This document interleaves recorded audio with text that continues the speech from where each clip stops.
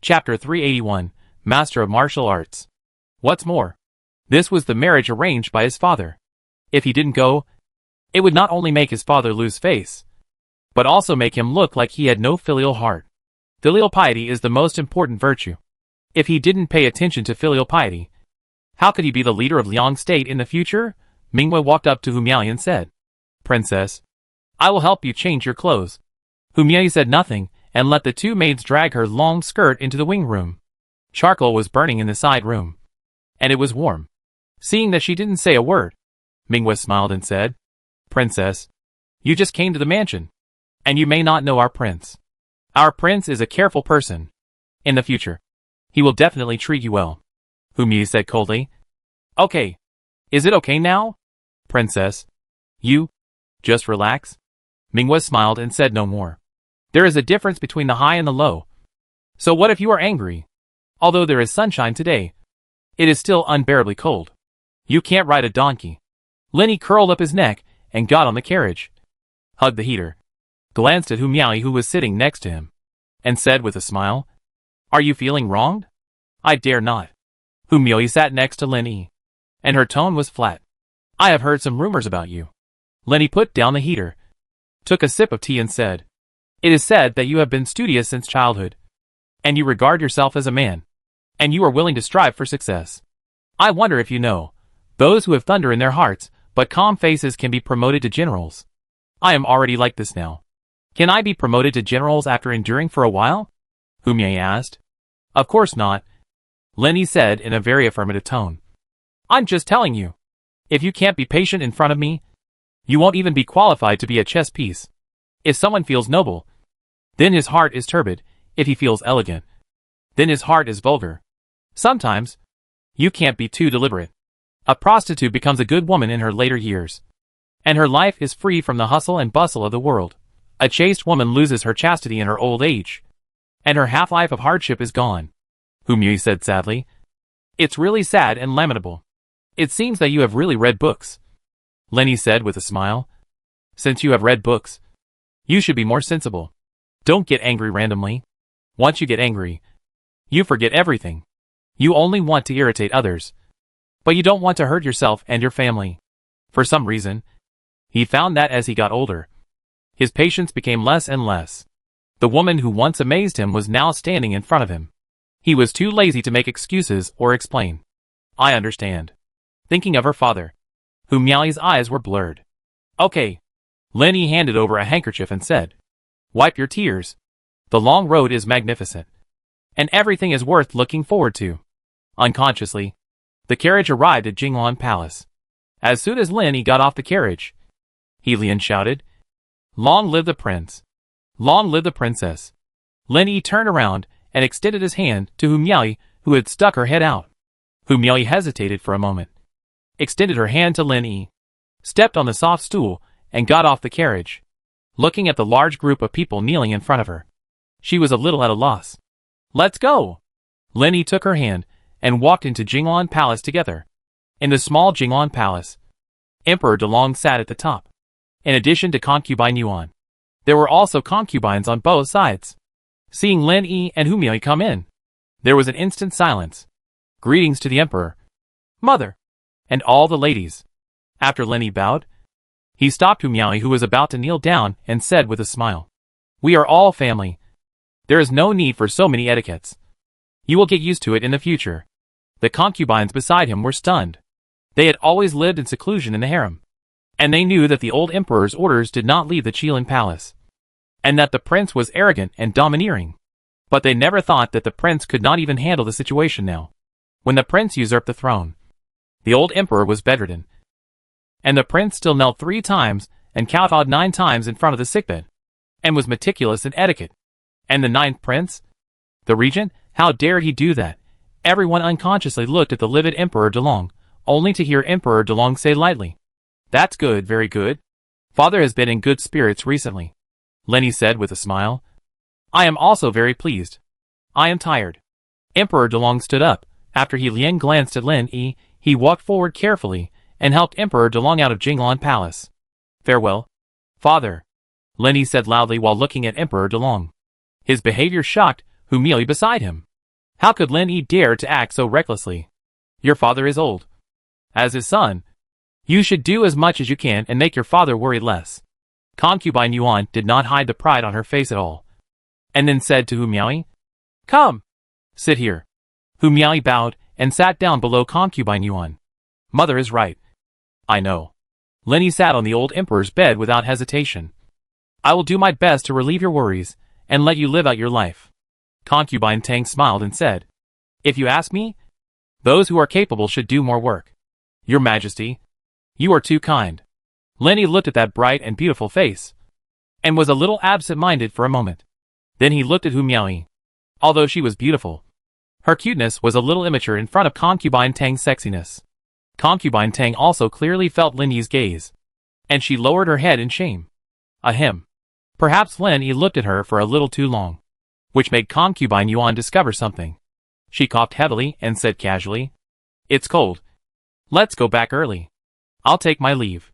Before Lin Yi left, he couldn't help but look at Concubine Tang again. He was really afraid that he would make a mistake. After leaving Jinglan Palace, he asked someone to send the princess back to the palace first, and he went to the Qinzheng Palace with his hands behind his back in the cold wind. You should be more careful about the palace affairs, Lin Yi said to Xiao Shizi behind him. It's better for the ladies in the palace not to make any mistakes. He had just seen the resentment in his mother's eyes. Although his mother was not a vicious person, she was definitely not a good person. It was normal for Concubine Tang to die in a game of hide-and-seek, die in cold water, and become depressed. There was never a lack of such dirty things in the palace. So, he had to be on guard. He didn't want to kill a life because of his careless mistake. I understand. Xiao Shizi saw the prince's performance from beginning to end. He was not a fool. He understood the prince's words as soon as he said them. After arriving at the gate of the Qinzheng Palace, Xiao Shizi shouted, The regent has arrived. Long live the prince. Qi Yong, Ma Jin, Gong Xiang and others knelt down. Get up. After Lin Yi waved his hand, he leaned back in the chair, picked up the tea, and blew the floating tea leaves while saying, If you have something to report, please report it. If not, I will go back. Report to the prince. Qi Yong knelt down again and said loudly, I have a report. Xiao Shizi took the book. Lin Yi took it and looked at it, and then smiled and said, Shang Laolu? He is so well behaved now. You guys, let him go. This king has to give you a lot of advice. This king is not a suspicious person. There is no need to play tricks to please others. Instead of guessing what this king is thinking, it is better to work hard to do things well. There are still many refugees in Ankang City. It is winter now, and the weather is very cold. This king does not want to see people freezing to death again. Your Majesty is wise. The three said in unison. That's enough. I guess you don't have much to say. After saying this, Lin Yi left without looking back. Why are they so afraid of me today? Lin Yi said as he walked. They are being evasive. Something is wrong. Your Highness, have you forgotten what you said yesterday? Xiao Shizi said with a wry smile. I drank too much yesterday. How can I remember anything? Lin Yi wrapped his jacket tightly, yawning. Did he really say what he said yesterday after drinking? Xiao Shizi hesitated and said, Your Highness said yesterday that he would kill all the corrupt officials in the world, which inevitably makes everyone feel insecure. Did I say that? Lin Yi said in surprise. Left Censor Qin Yang wrote 5 memorials overnight, accusing and beating 17 people in succession. Xiao Shizi lowered his head and said, I handed the memorial to Lord He Jixiang, who kept it in his office and did not send it out. Show it to Qi Yong and the others. Lin Yi thought for a moment and said, It's right to kill a chicken to scare the monkey, but you can't make people panic. There are not so many honest officials in this world. The system determines everything. However, the economic base determines the superstructure, and it can't be changed just because you want to. At the moment, his biggest wish is to seek stability, as long as there is no chaos. Yes. Xiao Shizi breathed a sigh of relief. It was the 9th day since Cao Xiuwan took office as the chief constable of Ankang Prefecture on the snowy day in Ankang City. Looking at the ring set up by the overpass and the crowds of people rushing in, he couldn't help shaking his head and smiling bitterly. According to the law, private fighting is illegal. However, this ring was ordered to be set up by the imperial concubine Yuan in the palace. That lady likes to watch plays. And I don't know why she suddenly had the idea to hold a ring competition for the title of martial master. This caused a great uproar in the martial arts industry. Now Ankong City has gathered famous martial artists from all over the world. Even if they are not martial artists, they all come to join in the fun. Going on stage is not a competition of singing, but a competition of fighting with red tassel spears. Anyone who knows a little bit of kung fu is eager to try. Please wait patiently for a few days. Pan Duo will naturally report to the prince. Jiao Zhong grinned and said, "There is no need to be too anxious at the moment." Chao Xiaowan scolded. "Can't you report to the prince?" Jiao Zhong scratched his head and said, "I'm just a guard. It's not good to talk nonsense." "Ah." Chao Xiaowan sighed. "I'd better report it to Lord He first." Jiao Zhong looked around, and then whispered, "Such a big thing. Do you think Lord He doesn't know? I just don't want to. I just wanted to talk to the prince. If the prince has a rift with the queen because of this, it will be all our fault." "You are wrong. Whether Lord He knows it or not is one thing, and whether I report it or not is another." Chao Xiaowan clamped the knife in her arms, exhaled, and then rubbed her hands and said, "No wonder everyone can't stay here. It's too cold. I grew up in Ankong City since I was a child." Jiao Zhong said with a smile, "I've gotten used to it a long time ago, and I don't feel cold. As for going further north, it is not something that ordinary people can endure. It is said that many people with Huajin strength could not stand the cold weather and were frostbitten. I heard that General Shen will lead the army to arrive the day after tomorrow." Chao Xiaowan suddenly asked. Jiao Zhong said, "If it is faster, it may arrive at night. The people from the military department are already preparing today. When those Lian people and the people from the village come back, I will be busy too." Chao Xiaowan said helplessly. "Few of them are worry-free. Catch the leader first," Jiao Zhong suggested. "You just need to calm down Kong Bao and others. Let them control the people below. If they don't obey, just deduct their monthly salary. It depends on whether they are afraid or not." "How can it be possible?" Chao Xiaowan shook her head and smiled bitterly. "If Lord He doesn't give the order, who can deduct their money? Besides, if they really deduct it, won't they rebel? I can't afford any trouble. I can't do anything about it. You should take your time." Jiao Zhong looked at the snowy road that was getting bigger and bigger. "My home is in front. I skinned a dog yesterday. I'll treat you to a dog meat pot. It's delicious. How can I leave in this mess now?" Chao Xiaowan shook her head and said, "You should go by yourself. Then I'll accompany you." Jiao Zhong continued, "It's not my turn to be on duty today. There's nothing to do anyway. You need to change your temper." Chao Xiaowan suddenly said, "You are an old man in the palace. Shen Chu, Chen Xinlua, Bao Kue, Han Diqing, He Shundi, Pang Long, Ma Gue, including Wang Su, who is so reckless, now have settled down. You are almost 40 years old, and you have to find a way to plan for your future." "Hey." Jiao Zhong was poked in the sore spot, and said with a wry smile, "The general manager will not treat me badly. The prince just can't do without me when he needs people now. Can the prince do without Shinchu and Ma Gui? Aren't they still allowed to enter the army to gain experience?" Chao Xiaowan said lightly, "As a person, it is important to reflect on yourself. Sometimes, nothing wrong is the biggest mistake. I would like to ask you something." Jiao Zhong said unconvinced. "I did nothing wrong. How can it be the biggest mistake? Because if I don't do anything, I can't do anything wrong." Chao Xiaowan said with a smile. "You have been with the prince for so many years. You should know the prince better than I do. The prince needs people who can do things and dare to take responsibility. People like you who are cautious will have no way out and waste a great opportunity." In fact, he felt sorry for Jiao Zhong. He was too smart. Jiao Zhong didn't know how to respond for a while. Chao Xiaowan continued, "You should learn from Tao Yingyi. He lost the position of Wuzhou general without hesitation. It seems reckless, but it is actually very smart. Wei Yishan is younger than you. After entering the Beijing camp, the first thing he did was to apply for a transfer to the northern frontier. You can see that he will be promoted again when he comes back this time." Ah. Jiao Zhong found that what Chao Xiaowan said was right. In recent years, he has been too cautious. Facts have proved that it is useless to flatter the prince. Chapter 382 unchanged. But there is no need to be discouraged. Chao Xiaowan suddenly comforted. "It is possible that you will achieve great things later." After hearing what Chao Xiaowan said before, Jiao Zhong was happy for a moment. hoping that there would be some good words. But when he heard the latter part, his head drooped down, sighing. It is useless to achieve great things later. When you are in your 70s or 80s, according to what you said, I have nothing outstanding, you can say that I am useless. Not really. Chao Shihuan teased. At least your family is well off, and the influence of your ancestors is not comparable to others. Look at us in Hong Kong City now. If we don't have a place to live in the military camp or the government office, with that little monthly salary, how many of us can afford to rent a house in Hong Kong City and eat? So, you are the most comfortable. Not only do you have a house to live in, but you also have maids to warm your bed and wash your feet when you go back. The rich have a house full of wives, but it is difficult for the poor to find a wife.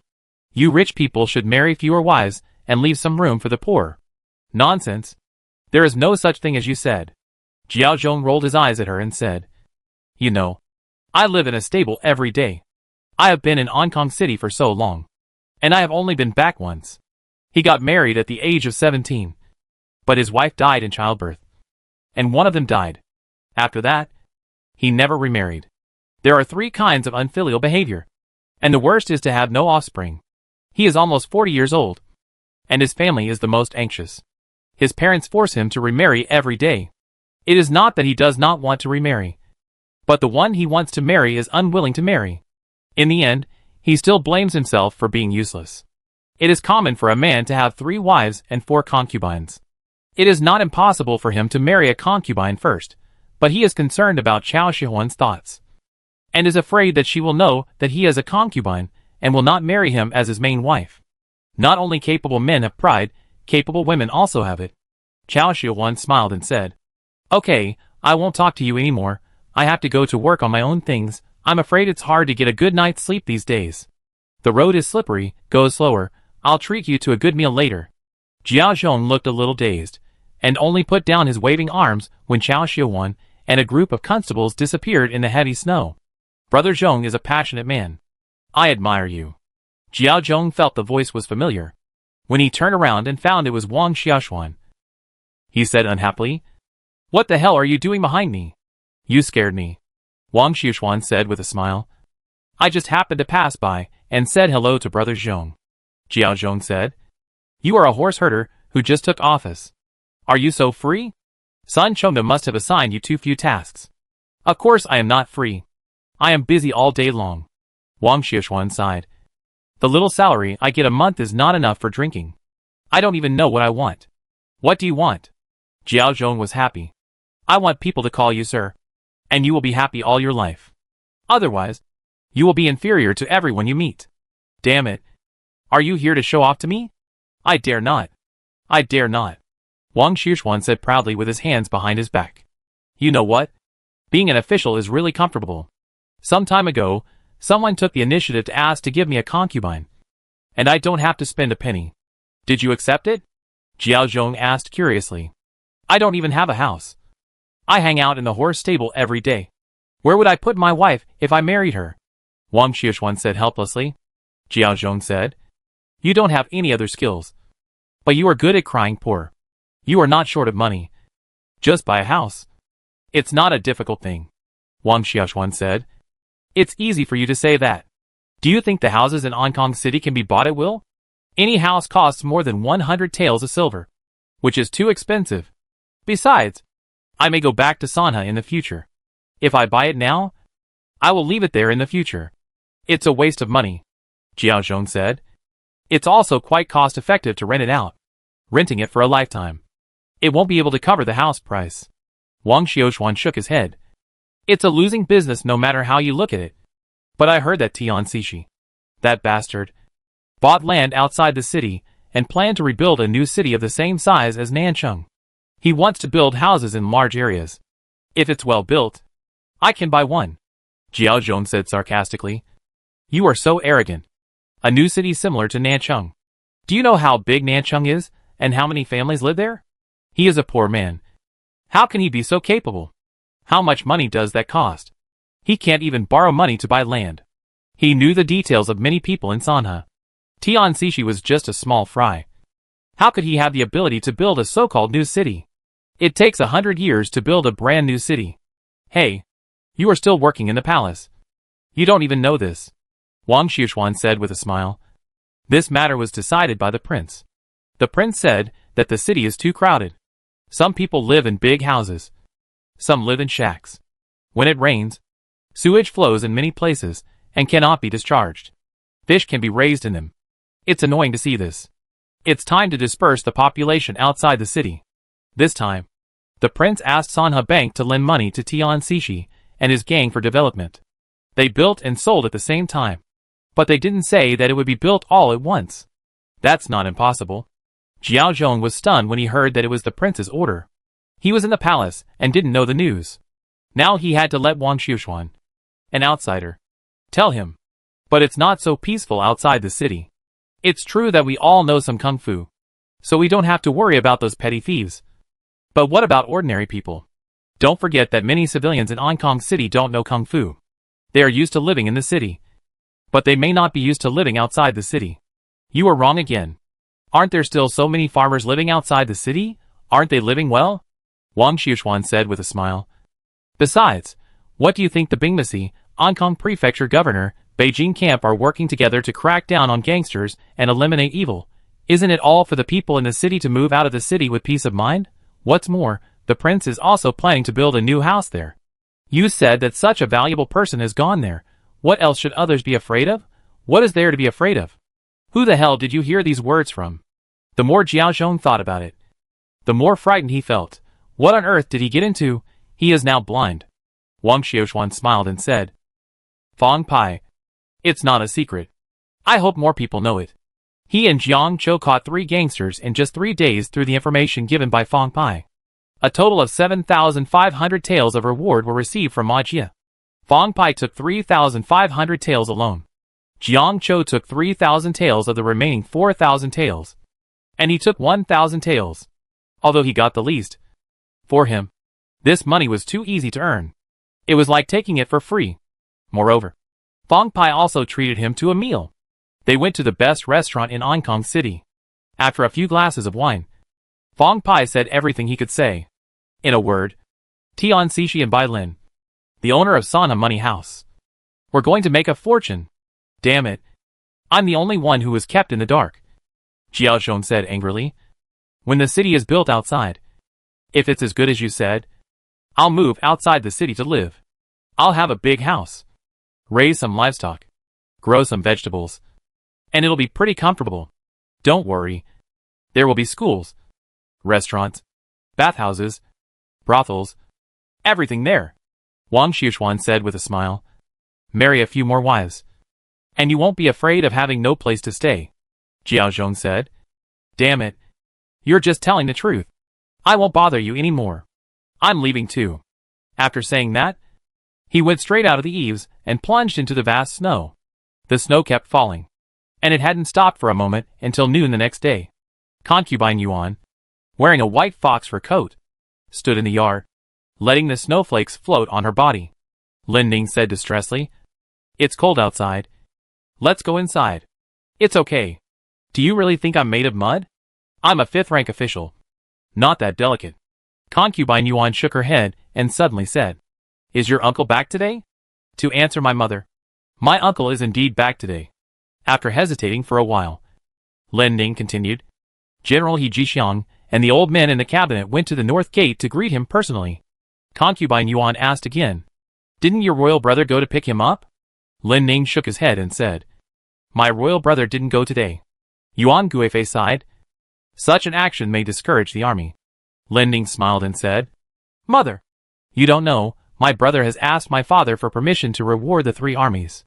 He slaughtered more than 6,000 cattle and sheep alone, and gave thousands of jars of wine and water, allowing the army to revel.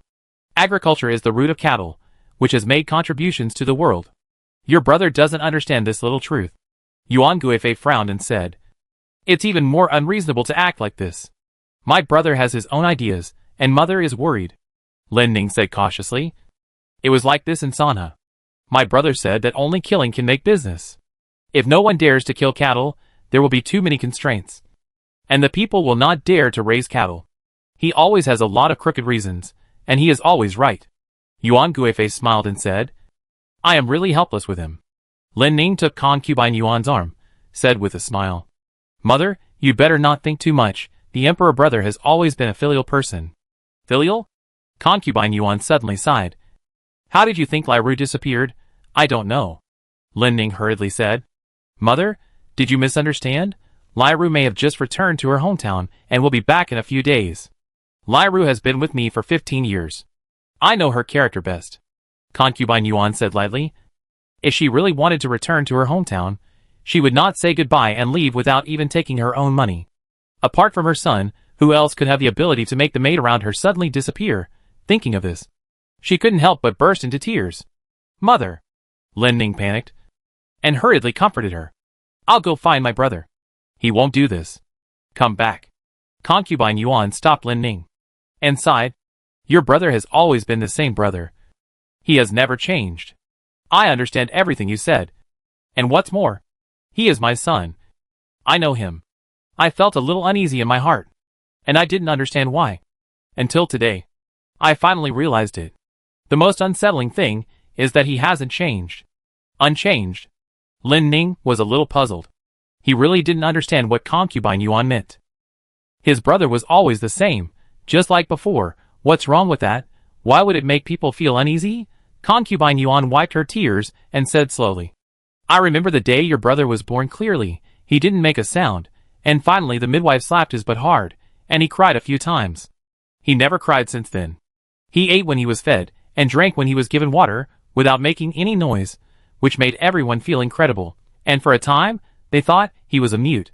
Fortunately, he started to talk later. A 3-year-old kick and coax people, has a sweet mouth, and is full of truths. No one has taught him these things. Until now, he is still the same, and has not changed at all in more than 20 years.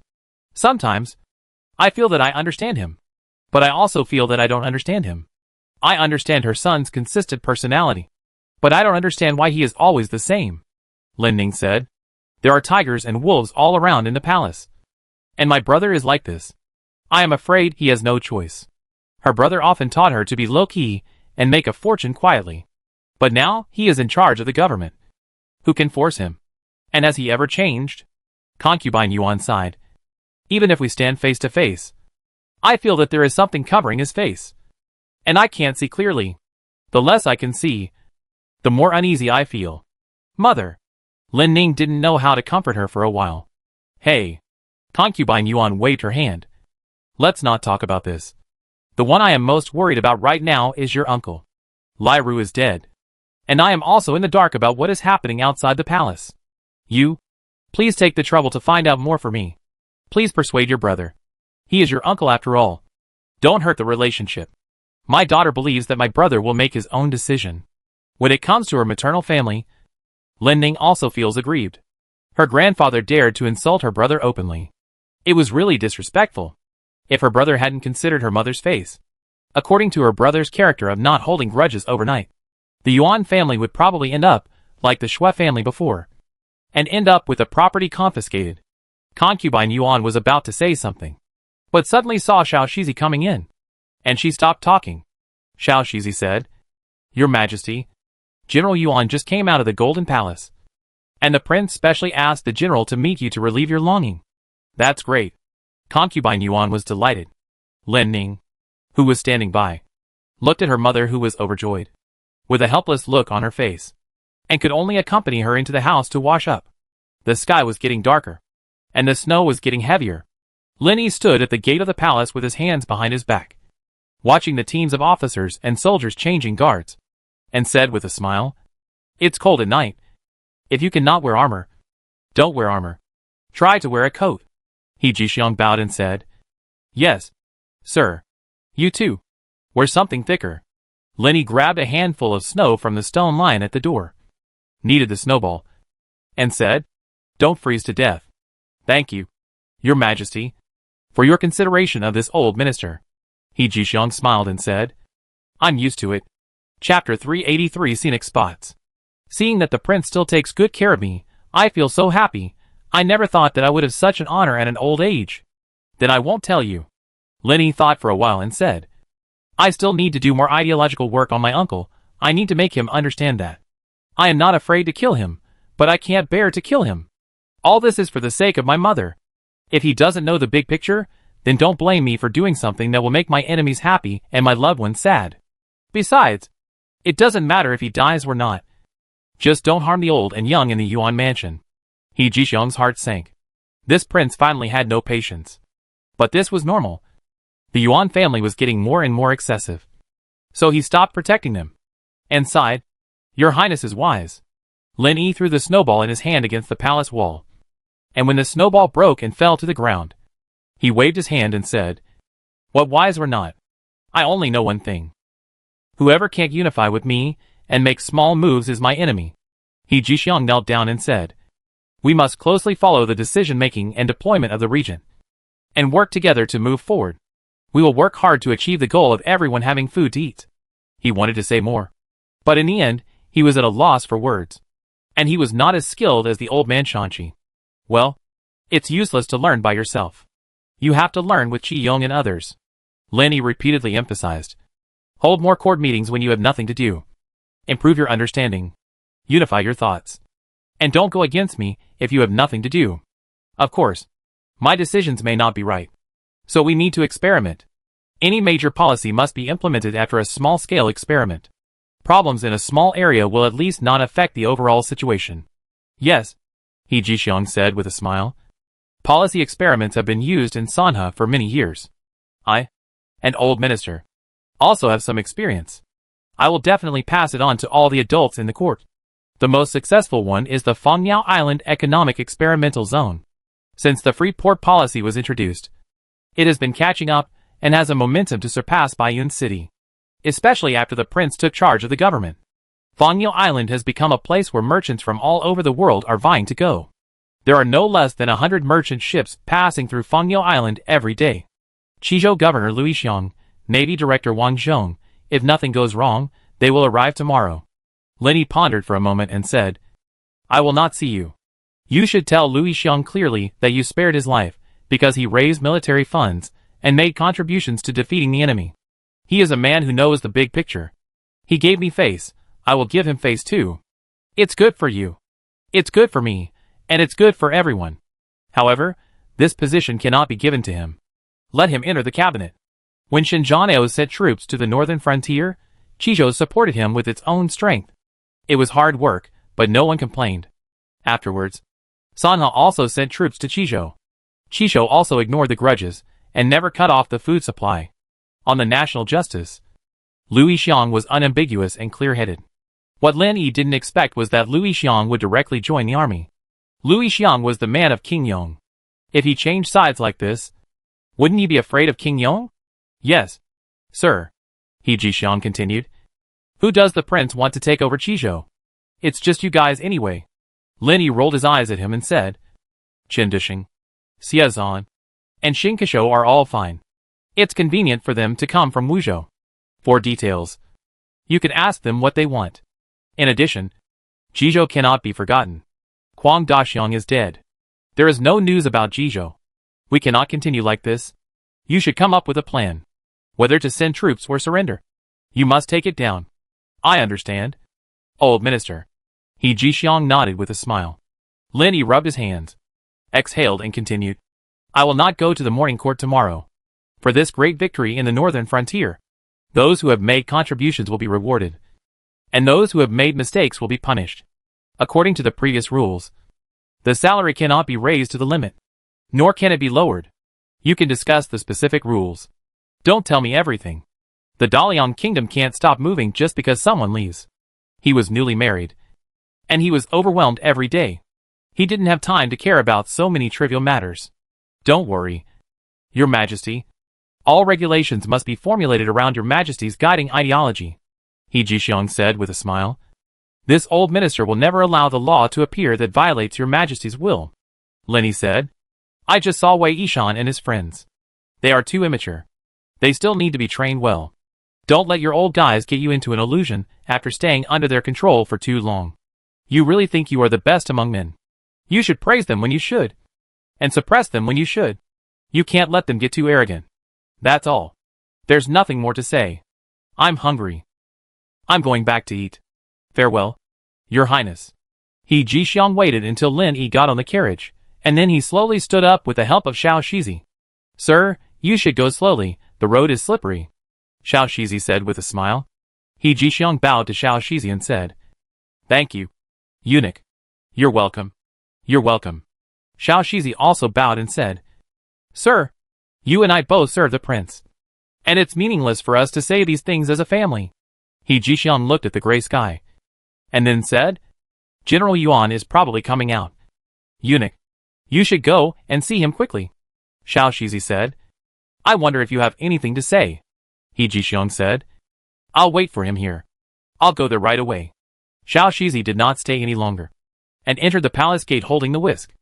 After Jiang Yi glanced at Xiao Shizi who was going away, he shone the cloak in his hand on the thin He Jixiang, and said, My lord, it's cold. Why don't we go into the carriage and wait? He Jixiang shook his head and said, Back then, I also wanted to get a good name right away. Although I am older now, I am not so delicate. General Yuan is a pillar of the country, and I deserve to wait for him. He said so, but still wrapped the cloak tightly around himself, and had no intention of putting it down. My lord, you are right. Jiang Yi was about to say something, but saw a group of people coming out of the palace, led by General Yuan Qing, who was handsome and didn't look like a military general. Sir, he, General Yuan. Sir, if you have anything to say, just send someone to pass the message. Why wait here? Yuan Qing bowed and said, I am unworthy of the honor. General, you are too kind. He Jixiang stroked his long beard and said, I think the general has been tired all the way and has not stopped. Naturally, he needs to rest well. I dare not trouble you too much. Yuan Qing said, If you have any advice, please tell me. I will do my best. I have been in Sanha for more than 30 years. Now I am favored by the prince and have returned to the court. I still don't know much about many things. How can I dare to give you any advice? He Jixiang smiled and said, Some things should be consulted by the general. Your excellency is too polite. Yuan Qing said neither servilely nor arrogantly, I will tell you everything I know. He Jixiang said, It's not a big deal. The army is back. I hope the general will work harder, enforce military discipline, and do not disturb the people. Any violation of military discipline is entirely up to you. Your Excellency, Yuan Qing said seriously, I dare not complain. That's great, He Jixiang said with a smile. It's getting dark, and it's getting late. General, you should go home early. Don't keep the old lady and the pillar of the country waiting for too long. Then I will take my leave.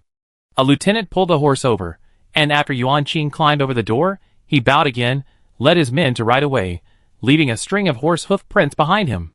Jiang Yi asked curiously, Sir, are you just going to let him go? He Jixiang said. His attitude has already explained everything. Why should we say more? Jiang Yi pondered for a while, and said with a smile, This Yuan Qing is indeed not as arrogant as Yuan Zhen. To be honest, Sir, this Yuan Zhen is too outrageous. If they hadn't stopped him, I would have taught him a lesson.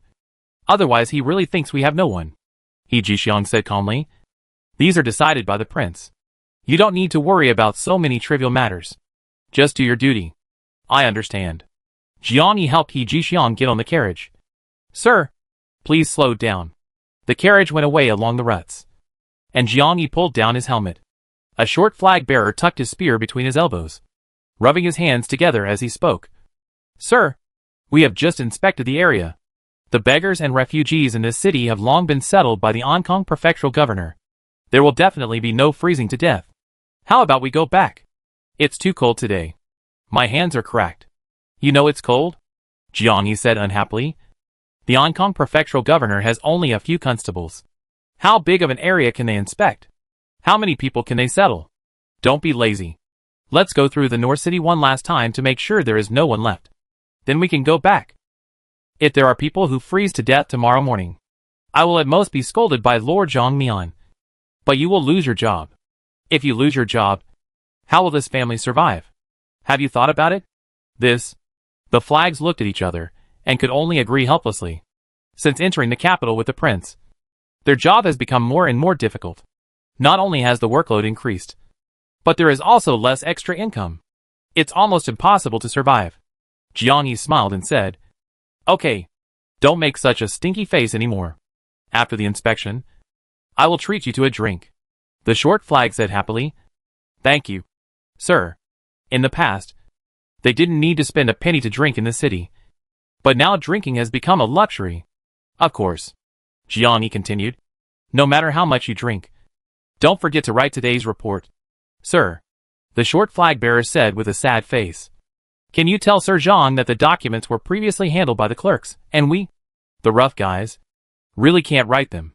They actually let people like them who hold knives and guns hold pens. It's a sin. I don't know which bastard came up with this idea. Humph, can't write. Then how have you been writing for more than a month? What happened today? How did you deal with it? What are your experiences? There are only a few words. How simple it is. Jiang said this. But he also wanted to cry in his heart. He knew the pain of writing reports. When he first worked under Bao Kuei, he was tortured to death. In the end, he had no choice but to find a poor scholar to help him write. However, now that he has been promoted to deputy commander, he has to write by himself and can no longer find someone else to write. The military department cannot use public funds to hire a legal advisor, and it is even more impossible to hire a poor scholar to help write. After all, many contents involved confidential information. The bastard Pandu said that he would invite anyone who spread these secrets to have tea. He often wrote reports with hundreds of characters until the middle of the night and could not sleep at night. Yes, several small flags had no choice but to accept it. After drinking tea, Lenny sat on the chair and sighed. Why don't you eat yet, princess? Haven't you practiced sword yet? This woman loves martial arts, regardless of the day or night, which has caused him to have no fixed time for eating now. Minghua said, Your Highness, let me go and take a look. No, I'll go. Lenny went to the garden in the snow and wind, and met Guo Zhao. He smiled and said, Tell them that the ice in the pond cannot be broken if the weather is not warm, so as not to freeze the goldfish inside to death. Guo Zhao smiled and said, Your Highness, I have been with you for many years, so I know this. Lenny nodded and said, I know you know, but there are some things you don't know. Don't step on a stone and break the ice. After hearing this, Guo Zhao stretched his head to look at the princess dancing with a sword on the rockery, then quickly shrank his neck and left without saying a word. If you can't afford it, you can't just answer. Hu Miaoyi on the rockery wielded a sword so tightly that Lin Yi couldn't see her sword shadow. But he knew she was very fast. Hu Miaoyi ignored Lin Yi below and floated down after she finished her sword skills. Mingwei didn't wait for Hu Miaoyi to get close to Lin Yi, but stepped forward and bowed. My queen, be careful. Don't hurt your waist at such a high place. While handing out the sweat towel, she quietly took the sword from Hu Miaoyi's hand. Hu Miaoyi glared at her and said, You are still so careful. If I want to do something bad to your prince, do I need to use a sword? Yes. Yes, Lin Yi said carelessly. Even if you squeeze me, you can squeeze me dry. You are talking more and more rudely. Hu Mi blushed with shame. There are no outsiders here, Lin Yi said nonchalantly. What can't be said? He couldn't say he had feelings for this woman, but after spending these days together and communicating with her, he couldn't say he hated her. In fact, there were many things that satisfied him. When he first met her, Lin Yi thought she was at most an A-level scenic spot. But after seeing her true face, he found out that it was actually 4A. The scenery was so beautiful that he began to believe that love grows over time. I'm not going to care about you anymore. Hu Mi left in anger. Let's eat. Lin Yi laughed. After eating, seeing Hu Miaoyi seemed to be hesitant to speak, he smiled and said, If you have anything to say, just say it directly, or do it directly. Don't pretend to be embarrassed. It will make me seem unsympathetic. I dare not. Hu Miaoyi hesitated for a moment, then said, I have been in the mansion for more than a month. Now it is snowing heavily, and my father is alone. As she spoke, tears flowed down her cheeks. Chapter 384 Visiting her parents. Her eyes were blurred with tears, and I felt pity for her. Lin Yi was unmoved, without any intention of comforting her, but said lightly, Whatever you want to say, just say it all in one breath, don't hesitate. There was even a hint of impatience in his tone. He had guessed what she wanted to say, but he didn't point it out. Some things still need her to say them herself, and he is destined not to be that. Intimate. Love. The days they spent together were too short, and he didn't know where her bottom line was. If he took advantage of her favor and became arrogant, he would end up hurting her. After all, she is not his biological mother. He can tolerate his biological mother doing all kinds of wrong things. But he may not tolerate her doing wrong things. If she does something wrong, he will be in a dilemma about how to deal with it. Therefore, in order not to embarrass himself, it is better not to spoil her so easily. Otherwise it will be a case of flattery. As for whether she is satisfied or not, happy or not, he does not care. When he arrived at Hong Kong City and stood in the court to confront his father, he understood a truth. As long as his military power is strong enough and his status is high enough, even if his emotional intelligence is zero and his temper is terrible, others will adapt to him, instead of him adapting to others. He can't be Sheldon. But that doesn't stop him from being a domineering CEO. Every word he says now is the truth. Prince, Hu Mei sobbed, I want to go home to visit my parents. I hope you will grant me permission. Through these days of contact, this man in front of her, sometimes childish, sometimes arrogant, she is more and more confused, always feels a white haze, making her feel at a loss. Go home, Lenny said with a smile. It's such a simple thing. The door is open. No one is stopping you. Just go home by yourself. It's such a simple thing. Do you need to tell me specifically? Prince, Hu Mei glanced at Lenny, resentful. I understand. Although she was reluctant to marry into the prince's mansion. But things have come to this point.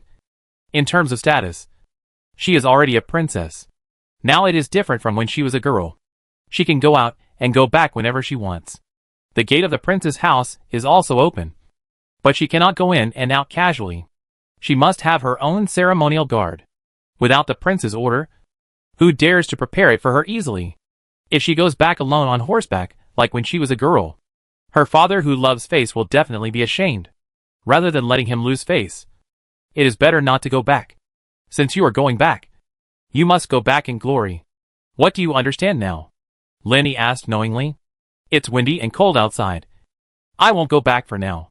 I'll go back when the weather warms up after a few days, Hu Mei said with her head down.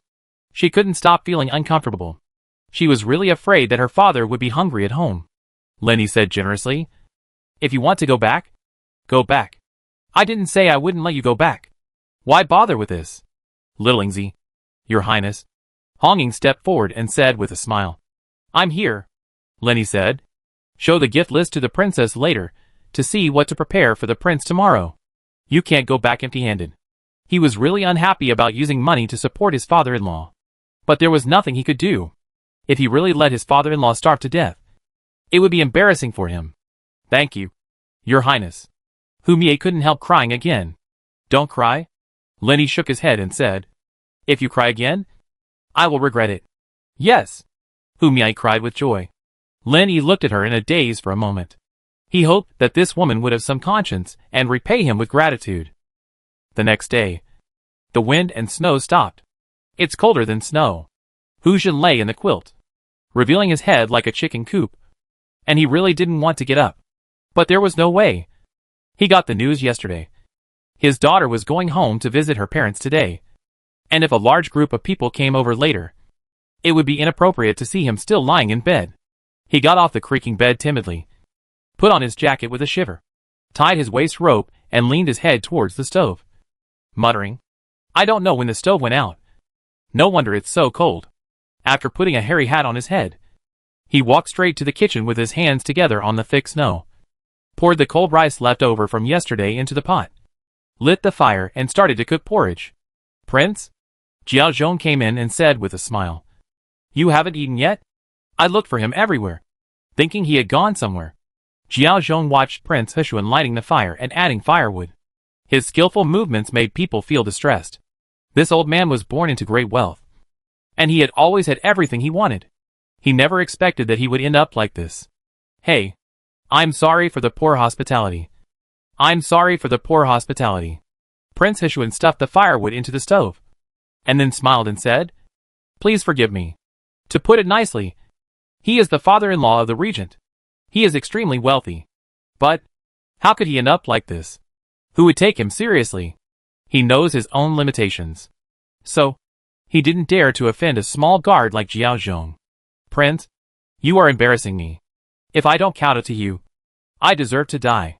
Jiao Zhong said this, but he still stood straight and smiled. You should hurry up. The princess will be home soon. Why don't you hurry up and clean up? Ah! Prince Hishuan was startled and said hurriedly. Then Prince He. It would be disgraceful to let the regent see me in such a mess. When the time comes, it will be embarrassing for my daughter to lose face. Prince He didn't come, Jiao Zhong said with a smile. But the princess is of such status. You can't neglect her. Right? Yes. Yes. Prince Hishuan said as he scooped porridge into his bowl. Let me eat something first.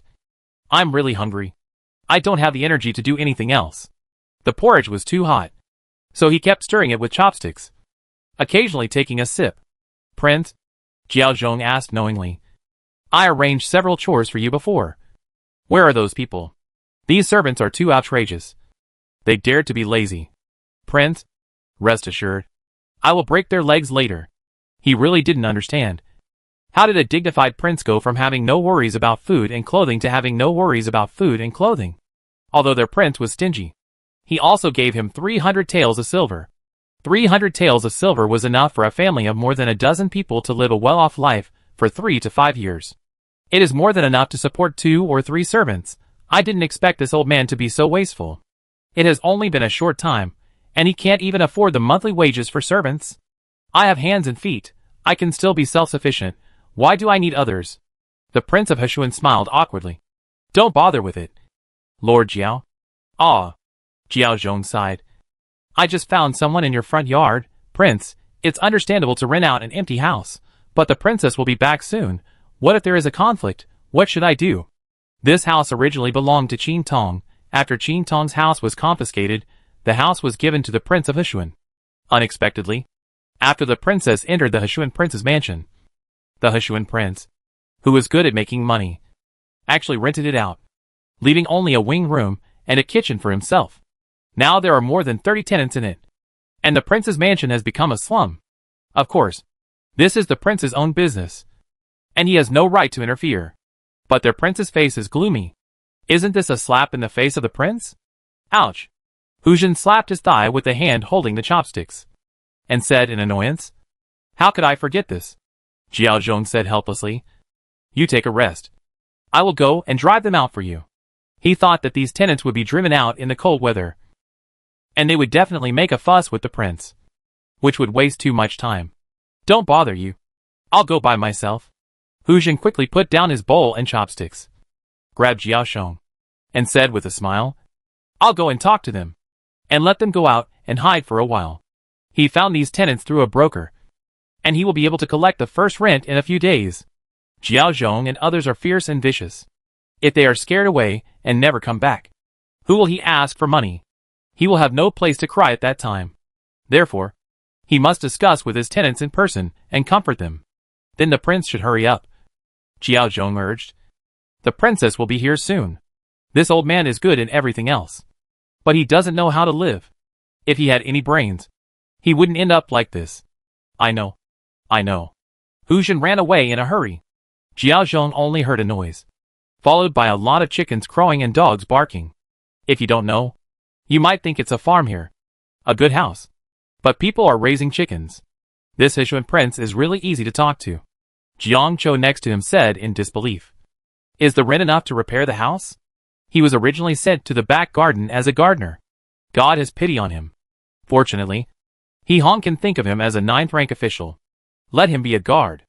Otherwise, he would have wanted to die if he had to listen to the orders of old man Guozhao every day. Jiao Zhong snorted coldly. There must be something hateful about pitiful people.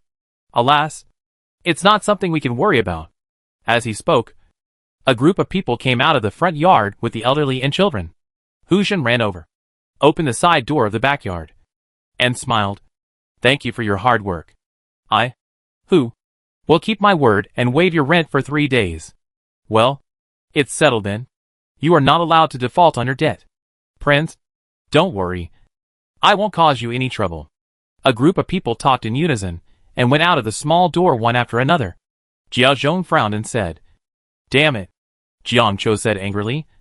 What's the problem? Jiao Zhong smiled and said, I just said that they look familiar. There are 2 people I know. The bachelors in Ankong City have places to live in Nancheng. Although they are not rich, they don't need to rent a house. Jiang Chou has been in the world for a long time and understood it immediately. He smiled and said, "They live here probably because they want to cheat people under the name of the prince. This prince is too careless.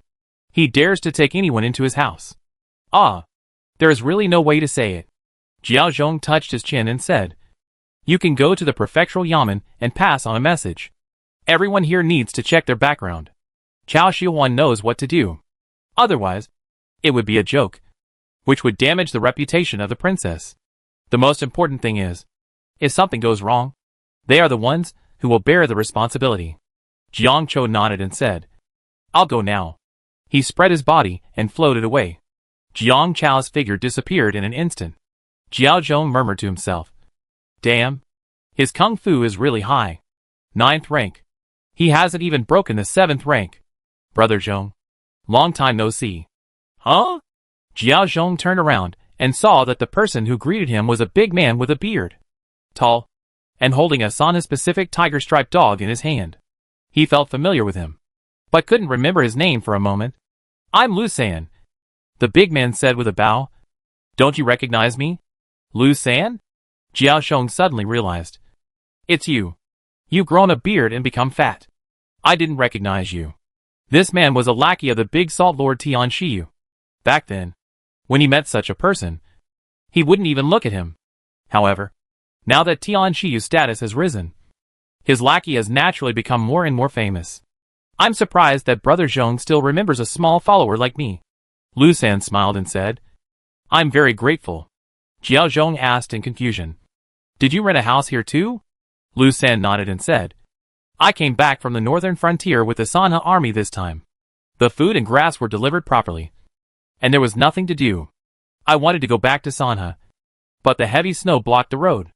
I stayed here for 2 months and left in the spring. The rent in Hong Kong City is not cheap. It's amazing that there is such a spacious and cheap place." Jiao Zhong smiled and said, "You and your boss have made a fortune a long time ago. Why do you still care about such a small amount of money?" "Brother Zhong is joking." Lu San bowed and said, "Money is not easy to come by. It's all earned by risking your life. Naturally, you cherish it a little. Besides, if we have bad luck in the next 2 years, and if we don't save money, we will have 8 children and 3 wives to support, and we will have to eat dirt. So, we should save when we should." Jiao Zhong said, "Hey, you bastards deserve to get rich." "Thank you. Thank you." Lu San smiled and said, "I can't say I'm rich, but I don't have to worry about food and drink." Jiao Zhong waved his hand and said, "The princess is coming back today.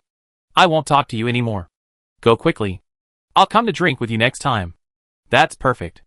After Lu San finished speaking, he led the 2 servants away. Hu Miao's carriage stopped at the gate of the palace, and Jiao Zhong hurriedly bowed his head with the guards. "Father," he heard the princess' voice, and felt choked. This was certain, but he didn't know whether she felt sorry for the prince, or was crying because of the smell on the prince. The clothes of Heshuan Prince had probably not been changed for a month. He just wanted to ask Heshuan Prince to change his clothes, but Heshuan Prince hesitated for a while, and said that he had no clothes to change. In this prince's mansion, anything worth money was pawned by the prince. Clothes, furniture, vases, and so on. The only thing missing was the bed to sleep on and the pots and pans to cook with. No one could have imagined that Prince Heshuan would end up in such a miserable state. Jiao Zhong waited at the door with a group of guards until noon. Mingwei came out and threw him a handful of silver coins, asking him to go to the restaurant to serve wine and food. He gladly agreed. It seemed that he would not be able to go back until the evening. For safety reasons, he went directly to the nearby Jinfu restaurant, which was owned by Pan Duo and others. From the cooks to the waiters, they were all his own people. Chapter 385 Cancellation of Support. Jiang Chou muttered, "It was more comfortable when I was the gatekeeper. I just lay there every day and didn't care about anything. It's nothing like now. I'm busy like a dead dog and never touch the ground. The most important thing is that the money is much less. The income of a guard in a year is not as much as his income of a month as a gatekeeper. The difference is too big," Jiao Zhong said unhappily. "Are you complaining? Am I the only one complaining?" Jiang Chou said with a smile. "You are an old man in the palace. All those who should be promoted have been promoted. You are the only one who has not been promoted. Aren't you upset? What the hell are you talking about? Jiao Zhong gritted his teeth. If the other party was not a 9th rank official, he would have chopped him off with a knife.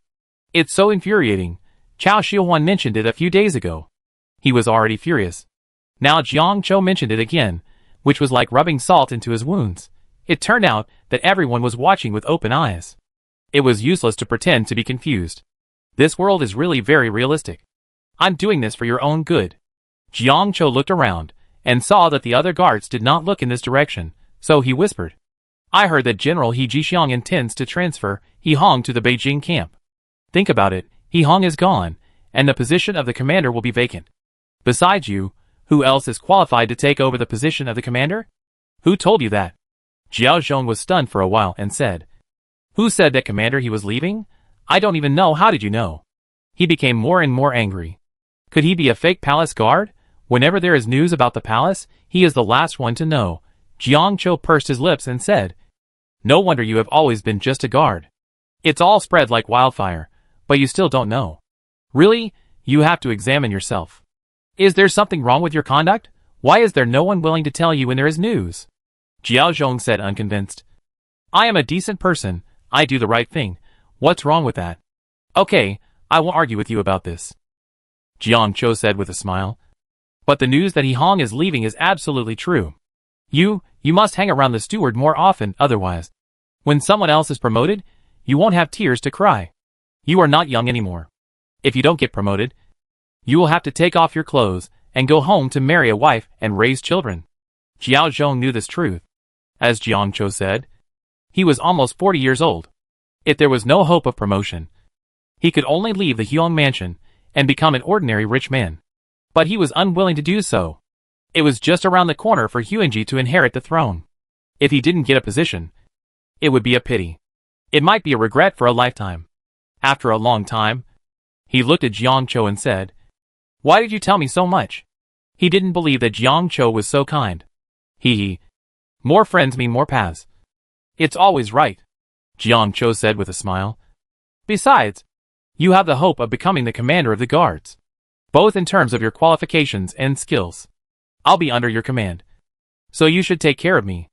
Jiao Zhong was actually a little moved by what Jiang Zhou said, and couldn't help asking, Really? What's the benefit of me lying to you? Jiang Zhou said with a smile. But it's all a matter of what Manager Hong thinks. He is stubborn and won't listen to any persuasion. If he doesn't follow the rules, there's nothing we can do. Ah. Jiao Zhong couldn't help but sigh. When has Chief Steward Hong ever followed the rules? Jiang Zhou said. You don't have to sigh. Even if you really leave the palace, you will be taken care of by your former colleagues. No one will easily provoke you. Besides, you are still a 7th rank official. Who dares to be blind? You have a way out. Unlike me, who is like a lonely ghost with no way to advance or retreat. Some things are not useful just by hard work. He now only hopes that Shanin will come to Ankong City, so that he won't be so frustrated now. Okay, Jiao Zhong said helplessly. At worst, I can go home to do business. Jiang Zhou was right. If he really went home, he would be taken care of by his former colleagues. In Ankong City, no one dared to make trouble for him. It was good enough for him not to make trouble for others. Jiang Zhou asked curiously, Have you ever done business? Why not? Jiao Zhong smiled and said, But I liked to play with guns and sticks at that time, and I was not interested in doing business. But my father pushed me too much. I had to learn business. In the first year of selling cloth, I lost 3,000 taels of silver, and I owed 10,000 taels of silver. Jiang Zhou said with eyes wide open. No wonder they say your family is rich. Not just ordinary rich. You don't blush or feel nervous when you pay more than 10,000 taels of silver. Jiao Zhong said. My father also gave me 30,000 taels of silver to let me continue to do business. I didn't want to, so I joined the army directly, and then entered the palace as a guard, and followed Shen Chu. He thought I was good at kung fu, so he went to the Huang mansion together. As the two were talking, Chao Shihuan led people in from the alley. Chao Shihuan bowed and said, You two seem to be quite free. Jiao Zhong smiled and said, I asked you to come and investigate, but you don't have to hurry. The princess is still in there, and you are making such a big fuss. Aren't you afraid of disturbing the princess? Chao Shihuan said. Why do I need you to notify me? Do you think this campaign of eliminating gangsters and eliminating evil is a joke? The ruffians in Hong Kong City, who don't know how to restrain themselves. I and the people from the military department have already caught almost all of them. There are not enough cells. And many of them have been sent to the Dali Temple prison, which has kept Zhou Sun very busy.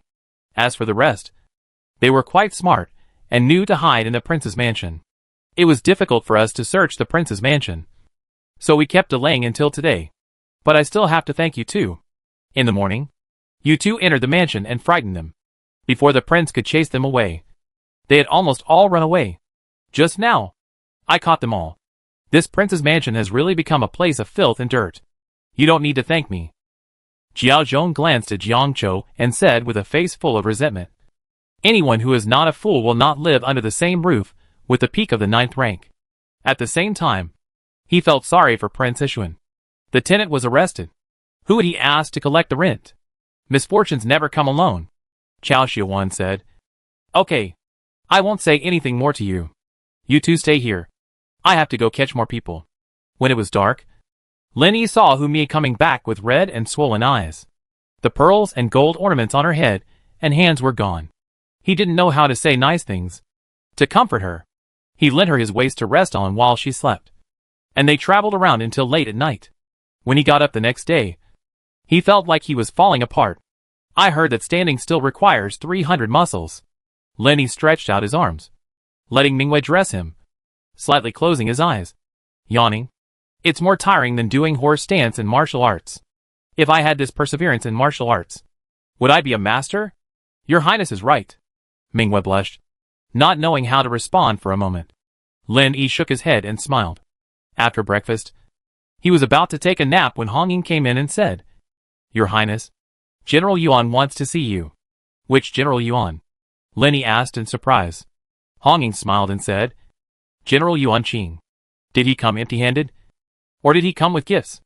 Lin Yi pondered for a while and said, If he came empty-handed, there is no need to meet him.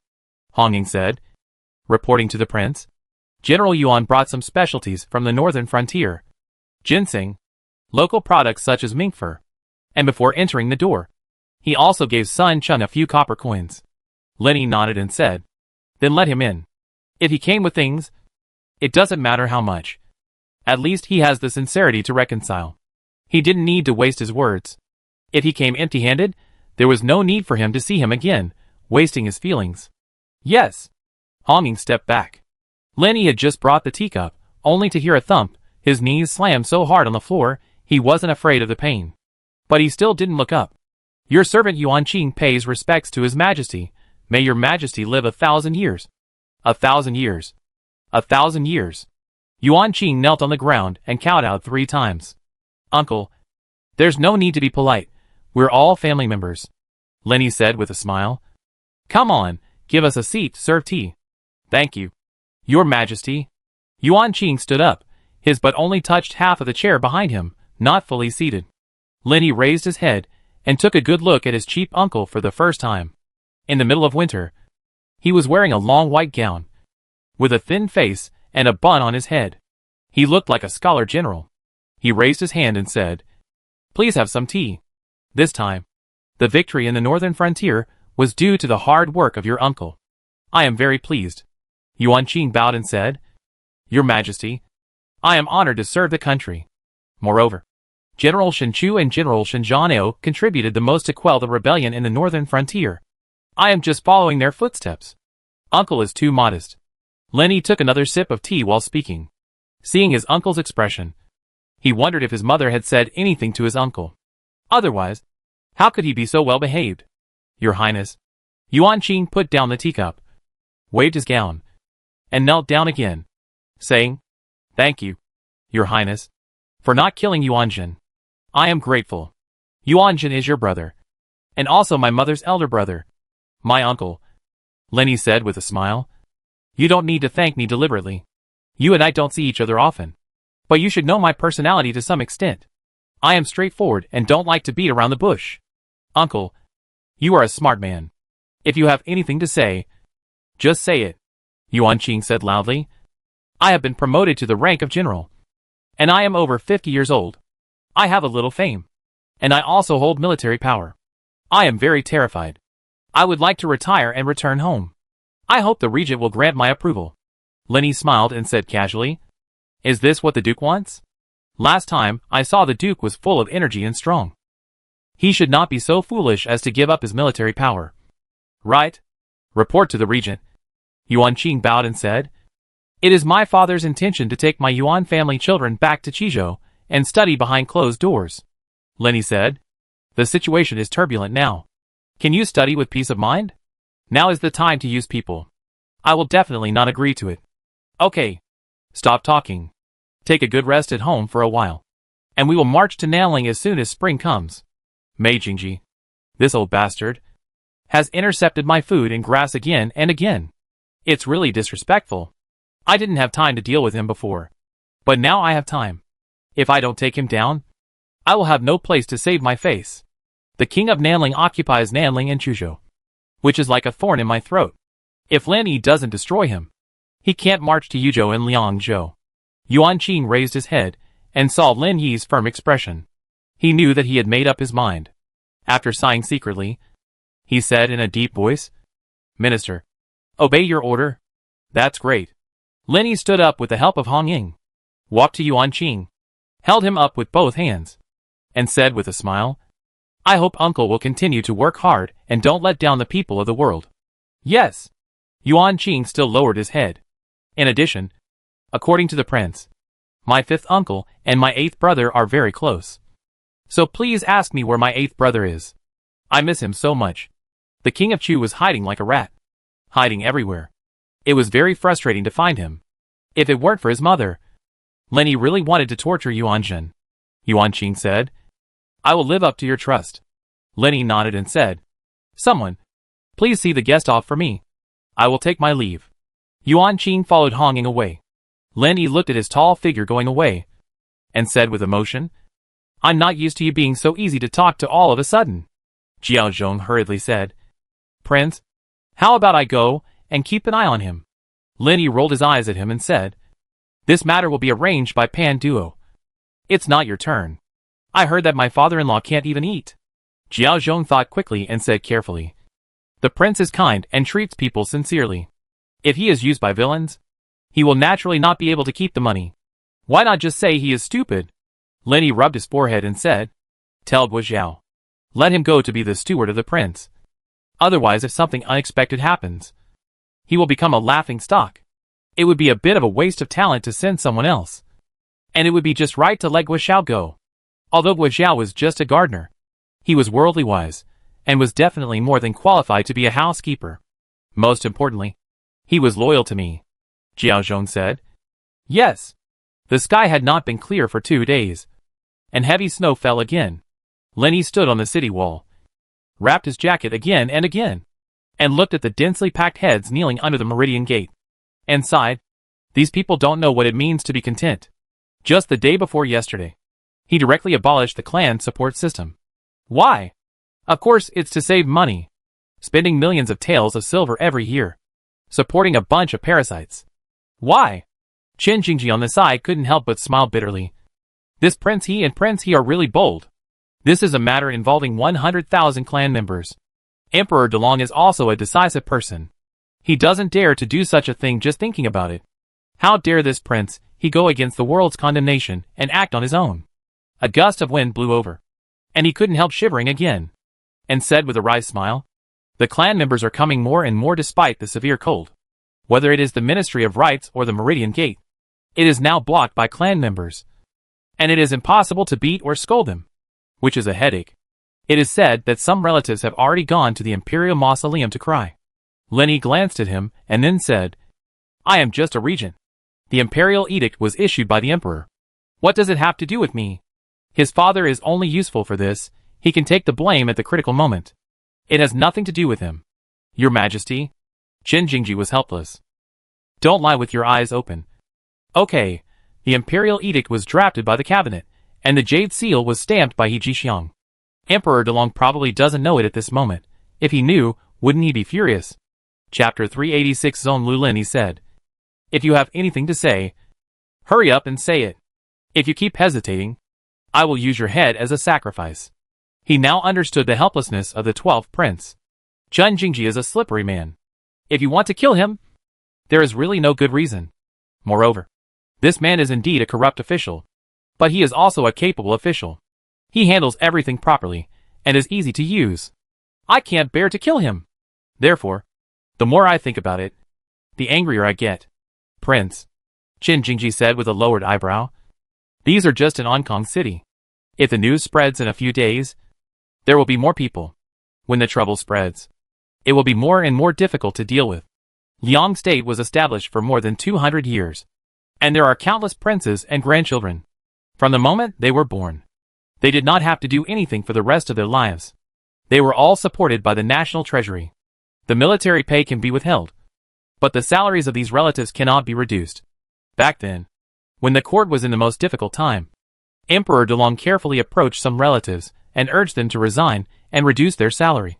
But no one paid any attention. Emperor Delong was merciless even when it came to killing his own brothers. But he was powerless to do anything about these relatives. After that, the finances became increasingly empty, and neither the inner treasury nor the outer treasury was able to pay salaries, so they gradually became in arrears. However, Emperor Delong did not have the courage to cancel it directly. He changed the ancestral system without authorization and shook the foundation of the country. He really had a strong grudge against Lin Yi. Anyway, the salary was already in arrears, so he could just not pay it. Everyone knew it. Now that the imperial decree was issued with great fanfare, so many clan members came to the capital to make trouble. How would it end? Humph. Even if I gave them 10 guts, they would not dare to come, Lenny said proudly. Unless there is really a fool who does not know my reputation and dares to compete with me. Do you think the knife in my hand is just for show? As long as the knife is in my hand, what I say is the truth, and no one can argue with it. Whether it is Honglo, Yuezhou Nanzhou, or Jiang'an, everyone knows how powerful he is. It's just that he has been back to Hong Kong City for too short a time, and has not yet formed an effective deterrent. Your Majesty, acting this way will indeed involve a lot of consequences. Chen Jingji looked worried. Reform and innovation is not about inviting people to dinner, or writing poems and articles. You can't be so gentle, so kind and respectful, Lenny said casually. It must be done with thunder and lightning. Not only my relatives, but even those landlords and rich people, I will not let them go. The rich are living in luxury, while the poor are freezing to death on the streets. If this situation continues, the world will be even more unsustainable. This king would rather offend these nobles than offend the people. The gentry group, composed of nobles, noble officials, eunuchs, bureaucrats, tribute officials, supervisors, and clerks, not only enjoys privileges and exemptions from taxes and labor service, but also does not suffer the same punishment as the common people after committing crimes. They are the products and beneficiaries of the unfair competition system, living a life of luxury, abusing power, using power for personal gain, and having rigid thinking, in order to maintain the vested interests from the old system. They oppose all substantive reforms. Lenny cannot tolerate this. This society must develop and progress, and they must be dealt with. Otherwise, it is useless to make superficial political moves. Your Highness is wise. You have divided the princes and their sons, and almost all over the world. You have not given them any work, but have given them generous salaries. You want them to prosper and flourish. Even if you exhaust the power of the world, it is not enough to support them. Yu Boxu, who had been standing behind Lin Yi, suddenly said loudly, if you wait for the husband to ask and then argue, and push and then communicate, there will be troubles and obstacles, and the risk of being delayed. If it is planned early and determined in advance, then within one day, the official titles and laws will be renewed at the top, and the moral ethics and common affairs will be implemented at the bottom. Although people at home and abroad will see and hear different things, they will still follow the rules and habits, which is no different from normal.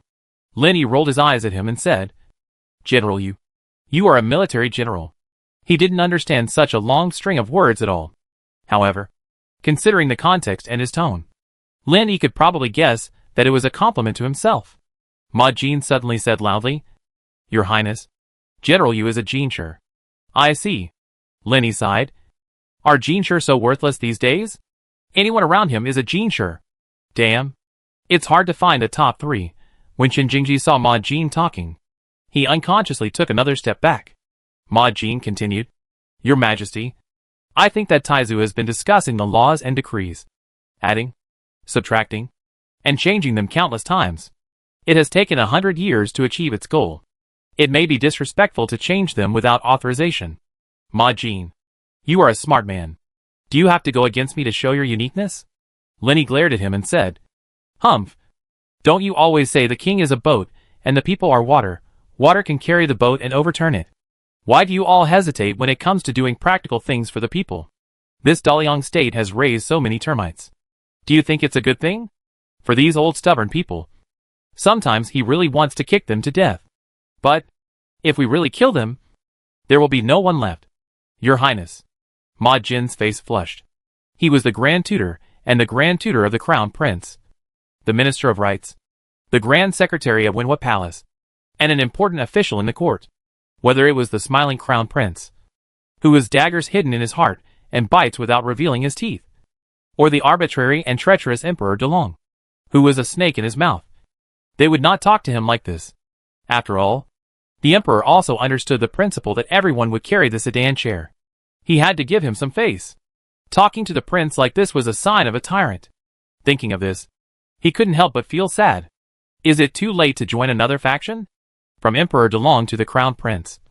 And then from the Crown Prince to Prince He will soon be called a slave of 3 surnames. If he turns to someone else, can he still keep his reputation? Alright. Stop explaining. Lenny waved his hand impatiently. Just do as I say. Tell them clearly that from now on, if a prince breaks the law, he will be punished the same as a commoner. And the 8 arguments that major crimes must be discussed and minor crimes must be pardoned will be abolished. Want privileges? I won't indulge them. This system makes the powerful and wealthy turn big things into small things after breaking the law, and small things into nothing. To put it bluntly, it is a privileged law, and the real punishment is not for doctors. As the nobles and bureaucrats at the top of society, they can do evil as they please. In a stable and harmonious society, there can be all kinds of people. Some riding in sedan chairs, some carrying sedan chairs, some eating and drinking, and some starving. But there can be no distinction between the noble and the humble. Everyone's life is life. Your Majesty, think twice. Everyone was shocked. This not only involves the clan members, but also involves the ministers and their families in the court. If they play like this, how can they do it in the future? Do they want to live? Opposition is invalid, Lenny said without hesitation. Of course, if any of you perform well, I can ask for pardon. He didn't care whether others had privileges. He must have it himself. For example, the power of amnesty.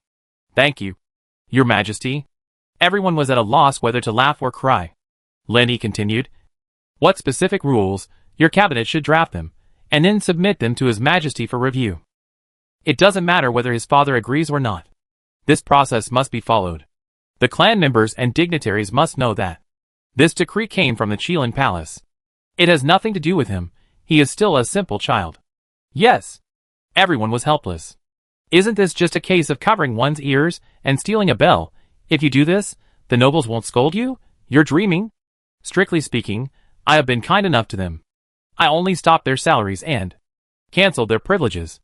Lenny took Xiao Shizi's teacup, sipped it lightly, and looked out of the Meridian Gate again. But I didn't investigate their past misdeeds, and didn't confiscate their land. In the future, you can still enjoy the good life. Lord Gon. Gon Mao knelt down with a plop, and said loudly, I am here. He was very nervous. Anyone who was named by this prince would end up in trouble. I wonder what this guy is up to with the prince. Lenny said, You have been saying that the Ministry of Revenue has no money. This is your chance to make money.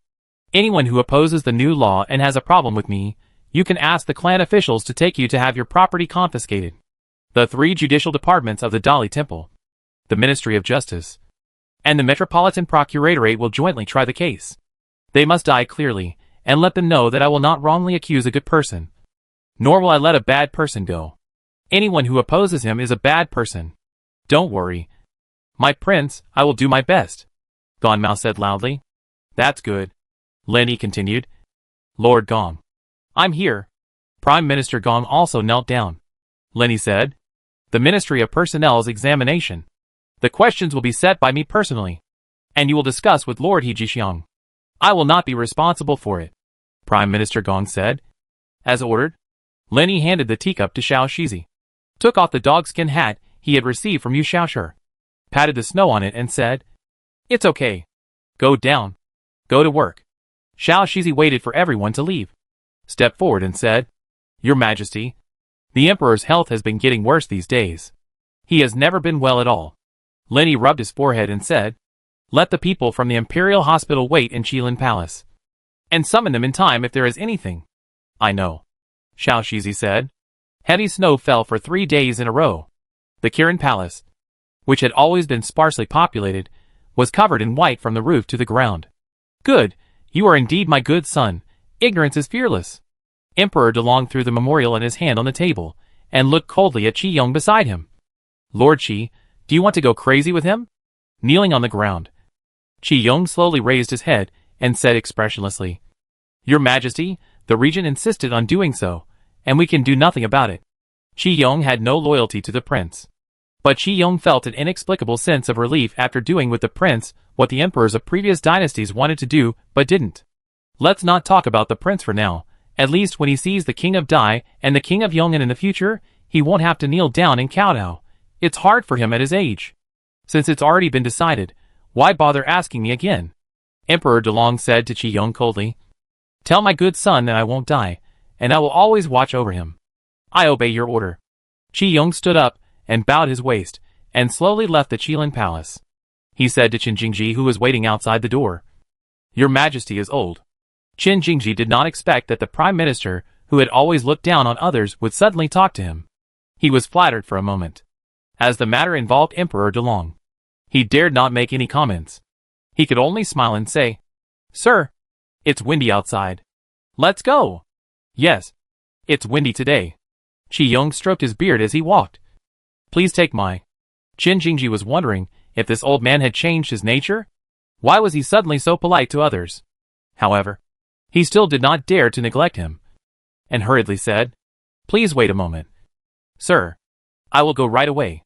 The news that the court abolished the clan salary and the 8 discussions gradually spread throughout the world. Some people were jumping up and down and cursing, while others were ecstatic. The most intense reaction came from the clansmen and nobles of Ankang City. Many old men had been clamoring to die under the Meridian Gate for days.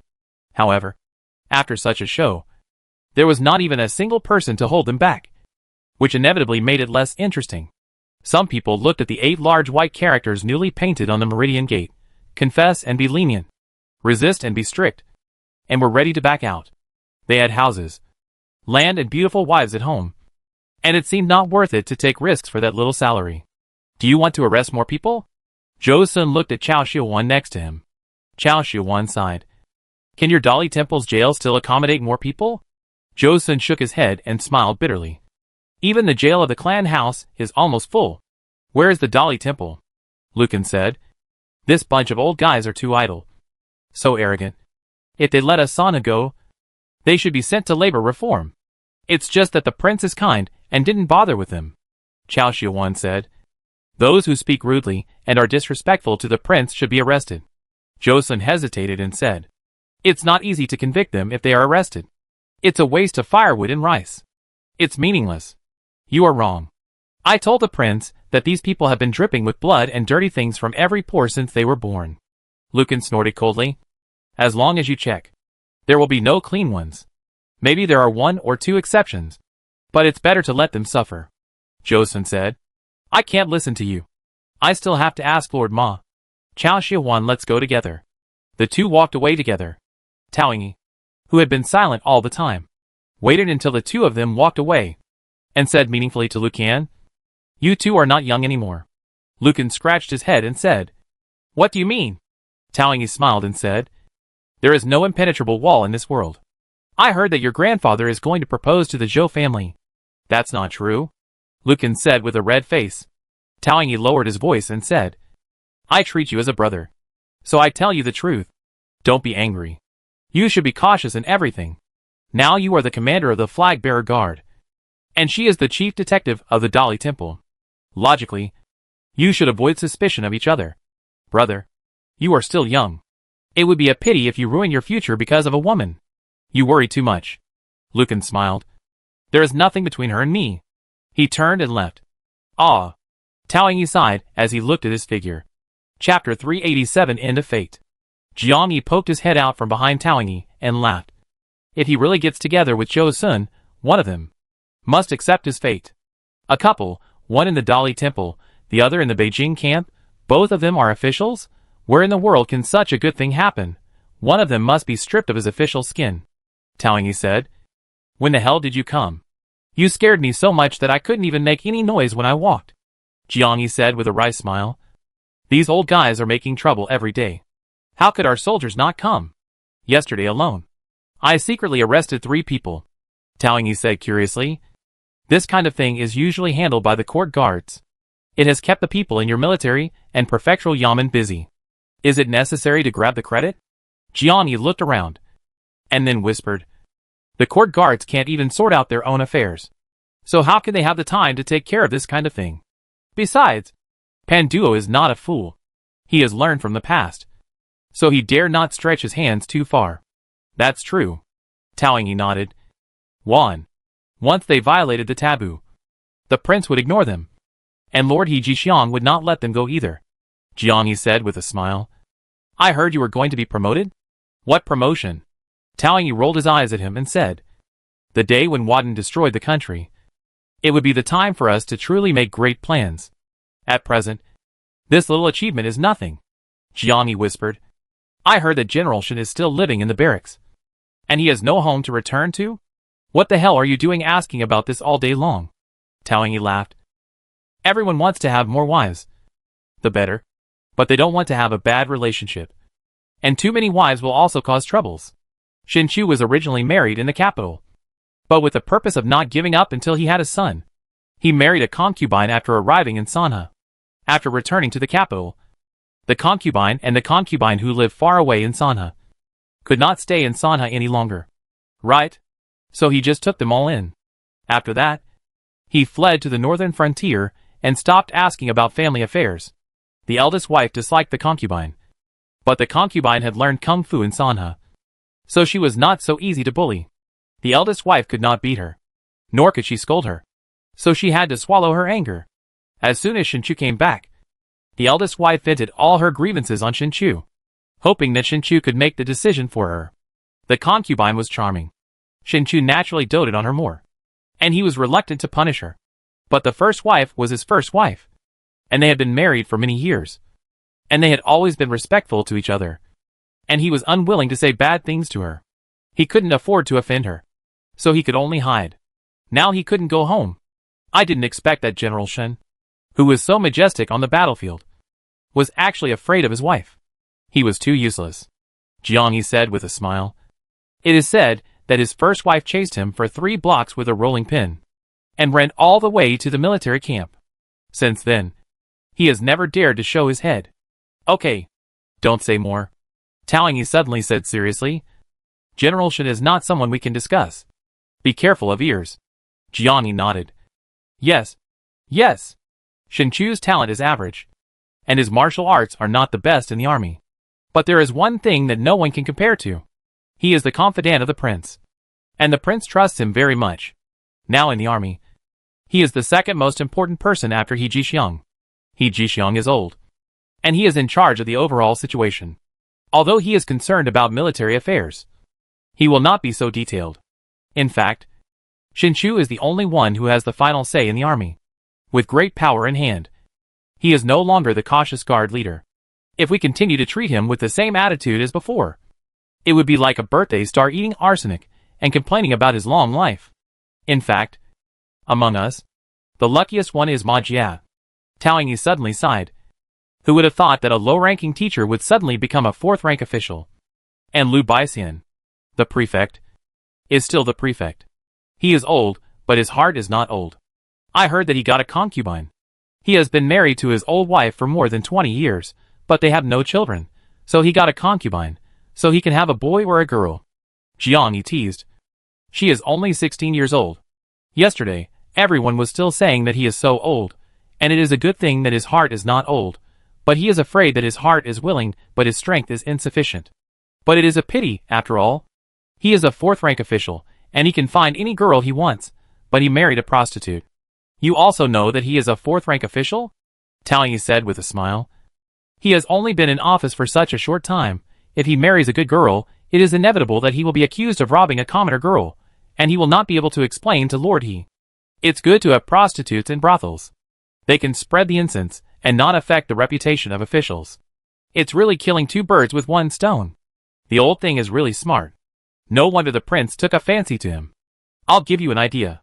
Your Jiang family has been a military household for generations. You are a military general.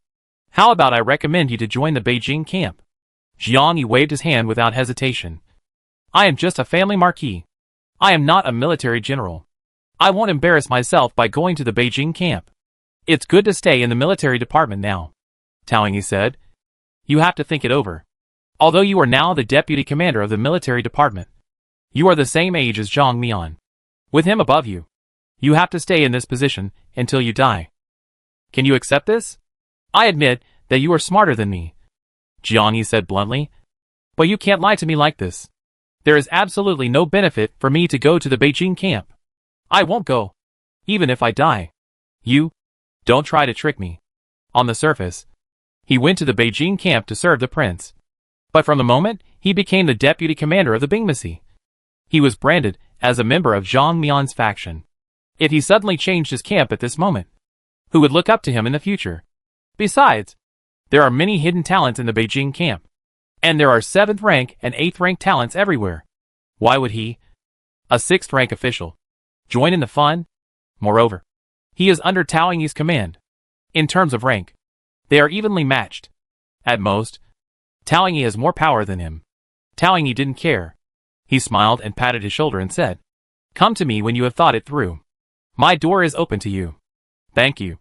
Jiang Yi left angrily. He made up his mind that he would not get close to Tao Yi anymore. If the news got out, Zhang Mian would think he had second thoughts. It would be a loss. At dusk, the north wind blew again. Lin Yi, who was sitting by the canal fishing, cast his fishing rod several times, but failed to cast it into the river. The silk thread was caught on the dead branches on the shore by the wind. Damn it! Lin Yi was so angry that he threw the fishing rod directly, and then squatted by the fire next to him to warm himself. After Jiao Zhong carefully untied the silk thread on the branch, he smiled and said, Your Highness, how about I help you cast the rod? Lin Yi waited until his hands were warm, raised his hand and pulled his hat again, and said, Okay, you try it.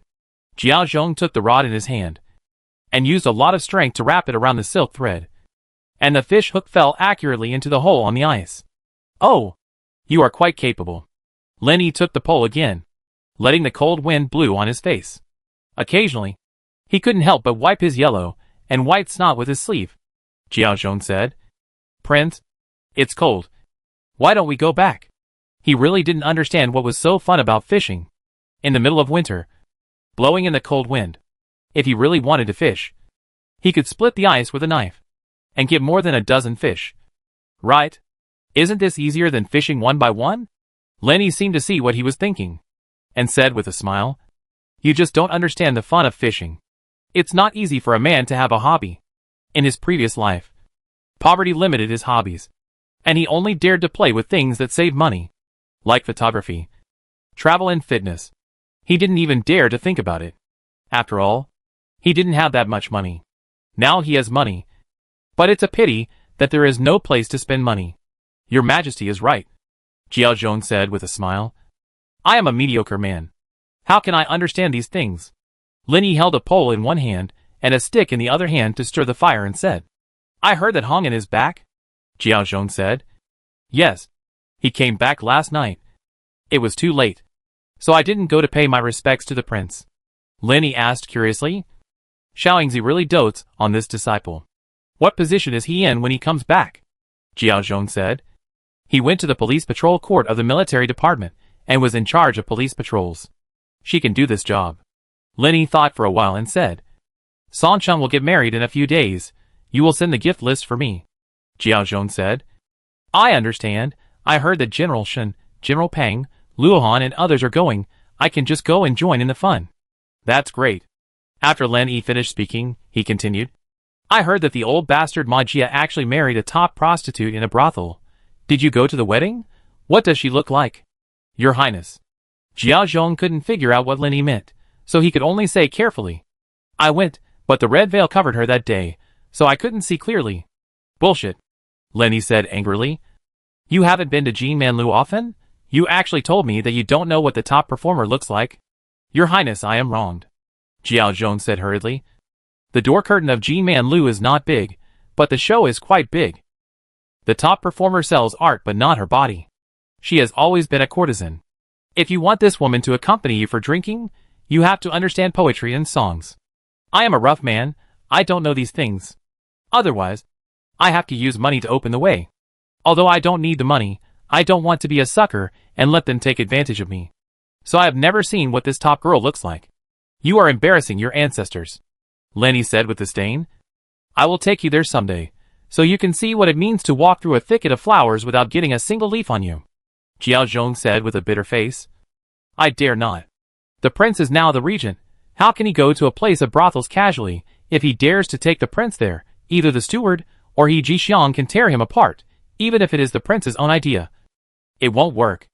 If he didn't stop it, it would be disloyal and unrighteous. And he would be sentenced to death. He hasn't lived long enough. Oh, it's boring. Seeing that the rod was still motionless, Len Yi put the cleaned fish on the tree branch and roasted it while saying, With your courage, you are not capable of great things. Your Majesty. Jiao Zhong was terrified. What does this mean? Is the prince dissatisfied with him? He Hong is leaving soon, and he is determined to get the position of the commander of the guards. If the prince is angry, can he still get the position? Thinking of this, he almost cried. Okay. Len Yi waved his hand and said, Stop talking nonsense. Bring me some chili powder and sprinkle it on. Yes.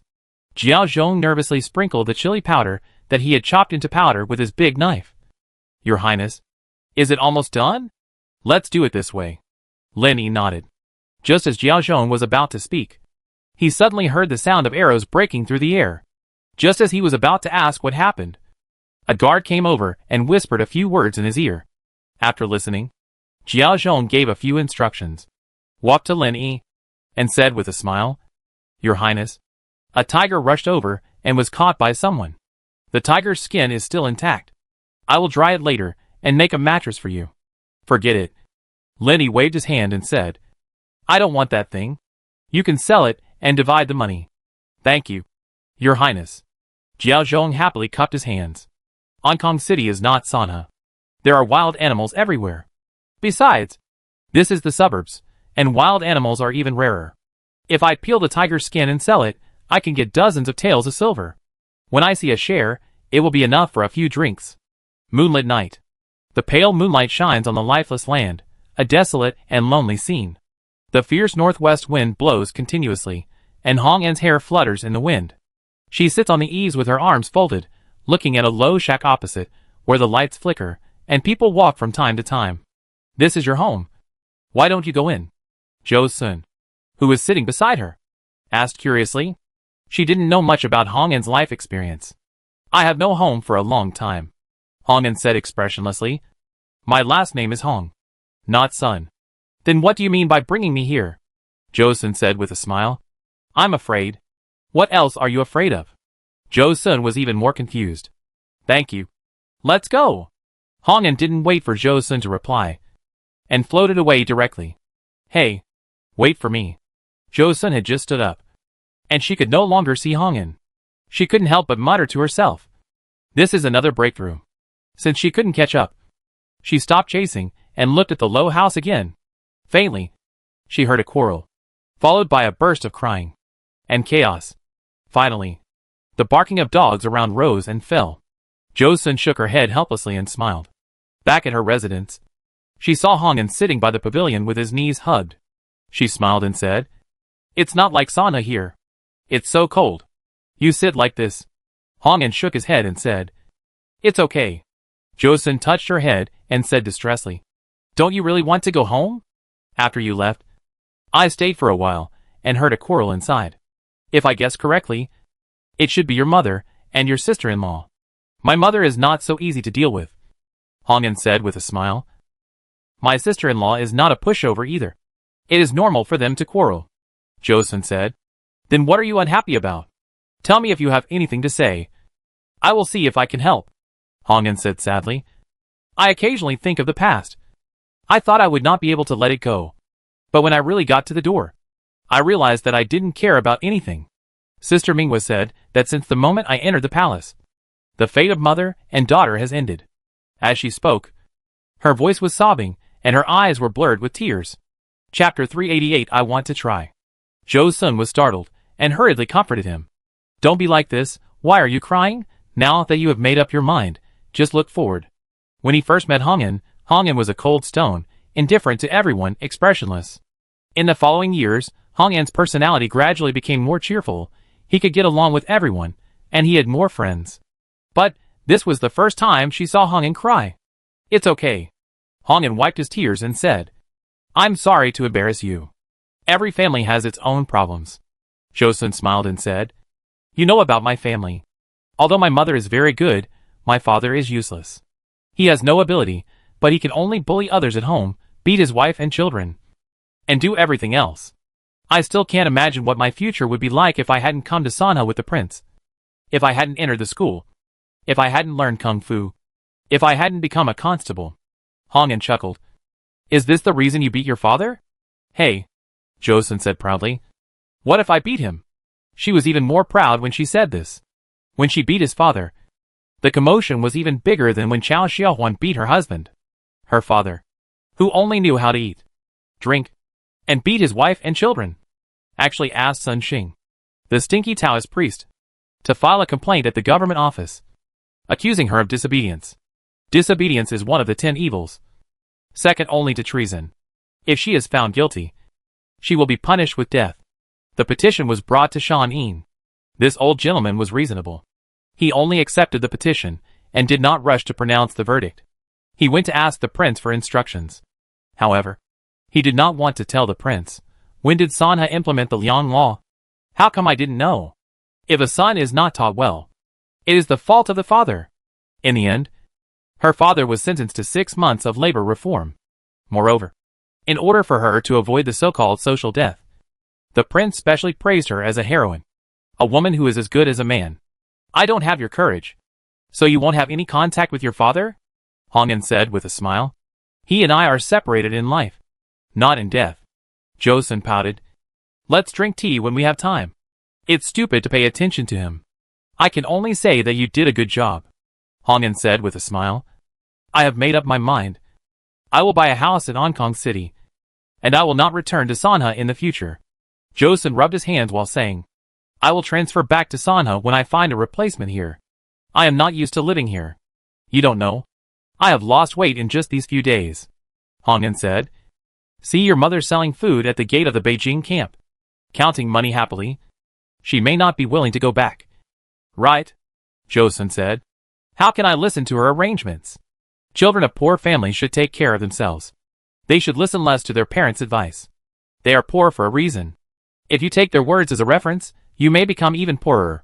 Hong-an chuckled. You are so mean, Jo-sun whispered. I didn't say that. I said that to the prince when he taught us. Have you forgotten it? Oh, you should slap your face, Hong-an said after spitting several times. Just pretend you didn't hear anything. Okay, I won't say any more. I have to go to bed. I will see the prince tomorrow morning. Wait a minute. Jo-sun pulled Hong-an's sleeve and said, I gave you a big coat yesterday. Why don't you wear it today? I know you are a martial arts master and are not afraid of the cold. But when you see the prince tomorrow, you can't let the prince think you are cold. Right? In the eyes of General Manager Hong, any behavior that causes discomfort to the prince is a sin.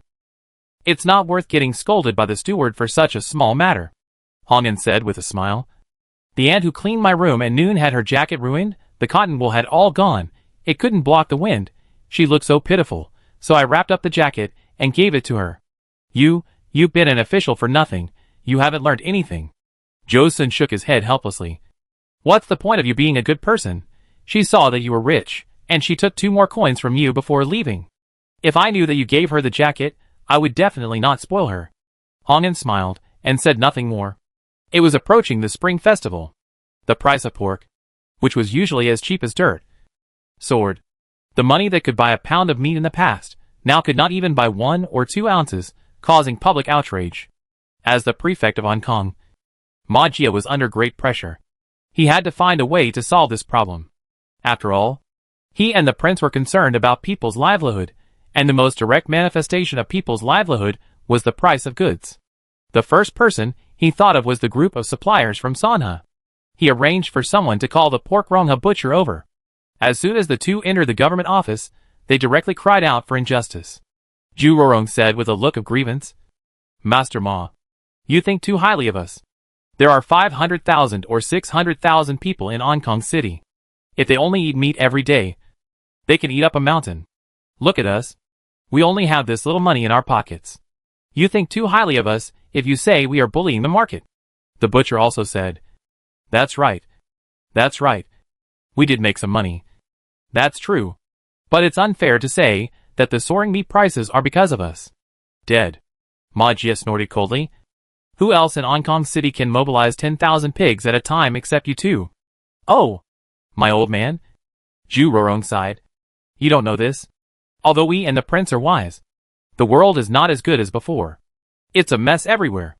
You can walk on the road and suddenly encounter a robber. Only the soldiers guarding the city are a little better. Now, with the snow, the roads are not easy to walk on. Only some brave people, and those of us who know Kung Fu, dare to go to the countryside a few more times. But think about it. How can we provide meat for so many people just by relying on us?" Ma Jie frowned. "Then what do you think?" The butcher said with a smile. "Master Ma, your words are interesting. Of course, we have to suppress the bandits. What else can we do? We have to suppress the bandits. But distant water cannot quench near thirst." Ma Jie shook his head and said, "The new year is coming soon. We can't let the people not even have meat. Right? This?" The butcher scratched his head. "That's true. It's New Year's Day. We can't just warm 2 bowls of wine and a plate of fennel beans. There's not even a plate of meat on the table. It's really outrageous." After saying that, he looked at Zhu Rorong in embarrassment. Zhu Rorong laughed. "Sir, the people in the city are short of meat for the new year. And the people in the countryside are short of money for the new year. Now the price of meat in the city has risen so much. And it is still not enough. It is just because the people in the countryside are not informed and do not know that pigs are so valuable. Sir, you only need to send fast horses to spread the news to the towns and villages around. Even if they risk their lives, they can deliver the live pigs." Ma Jie hesitated and said, "It's almost the new year. And the bandits are even short of money for the new year. They are more vicious than each other. Can the people deliver the live pigs?" He wanted to arrange people to patrol along the way. However, the government only has 100 or so constables. How big an area can they protect? It is impossible. As for requesting the transfer of officers and soldiers, don't even think about it. It is useless to transfer fewer officers and soldiers. If you transfer more, it will be a lot of money. The battle in the northern frontier almost emptied the family assets of the prince. It is said that He Jixiang is still worried about the military pay these days. As a result, the Ministry of Revenue, the Ministry of Rights, and the Dali Temple searched the house very diligently. At this moment, asking He Jixiang to take out the money would be like asking him to die. It is impossible to agree. "Sir, you are worrying too much," Zhu Rorong said with a smile. "The villagers are honest, just because they don't have enough money. Once there is more silver, they will chop anyone who dares to touch them. Besides, there is no shortage of brave and courageous people in this village. You can find 1 or 2 powerful ones, let them form a militia, and when there are more people, the bandits will be scared." "That's great." Ma Jie nodded with satisfaction, then raised his head and looked outside the hall smiling. "It's snowing again. Hong Kong City is covered with ice and snow, and it is covered with silver." Although it was sunny in Chuanzhou, there was a chill in the air. "Amitabha." The monk looked up, looked at the 3 big characters Chunshan City, written on the city wall, and breathed a sigh of relief. He finally found Chunshan City. It was obviously no different from other cities, but few people knew its exact location. It was not easy for him to find this place. The pedestrians passing by the city gate were all wearing thick coats, and many people turned their heads and looked curiously at the bald monk standing in the middle of the road. wearing a thin robe. "Monk, where are you from?" The city gate guard was a big man, with a knife slung across his body. He glared at the monk and said, "Tell me your name. This Chunshan city is not a place you can come to whenever you want." "I am honored." The monk put his hands together and said, "I am here to look for someone." "Who are you looking for?" the big man asked in a rough voice. The monk said, "I am looking for Zhao Yao of Chunshan city. Please let me know." The big man looked the monk up and down, then snorted coldly. "You think you can find our city lord?" Before he finished speaking, he drew his knife with his right hand and chopped directly at the monk. The monk put his hands together and clamped the knife in his palms, and said with a puzzled look, "I have no grudge against you in the past. Nor do I have any grudges against you recently. How can you harm me? You?" No matter how hard the big man tried, the knife in his hand did not move at all. He was shocked. How could this monk, who was not very old, have such amazing martial arts skills? There was nothing strange about his body movements and hand gestures. How could he hold his knife so easily? He was not convinced. And after taking a deep breath, he dropped the knife in his right hand and chopped directly at the monk with both palms, bringing with it the wind and a thunderous momentum. Amitabha. The monk held the knife handle with one hand and pinched the wrist of the big man with the other hand. The big man wanted to dodge, but it was too late. His wrist was firmly pinched. His whole body was numb. His eyes bulged, and he looked incredible. "Donor, the knife is a dangerous thing, so you better hold it." The monk stuffed the knife handle into the big man's hand, stepped back, and leaned forward again. "Who are you?" The big man adjusted his true energy, staring at the monk who was calm and composed, as if nothing had happened. The people watching nearby were also shocked. This monk's martial arts skills are incredible. "Donor, I am just a monk," the monk said calmly. "I am here to find the city lord. I hope you can lead the way." "What if I say no?" The big man tensed up, waiting for the enemy. "I'm leaving now." The monk carried the bag again, passed through the city gate, and continued walking along the wide street. The guards on both sides of the city gate had been stunned for a long time, and now seeing the monk go in, they didn't know what to do. "Stop him!" Hearing the big man's roar, the guards raised their swords and guns to surround the monk. The big man was frightened by the monk's gaze, and had to bite the bullet and said, "Inform the elders, someone is causing trouble. Let him in." Everyone heard a soul-stirring voice, and then saw a figure floating down from the city wall, and everyone suddenly lowered their heads. Amitabha, it turned out to be a girl. The monk looked at Siejioyun, who was wearing a white dress, and was standing in front of him, and was not very surprised. "You finally came. Do you care so much about that bitch?" Siejioyun looked at the monk coldly. "Amitabha." The monk closed his eyes slightly, and said lightly, "I am very happy to see you, young lady." After hearing this, the guards were all stunned. Is this monk really not afraid of death? How dare he talk to Siejioyun like this? "Do you know where this is?" Siejioyun said expressionlessly. "I know." The monk nodded honestly. "Then you dare to come?" Siejioyun looked at the monk with an expression as if he was looking at a dead person. "Think it through. As long as you enter the city gate, you will have no way out. My Chunshan city has been built for more than 200 years, and there are very few outsiders who can get out alive." The monk raised his head, looked directly at Siejioyun and said, "Suffering is endless. The body is endless. Time is endless. And the journey is endless. If I don't go to hell, who will go to hell?" Siejioyun said, "I thought you were so brave. But it turns out that you have broken through. But you are still a 6th grade. Do you think you are qualified to see my master?" The monk nodded and said, "I want to try." After hearing the conversation between the two, the people around couldn't believe it. Especially that big guy. He is also a 6th grade. If they were in a contest of the same grade, he would have accepted the loss. But why did he lose so embarrassingly? "Since you want to die with that bitch, I will grant your wish." Siejioyun gritted his teeth and said, "Come with me." "Thank you, young lady." Under the gaze of everyone, the monk followed Siejioyun through the city hall. The streets were bustling with people. On the surface, it was just an ordinary city. He had no time to care about anything else, and followed Siejioyun, whose pace was getting faster and faster. The two finally stopped at the foot of a mountain.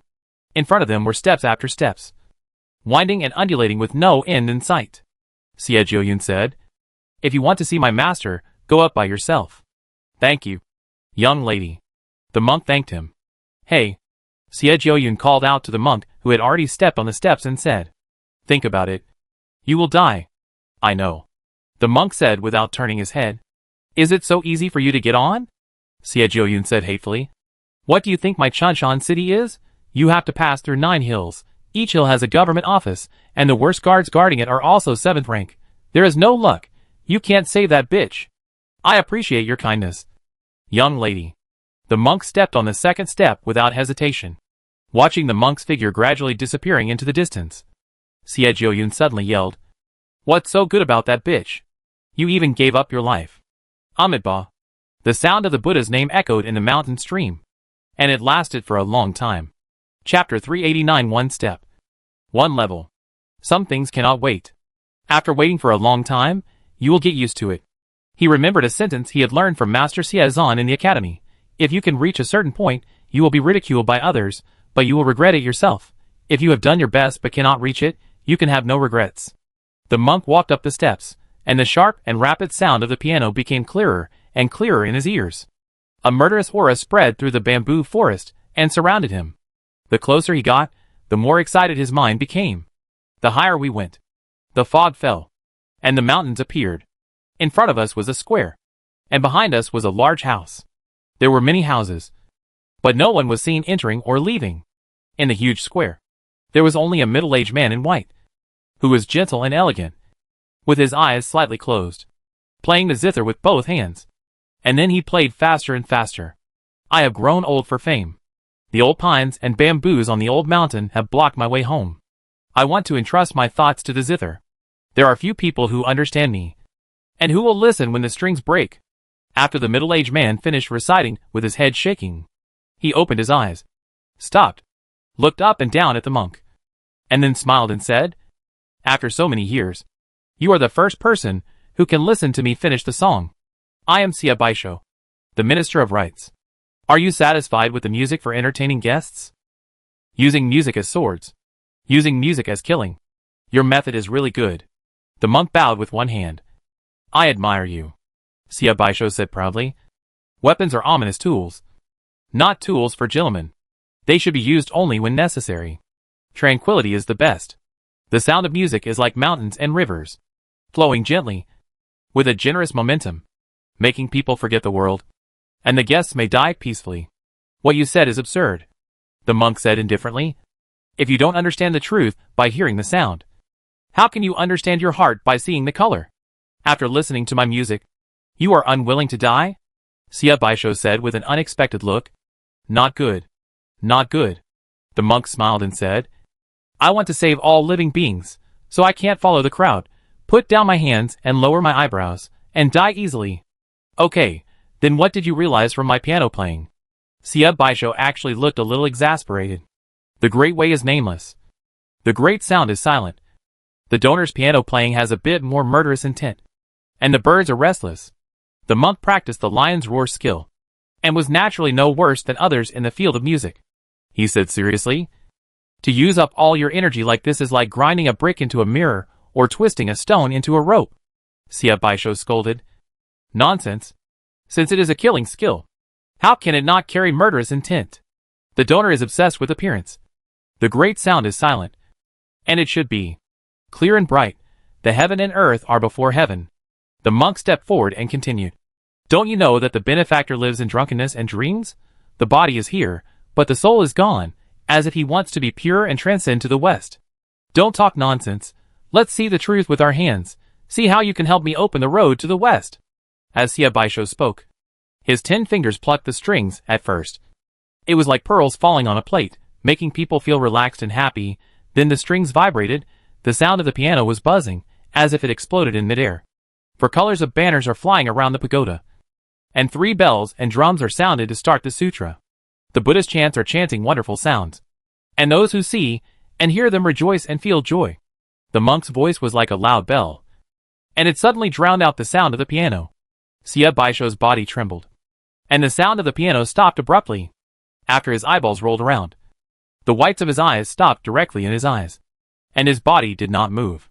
The monk passed him, crossed the square, stepped on the steps, and continued to go up the mountain. Not long after, there was another square in front of him. In the middle stood a big man wearing black clothes and straw sandals.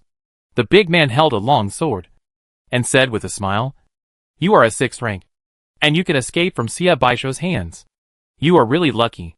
The monk put his hands together and said, "I wonder if the donor can let me pass. I forgot to introduce myself." The big man laughed and said, "I am Sia Tiance, the Assistant Minister of the Ministry of War. First courtesy, and then force is the way of hospitality in Chunshan City. Since Sia Baisho failed to keep you with courtesy, I can only keep you with force." The monk said, "I wonder what I should do to pass." Sia Tiance smiled and said, "This is simple. You can walk under the sword. As long as you reach that step, I will stop chasing you." After going up the steps, it was Sia Chungjia, the Minister of the Ministry of Revenue. He was a 9th rank official. He could calculate everything with an iron abacus. However, I don't think you will have a chance to see him. So kind. The monk nodded and walked towards the steps. Sia Tiance snorted coldly, unsheathed his long sword, and stabbed the monk's back directly. It seemed that he could pierce the monk with one sword. However, he didn't expect that the sword was still a little short of the distance. Sia Tiance roared, "Where are you running?" The monk continued to walk slowly, and Sia Tiance chased him. But the distance between them was getting farther and farther. In a hurry, he released a sky full of sword lights, which were scattered. But he could not cover the monk.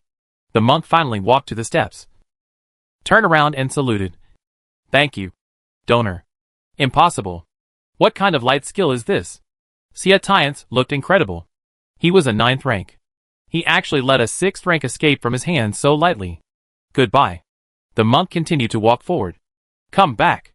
Come back." Sia Tiance continued to yell. This time the monk did not look back. There were waterfalls all along the way, and he did not have time to look at such a beautiful scenery. As Sia Tiance said, there was a man using an abacus on the steps. This time, the iron abacus was thrown at him, but it did not stop him for a moment. He went straight through the government square and walked up the steps. The other party yelled angrily behind him, but he turned a deaf ear to it. Then he did the same thing in front of the government offices of the Ministry of Personnel, the Ministry of Works, the Ministry of Punishment, the Ministry of Shrines, and the Ministry of Treasury, Ministry of Food. Standing in a square, looking at the 2 big characters in front of the government gate, he was puzzled. The Ministry of Food, from a literal understanding, should be in charge of matters such as etiquette, food and dishes. From the bottom of the mountain to here, the guard's skills are getting better and better. The one in charge of the Ministry of Food must be the most skilled martial artist. Why would such a martial arts master be in charge of such trivial matters as food and dishes? At the very least, he should be in charge of the Ministry of Rights, the Ministry of Punishment. "Right. I am a cook." A woman wrapped in an apron, holding an iron shovel, smiled at the monk. "This was originally the Ministry of Works, but since my skills are better than theirs, it has to be changed to the Ministry of Food. This is the rule." She was short and fat, and when she spoke, the flesh on her body was shaking. "Excuse me, benefactor," the monk said respectfully. "Is the city lord's mansion after this place?" "Yes." The woman's eyes were almost invisible when she laughed. "Although I don't like that bitch Xia Anlin. I have to admit that her kung fu is good. At the peak of the 9th rank. And she can fight me to a draw. You are only a 6th rank. And since you can come from the treasury, you must have some special skills. Go up. I won't ask for trouble." "Thank you, benefactor." The monk thanked. The old woman still asked with a smile, "May I ask one more question? Is that bitch Xia Anlin dead?" The monk did not stop along the way. He did not know who Xia Anlin was. But in the warehouse, he did meet a woman in colorful clothes. So he said honestly, "I did not fight with her. I came up directly." "You didn't kill her?" The woman's face suddenly changed. The monk asked curiously, "Why would I kill her?" Seeing that she was angry and silent, the monk was about to say goodbye. But the old woman's shovel hit him directly. He did not dodge and went straight to the steps. The old woman was about to be proud, but the shovel in her hand missed, and she didn't shovel anything. In surprise, the monk had already climbed the stairs. "Who are you?" The old woman, like everyone else, looked incredulous. "Sorry." The monk looked at the end of the stairs and took every step without hesitation. In a moment, he saw the 3 golden characters City Lord's mansion. There were still 3 steps left. Amitabha. wiping the blood from the corner of his mouth. The monk chanted a Buddhist name, and the pressure on his body suddenly eased a lot. He continued to chant, "My heart is not invaded by dust, but I am afraid that Ling Jun will wake up alone." He raised his right foot again, and blood oozed from the corner of his eyes. But he still stepped down without hesitation. When the yin reaches its extreme, the yang is born. When the strength is exhausted, the position changes. Then the left foot followed, and the internal organs, the qi and blood churned. Finally, he couldn't help coughing. Although he didn't vomit, the blood came out of his ear. "You monk, you don't know what's good for you," Xie Jiuyun suddenly shouted loudly. "Go back now. I will ask for mercy from my master, and I can spare your life." "Thank you for your kindness, young lady." The monk still smiled. He raised his head, first glanced at Xie Jiuyun, and finally his eyes stopped on a woman in white clothes beside Xie Jiuyun. He had only one feeling: this woman was stronger than Hong Ying. If it was right, this person was Xie Jiuyun and Xie Shiqing's master Gao Yao. But he didn't expect her to be so young and so beautiful. But when he thought of the princess and Wen Jiaoyi, he felt relieved. He didn't think it was strange. In Xie Jiuyun's shocked eyes, the monk finally stepped on the last step, and his whole body was soaked in blood. She clearly saw blood coming out of his pores, turning the mysterious pivot, breaking the barrier of life and death. After the monk finished reading this sentence, the true energy in his limbs and bones suddenly flowed around his body like a torrent breaking through the dam, and the energy that was oppressing him finally retreated. Looking at the monk who looked like a bloody man, the people at the door of the city lord's mansion suddenly became quiet, and you could hear a pin drop. A small sixth-rank official broke into 9 government offices in a row, which was puzzling. Moreover, since he climbed the last 3 steps, the monk's momentum suddenly changed, and he actually seemed a little unfathomable. Therefore, many people did not understand. What rank was this monk? But then, they were relieved. No matter how powerful he was, he would eventually die. Many people sneered, looking at the monk like a dead person. "Master." Xie Jiuyun looked at Xiao Yao unconsciously, to see how she would deal with the monk. One step to the next level. One thought to the innate. Xiao Yao looked at the monk, her face solemn. Many people around her heard this, including Xie Jiuyun, but no one knew what it meant. The monk saw a mountain stream in the distance, and actually walked over to get the bowl. In the eyes of everyone who was incredulous, he slowly washed the blood off his face. Is this monk not smart? At this moment, he still cares whether his face is clean or not. The monk didn't care. When there was no more blood on his hands, he carefully put the bowl into his bag, stood up slowly, put his hands together, and said to the crowd, "I am honored." He walked towards the monk leisurely and said, "You are an interesting monk. Why don't you serve the ignorant prince in the capital? Why do you come to Chunshan City? Donor, be careful with your words." The monk's face finally showed a little displeasure. A purple-robed woman next to Xie Jiuyun shouted, "You monk, don't you know what's good for you? It's your blessing that my city lord can speak to you kindly. Why don't you kneel down when you see my city lord? You shitty princes. You still have to bow down when you see our city lord." As soon as she finished speaking, she felt a pain in her heart. Something gushed out of her throat. She reached out to take it. Her hand was bloodshot. She raised her head and met the monk's calm eyes. Her face was pale, and her body was shaky. She is an 8th grade one. Even their city lord couldn't hurt her without taking action. "Amitabha, I've been wasting my time," the monk said calmly. "Donor, remember, my prince cannot be insulted lightly." "You?" The purple-shirted woman pointed at the monk, and finally didn't dare to say another word. "Go away." Zhao Yao shook his head, and said without replying, "Yes." The purple-shirted woman walked away, with the help of 2 women. Zhao Yao looked at the monk and said, "Your skills are solemn and awe-inspiring, and it looks like a Vajra platform, but the flow of this true energy is very strange. Little monk, you tell me, who is your master?" I said, "You can take Xie Shaoqing away today." After hearing this, the people around him were all shocked. When did their city lord become so easy to talk to? The monk did not expect that before he could explain the reason, the city lord would take the initiative to let him take Xie Shaoqing away.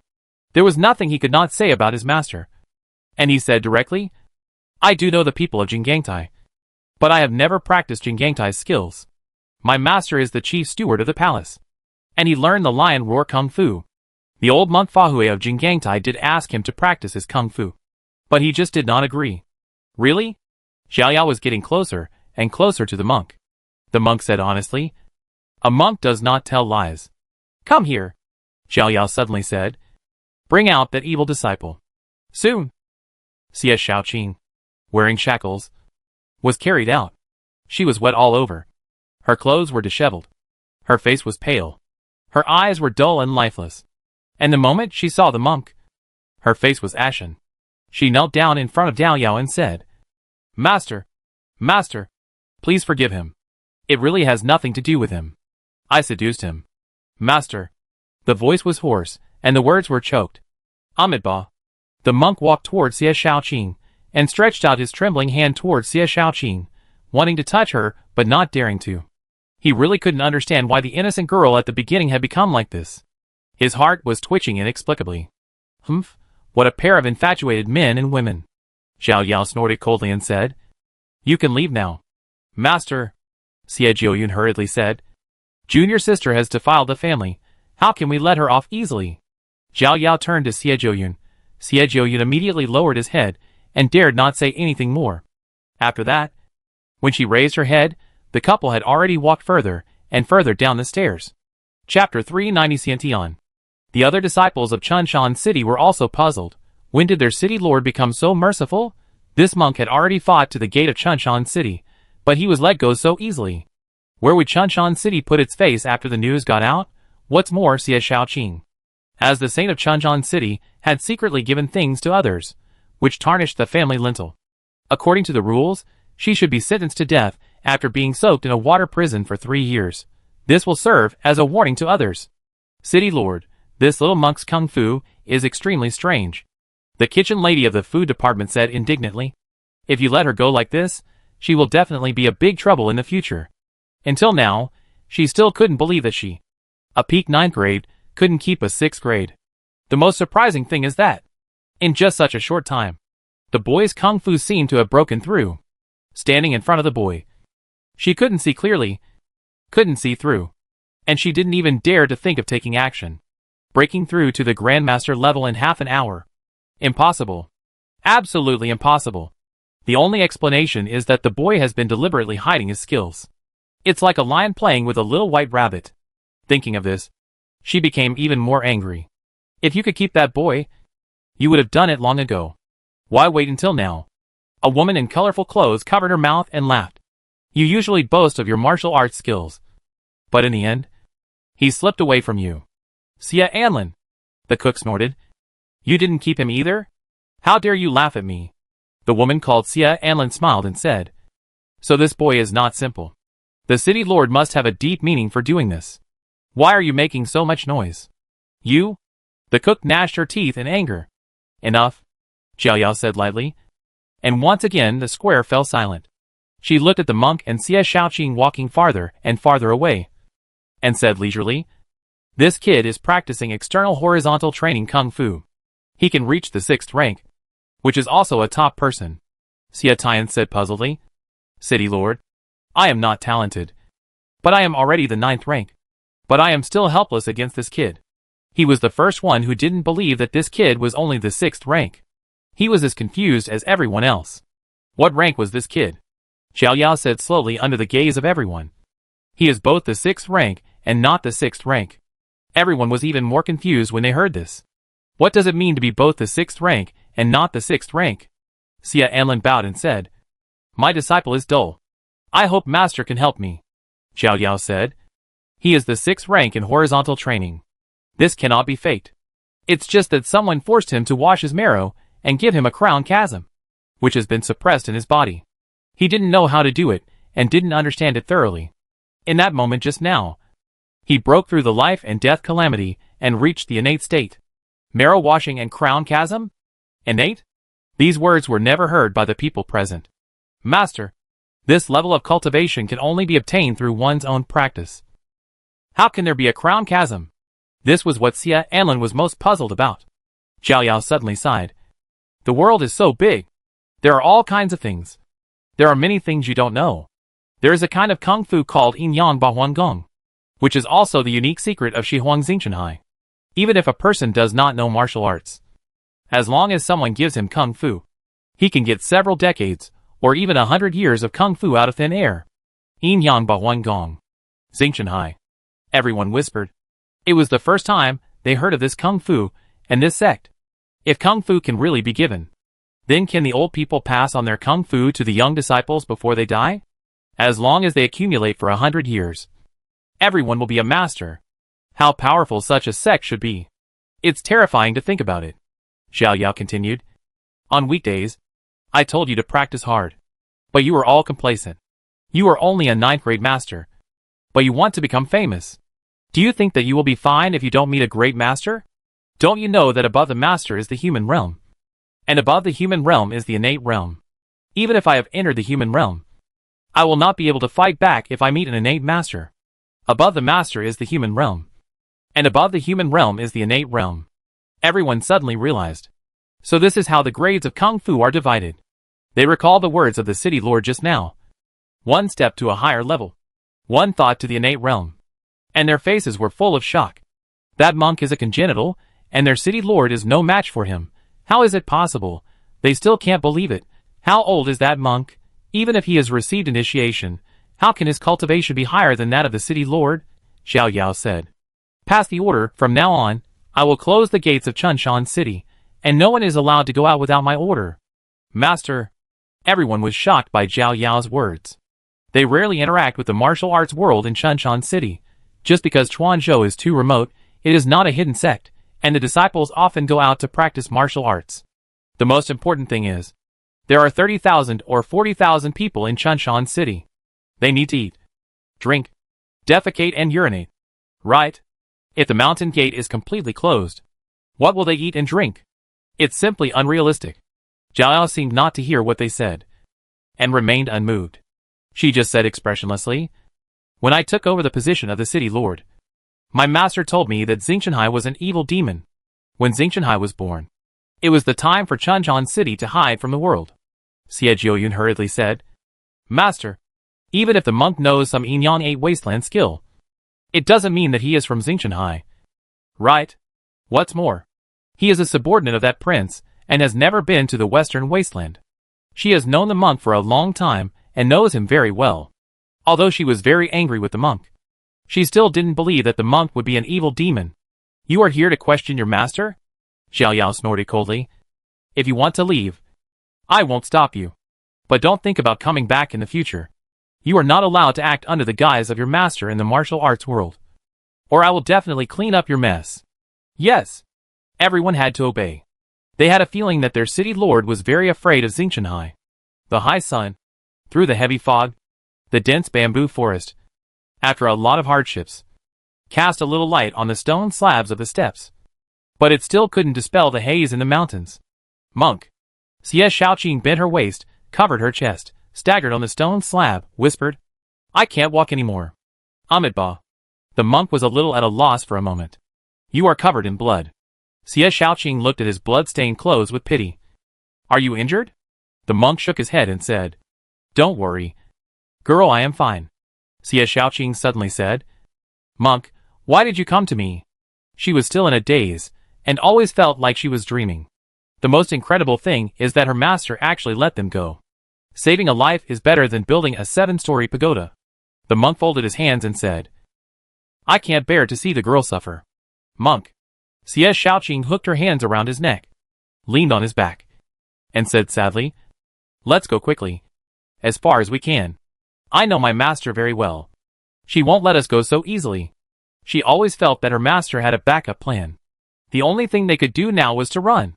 The moment Xie Shaoqing's body pressed against his back, the monk couldn't help but tremble all over. Xie Shaoqing was injured, so he couldn't push her away. He had to carefully pick up her slender legs and continue to walk down the stairs step by step. He kept repeating in his heart, emptiness is color. Color is emptiness. And this monk did this to save people. When passing by the Ministry of Rites, Xie Shaoqing looked at Xie Baisho, who was sitting in a daze on the chair and rolling his eyes, and asked curiously, What happened to him? The monk said, His soul is lost and can't be found. The living dead? Xie Shaoqing asked. The monk felt his breath on his ear, and for a moment he lost his mind. After a while, he nodded and said, It is true. Xie Shaoqing asked, Did you do it? No. This time the monk shook his head and said, it was him. He was addicted to the sound of his own piano, and could not extricate himself. He would be immersed in it for the rest of his life until the day his body decayed. Xie Shaoqing asked puzzledly. He is a 7th rank, good at music, and can kill people with music. How could he hurt himself? I have learned a skill called Dozhuan Xingyi, the monk said patiently as he walked. It is Murong Fu's famous skill. Who is Murong Fu? Xie Shaoqing asked. He is a very powerful master. Is he a grandmaster? Probably, the monk said with a smile. But he went crazy in the end. Why did he go crazy? He failed to restore his country, and his dream was shattered. Which country is he the emperor of? He is not an emperor, but a descendant of the royal family of the Great Yan Kingdom. Where is the Great Yan Kingdom? The monk couldn't help laughing as he spoke. When the prince told him this story, they also asked these questions. The blind man was determined to learn Dozhuan Xingxia. Unfortunately, the blind man did not learn it, but it made him think a little bit. He felt that this skill would be very powerful when combined with his lion roar kung fu, so he learned both lion roar kung fu and Dozhuan Xingyi. The two of them walked and talked all the way, and unknowingly left the scope of Chunshan City. Girl? The monk asked several times in succession, but no one answered.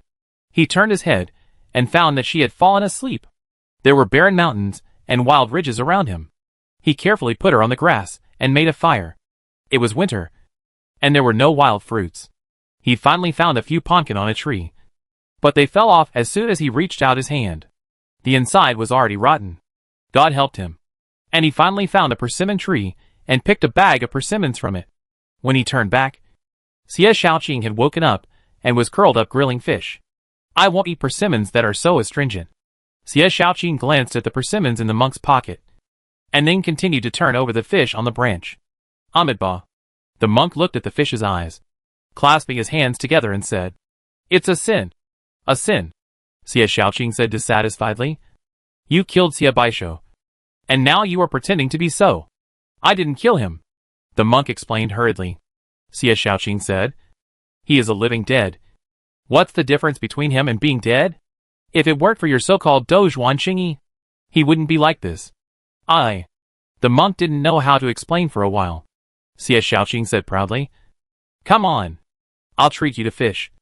Thank you for saving my life. Thank you for your kindness, young lady. The monk turned his back, and ate his persimmon in small bites. Xie Shaoqing was bored, biting the fish fiercely. On the night of New Year's Eve, it was snowing heavily.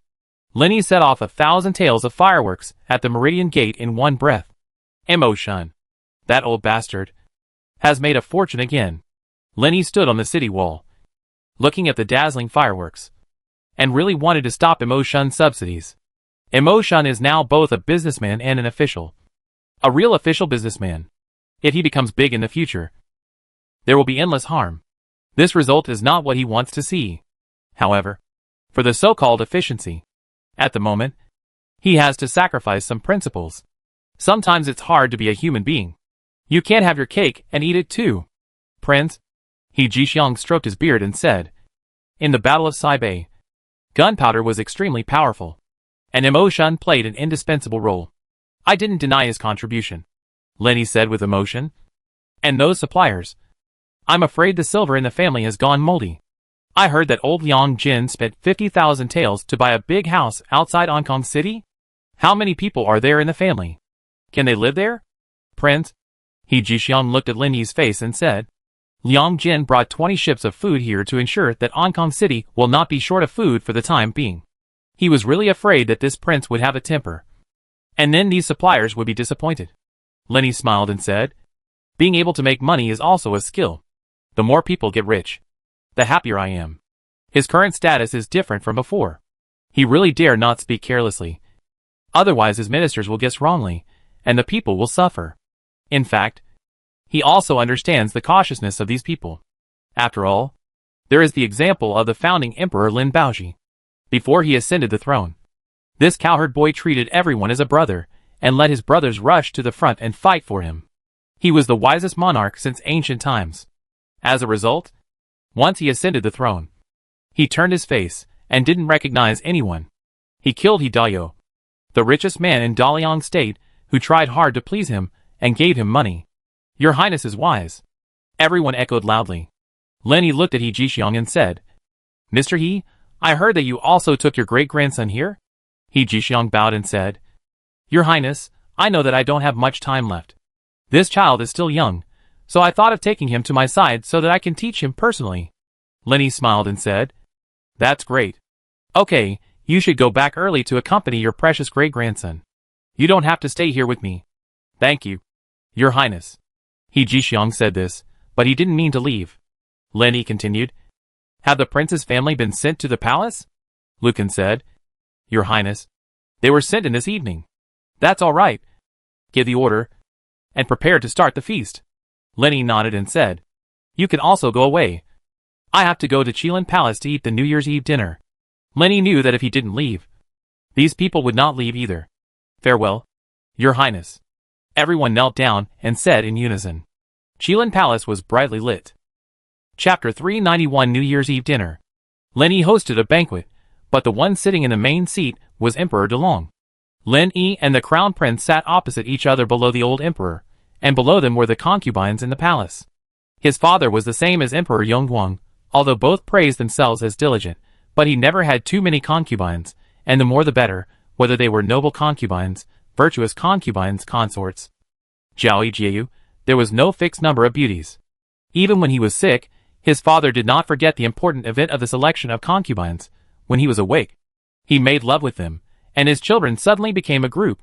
The 30-odd people sitting in front of him were all concubines and above, and had been canonized and had official positions. As for those below the rank of concubine, none of them came. Otherwise there would be no room for them to sit. At this moment, everyone was silent. Emperor Delong, the regent, and concubine Yuan did not speak. So who dared to speak? What surprised Lenny was, why were all the concubines sitting there young? The birth mothers of the king of Chu, the king of Nanling, and the king of Xian did not come. His mother became the oldest person here? When Xiao Shizi saw Lin Yi looking at him, he hurried forward and whispered, Your Majesty, it is freezing outside, and concubine Han and others are old, and cannot stand the cold. I made the decision on my own, and did not let them come to the Qilin Palace. I hope your Majesty will forgive me. As he spoke, he looked at Lin Yi's expression. Seeing that Lin Yi was not unhappy, he breathed a sigh of relief. He did the right thing. That's great. It's New Year's Day. Remember to have someone send more good things over. Lin Yi said with a smile. Don't be mean to them. Xiao Shizi said. Don't worry, Your Majesty. I know everything. Lin Yi nodded, and looked at Emperor Delong, who was sitting in the main seat and coughing from time to time. Father, it's New Year's Day. Why are you saying a few words? His father was really dying and sat up in shock, lingering on for another year, looking like he was about to die. But he couldn't die. The concubines, princes, and princesses present all held their breath and didn't dare to move, for fear of being affected. Emperor Delong put down the teacup, squinted his eyes, and looked at his son expressionlessly. In previous years, he also sat in this position, calm and composed, and no one dared to speak. Unexpectedly, he has become a bird in a cage, at the mercy of others. He looked at the delicious food on the table, and after a long time, he sighed. Now the world is in turmoil, and the people are hungry. You are drinking and having fun like this, and wasting money. Are you worthy of the people of the world? Lin Yi was stunned. Acting big in front of him? His father has become smart, and he has learned to curse people from a moral high ground. In the past, it would be impossible to say these words. After all, in the past, the power of life and death was in his father's hands. If he wanted to deal with someone, he would just use a knife, and he would not bother to use other means. Now he is willing to use words to squeeze people, which also indirectly shows that his father has recognized the reality. In addition to using words as a weapon, there is no other means. Father is right. To everyone's surprise, the regent was not angry, and there was even a little joy in his words. He continued, In this case, it is indeed a bit extravagant, and waste is shameful, since father has the heart to care about the people. His son cannot help him. In the stunned look of everyone, two young eunuchs came forward and took away the fruits and vegetables, fine wine, and dishes on Emperor Delong's table. Then 2 palace maids brought up a plate of old tofu and a bowl of turbid wine. They only knew that the regent was notoriously stingy, but they didn't expect him to be so stingy. He didn't even give Emperor Delong any face. Everyone looked at Emperor Delong's face carefully, fearing that he would suffer an unexpected disaster. Father. Lenny looked at Emperor Delong's livid face, fearing that he would be angry to death. If he really died at this time, it would be quite troublesome. After all, he was poor, and it would cost a lot to hold a funeral. He stood up, walked to Emperor Delong's table under the gaze of everyone, took the wine glass handed over by Xiao Shizi, raised it to Emperor Delong and said, "I toast you a glass. I wish you a happy meal and a long life. Everything you eat is delicious? What is this?" Some people were so uncomfortable that they just lowered their heads, seeing the King of Dai standing up with a cup in his hand. The 12th prince also stood up hurriedly and said in unison, "The son's toast to the father." The prince glanced at the prince who was eating beside him, and after hesitating for a while, he walked to the center, stood behind Lin Yi, and raised his cup in the same way. "The sons also toast to the father. The father, take care of your health and live a few more years." Facing the 4 sons who raised their cups at the same time, Emperor Delong said with a gloomy face, "Are you all forcing me?" Lin Yi smiled and said, "This is going too far. If the father is not feeling well and doesn't want to drink, it's fine. The son can't say much." Emperor Delong stood up trembling slightly. He Liang glanced at Xiao Shizi, and waited for Xiao Shizi to nod before he quickly stepped forward and supported Emperor Delong together with Lu Chaoyuan. Emperor Delong said slowly, "I will live 100 years, and I will watch everything you do with my eyes wide open." After saying that, he only left a hunch back to everyone. After Emperor Delong left, Lin Yi turned around and said with a smile, "I will drink this cup with you all." "Thank you, Regent," everyone said in different voices. Lin Yi drank the wine in the cup, then walked to the side of the prince, and said with a smile, "Eat whatever you like. Don't be polite." The prince saw Lin Yi and hurriedly stood up and said, "Meet the emperor's uncle. Family doesn't have so many false formalities. When I was this age, I ate this roast duck without any effort." Lin Yi looked at this cowardly 13 or 14-year-old child and wondered if he was too cruel. Imprisoning him in the prince's mansion was equivalent to ruining his childhood. "My son is rude. Please forgive me, Regent." The crown princess held the prince in her arms, looking flustered. Lin Yi ignored her and said to the prince, "Can you drink?" The prince glanced at his pale-faced mother, then turned his head and nodded to Lin Yi. "To answer your uncle, I can drink a little," Lin Yi said with satisfaction. "A real man should learn to drink. Come with me." Hearing that Lin Yi wanted to drink with the prince, the crown princess was so scared that her face turned pale. She knelt down and cried, "Please forgive me, Regent. As long as the regent can forgive him, I can do anything." The people around were also confused. The regent could not tolerate the prince? It was reasonable. After all, he was the heir, including Xiao Shizi. They were a little hesitant. Should they add poison to the prince's wine? He looked at the prince's face and could not see any hint. "What's wrong?" Lin Yi was a little puzzled. "I just drank some wine with the child." He shook his head helplessly. Now that he is in a high position, any action he makes can be overinterpreted by others. Sometimes, he is also very tired. The prince looked at Lin Yi coldly and said in a deep voice, "You promised me. You put your heart in your stomach." "Hey," Lin Yi sighed. "I keep my word. I just really want to have a drink with him. Is it wrong to be approachable?" Seeing that everyone was looking at him, Lin Yi felt a little bored for a while. After drinking the wine in the glass, he went out of Qilin Palace directly. The cold wind was raging, and standing in the empty square, it was getting colder. He wrapped his clothes tightly, looked at the fireworks in the sky, and sighed. Sometimes, it's not a good thing for people to be too suspicious. Hong Ying smiled. How can they understand the prince's painstaking efforts? Lin Yi smiled and said, "It's too cold outside. Let the princess stay in the palace today." After hearing this, Xiao Shizi looked in the direction of Qilin Palace, thinking. After the prince and Hong Ying left, he whispered a few words to the eunuch beside him. As soon as Lin Yi returned to the mansion, his stomach started to growl. He then remembered that he had not eaten anything in the palace, and only drank a little wine. Mingwei heard Lin Yi's stomach growling, and said with a smile, I will tell the kitchen right away. Okay, Lenny said with a smile. Don't forget to warm up the wine. Yes, Mingwe said. Lenny was guarding the charcoal stove, leaning back in the chair, waiting for the wine and food to come up. And then he walked lazily to the dining table, looked at Honging next to him, and then looked at Mingwe, and finally said to Jiaozhong, "Except you. No one else can drink. Come and drink a few glasses with me." Jiaozhong said, "I dare not." Their prince often invited him to drink, but he refused very straightforwardly every time. Honging said coldly, "The prince has honored you, and you still don't thank him." Ah! Jiaozhong was shocked. He didn't expect Honging to say this. He said stiffly, "How dare I be on the same level with the prince?" Lin Yi gradually became impatient. "Yes." Jiaozhong quickly put half of his buttocks on the chair.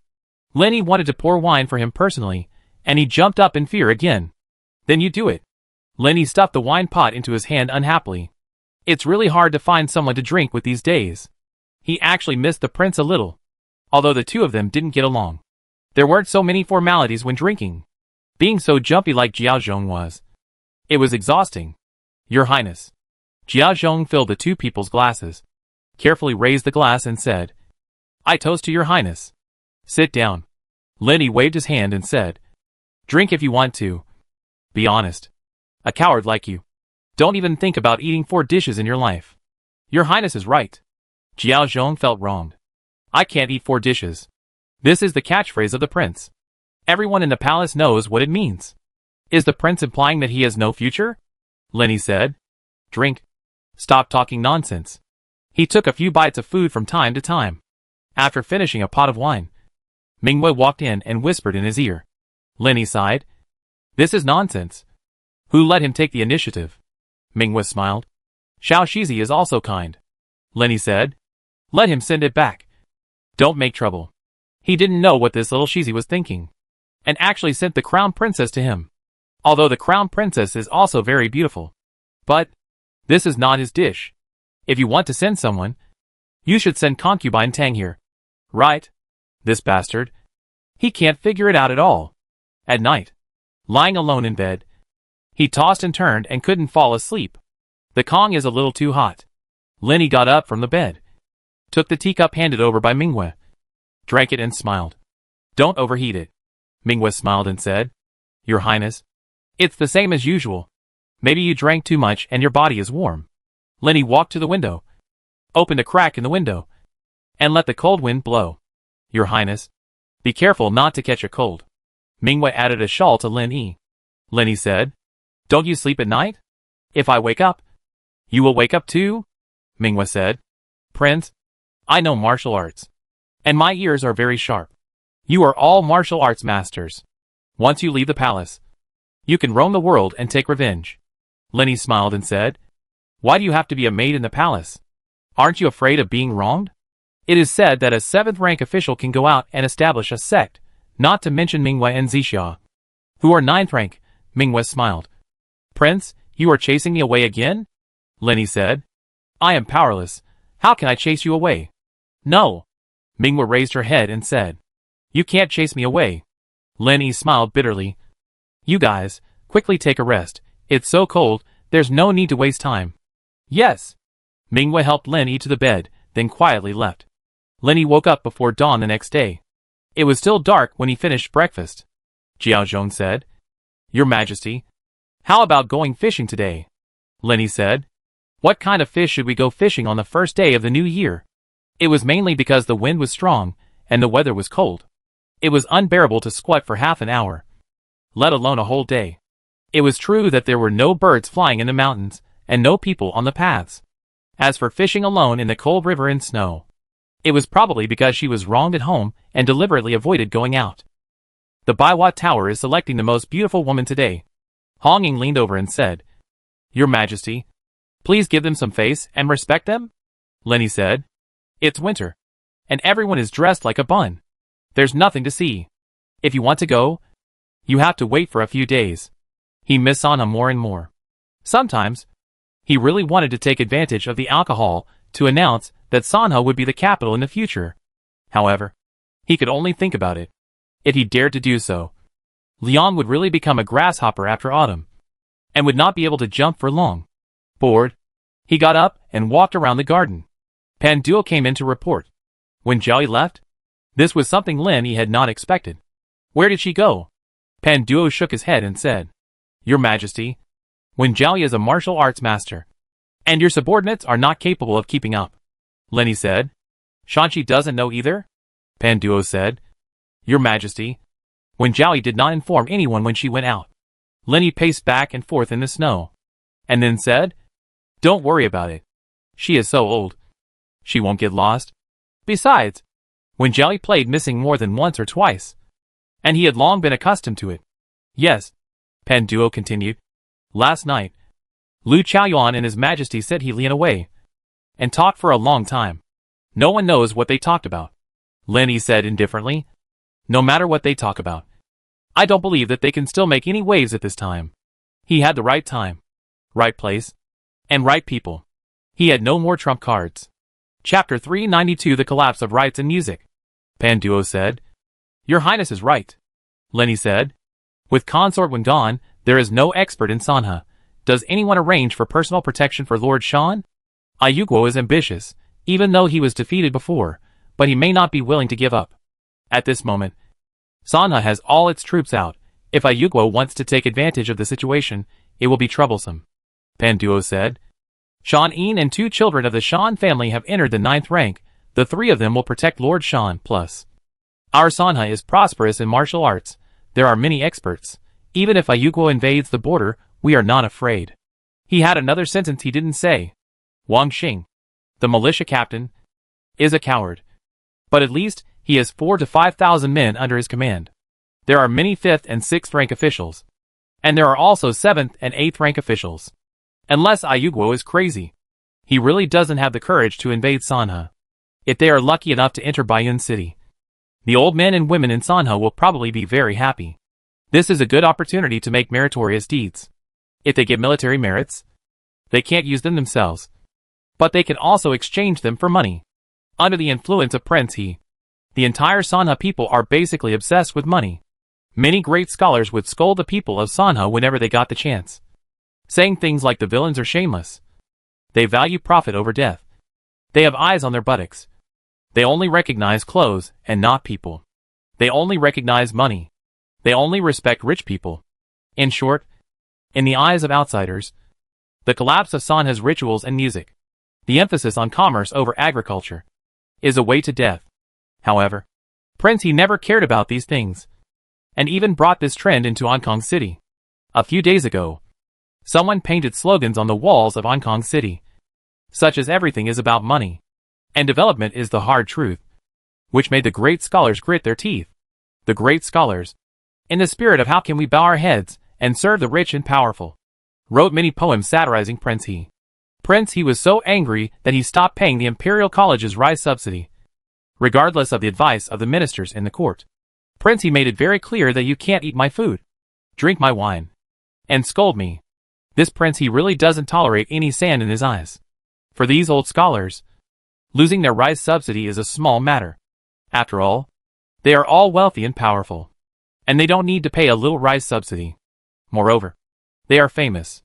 Going to the brothels, not only do they not need to spend money, but they also have courtesans to pay for them. The worst thing was that Prince He also abolished the promotion of students from the Imperial College. Students from the Imperial College could no longer become officials directly as before. If they wanted to become officials, they had to learn arithmetic, study things, and finally take the so-called civil servant examination.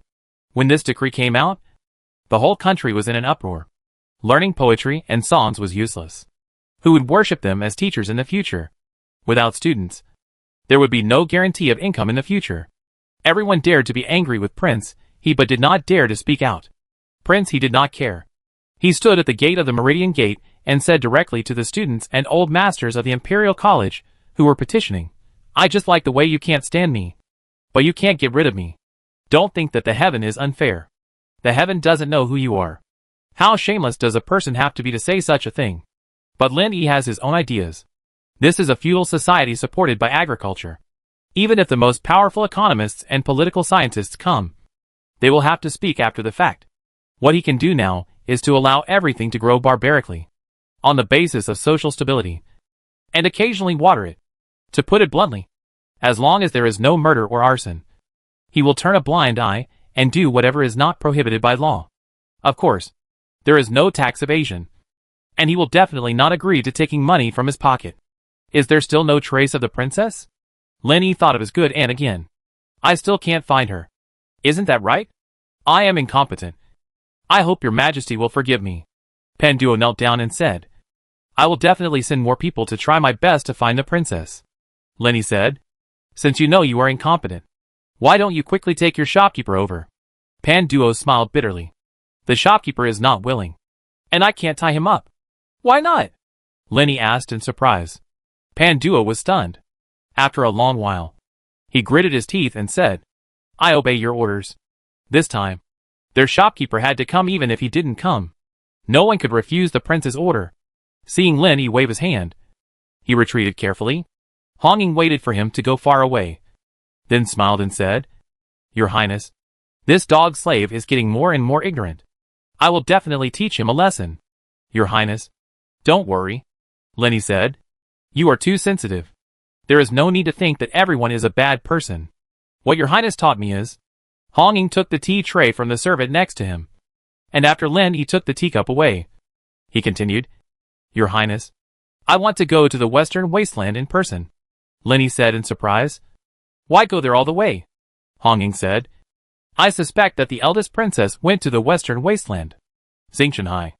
Lenny remembered that the reason why the eldest princess ran away last time was because she heard the news about Xingqianhai. Honging said. That's right.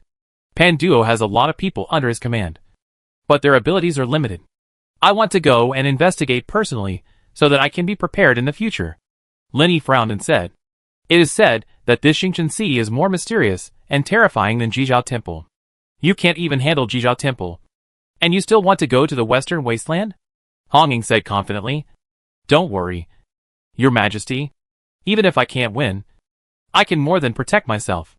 If he wants to leave, there is no martial arts master in the world who can stop him. Lenny pondered for a moment and said, Okay, go quickly and come back soon. This guy has become a wild cat now, and it seems that he can't be locked up even if he wants to. So Lenny simply lets him do whatever he wants. The news that Honging is going out spread throughout the mansion within 2 days. The first person to express his concern is Jiao Yong. The day after tomorrow, He Hong will go to the Beijing camp to take up his post. This is because the candidate for the leader of the palace guards has not been decided yet, and he can't help but be anxious. If he can't get promoted this time, he will really have to go home to retire. And from then on, he will be a salted fish. And the stars and the sea that the prince talked about will have nothing to do with him. At this moment, he was anxiously pacing around in the yard of the stable, not in the mood to do anything. You are still so unstable, Commander. Jiao Shong turned around and saw that it was He Hong, and he was overjoyed. He Hong said unhappily, I just came back from the steward. What did the steward say? Jiao Zhong asked anxiously. He Hong said, Why are you in such a hurry? Can you let me have some tea first? I'll pour it for you. Jiao Zhong hurried into the room to pour tea, and then respectfully brought it to He Hong. Smiling flatteringly, Commander, please have some tea. As soon as He Hong touched the tea bowl, he spit it out and cursed. King want to scald me to death. Jiao Zhong smiled and said, I really didn't mean it. He Hong laughed and said, King. You are really patient. To be honest with you, the position of commander this time is definitely yours, and it won't be anyone else's turn. Jiao Zhong breathed a sigh of relief. And Gao. He thanked him. Thank you, Commander. I will never forget your support. Stop being so hypocritical. He Hong glared at him and said, I know what kind of person you are. Jiao Zhong said. Commander is wise. He Hong said seriously. We have been brothers for many years. Before I leave, there are some things I have to tell you. Jiao Zhong said. Please give me your advice. I am all ears. He Hong stretched his head to Jiao Zhong and said in a deep voice. Some things. You have been familiar with them over the years. There is no need for me to say more. Just 2 words, be cautious. It is different now than it was in the past. People come and go in the mansion. Most of the old brothers have left. Now they are basically newcomers. Many people are still under investigation. As for you, you can't be careless. You must be smart. Those who harbor evil intentions should be killed and buried. If you are a little soft-hearted, you may endanger the prince in the end. Don't worry. Sir, Jiao Zhong patted his chest and said, I know all this. He Hong said, That's good. You also have a family. If you make a mistake, be careful not to harm your family. Jiao Zhong nodded. Yes. The peaceful life with the prince is all because of people like them who carry the burden forward. He Hong patted his shoulder and said, In a few days, Han Diqing and Ma Gui will return to Ancon City. I will arrange a party. Have a drink. And let them teach you again.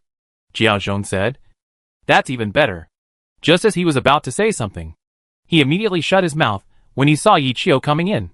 Yi Qiu snorted at him and went out directly.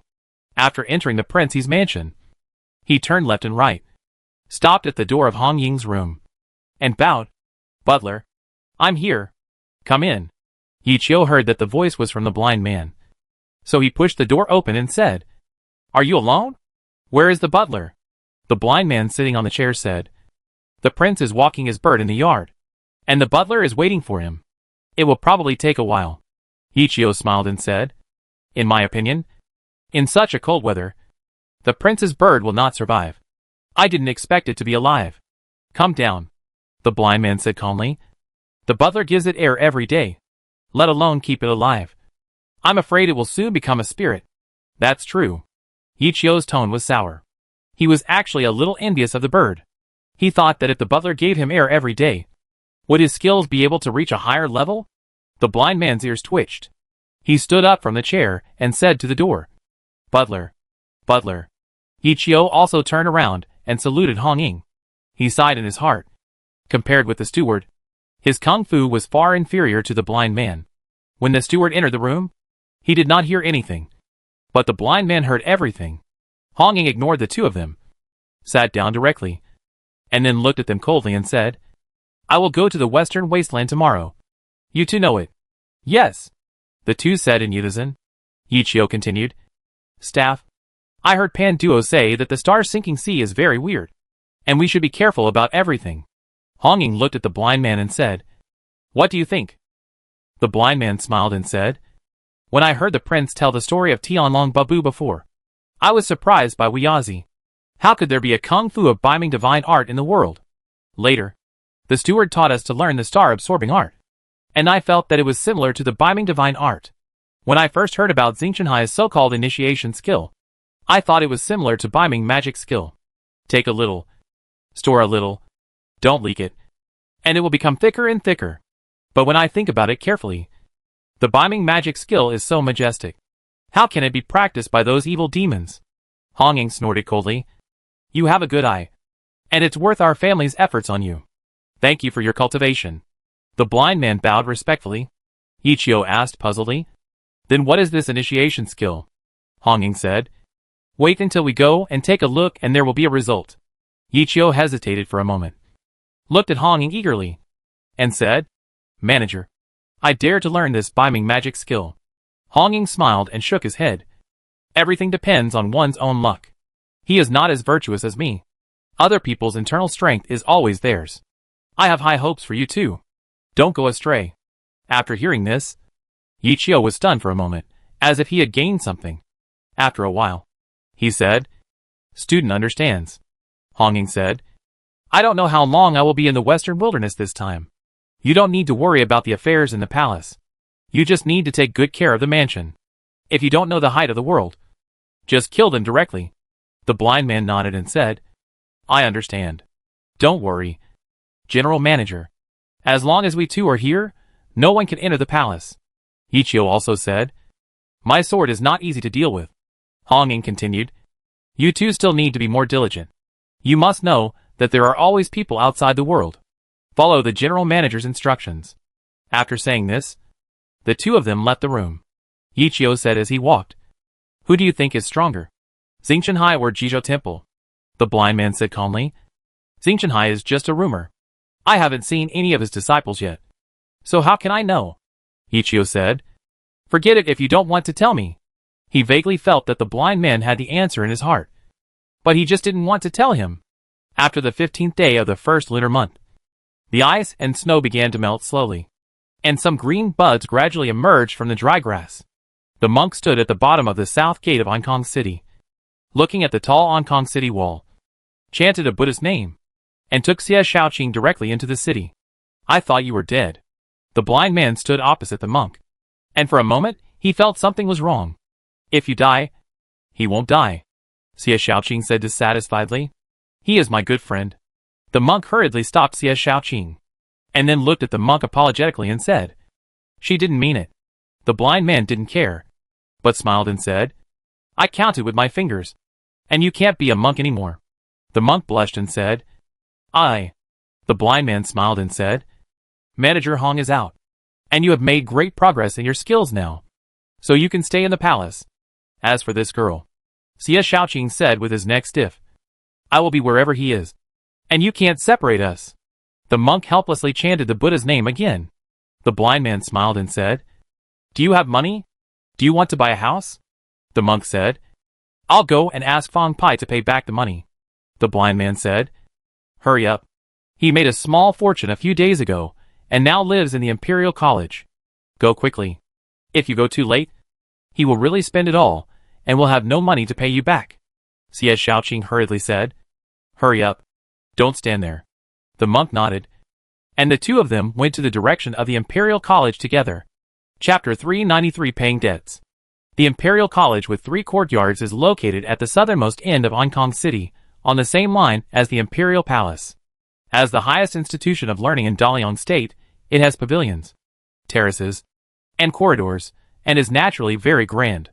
Fang Pai lay on his back under a big locust tree in the first courtyard, basking in the sun, pouring tea from time to time, looking at Jiang Chou standing opposite him. Jiao Zhong is the commander of the guards. Although you two have a good relationship, he has always looked down on you. You are a guard there, and you have no future. Why don't you come to the Imperial Guard? You are at least a 9th rank official. I'll give you a small flag position when you come. Really, I am not short of money, and I have a much better future than being a guard. Look at me, my brother. I am living like a god now. Am I not? Bullshit. I have a future if I hang out with you. Jiang Qiu knew clearly that Jiao Zhong did look down on him. But Fang Pai might not look down on him either. Fang Pai said these words to show off to him. If he really planned to join the Imperial Guard, Fang Pai might not accept him. He would definitely find a way to refuse. Saying this was not suitable. That was not good. And he could say a lot. This little bastard is full of tricks. If he listened to him, he might even have to help count the money after being sold. Thinking of this, he felt very sad. For so many years, except Shanin, there was not a single friend who really helped him. How come there is no future? Fang Pai laughed. We are the Imperial Guards patrolling and arresting. It's glorious. No matter how high-ranking he is. He is like a mouse seeing a cat when he sees us. You see that Prime Minister is powerful. He also took a detour when he met Commander Pan. Jiang Chou snorted coldly. When the prince ascends the throne in the future, I will be the Emperor's personal army. How can I be worse than you? I won't pay attention to you. Fang Pai glanced at the hideous scar on Jiang Chou's face, and said with a smile, It's a bit difficult for you to enter the palace with your appearance. I think it's better to give up the fantasy, so as not to suffer in the future. Don't talk nonsense to me. Jiang Chou threw a piece of paper over and said, Hurry up and find these people. I will kill them and get the reward. Still the old rules. Half each. Since Wang Shixuan left Ankong City to work as a horse herder, he and Fang Pai were the only ones doing the job of killing people and getting rewards. Fang Pai was well informed. As a 9th rank official, he was skilled in martial arts and had sharp swordsmanship. There was no head he couldn't chop off. The two of them worked together perfectly. In just these few days, they both made a lot of money. Fang Pai unfolded the paper, glanced at it casually, and then sighed. My goodness. Zhao Sandao is so valuable. 3,000 taels of silver. Ma Jia. This old bastard really treats money as nothing. Jiang Chou laughed. It's a good thing that the reward is high. We can share more. Fang Pai sighed. What a pity. This man is not only a big bandit, but also a spy planted in Ankong City by the Liangzhou rebel Gong Li. He was captured by our court guards last night and is now in prison. If you want to take his head, it's not impossible. Why don't you try to break into the Tianlao? Then you're talking nonsense. Jiang Cho rolled his eyes at him and said, What about the remaining few people? Fang Pai said, The remaining few are no problem. I'll give you news the day after tomorrow at the latest. Hey, don't leave in a hurry, I haven't received the money from last time. Jiang Cho threw a banknote over, and seeing Fang Pai looking at it against the light to identify the authenticity, he said unhappily, Don't look at it, the banknote of Sanha Bank is genuine. Fang Pai put it in his arms with a smile, and said with a smile, I don't mean anything else, it's always right to be careful, right? You bastard, you're obsessed with money now. Jiang Cho suddenly said curiously, This is the Imperial College, what are you doing here all day long, don't you do something serious? Fang Pai yawned and said, I'm in charge of the Imperial College's security, and I've stopped the rise salary of the Imperial College with the prince, and said that the Imperial College is a state-owned asset, and it should be nationalized, and it will be used as a new-style school in the future, and all the teachers will be retained. As a result, the chief priest here refused to agree. He committed suicide yesterday, and hit his head on the memorial archway, which was bleeding. He was saved by Doctor Who and is still lying in bed. I have to stay here to prevent any accidents. Jiang Cho said nonchalantly. He is just a scholar. If he dies, he dies. What's the big deal? Fang Pai sighed. What do you know? Chen Yan, the chief priest of the Imperial College, is the lecturer of the prince. If something happens to this old man, the prince will lose face, and I will also suffer. Jiang Cho was shocked when he heard that it was the teacher of the prince. If he really died, there must be an explanation. Even if Fang Pai is in big trouble, no one can save him. Brother, you should just take care of yourself. Jiang Cho bowed and said, I'm leaving first. He was afraid of being affected, so he turned around and left in a hurry. After Jiang Cho left, Fang Pai collapsed on the chair again. His heartbeat suddenly accelerated. He covered the banknotes on his chest with a bad premonition. Why are my eyelids twitching? He was very confused. Amitabha. Fang Pai heard the Buddhist chant and shuddered all over. He thought it was an illusion. But when he looked up, he saw his shiny head. He ran away in fear. As a result, after running just 2 steps, he bumped into a figure, as if he had hit an iron plate, and fell to the ground with a thump. Dizzy and dazed, he rubbed his forehead and cursed. Monk, I know you have practiced the golden bell cover and iron claw shirt. Don't bully me like this. He wanted to slap himself. The monk's lightness skill was well known. If he ran away in front of him, wouldn't that be overestimating his own ability? As a result, he hit himself half to death. Amitabha. The monk smiled slightly, put his hands together and said, Good, good. Fang Pai stood up, patted the dust on his butt, glanced at Xie Shaoqing next to the monk, and said with a smile, Miss Xie, you and I are really destined. We meet again. He was also familiar with Xie Shaoqing, who is destined to be with you. Xie Shaoqing said with a stern face, You bastard. Pay back the money quickly, or I will not let you go today. Fang Pai looked at the monk in astonishment and said, Is this what you mean? The monk smiled and said, Fang Pai, it is only natural to pay back debts. Fang Pai said, You are a monk. What do you need money for? Don't worry. I will definitely pay back this money. But it will be later. When I have money in the future, I will definitely pay it back. No. The monk shook his head firmly. Borrow and pay back. It will not be difficult to borrow again. Although he is a monk, he receives monthly wages in the big temple. After that, he went out with the Sanha army, providing disaster relief and porridge, and also received subsidies. Of course, the main source of income was to pray for the souls of the dead. It was not as profitable to perform rituals with a few young monks as it was to tell fortunes by blind men. But it was not bad. And he could earn 3 or 5 taels of silver after each performance. He was indifferent by nature, and he ate vegetables and tofu every day, which did not cost much money. So most of the money he earned was borrowed by Fang Pai, Yu Xiaosher, Cui Jinren and others. Monk, Fang Pai said with great sorrow, You and I grew up together naked since childhood. We are not brothers. But we are better than brothers. You talk to me about money. Doesn't it hurt your heart? The monk rolled his eyes at him and said, Don't talk nonsense. Pay me back. If you keep on talking, I will beat you up. Xie Shaoqing looked at the monk in surprise. She rarely saw the monk smile, let alone the monk's tone of voice. I'm your family. How dare you hit me? Fong Pai hit his head and said shamelessly. Go ahead. Hit me, the monk said. Pay me back, I want to buy a house. Do you really want money? Now it was Fong Pai's turn to be surprised. Or to buy a house? The monk nodded. Not bad. Not going back to Sanha? Fong Pai asked curiously. Not going back. The monk shook his head. Not going back to Songong? Fong Pai asked with his eyes wide open. Pay back the money. The monk repeated. Fong Pai said helplessly.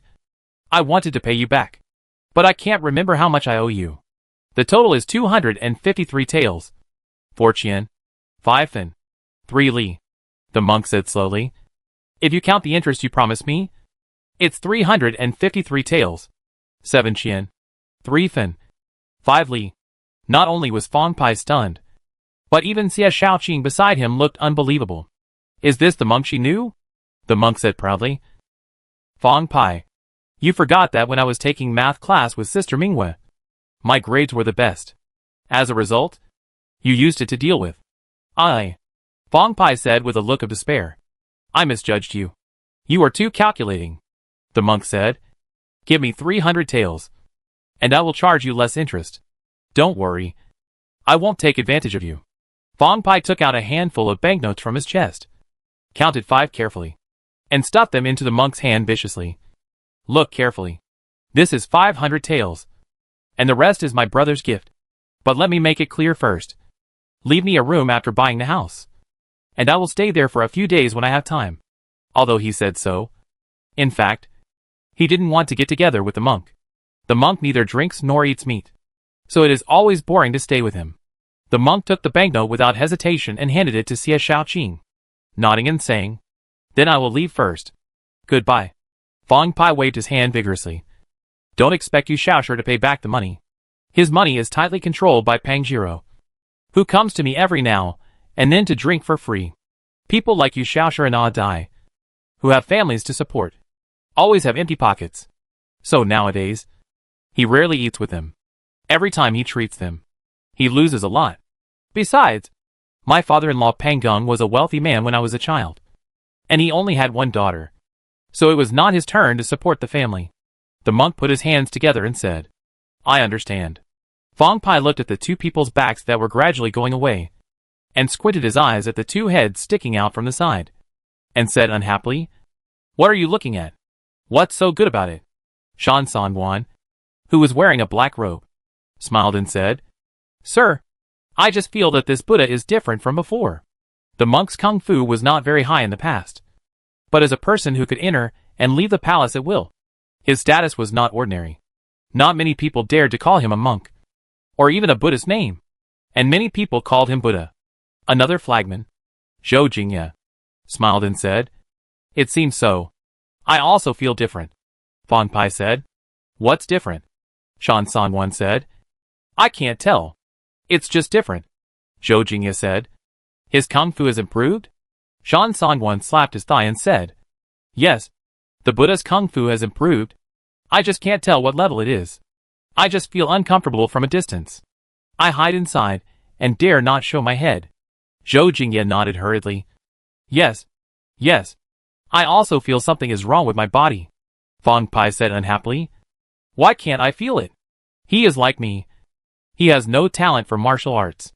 I will be a 6th-rank monk at best in this life. Zhou Jingye said cautiously. Sir, Lao Dan and I are both 8th-rank monks. If he could scare these two 8th-rank monks so much that they dared not show their heads, how could the monk's kung fu be simple? Fong Pai said. Are you sure you are not afraid of Xie Shaoqing? That woman is a 9th-rank monk. Zhou Jingye said. Sir, we are sure that it is the aura of the Buddha that makes us feel uncomfortable. Fong Pai scratched his head and said, Is it really that his kung fu has improved? He still didn't believe it. From the beginning to the end, he didn't feel anything. The monk was still the same monk, except that his clothes were a little dirty. There was no difference from before. After the monk got the money, he asked Guo Zhao to buy a small courtyard near the prince's mansion. He spent 200 taels in total. From then on, he had a place to stay in Hong Kong City. Yi Chiu looked at the kind-looking monk and said puzzledly, Monk, I don't understand what rank you are now. He had a feeling that if he really faced the monk, he would have no hope of winning. The monk shook his head and said, I don't know. The blind man said, I guess you must have had some good fortune on this trip to Sichuan. Stretch out your hand. The monk handed over his wrist as he was told. The blind man took his pulse and frowned. The pulse is strong, but it is a bit messy. Go into seclusion. Yichio also curiously stretched out his hand to take the pulse. But as soon as he touched it, his whole body twitched. It was too late to pull his hand away. Seeing this, the monk gently pushed his wrist and threw him aside. Yichio's face flushed, and after adjusting his breath, he said after a while, How come your star-absorbing technique is so powerful? He not only felt the gap between him and the monk, but also the gap between him and the blind man. Why was there nothing wrong with the blind man's hand? The monk still shook his head and said, I really don't know. The blind man waved his hand and said, Don't think about it if you don't know. When the steward comes back, he must know something. What you need to do now is to retreat well in the mansion. Yichio and I will guard you, and there will be no external interference. The monk hesitated and said, Thank you very much. After returning home and explaining to Xie Shaoqing, he moved into the wing room of the Huang mansion and stayed indoors. The concierge Sun Chung often saw Xie Shaoqing wandering at the gate of the Huang mansion. Girl, you really can't go in. Sun Chung didn't dare to look directly at the fairy-like woman in front of him. You should be able to come out of seclusion as a monk. He really envied the monks indescribably. He had made up his mind to be like the monks and find such a beautiful woman as his lover. Chapter 394 Liang Lu. Although he is just a doorman, he has a good brother. He wants to shout to the world, My brother is Sun Chengda. In the past, when his brother was not successful, the world was full of malice towards him, and he was always against him.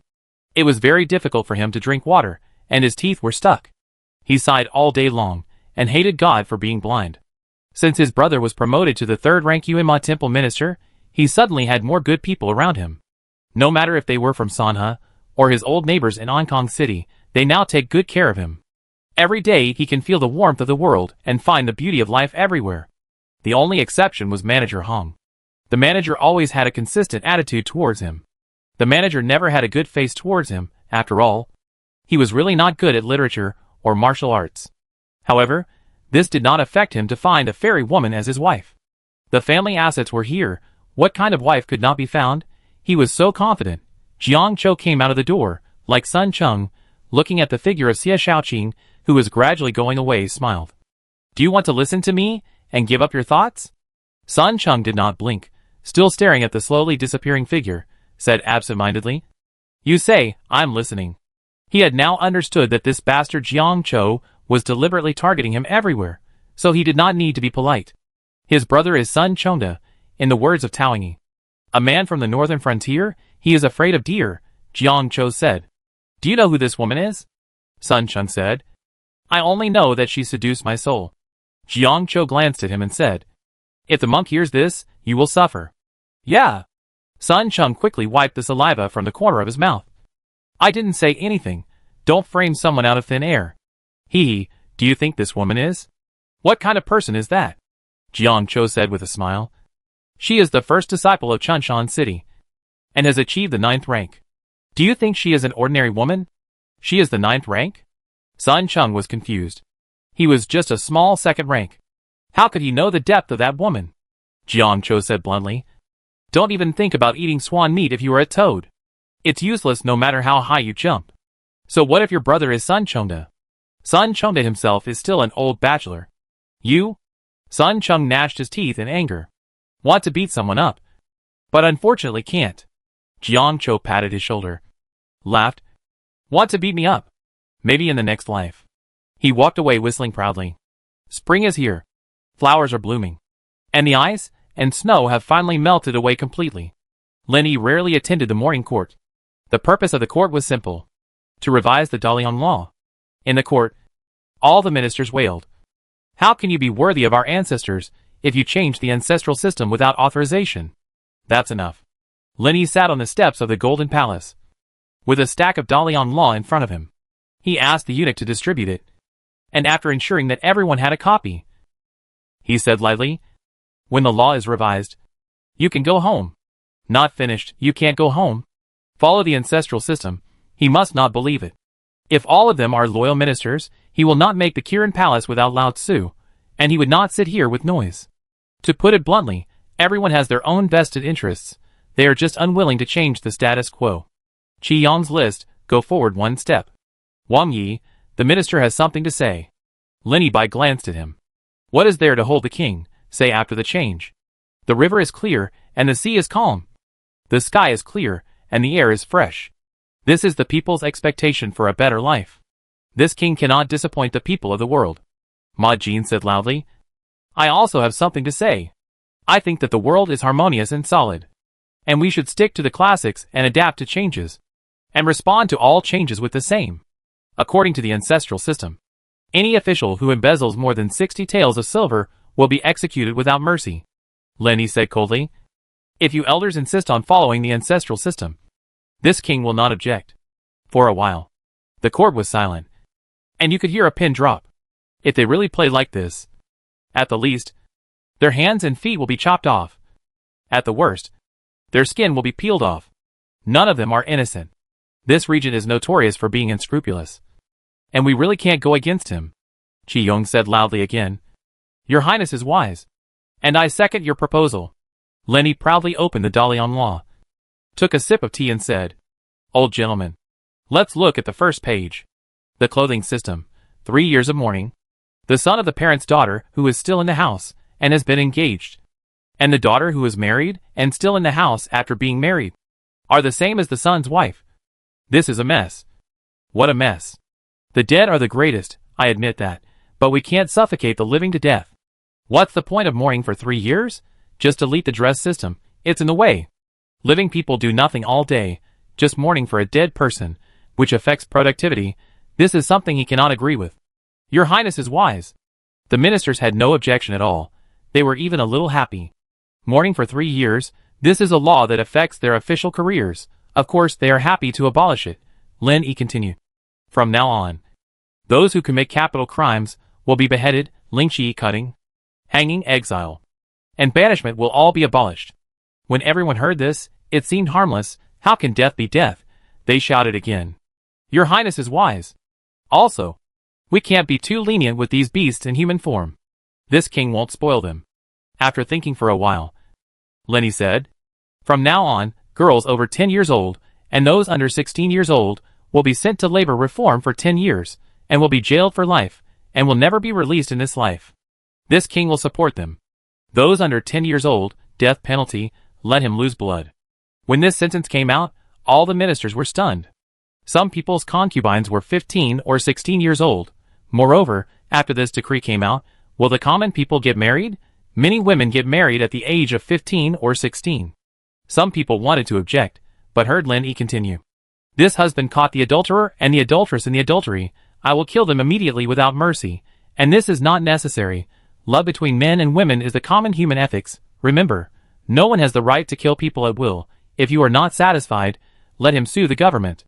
Lin Yi has always been lazy, but in order to revise the Dalian Law, he has been preparing these days, and he has been reading the Dalian Law again and again without getting tired of it. He is not a professional legal person, but as a young man who has been immersed in the internet and is addicted to mobile phones, he knows some common sense about the law. The law should not force people to do things that are difficult for them. For example, the simplest one is that cheating is immoral, but it is not illegal. At this moment, looking at the densely packed Dalian Law with charcoal pencil notes, he spoke eloquently and incessantly. Unconsciously, he talked from the morning hour to the evening hour. During this time, Lin Yi took a sip of tea and a piece of cake from time to time, while the ministers were hungry and could hardly stand. Seeing Lin Yi eating with gusto, everyone wanted to tear him apart. How could a human being do this? Some of the brave ones just sat on the ground. And the 8 proposals. I said it a few days ago. Cancel it, and the prince will be punished the same as the common people. Your Highness is wise. The response from below was weak. They didn't dare to object now. They just wanted to finish with the prince quickly, so that they could go home quickly. Everyone, Lin Yi said with a smile. I won't make it difficult for you. Let's leave it at that for today. We will continue the discussion tomorrow. I hope everyone can speak freely, and don't spoil the fun like today. He couldn't force them too much. Starving the ministers of the dynasty to death would be a bit too much. Thank you, Your Highness. After the ministers kowtowed, they left the Golden Palace with the help of the Imperial Guards, and almost cried as they looked at the setting sun. This regent is not a human being. On the second day of the morning court, everyone learned to be smart, and brought a small lunch box when they went to court. Lin Yi continued to read the laws and decrees he had revised, completely a one-man show, and the ministers in the court were his tools. On the fifth day, he gave the ministers a chance to speak, and after revising the draft 3 times, he stamped it with the imperial seal, and announced it to the world. The whole country was in uproar. Many old scholars cried, as if their parents had died. Lin Yi pretended not to hear. The hilt of the knife was in his hand. He was very willful. The prefect of Hong Kong City, the Dali Temple, the Provincial Administration Commissioner's Office, the Criminal Investigation Commissioner's Office, the Command Commissioner's Office, the 6 ministries concentrated on studying the spirit of Lin Yi's speech, to ensure that the Dalian law was implemented in practice. The most miserable was Chen Dishan, who had just arrived in Hong Kong City for less than half a month. He had served as the left assistant censor-in-chief, and was familiar with the Dalian law. Now he was promoted to the right censor-in-chief, and was in charge of the censorate. He was already overwhelmed with things to do, and now he had to preside over the training of the Dalian law, and was very busy. The constables in the government office below were also not having an easy time. Chao Xiuhuan covered his head with a thick copy of Dalian law inside. This is too thick.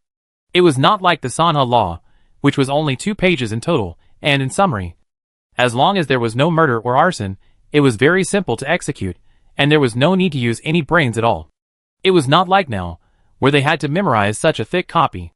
Joseon smiled and said, I heard that Lord Ma will come up with a case study in a few days, and anyone who fails the test will not be allowed to patrol the streets again.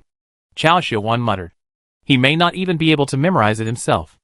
Joseon said, They are personally inspected by Lord Chen Dishan, and they will not be more comfortable than us. Besides, the lawyers in Hong Kong City are much better than that stinky Taoist priest Sun Xing. It is said that they could recite the Dalian law by heart on the 3rd day after it was printed. Yesterday, they made Lord Ma lose face in court. If Lord Ma couldn't recite it, wouldn't these lawyers be able to show off their power? Chao Xiuhuan said. Are you talking about Tang Jiyu? Joseon said with a smile. Who else could it be except him? This man is very mean. Chao Xiuhuan said. Other lawyers collude with officials and take over lawsuits. They are all bad. But he is an exception. He can distinguish between good and evil, and knows how to sympathize with the people. Otherwise, the prince would not be able to give him a plaque of the best lawyer in the world. Okay, let's not talk about him anymore. Let's recite the Dalian law. I'll ask you 2 questions. What is ruling the country by law? What is ruling the country by virtue? Rule the country by virtue to promote good. Rule the country by law to punish evil. Joseon recited haltingly, but finally managed to recite it completely. In the Qilin Palace, Emperor Delong threw away the newly printed Liang law directly, while slamming the table and roaring. How dare this? How dare this? How dare this? How dare this? Bastard. After that, he kept coughing. Lu Chaoyuan kept reciting it to him behind him. He Lian looked at the mess on the ground, and just picked up the book on the ground, and said with a smile, Your Majesty, calm down. Emperor Delong said with his eyes wide open. You bastard, you want to bully me. I dare not. He Lian lowered his head and said, I am afraid that your Majesty will get sick from anger, which is not good. Emperor Delong said, Send that rebellious son to see me. I obey your order. He Lian retreated. However, he went straight to the Imperial Household Department. After hearing what He Lian said, Xiao Shizi sneered. Can he see our prince whenever he wants? He Lian knelt on the ground, and said with a smile, What the eunuch said is right. Xiao Shizi said indifferently. However, I still have to report to the prince, prepare the horses, and let's go to the palace. Lin Yi was dozing on the chair. Xiao Shizi waited until Lin Yi opened his eyes, before he stepped forward and told him everything. You also smashed the book and the teacup? Lin Yi was also surprised to hear that his father was angry. Xiao Shizi said carefully. The emperor must be very angry this time. And he has coughed up blood. Then go to the palace and see. Lin Yi wanted to know what his father was like. After entering the palace, looking at the gloomy and uncertain Emperor Delong, Lin Yi was very puzzled. When he imprisoned his father in Qilin Palace, he didn't see his father so angry, for the harmonious development of Daliang. What's wrong with changing the law? It's just making a fuss over nothing. Father, what's wrong with you? Rebellious son. Rebellious son. Emperor Dalong threw the inkstone away. Yi Qiu was quick to catch it, glanced at Lu Chaoyuan who was lowering his head, and then stood on the right side of the prince. Lin Yi patted his chest in fear, pretending to be very aggrieved. Father, you must let your son die with a clear conscience. Right? You are so angry for no reason. Is changing the ancestral laws more serious than usurping the throne? Dalong said hatefully. The ancestral precepts say, all my descendants, obey my orders, do not be clever, disrupt my established laws, and not a single word can be changed. You are so brave. Who asked you to change it? Lin Yi said disapprovingly. Father, if you don't change it, the world will no longer be named Lin. The king is the leader of the ministers, the father is the leader of the sons, and the husband is the leader of the wife. Emperor Dalong slowly walked towards Lin Yi. You are so perverse, aren't you afraid that the people of the world will attack you? So this is what father cares about. Lin Yi finally understood his father's pain point. In the newly revised Dalian law, a son who disobeys his parents is not considered a crime of rebellion, and the lawsuit to the government office can only be mediated at most. Moreover, parents and elders no longer have the right to kill their children. Killing a child is the same as killing a person. Killing a person must be punished with death. He looked at Emperor Dalong who was getting closer and closer, and said with a smile, to be submissive, and to put one's parents in an unjust position, is a kind of unfilial behavior. This is also following the ancient teachings. Father, I say, you should just enjoy your retirement in peace. Let you occupy the legal right, and you have no ability to turn things around. Heaven is high and earth is low, the universe is determined, the high and the low are arranged, and the noble and the humble are in their positions. Emperor Dalong said coldly, you disregard the will of heaven, and you will be punished by heaven in the future. Their faces were almost touching. It was the first time that Lin Yi was so close to Emperor Dalong. He did not take a step back, and said lightly, my son has served the country and the people, and I just want to have a clear conscience. After that, he turned around and left. It is impossible to reason with the same futile stubborn old man, so it is better to save your breath. Chapter 395 Unforeseen Disaster. Unfortunately, he didn't know much about the law, and what he was doing was just some superficial work. After all, the hugeness of the legal system, and the complexity of handling legal affairs, are beyond the imagination of ordinary people. In the judicial office, he saw with his own eyes that there was a whole room just for the interpretation of the norms surrounding the one mediation of disputes. If you only have intelligence but no patience, legal studies can persuade 99% of people to quit. He still had to invite back those old masters from the Imperial College and the court who often scolded him. They were the real legal experts. Sometimes, he knew his own shortcomings. That is, he liked to be self-righteous as a modern person and looked down on the ancients. After thinking it through, he realized that he was just picking on the weak. Leibniz and Newton, Schrödinger, Planck, and Cavendish were also considered ancient people. Why didn't he dare to look down on them? The most important thing is that these great scholars are really not weak persimmons. In terms of level, these people are much better than him. For example, in the court, those people said things like the main point of legislation is to make good people encourage their virtues and enjoy their politics, and evil people feel sorry for their disasters and regret their actions. All officials must read it carefully, explain the meaning of the law, and resolve affairs. Law is a book of rules and regulations, not a book that exhausts rationality. So the text is concise, and the examples are straightforward. He didn't understand them, but still thought it was very powerful. In terms of professionalism, these people beat him so badly that his parents didn't recognize him. Sometimes, he still had to be modest and not treat others as fools. He had the same brain capacity as the ancients, and no one was smarter than anyone else. Folk science was not good, and it was best not to challenge others' expertise with your own amateur skills. At the same time, you had to understand the limitations of the times. Your Highness, Xiao Shizi followed Lin Yi closely. Lu Chaoyuan is getting more and more presumptuous. Lin Yi snorted coldly, then warned him. Be a man, do your duty, and be indecisive, and you will not get any good results. Xiao Shizi looked at Yi Qiu.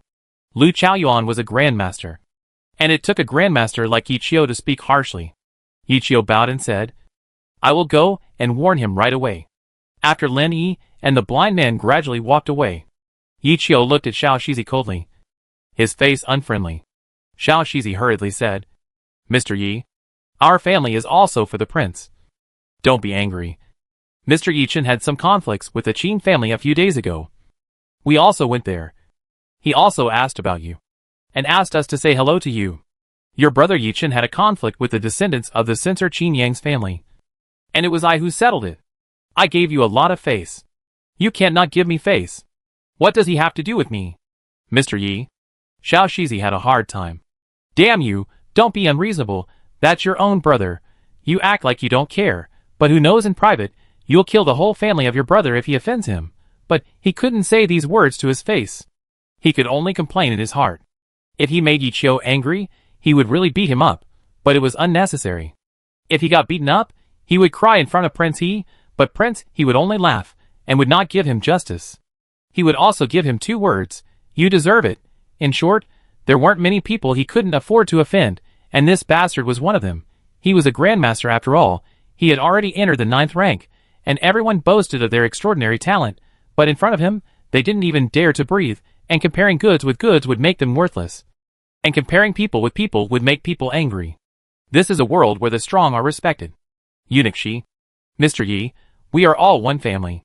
Hearing this address, Xiao Shizi's legs trembled with fear. Don't talk about other people's opinions. Humph.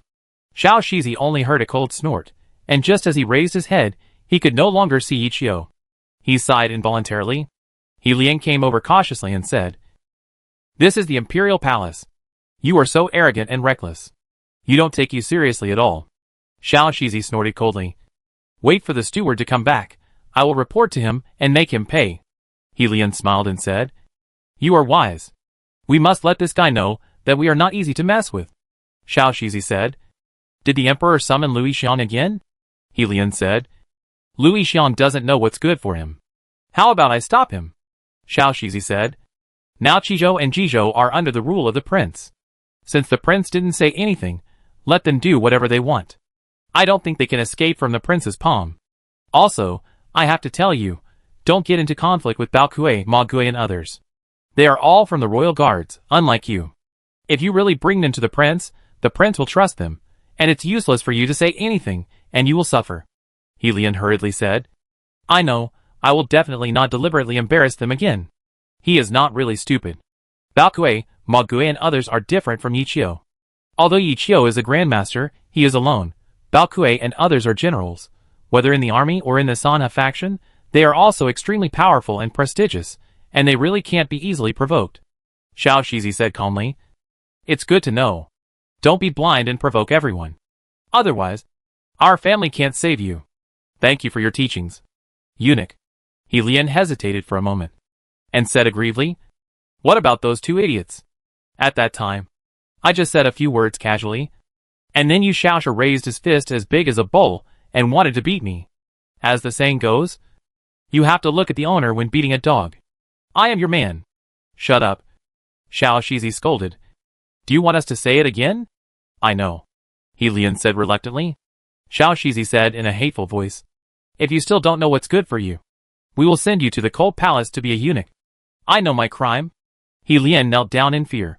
Since he and the prince took control of the government, they have pardoned the whole country, including the poor women in the cold palace. No matter what their crimes were, they were all released. Even the concubines who went crazy were taken away by their families outside the palace.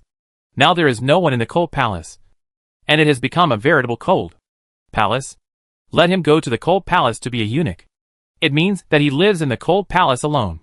After Yu Shaosha and Ah Dai followed the prince out of the palace, they grumbled to the new commander Jiao Zhong for a few words, and left the guard team, and went to the North City.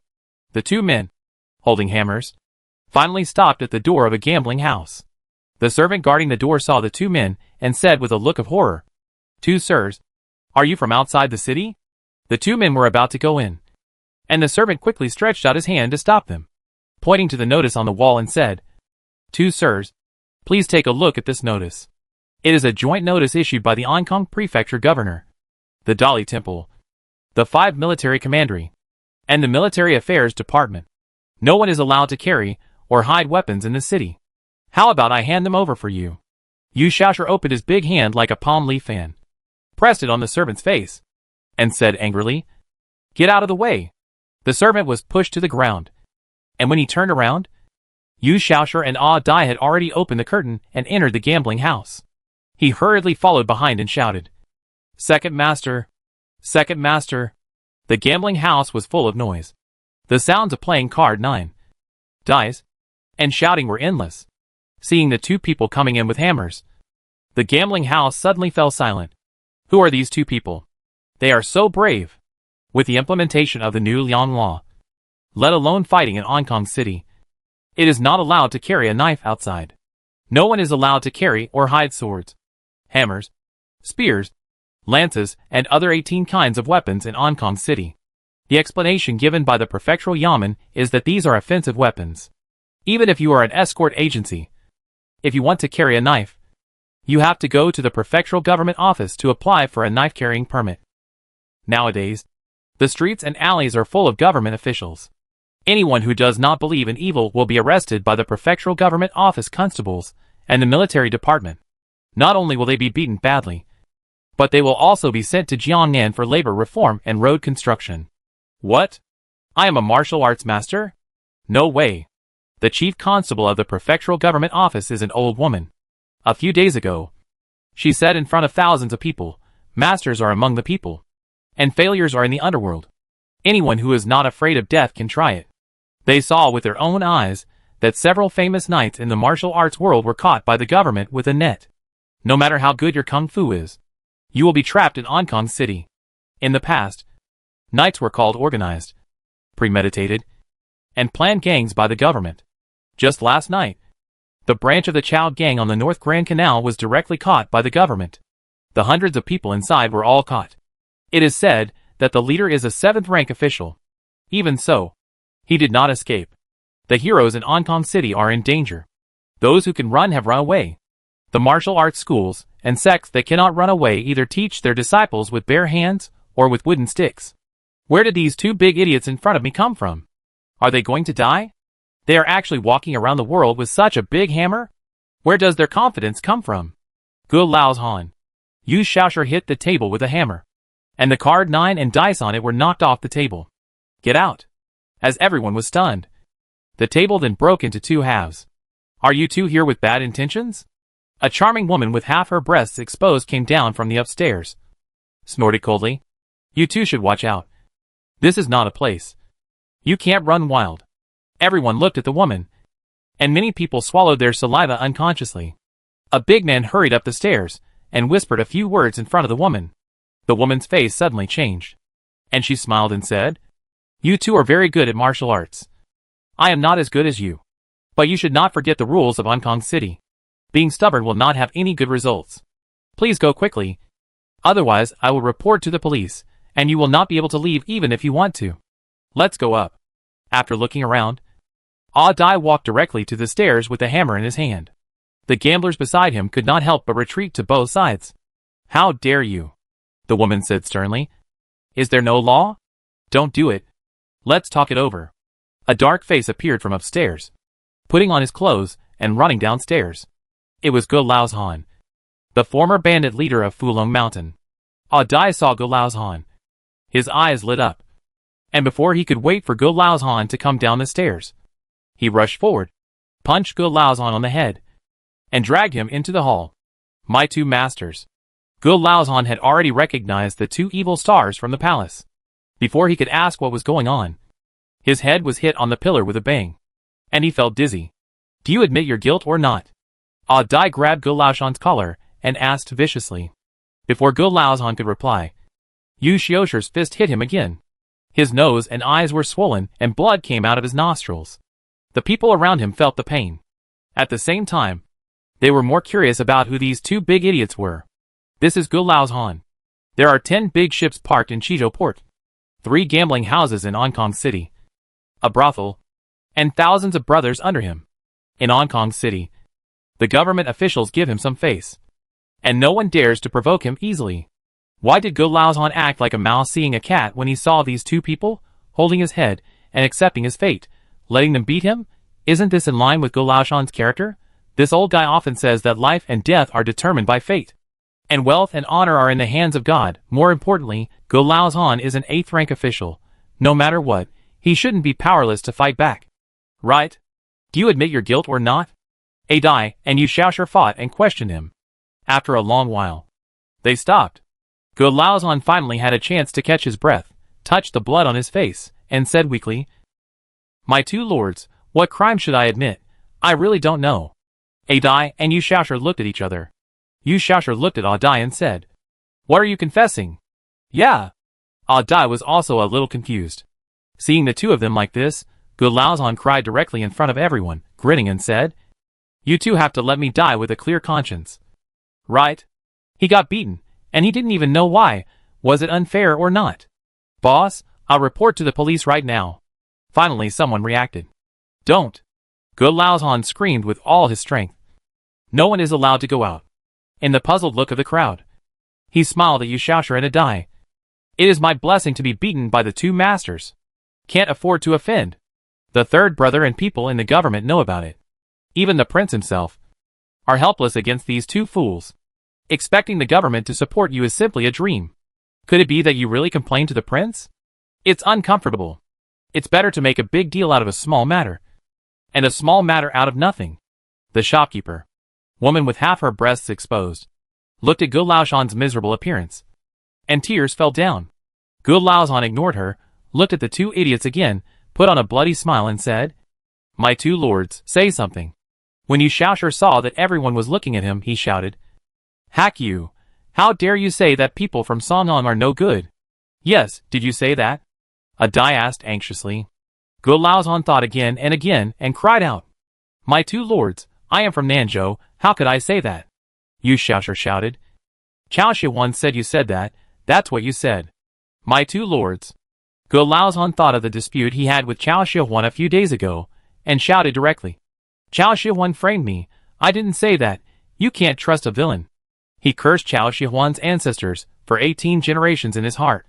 "You bitch, you can't do anything to me, so you tricked two idiots to deal with me." Chapter 396, Can't Afford to Offend. This is clearly borrowing a knife to kill someone, and, why borrow the knife from Yu Xiaoshi and the other two bastards?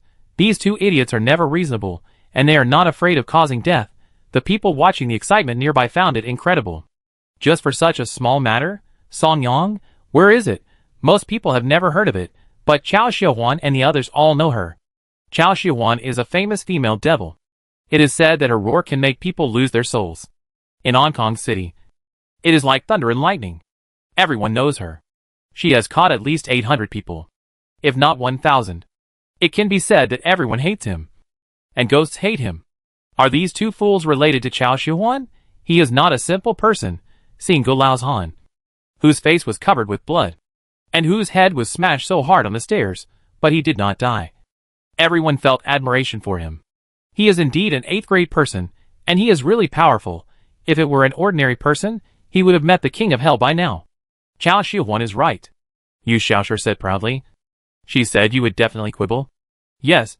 Yes. You actually dare to quibble. Dai echoed. And with a snap, he slapped Go Laozhan again. You are not a good person. Wait a minute. Go Laozhan covered his face, and did not cry yet. Seeing that the two were going to fight, he quickly stretched out his hands to cover his face and said, "Can you respect me? We are all from the same hometown." Yu Xiaoshi said unhappily. "Who is your fellow villager?" Chao Shihuan said. "When fellow villagers meet, they will stab each other in the back. Just punch." Go Laozhan shouted again. "Wait, can we fight somewhere else?" Go Laozhan is also a well-known figure, with so many people watching. How can he survive in the future? Yu Xiaoshi said. That's right. I told the prince not to hit people in the face. It's really not good to hit you in the face all the time. Go Laozhan heard this, and before he could be happy, he suddenly felt a pain in his stomach and screamed again. Why did he hit him in the stomach this time? The sweat on his forehead came out due to the pain, mixed with blood, and flowed directly from his face to his neck and clothes. Looking at the two stubborn fools, he could only continue to smile and say, "My two masters? You are all smart people. How can you be deceived by a villain?" He really said this against his conscience. Smart? He didn't call them idiots. which was polite. He said loudly, I'm not as old as you. Don't call me grandpa. Yes. Yes. Go Laozhan said helplessly. Think about it. We are all from Nanzhou. If I scold you, I am scolding myself. Right? Chao Shihuan. This bitch is from Sanhe. She is not on the same side with us. And she is just trying to sow discord. When we are from Nanzhou, we should help each other and support each other when we are away from home. Seeing that the two showed signs of giving in, he trembled and took out a handful of banknotes from his pocket, and said with a flattering face, We have an old saying in Nanzhou. Buddha relies on lifting. People carry things. This little money is not a respect. You two brothers, take it. It is my little gift. Ah Dai swallowed his saliva at the banknotes, and then said loudly, Do you think I'm stupid? My mother said that eating depends on the weather. That's right. That's right. Yu Shaoshi stared at the banknotes, but said, Chao Shihuan said that anyone who takes money randomly will be sent to labor reform.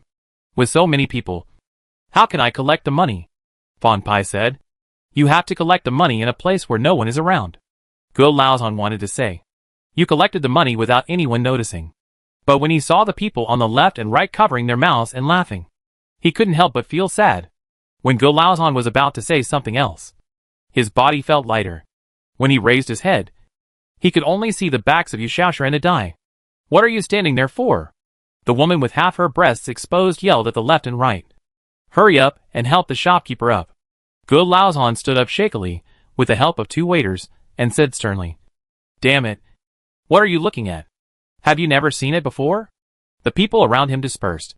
Go Laozhan put his hand on his lower back, and after going upstairs, he let the woman wipe his wound, and he cried out in pain while wiping.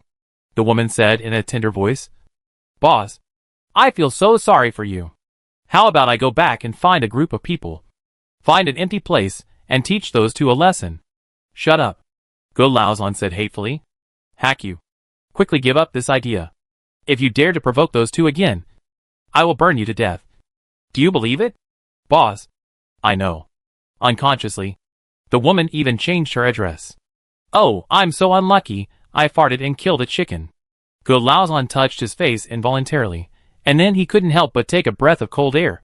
Damn, these two bastards, they were too cruel, and showed no mercy.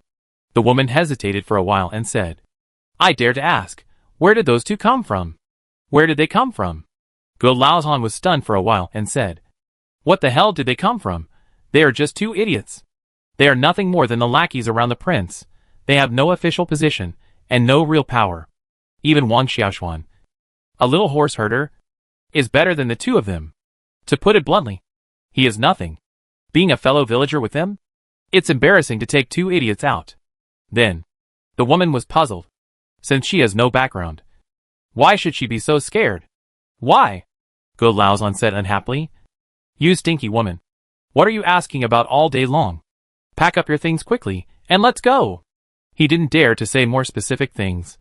Women's mouths are not guarded. If a little bit of the wind leaks out, it will spread as a rumor, and he will inevitably be punished again. Ah! The woman was stunned. Where are we going? Go Laozhan said. Of course we go home. Which home? The woman felt even more wronged. Go Laozhan has many businesses and concubines, so he has a home wherever he goes. Of course it's Nanzhou. Go Laozhan sighed. Where else can I go? The woman said puzzledly. Boss, now is the time for us to show our strength. If we leave easily, it will be a pity. What a pity, when I was not here, didn't you do business as usual? Go Laozhan figured it out. Chao Shihuan represents the prince's intentions to a certain extent. Now Chao Shihuan dares to target him everywhere. She must have something to rely on. Just because he didn't get into trouble today, it doesn't mean he won't get into trouble in the future. People should not fight officials. It is better to leave early. The most important thing is, I was beaten by two idiots this time, which is embarrassing. How can I stay in Ankong City? Boss, the woman said in embarrassment. I used to be here. If I leave, I will be afraid. What are you afraid of? Go Laozhan asked. Do you think that without you, my gambling house will have to close down? Boss, you know, I don't mean that, the woman said coquettishly. Madam has always looked down on me. You said that if you go back to Nanzhou, You will be caught in the middle. I am doing this for your own good. That's true. Gu Laozhan scratched his head. If you don't want to go back, then don't go back. Then hurry up. Don't stand there. Pack my things for me. I'm leaving now. Although he didn't have as many women as the emperor. He didn't have a lot. So one more woman wouldn't make much difference. And one less woman wouldn't make much difference. Thank you, boss. The woman happily agreed. And then continued. Boss, there is one more thing I forgot to tell you. Sanhuan Temple has opened a gambling house, which is less than 5 miles away from us. Boss, don't you think this is deliberately embarrassing you? Gu Laozhan frowned and said. Where are you from? The woman said. I'm from Sanha, and my surname is Yi. Yi? Gu Laozhan glanced at the woman and said. Do you know his name? The woman said. Yichen. Yichen. Gu Laozhan continued. Are you sure you have found out all his details? The woman said proudly. I know. It is said that he has some connections in the palace. He had a conflict with Qin Yin, the son of Qin Yang, the censor, a few days ago. It was someone in the palace who came forward to help him. With a snap, the woman covered her face in disbelief, crying, Boss, what did I do wrong? Wrong. Gu Laozhan rubbed his sore hands, hating her for not fighting. You don't even know their bottom line. And you dare to say that you have investigated it clearly? Sanha Yi family. You can provoke them whenever you want? Damn it. Be quiet, you prodigal woman. I won't stop you if you want to die. Don't harm me. But? No buts. Seeing her delicate face suddenly red and swollen, Gu Laozhan felt distressed again, and said softly, You don't understand. Anyway, remember, we can't afford to provoke them. And if we say we want to kill the whole family, we have to kill the whole family. Jiang Zhou said that if Yi Qiu wanted to kill the whole family, even the prince might not be able to stop him. I know. The woman wiped her tears and said, Oh, by the way, Gu Laozhan thought for a moment and reminded, I invested money in the house that Tian Xixi built outside the city. You should pay attention to it, and pay attention to it. The woman said, Boss, don't worry. Nothing will happen. I'm watching it. It will definitely be fine. There are members of Sanha Bank in it. Sanha Bank is the property of Prince He. If this bastard dares to do something wrong, Prince, he will be the first to not forgive him. Gu Laozhan's eyes suddenly looked at the woman. It's you. What's wrong with me? The woman felt uncomfortable being stared at by him. Gu Laozhan snorted coldly. I saw it last time. Tian Xixi, that bastard, had a bad look on his face. You know what's going on. Don't let me wear a green turban. Boss, what are you talking about? The woman pretended to be angry, patted Gu Laozhan's shoulder and said, I love you wholeheartedly. Gu Laozhan patted her thin white fingers and sighed. It's not that I don't trust you. It's just that Tian Xixi, that bastard, is lustful. And you are so beautiful. You are really a feast for the eyes. If you say that again, I will ignore you. The woman pouted and turned away. Then I won't say anything. I'm leaving. I can't stay here any longer. Gu Laozhan left like that. After a month or so of seclusion, the monk finally came out. Lin could smell the sour smell on his body from a distance, and asked with his nose covered, How long have you not taken a bath? Your Highness, I take a bath every day. The monk said expressionlessly.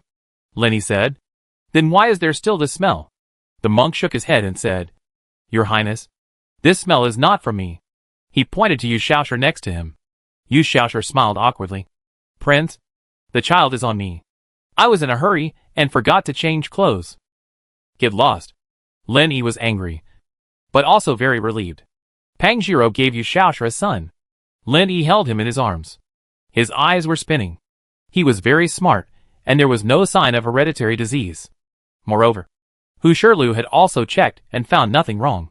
Yu Shaoshur said blankly, Where are you going? Jiao Zhong endured the stench and pulled him aside.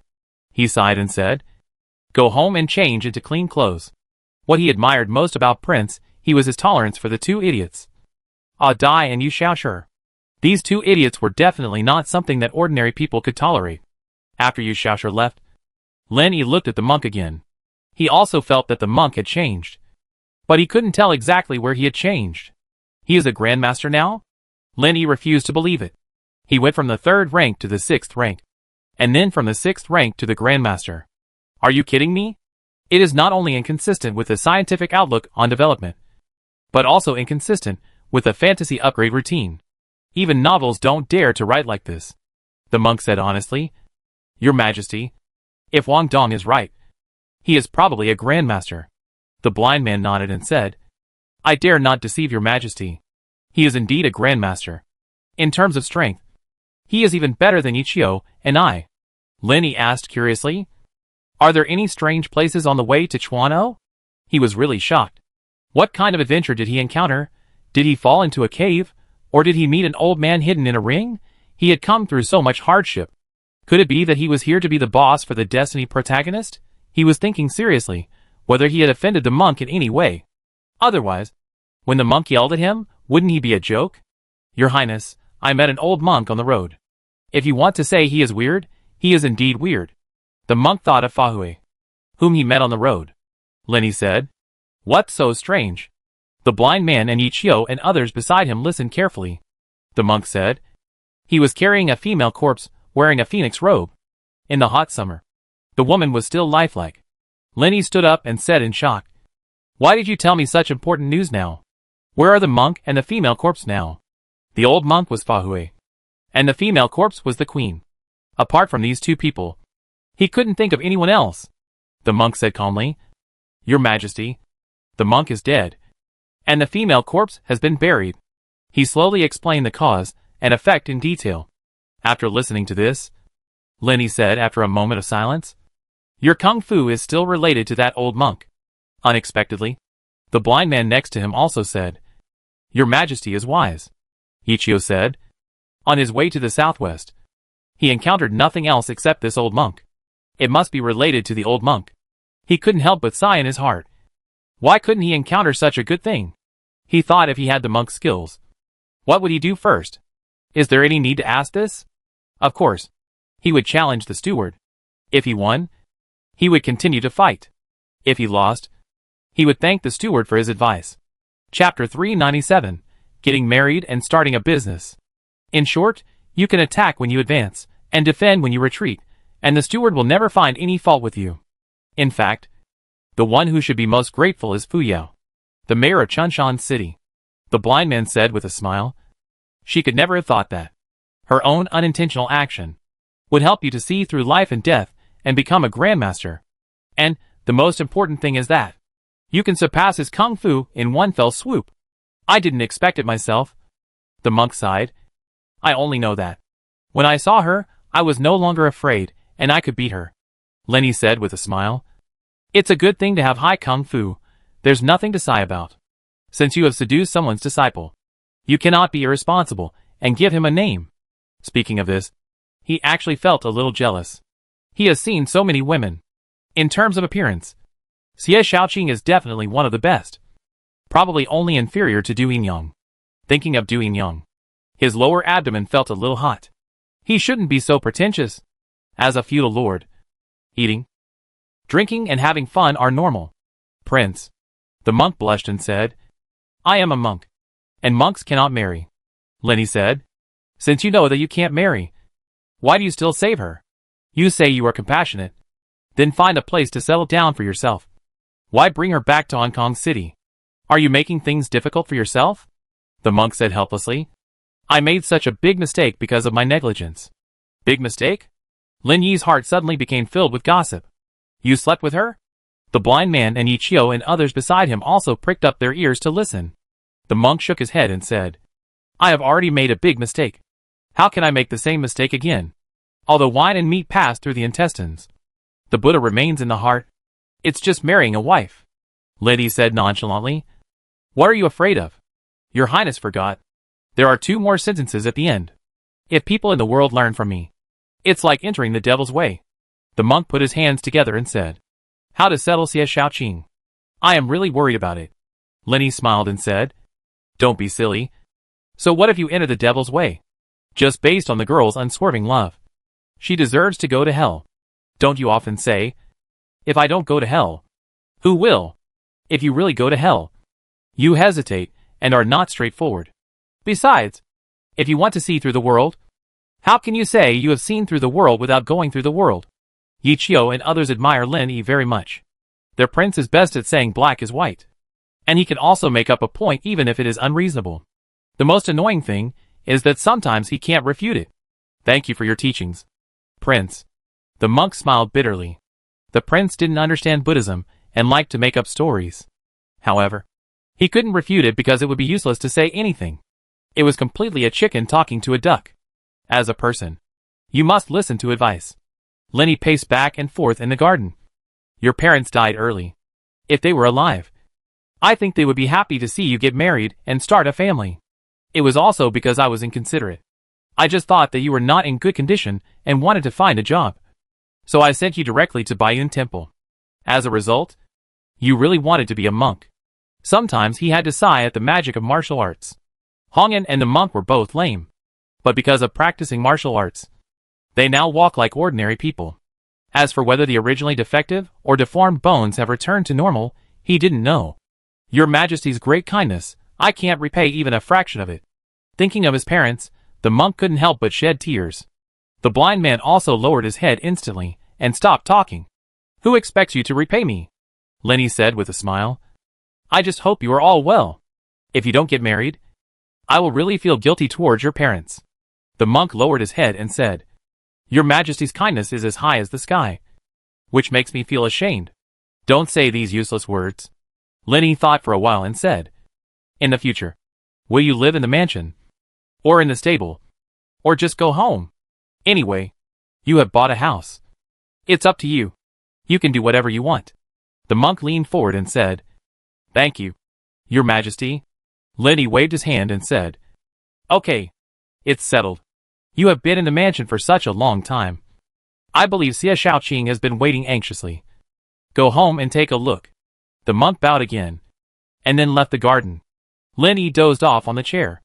Yichio had nothing to do, so he prepared to go back to the horse stable. As soon as he reached the edge of the rockery, he met Sun Chung.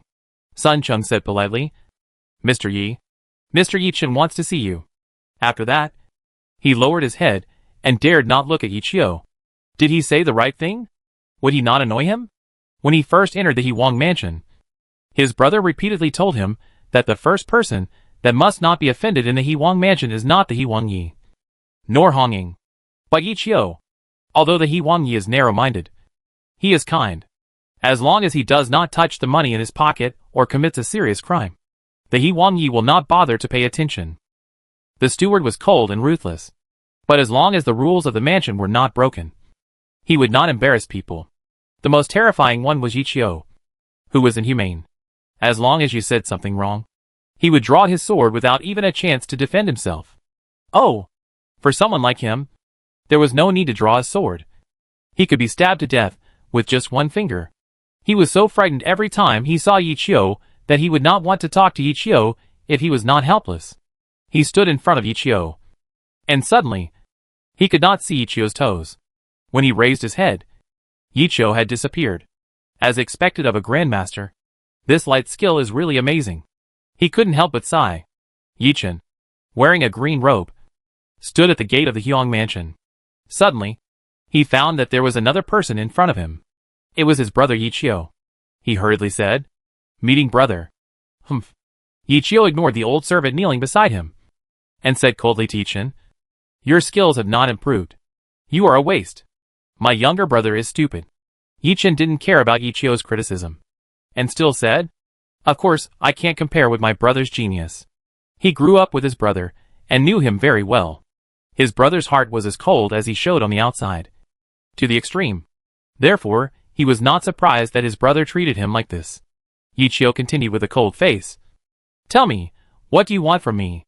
Yichen took out a stack of banknotes from his arms, held them above his head with both hands. Before I came to Hong Kong City, my mother specifically told me that poor family means rich road, and it is not easy for my brother to be alone outside, so please accept this money. Yichio said expressionlessly, Am I a person who is short of money? As long as he showed his sword, there were countless people in the world begging to give him money. Brother, Yichen said, This is what you deserve.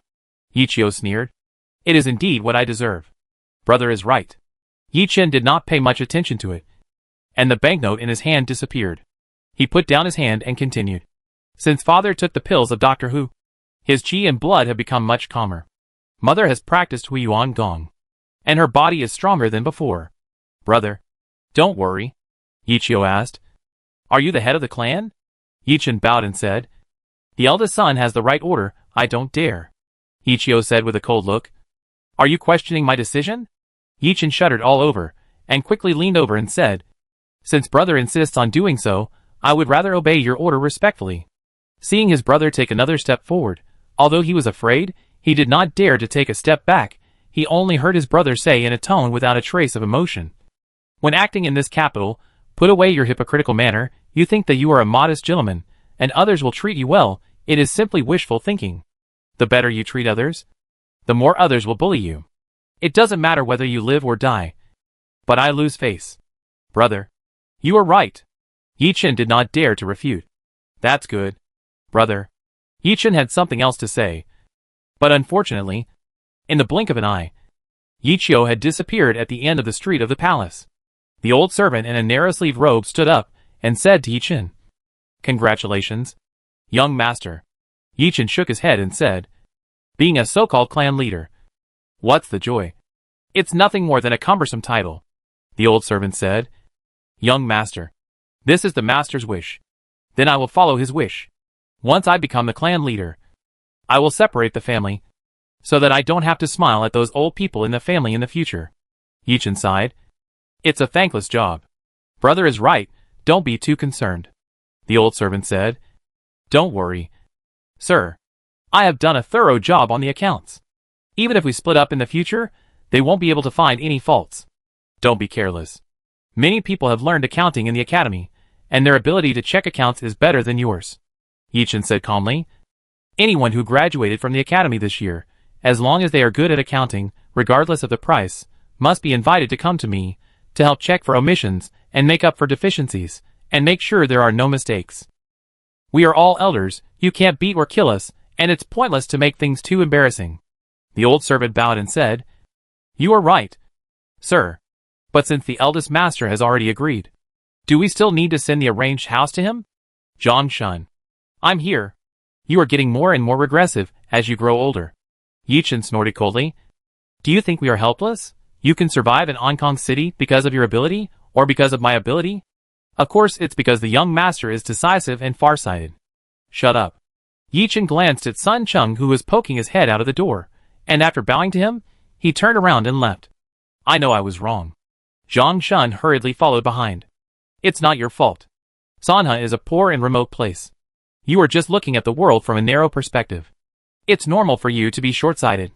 Yichen walked while shaking his fan and said, Censor, do you know what rank he is? If he moves his finger, all of us will be killed here. Zhang Shun hurriedly said. Fortunately, the young master is on good terms with Eunuch Shi. Otherwise this time we would be in big trouble. On good terms? Yichen snorted coldly.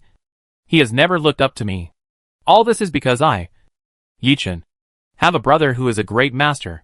If I didn't have a brother, do you think I would be qualified to talk to Eunuch Shi? This, Zhang Shun had to lower his head. He had to admit that what Yichen said was right. Since I came to Sanha with the prince, both the Liang family and the Wang family have greatly increased their strength. My father is ill, and I lack experience. It is a good opportunity to destroy my Yi family in one fell swoop. Yichen sighed. Do you know why they haven't taken action yet? Zhang Shun said.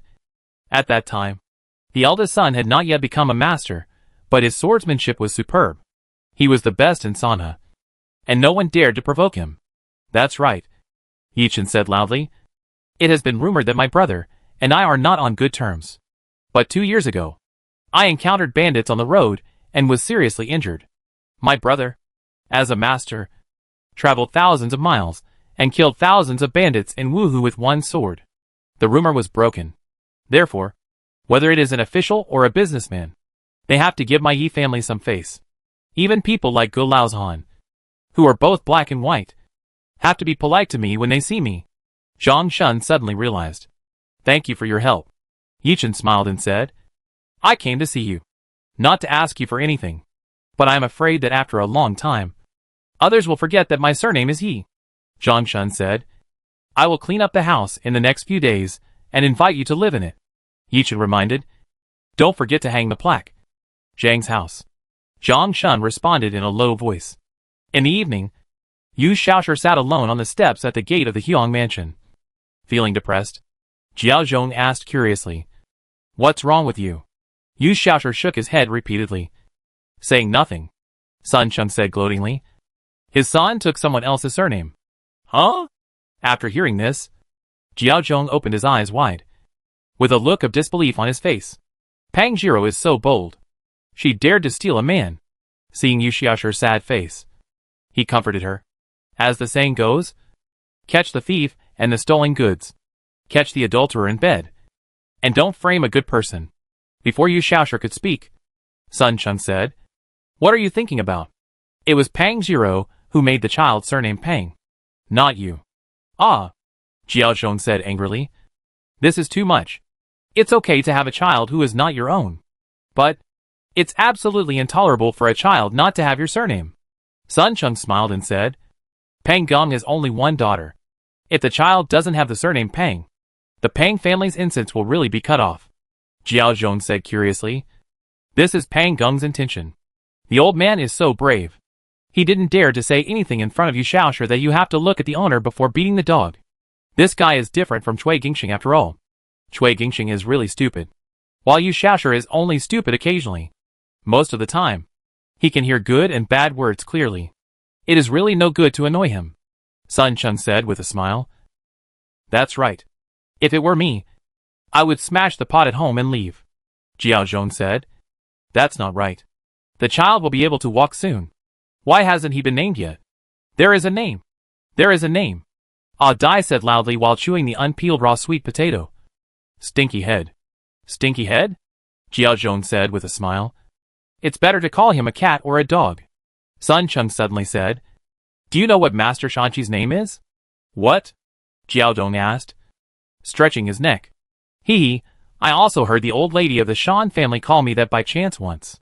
You can't tell others, Sun Chung said with a suppressed laugh. Shan Fei. You heard it right, the fat of a fat pig. People from Nanzhou are really good at giving nicknames.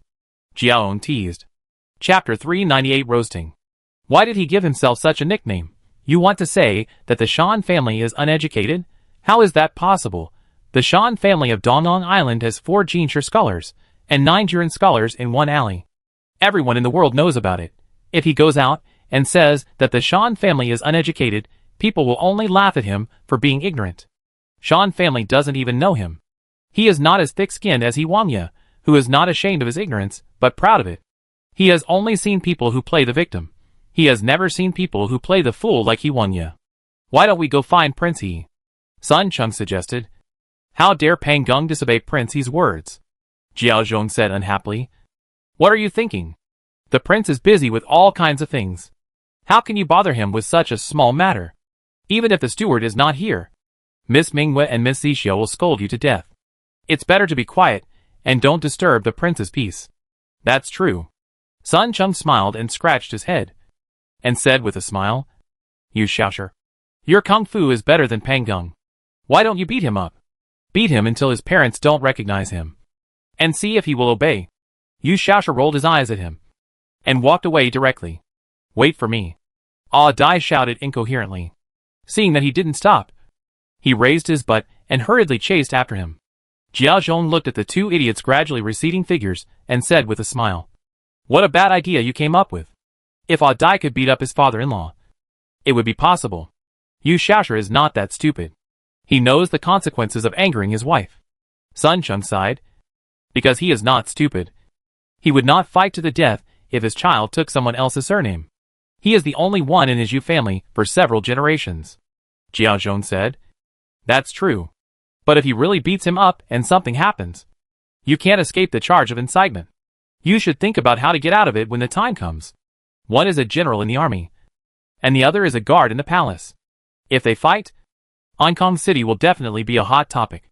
It is definitely not a small matter. Let's not talk about the prince for now. Lord He Jixiang will not forgive them. They will affect the stability and unity of Hong Kong City. How can this be tolerated? Damn it. I'm in trouble now? Sun Chung looked incredulous. Jiao Long was right. If he really wanted to make a fuss, he would not be able to escape the crime of incitement. Moreover, it might be even more serious. After all, everyone knows that Yu Shaoshi is a fool. Sun Chung is a so-called smart person. A smart person instigates a fool with ulterior motives. What does he want to do? Do you want to rebel? At that time, unless his brother is the prince, no one can protect him. Lord He Jixiang never tolerates any sand in his eyes. The more he thought about it, the more frightened he became, and his legs trembled. Hey, did you scare yourself? Jiao Zhong hurriedly supported Sun Chung, who was about to fall, and said with a smile, Do you know how serious it is? Why are you still standing there? Hurry up and stop him. Sun Chung just ran a few steps, and suddenly stopped again, and said to Jiao Zhong, I am on duty today. If I leave casually, the crime of leaving duty without permission will not be much lighter than incitement. Jiao Zhong waved his hand and said, Go quickly. I'll find someone to take your place. He was happy to be a good person when it came to matters within his authority. Thank you, Commander. Sun Chung hurried away. Spring plowing in Hong Kong City has begun. The thousands of crystal raindrops hanging from the sky shroud everything in a hazy mist. There are still people passing by the south gate, in addition to vendors doing business, businessmen, and from time to time, officials escorting prisoners. Both officials and prisoners are soaked. Hurry up. An official wiped the rain off his face, pushed an old man with heavy shackles and fetters.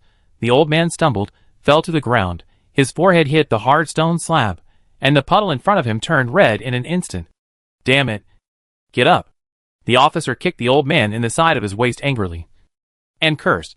I am unlucky to be escorting you old guys. The old man groaned, and supported himself on the ground with both hands. After trying several times, he finally stood up shakily, revealing his bloody face, and continued to stagger forward. Lord Lu. How could he be arrested? Jiang Yi, who was standing aside, frowned. Han Long, who was standing aside, asked curiously, Lord, do you know him? He was originally the gatekeeper of the South Gate. After entering the capital with the prince, he did not kill people or leave vacancies. The old people were transferred to other places. For example, he was in the military department, serving as the commander of the South Gate military department under Jiang Yi. His official position was promoted, but his duties remained the same. He still guarded the city gate.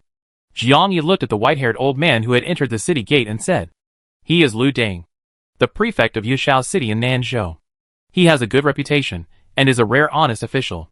It's strange, Han Long said. Sir, since the beginning of the year, the court has been rectifying the administration of officials. All corrupt officials have been escorted to Hong Kong City. After the third trial, they will all be executed in the autumn. Jiang Yi snorted coldly. If you say that others are corrupt and abuse their power, I believe it. 100 times. People become officials just for money. Who doesn't love money? But, this old man, it is absolutely impossible. You go and find out, see what this old man has done wrong, and then report back to me. Han Long bowed and said, Don't worry. Sir, I will go right away. No need to go. Fong Pai suddenly appeared behind the two people with Shan Sanguan and Zhou Jingye. If you want to know anything, just come and ask me directly. Brother Fong, please give me more advice. Jiang Yi leaned forward and bowed. You also know that I am from Yushao City, Nanzhou, and I know the situation of this old man. He was very wise in Yushao City. How did he end up like this? He was definitely not a good person. However, he never disdained to associate with people of the same kind as himself.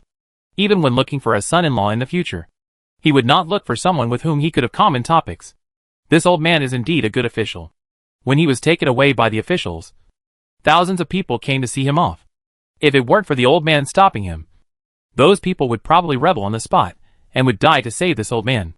Fong Pai sighed. It's rare for us in Nanzhou to have such a good official. But he didn't end up well. Jiang Yi asked in confusion. Then why did they arrest this old man? Fong Pai snorted coldly. Prince, he was determined to rectify the administration of officials. Some people who were dissatisfied with Prince, he were reluctant to sing the opposite tune, but were unwilling to obey. So they began to stir up trouble. Tell the prince what this is called. Oh yes, it's called low-level red and high-level black, supposedly supporting you, but you just want to make things worse. Last year, Yushao City was overturned, mountains collapsed, houses collapsed, people suffered more than 10,000 casualties. There was no time to report to the capital. This old man was kind-hearted. He made the decision on his own, opened the warehouse to release grain, to provide relief to the victims. So he was caught and impeached. Now that the new accounting system is being implemented, it's hard to understand for a while, let alone explain. Jiang sighed. So the prince already knew about this? Fang Pai pursed his lips. Do you think we are freeloaders? These people actually played these tricks with the prince. It's clear that they want to sow discord. Let the people complain. It's simply evil. Jiang continued. These days, there are at least 300 prisoners escorted to the capital from all over the country. If not 500. If the situation continues, I am afraid it will damage the reputation of the prince. Fang Pai glanced at him and said, Do you think the prince doesn't know? No, you should stay out of your own business and just guard your city gates.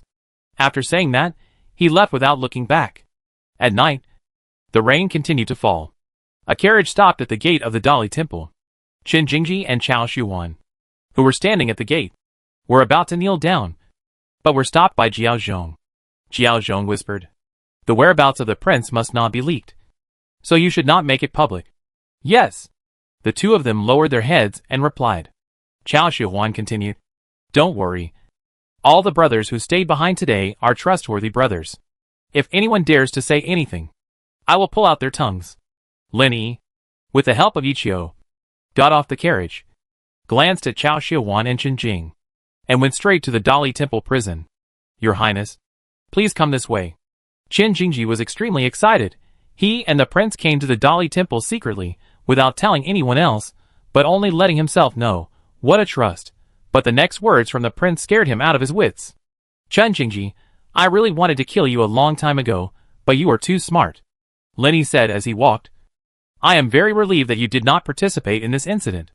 Qin Jingji finally put his heart at ease after hearing the last sentence, resisting the urge to kneel down, and said tremblingly, I am willing to serve the prince until my death. That's good. Lin Yi sat down in the hall yawning. What I hate most is hypocrisy, otherwise, I will make him regret it. Such a person is really smart. I obey your order. Seeing that there were no outsiders around, Qin Jingji knelt down and kowtowed repeatedly. Lin Yi was bored, and fiddled with the wick of the oil lamp with his hand, and then said, Bring the people here. Qin Jingji said respectfully. Yes. After a while, Lin Yi heard the clanging of shackles on the ground. When he looked up, he saw a dozen prisoners wearing prison uniforms and shackles brought by Chao Shuwan. Chao Shuwan shouted, You don't bow to the prince when you see him? Everyone was stunned, looking at the handsome young man in front of them. Many people didn't react for a while.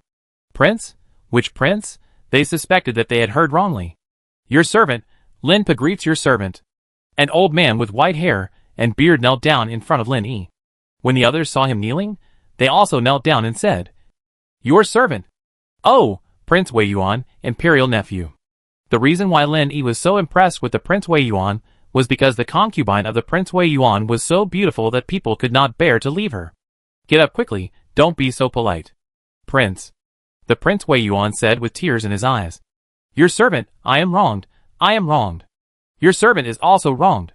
Several people also echoed him. Of course I know you've been wronged. Otherwise I wouldn't have come here. Lin Yi said with a smile. Don't worry. I'll let you out of prison in a few days. And I won't wrongly accuse a good person. His hatred for Qi Yong and others grew deeper. Arresting the Prince of Wei Yuan, just to respond to his so-called princes, who break the law, are guilty of the same crime as common people? You can't pick on the weak. Right? If you have the guts, arrest the Prince of Yong or the Prince of Chu. Bastard. Not only did he arrest people in his own name, but he also arrested small fish and shrimps. Even honest officials. Causing public outrage. He couldn't get the shit pot off his head for a while. Thank you. Your Highness.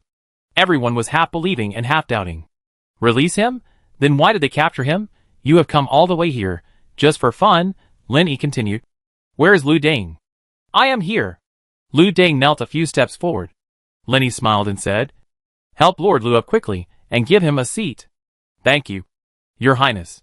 Lu Deng did not want to get up, but he was not as strong as the constable, so he was dragged and pressed on a chair. Seeing that no one was restraining him anymore, he carefully moved his butt forward, not daring to sit down completely. Lenny continued, I have heard of Lord Lu's reputation when I was in Sanha. He is indeed a loyal minister. Your Highness, you are too kind. Lu Ding knelt down again. That's enough. Lenny felt bored instantly. It was really boring to talk to these people. He waved his hands helplessly and said, You just stay here for the next few days. As for those who framed you, I will also give you a result. They actually dared to carry his flag and ruin his reputation. They really took him for granted. Thank you. Your Highness. Everyone shouted in unison again. When they looked up, they could only see the back of the prince. As soon as they walked out of the government office, they saw Chindishing, who had been waiting for a long time. Without waiting for Chindishing to speak, he said, Let's talk after we get on the carriage. After getting on the carriage, he took the memorial handed over by Chindishing and said after taking a look, You actually asked me to exempt the taxes in Nanzhou, Shizhou, and Jizhou as well. This move is really cruel. He shouted the slogan of serving the people. Every day, it seemed that there was no problem for Qiyong and others to submit memorials to exempt the taxes in these places. And it seemed that they really cared about the people. In fact, he was harboring evil intentions. Hangzhou, Yueyou, and other places have been in war for years. The people have been displaced, the fields have been barren, there is really no tax to collect. It is better to exempt them, to get some public support. Qizhou, Jizhou, Nanzhou and other places are different. Although they cannot be compared with Jiangnan, they are also important sources of wealth. If he exempts them easily, apart from other things, the guns under his command will not be able to support themselves. Without guns, how can we ensure peace in the world? This is the so-called great benevolence and small benevolence. Small benevolence is the current benefit, giving small favors to the people. Great benevolence is a long-term benefit. Strengthen the military. Solve the problem of the northern frontier as soon as possible.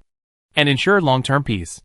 Now that this memorial has come up, the news will spread.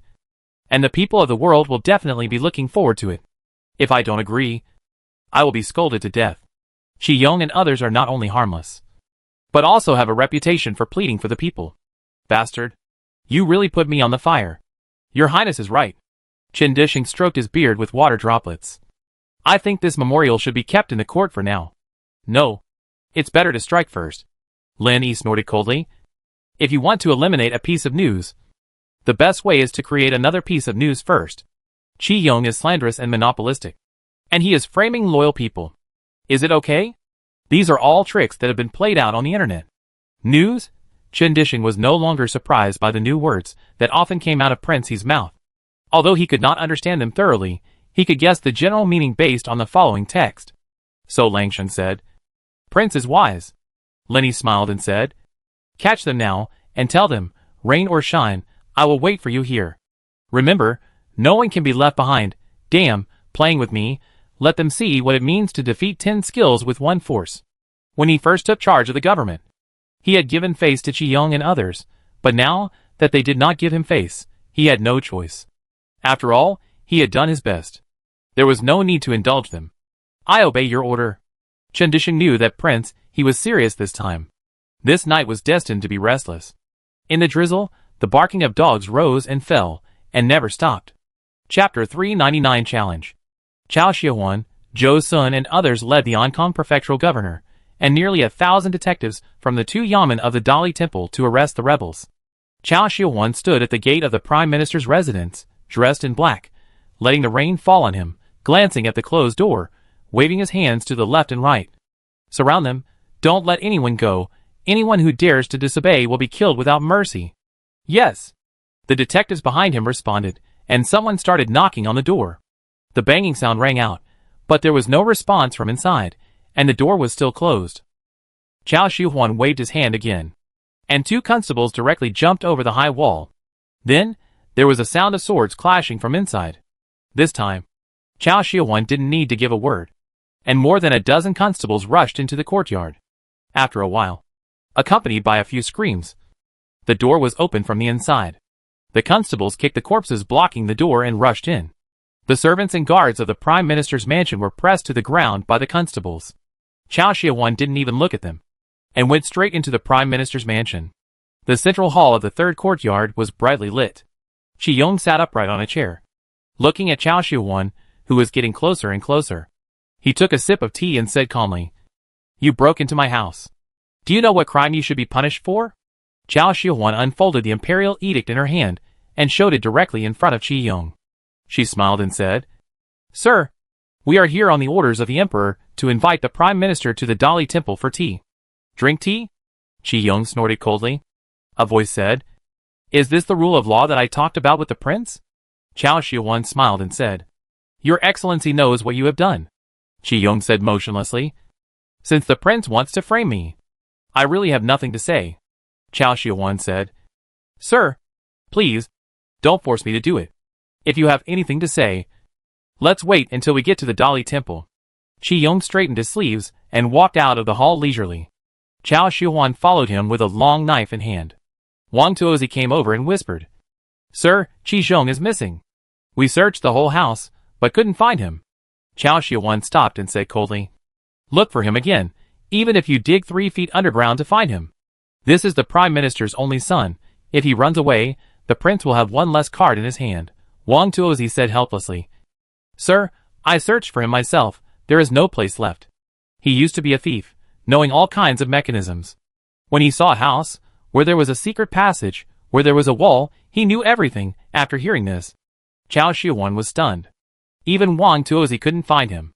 It seemed that Qi Zhong was really not in the house. She gritted her teeth and said, "This guy is just a freeloader. He can't even keep an eye on one person. And he let him run away so easily." Wang Tuozi said, "Sir, what should we do now?" Chao Shihuan said, "What about other places?" Wang Tuozi said, "All suspects have been arrested."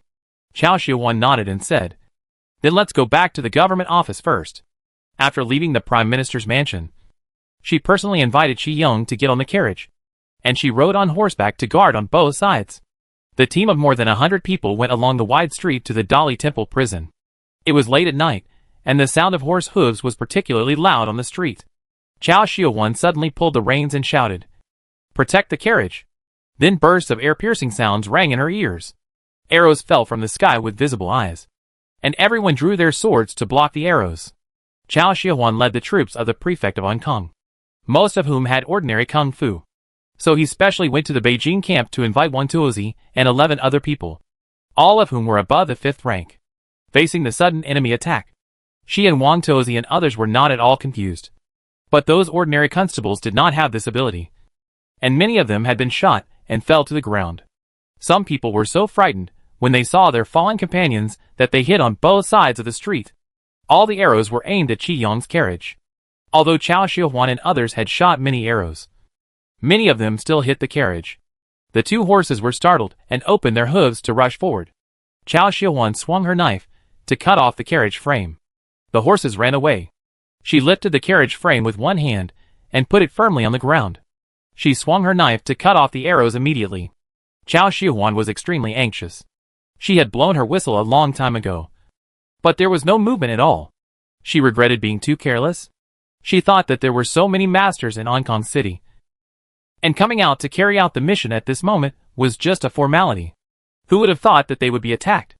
Now she brought so many cowards out, but they were unable to resist. The arrows in the sky gradually became fewer. She certainly didn't think that the enemy had retreated. Just as she was wondering what was going on, she saw a bunch of packages falling from the roofs on both sides of the road. Looking at the sparkling sparks on the packages, she was shocked. She was too familiar with them. Explosive packages.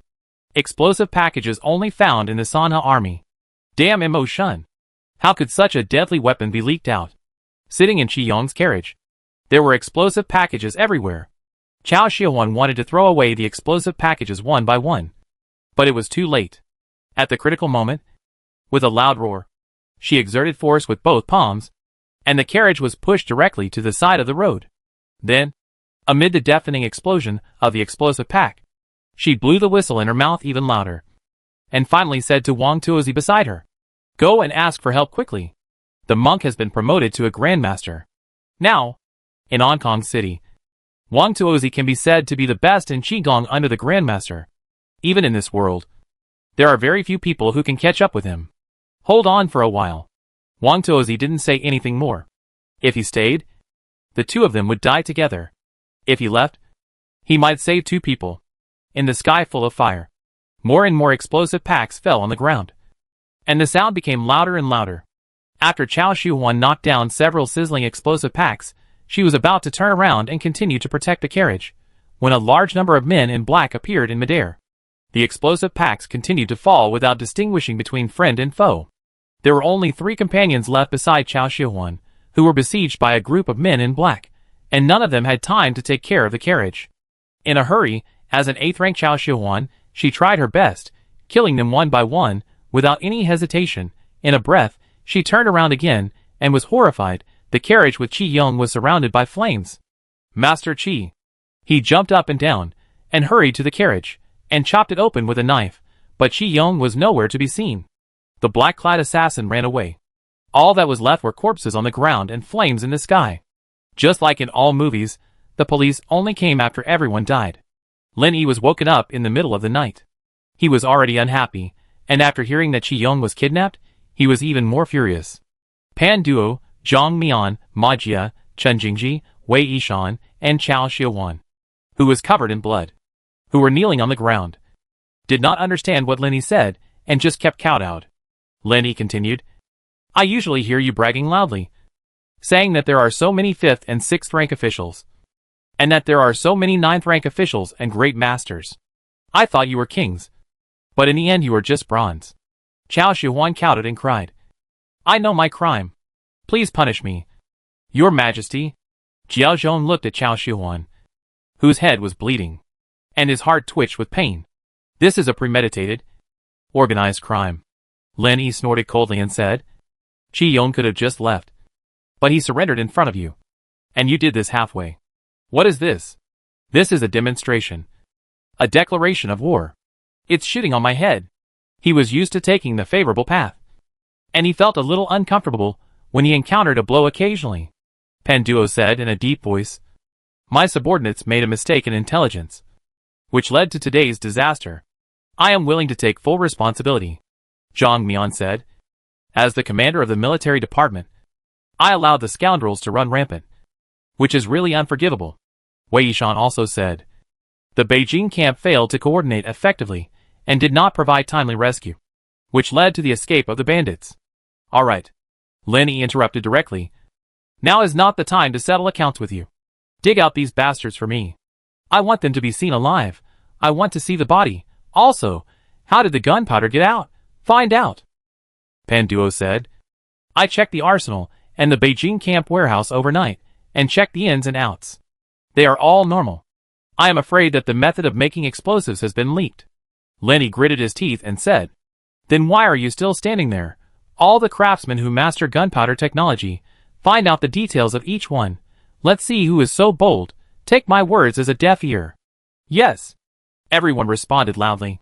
This time, the troops of the Beijing camp, the Imperial Guards, and the Military Affairs Department were dispatched directly, and the whole city was searched.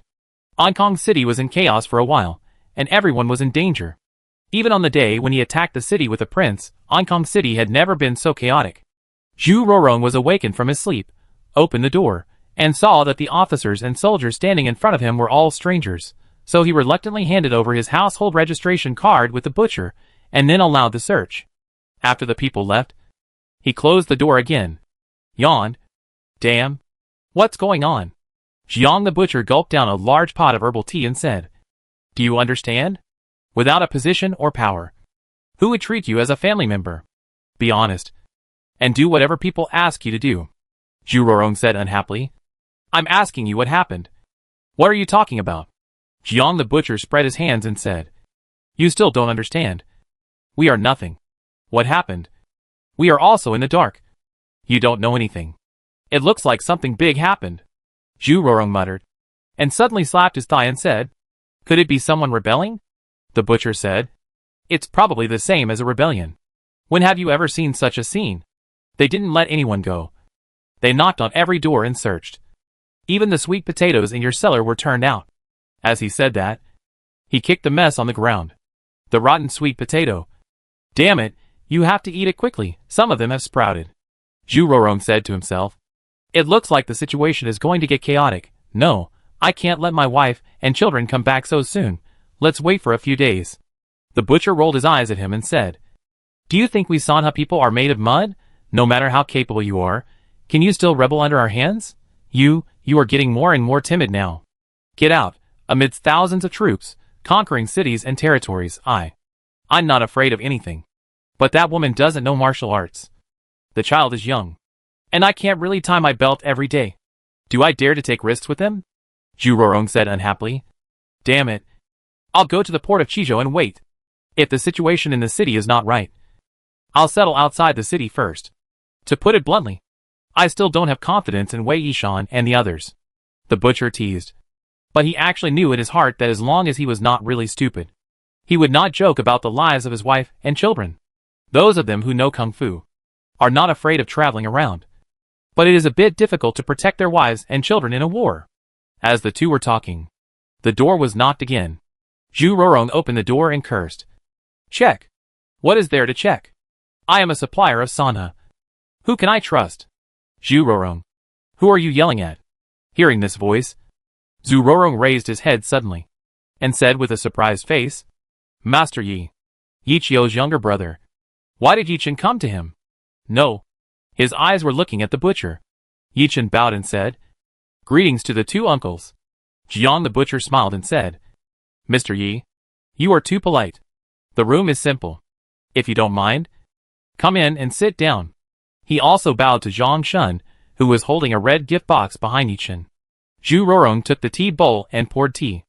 Seeing that Yichen was talking to Jiang the butcher, he stepped aside tactfully. "Mr. Yi, let's not beat around the bush. What can I do for you?"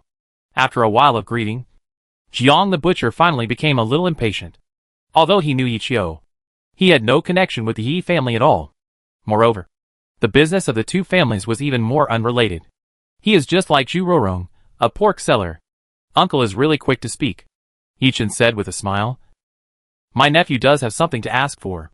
The butcher smiled unnaturally. "Uncle, you think too highly of him. It is true that he has made a little money in recent years, but compared with the Yi family, it is just a drop in the ocean. On ordinary days, it is very impressive for people to look at him straight in the eye. Mr. Yi is too polite. I can't afford it. I think Uncle knows Zhou Sun. As the saying goes, a beautiful lady is a good match for a gentleman." "No, wait a minute, what ball?" The butcher interrupted and asked directly. Yichen was stunned. He had thought of everything, but he had never thought that Jiang the butcher would not understand him.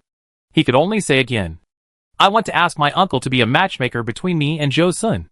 Jiang the butcher smiled and said, "That's a good idea." Yichen bowed and said, "Please help me. I will reward you handsomely after the matter is completed." Jiang the butcher shook his head and said, "I'm sorry. I really can't help you with this." "Why?" Yichen didn't expect Jiang the butcher to refuse so quickly. The butcher sighed. "Mr. Yi, I am grateful for your respect, but I know my own worth. He is an official, and I am a commoner. How can I have a say?" Yichen said unwillingly. "But you and the Zhou family are neighbors, and you are close friends with Zhou Sun's father. Uncle can still say a few words. It seems that you have inquired about it." The butcher smiled and said, "Then you must know that Zhou Sun and his father, Old Man Zhou, are enemies. Do you still want me to say it?" Yichen smiled bitterly. "Then I won't force it." He forgot about it. Chapter 400 Traitor. I really shouldn't have asked the butcher to be the matchmaker.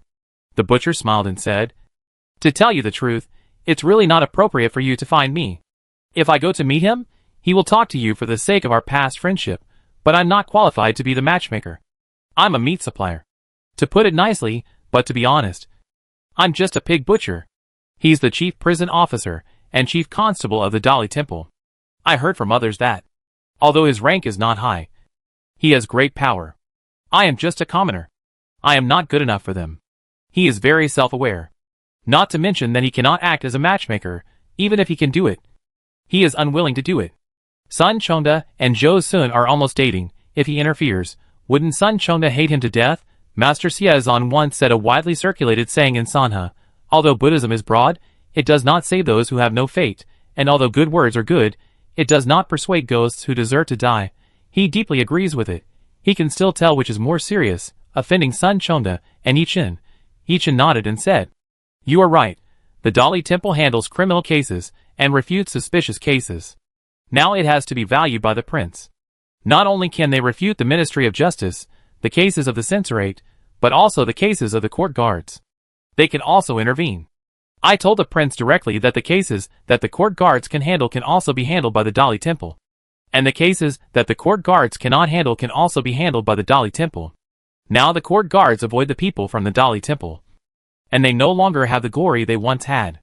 If it hadn't been for something wrong last night, Joseon might have been promoted in a few days. The butcher general asked curiously. What went wrong? Yichen said in surprise. You don't know yet? The butcher general shook his head and said, we too really don't know. But in the morning, the soldiers knocked on the doors and searched every house along the street. And we felt something was wrong. Yichen said. Where were you last night? Zhu Rorong felt something was wrong, and winked at the butcher general. The butcher general and he had known each other for many years, and they had already formed a tacit understanding. So he kept silent. Zhu Rorong said, yesterday, 2 of us led people out of the city to collect live pigs. It was dark when we came back. We cooked 2 dishes at home and drank a jar of wine. Before the curfew, we lay on the bed and fell asleep. Jiang the butcher felt strange when he heard this, as if he was a prisoner answering a question. Yichen smiled and said, I don't mean anything else. Zhu Rorong snorted coldly. What do you mean? Are you suspicious of something? He finally understood that the so-called matchmaking with Jiang the butcher was just a cover. In fact, he came to find out some news. Yichen looked at Zhu Rorong's face while talking, and said with a smile, last night, someone used gunpowder to assassinate the constable of Ankang Prefecture in the North City, and the prince ordered a search of the whole city. Gunpowder. The butcher and Zhu Rorong looked at each other at the same time. Stunned. They were all suppliers of Sanha, and naturally understood how strict the gunpowder management of the Military Equipment Bureau was. The workshop for making gunpowder and the warehouse for storing gunpowder were heavily guarded by the Beijing camp, and they were all above the 3rd rank. Not to mention the 3rd rank. Even in front of the master of Huajin, not a mosquito could escape. When the Sanha soldiers attacked the city, they had to go through 7 or 8 procedures to get the explosives. After the battle, anyone who dared to hide them would be executed immediately. This is the rule set by Lord He Jixiang. No matter how great your merits are, no matter how powerful you are, anyone who dares to break this rule will have a bad end. The most incredible thing is that he actually used explosives to assassinate the constable of Ankang City. And it happened in Ankang City. He couldn't do this without more than 10 years of hydrocephalus. He really disliked his life for not being long enough. Not bad. Yichen nodded and said, you don't have to doubt it. Mo Shun went to the scene to check it out himself. The power of this gunpowder is a little different from that of his Mo family workshop. But the difference is not much. So, it is initially suspected that a craftsman secretly sold the formula of gunpowder. The butcher snorted coldly. Not necessarily. These craftsmen are our fellow villagers in Sanha, and refugees from Yueo and Hangzhou. After finishing their work every day, they eat and live in the camp. It is extremely difficult to get out of the camp. The only ones who can make Mo Shun relax his vigilance are us suppliers. Are you doubting me? I tell you clearly, I will never betray Prince He even if I die. When he said this, he was not polite at all. Anyone can doubt his character, but you must never doubt his loyalty to Prince He. If he is a bad character, he will have no friends at most. If he is disloyal to Prince he will be despised by everyone, and his death is not a pity. He is not Wang Chung, Liang Jin and other old bastards, who hold the next generation in their arms, and talk about belated love. Yichen smiled and said, Uncle, what you said is serious. Zhu Rorong rolled his eyes at Yichen and said, even if we need to investigate the case, it is the government's business. What does it have to do with you? Yichen smiled and said, I, Yichen, was born a Sanha person, and will be a Sanha ghost after death. Now there is a traitor in Sanha. It is our natural responsibility to share Prince He's worries. The butcher said in a hateful voice. But you came to me, which is a bit unreasonable. In Sanha dialect, it is equivalent to calling someone brainless. Yichen was not angry. He stood up, patted the hem of his robe, and said with a smile, since both of you said so, I will take my leave first. Zhu Rorong waited for Yichen to leave, and sighed. Things have gotten a bit out of hand. With a bang, he punched the butcher on the table and said, you stay at home. I'll go out and find out what's going on. Zhu Rorong said, what else is there to find out? It's obvious who leaked the formula of the gunpowder to outsiders. Then the two said in unison, "Catch the spy," the butcher said. Then, Zhu Rorong said, "Call all the. There are guys, this bunch of bastards, gossip all day long, let them find out." When the sun was high in the sky, Lin Yi got up from the bed, yawned and waved his hand at Jiao Zhong. "No need to rush to report now, I want to wait for the final result. Let's not talk about things without results for now." Jiao Zhong smiled. "Your Highness, then let's go fishing today?" "Fishing, of course, why not?" Lin Yi said unhappily. "If I'm angry with them, I won't even have to eat." From Huangfu Street all the way to the South City Gate, there were few pedestrians. The doors of the shops were closed, and there was a weird atmosphere in the air. Lin Yi rode on the donkey, frowning and saying, "Such a big show. The people can't live in peace. It's really a skill. Pass the order. Lift the martial law. Everything will be the same as usual. If the assassin can be found, then find him. If not, hang yourself." Yes. Jiao Zhangming knew that he was joking with the prince. But he was still terrified. If the assassin could not be caught, Zhao Xiaohuan and others would be spared the death penalty. But they would not be able to escape the punishment of living. The spring breeze was warm. Lin Yi squatted by the river. And before the sun set, he caught a bucket of crucian carp, many of which were big-bellied. When the bellies were opened, they were all yellow fish eggs. In the evening, a big pot of fish soup was full. Lin Yi personally served a bowl to Hu Miai, and said with a smile, "Drink more. It's good for your health." "Thank you, Your Highness." Hu Miai just took a sip and vomited. Lin Yi said, "Where do you feel uncomfortable?" Hu Miai took the handkerchief handed over by Mingwe and wiped her lips, and said with a smile, "I'm sorry to worry you, Your Highness. I just feel a little uncomfortable." Lin Yi said, "How long has it been?" "In the past few days." He has been communicating deeply with Hu Miai, and has not paid attention to Hu Miai's situation. Hu Miai said, "Your Highness, it's been 5 days." Lin Yi shouted, "Call Hu Shirlu over to check the princess' pulse." Before Hu Miai could say anything, Jiao Zhong retreated. In the side room, Hu Miai was lying on the bed, and Hu Shirlu checked her pulse through the curtain. After a while, he said, "Congratulations, Your Highness. Congratulations, Your Highness." Lin Yi, who was standing aside, asked curiously, "What's the good news?" Hu Shirlu smiled and said, "The princess is pregnant. Am I going to be the boss?" Although he was prepared, when he really heard the news, Lin Yi's excitement was still difficult to conceal. Hu Shirlu bowed and said, "That's right." Within 3 days, the news that he and the princess were pregnant spread throughout Hong Kong City. Send this palace's gift list over. Concubine Yuan stood in Jingluan Palace, looking at the fireworks in the sky and said, "Take the 2 ants with you. Pregnancy is a big deal. There is no one in the palace who understands. With the guidance of the ants, they can also know some rules." Xiao Shizi said, "Don't worry, Your Majesty. I will definitely get it done." Concubine Yuan continued, "I heard that there were thieves a few days ago. I don't know what you did. Have you arrested them?" Xiao Shizi said, "They are just scoundrels. Not worth mentioning." Concubine Yuan said, "I heard that the Prime Minister was also involved." "Reporting to Your Majesty." Xiao Shizi smiled and said, "I have been in the palace these days, and I don't know the details. Even if I know, I can't say."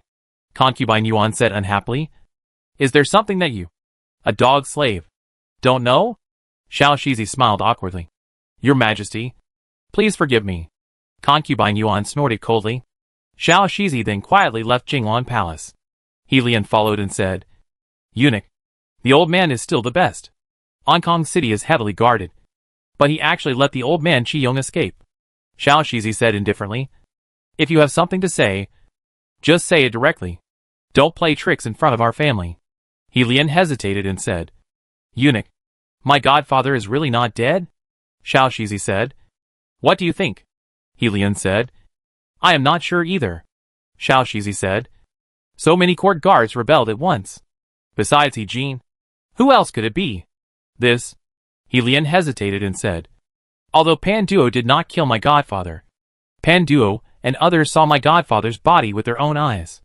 No matter how brave Pan Duo is, he wouldn't dare to deceive the prince." "Right," Xiao Shizi said with a smile. Some things are still uncertain. And this matter is related to Sanha's wealthy merchant Hu Banquan, which is even more exciting to watch. Dali Temple Prison. In broad daylight. It was still dark. Hu Banquan was tied to a wooden frame, and there was no intact part of his body. His swollen eyes narrowed into a line, looking at Chao Xiaohuan and Zhou Sun standing in front of him. He said weakly, "Unfair. I am really wronged." Chao Xiaohuan said, "Old Hu, you are an old man in Sanha. You know the policy of leniency for confession and strictness for resistance. And for the sake of our acquaintance, as long as you explain it clearly, I will give you a quick death." Hu Banquan sighed. "Captain Chao, I really don't know. If I knew, why would I suffer this pain?" Pan Duo stepped forward and said in a deep voice, "Hu Banquan, you are still stubborn when death is imminent.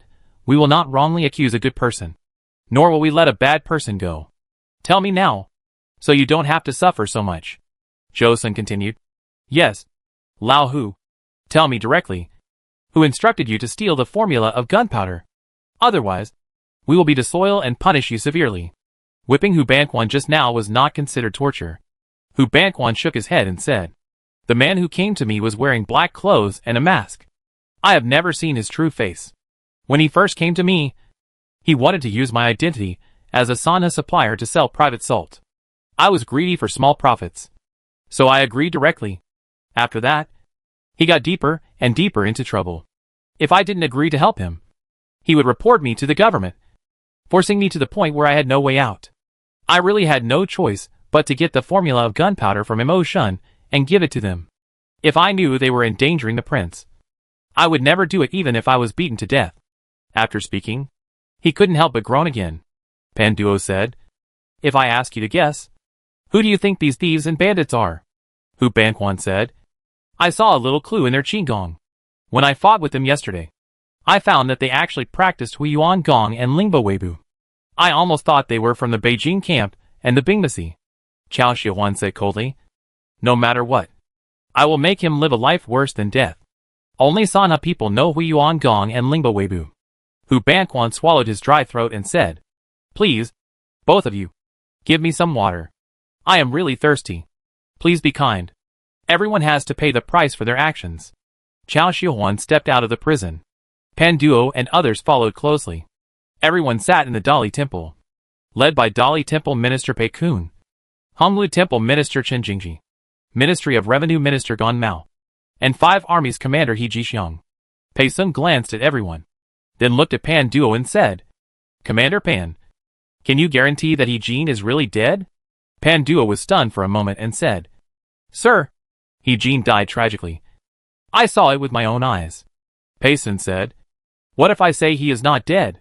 Pan Duo said, "How is it possible?"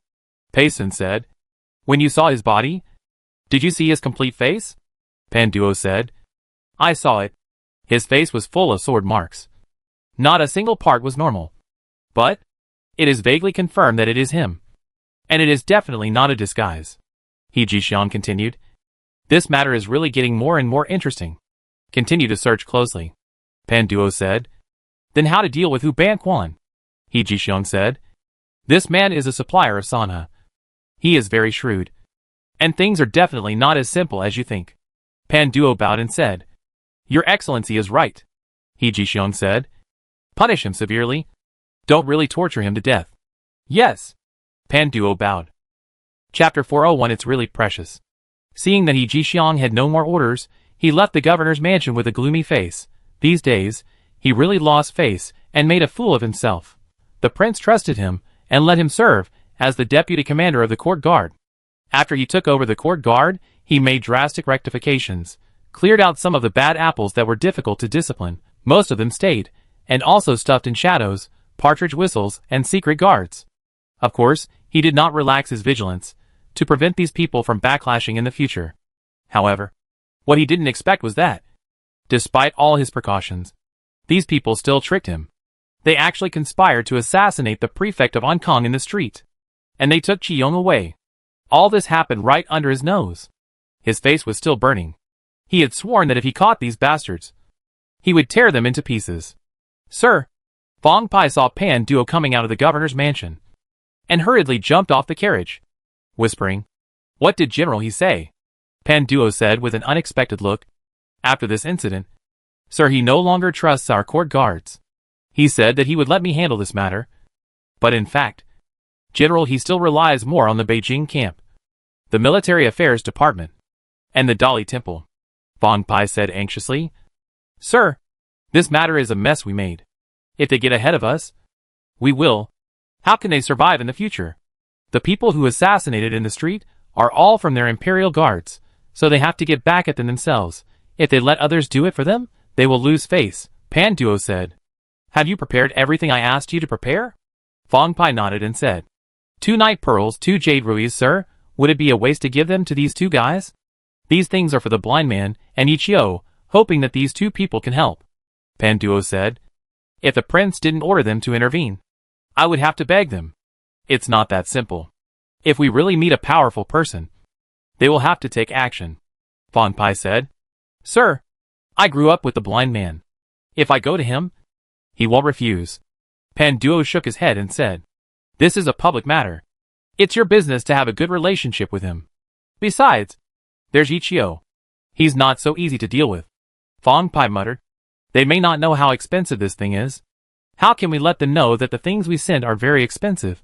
If it doesn't work, I will tell them that according to the Liang law, the value of these things is enough to be beheaded.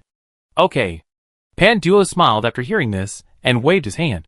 Don't say anything more, and go to the stable and get things done. Fang Pai said.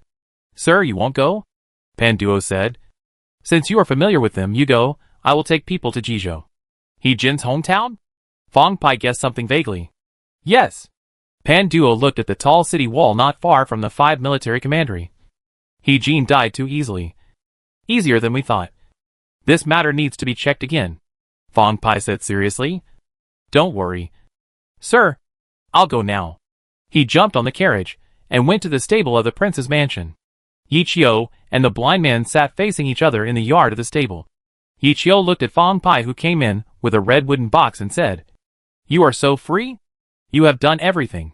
Fang Pai put the box lightly on the stone table and said with a smile, It's because I can't do it well that I come to ask you two for help. Yichio snorted coldly. The most unlucky person this time should be Pan Duo. He was ordered to take charge of the Imperial Guards. But the assassins on the street were all from your Imperial Guards. And many of them are still working there. At least, he cannot escape the charge of failing to discipline them. Who contacted these people? And how they contacted them is still unknown. What's the point of asking us for help? You still have to rely on yourselves. Fang Pai said with a smile. Although only Hu Banquan was caught. It's enough. If we follow the clues, no one can escape. It's just that our Lord Pan is worried about encountering masters like the Grandmaster. We are powerless. So please give us some face and help us. Ichio said to the blind man. I remember you calculated for Hu Banquan. Isn't it too accurate? The blind man smiled and said, If you have evil intentions, you will definitely suffer this disaster. What's so surprising about that? Ichio continued. Since you can tell the difference, why don't you do it? Who ordered him to do it? I won't have to run around and search everywhere later. Thank you. Mr. Yi? Hearing this, Fang Pai was overjoyed. Does this mean you agree? Then he turned his head to look at the blind man, only to hear the blind man say, This matter is difficult to say, and it is also simple to say. Do you still remember the queen? Fang Pai whispered. Are you talking about the prince's biological mother? The one who was taken away by Monk Fahui of Jingangtai? The blind man said. Whether it is the emperor or Jingangtai, it seems that they are deliberately hiding something. Fang Pai asked curiously. What secret? The blind man said. Including He Jin, Qi Yong, at the moment, when they entered Ankang City with the prince, although they had no power to fight back, they might not have no ability to escape. As a result, none of these people escaped. Fang Pai pondered for a moment and said, There must be someone to rely on. The blind man picked up the teacup, sipped it lightly and said, Who is their support, Jingangtai, Xingchenhai, or Chunshan City? Fang Pai asked puzzledly. Why can't it be Prince Yong, Prince Jin? Before the blind man could speak, Yichio shook his head and said, I heard from Chao Xiuhuan that, although the assassin was a member of the court guard, there was actually a skill that could absorb people's internal energy. Prince Yong, Prince Jin has been arranging soldiers to secretly learn the Huiyuan Gong of Sanhe since the year before last. Among them, There are many talented people who have entered the 8th and 9th ranks. But the Xingxi Dafa, the general manager, only passed it on to 53 people, and these people are all recorded in the book, and it is impossible to pass it on to others. So where did these assassins get the skills to absorb people's internal energy from?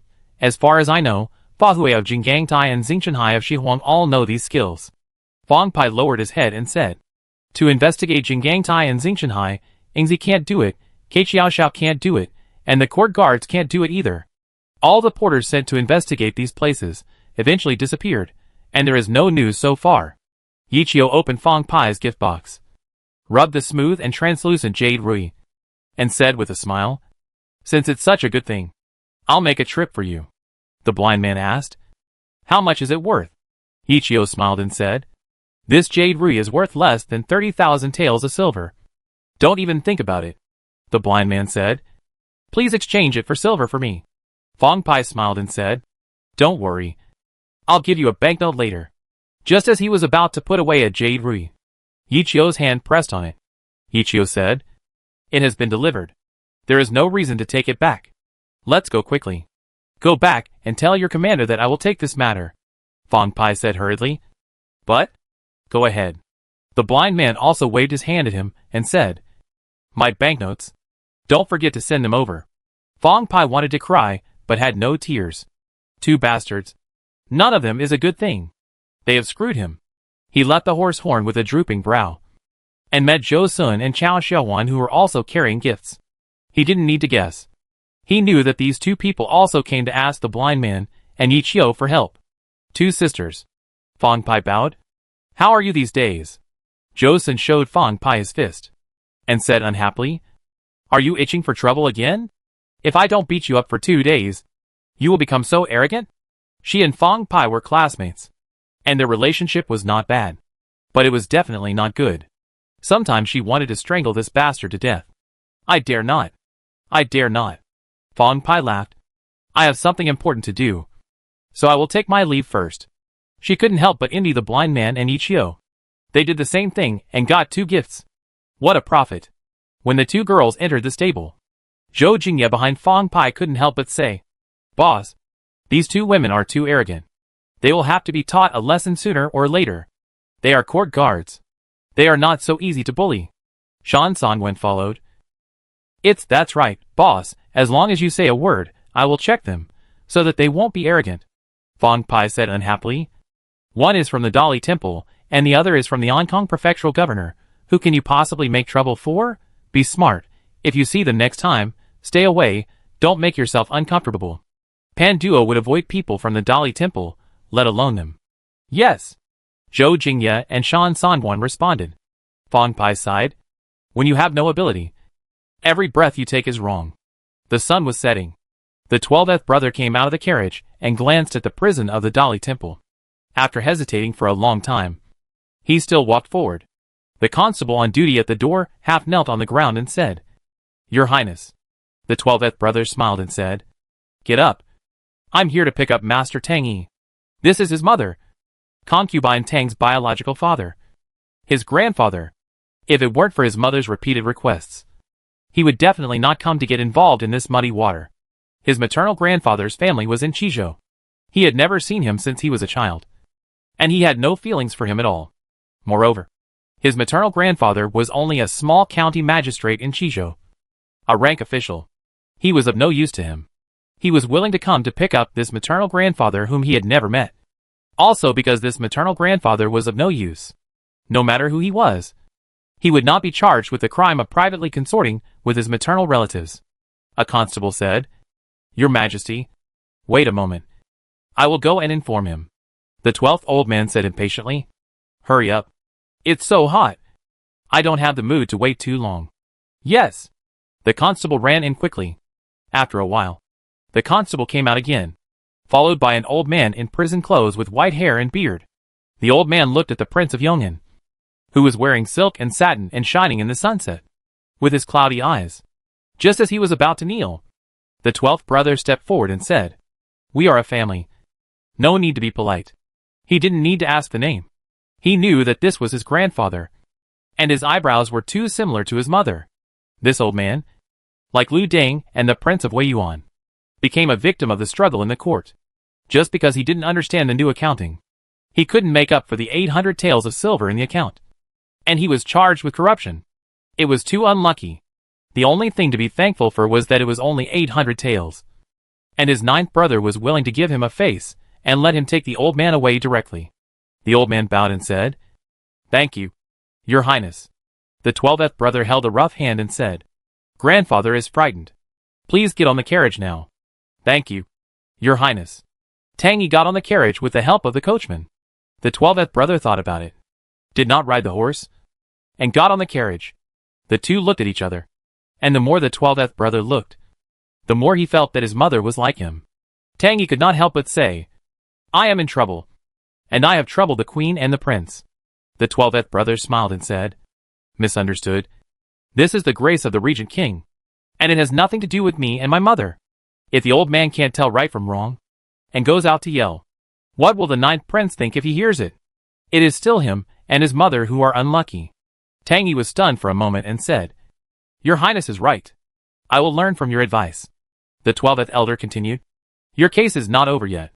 It is just that Your Highness is merciful, and has allowed you to be released on bail. You can only return to Qizhou after the case is completely over. Do you know that?" He now only hopes that his brother will catch Qi Yong and others as soon as possible, so that he can get rid of this hot potato as soon as possible. Tang Yi nodded and said, "Your Highness understands, and will not cause trouble for Your Highness." The 12th elder smiled, and then began to close his eyes to rest. The carriage stopped at the Yong'an Palace, and he jumped off first.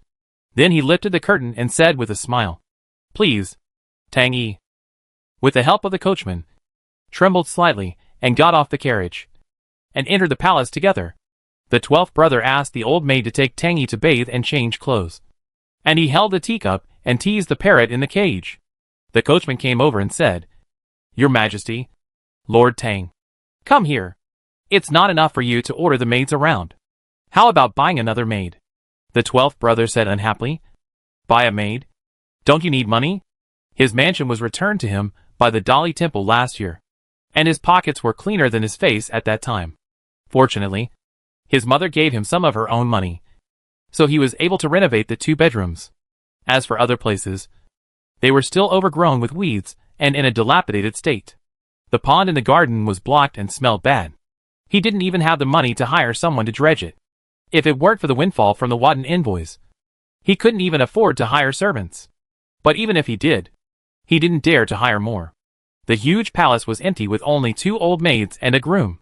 He had no choice. "I was tired of living in poverty, and I really didn't dare to spend money recklessly." The groom smiled and said, "Your Majesty, this morning, young Master Yi Chen of the Yi family sent another invitation, and wanted to invite you to a banquet." Old 12 waved his hand and said, "He is Yi Chio's younger brother, and I don't want to provoke him. He doesn't know what he is doing. If he sends someone tomorrow, I will scold him away directly." The groom hesitated and said, "Your Majesty, as far as I know, this Yi Chen wants to open a carriage and horse business in Ankong City, and register it under your name. Then he will have 5,000 taels of silver every year." "Old 12, he said slowly, "what my brother hates most is tax evasion. He will skin anyone who dares to take money out of his pocket. So far, the only money he has received was from the Wadden invoice, and it was approved by his brother. If his brother doesn't agree, he can't take anyone's money. It's frustrating enough to think about it." After washing up in a gray robe, Tang Yi, with his white hair tied up in a high bun, appeared in front of the 12th old man, looking a bit like an immortal. Chapter 402, Men's Nature. According to his 9th brother's so-called genetic theory, everyone looks the same. Now that he sees his cheap grandfather, he begins to believe this. "My mother is so beautiful, and I am so handsome, it really makes sense. Please sit down." After old 12 asked Tang Yi to sit down, he continued, "Lai Quan, bring tea and cakes. I think grandfather is hungry." "Grandfather, please fill your stomach first, and then have a banquet in the evening." Tang Yi bowed and said, "Thank you, Your Highness, I am very grateful." Old 12 pretended to be generous and said, "We are all family, so there is no need to say 2 different things." Lai Quan came over with a tea tray, put the cakes and tea on the table in front of Tang Yi, walked to old 12, and whispered a few words in his ear. The 12th brother frowned. not understanding a word, and finally became impatient, and said unhappily, "If you have anything to say, just say it directly. This is my grandfather. There is no need to hide it. Just say it directly." Lai Quan smiled and said, "My lord, the regent princess is pregnant, and all the families are sending gifts. What should we prepare? I will arrange it right away." The 12th brother was very troubled. He was poor enough, and he still had to deal with all the favors. So he said helplessly, "What do you think is a good gift?" After he escaped from the palace with his 9th brother's carriage, the Dali temple confiscated all his property, and then his mansion was abandoned. The servant sold the remaining belongings in his mansion without authorization, and then he ran away without a trace. The so-called loyal servants only exist in operas. However, what he could not have imagined was that the servant Lai Quan beside him would bring back his golden seal and golden book of the vassal king. It is true that a friend in need is a friend indeed. When he saw Lai Quan, who was in ragged clothes, holding his thigh, and crying, he was almost moved to tears. So, the only person he could trust in front of him was Lai Quan. Lai Quan said, "Your Majesty, according to my opinion, we should just send some red dates, and new rice will be enough. I believe your Majesty can understand our difficulties." "No." Old 12 shook his head. "This princess will be the queen in the future. She is so petty, and she will definitely not have a good future." Tang Yi hesitated and said, "Your Majesty, can I say something?" Old 12 smiled and said, "Grandfather is willing to teach me, and I will be very grateful." But he didn't agree in his heart. If you had the ability, why would you only be a 9th rank official until now? You are nothing like the generals of the Yuan family. If you say you don't envy your 9th brother, that's all false. Tang Yi pondered for a moment and said, "Now that the regent is in charge of the government, concubine Yuan is naturally powerful in the palace. There are countless gold and silver jewelry in the Guangchuzi and the imperial household department, such as the scattered flower workshop, the filigree workshop, the jade workshop, the ivory workshop, the inlay workshop, and the enamel workshop. If the queen loves this princess, she will naturally have no shortage of them, no matter how much the prince gives. It is just icing on the cake. If the queen doesn't care about the princess, and the prince goes over her and makes her unhappy, it will be more trouble than it's worth." He finally understood. This Prince Yong'an is even poorer than him. Let's not talk about the weeds in the yard. The paint on the table in front of him has fallen off. He still can't bear to change it. To put it nicely, it's thrifty. To put it bluntly, it's worse than a dog. He may be the worst prince. The 12th old man shook his head and sighed. "That's what I said. But we have to plan for the long term. At present, concubine Yuan has the final say. But in the future, it may be the princess who will make the decision."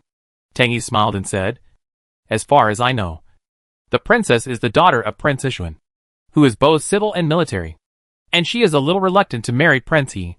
This is definitely not something that Prince He will like. When Prince He ascends the throne in the future, it is still unknown whether this princess can become the queen." After a moment of silence, the 12th elder brother said, "Although my 9th brother often goes to places of entertainment and is criticized by others, he is not a real lecher. From childhood to adulthood, the only woman he has ever slept with is the princess. When he really ascends the throne, it is still uncertain when he will choose a concubine." Tang Yi said with a smile, "I suddenly remembered one thing. Before the emperor ascended the throne, he was hard-working and did not indulge in beauty. After ascending the throne, he sent He Jin to lead the imperial edict of the emperor of Dalian to travel all over the country, regardless of whether they were kings, prime ministers, soldiers or civilians, as long as they were over 15 and under 20, with a decent appearance, to be selected as the future harem." Old 12 said, "My father is my father. My brother is my brother. They are not of the same character. Your Highness, what you said is wrong." Tang Yi said boldly, "A farmer who harvests 10 more bushels of wheat still wants to change his wife. And the emperor has a queen. Why should he interfere in other people's affairs and raise objections? This is a very good idea." Old 12 suddenly understood. In the rich families, everyone loves singing and dancing. And my brother, as a man, how can he be an exception? He stood up and bowed to Tang Yi again and again. Tang Yi stood up and supported him, saying, "No, you are embarrassing me. I am very terrified." Old 12 said with a smile, "Grandfather is a smart and capable man. I believe he can understand my thoughts. There is no need to deliberately act so frightened. I dare not. Tang Yi said in a deep voice. There is a difference between the superior and the inferior.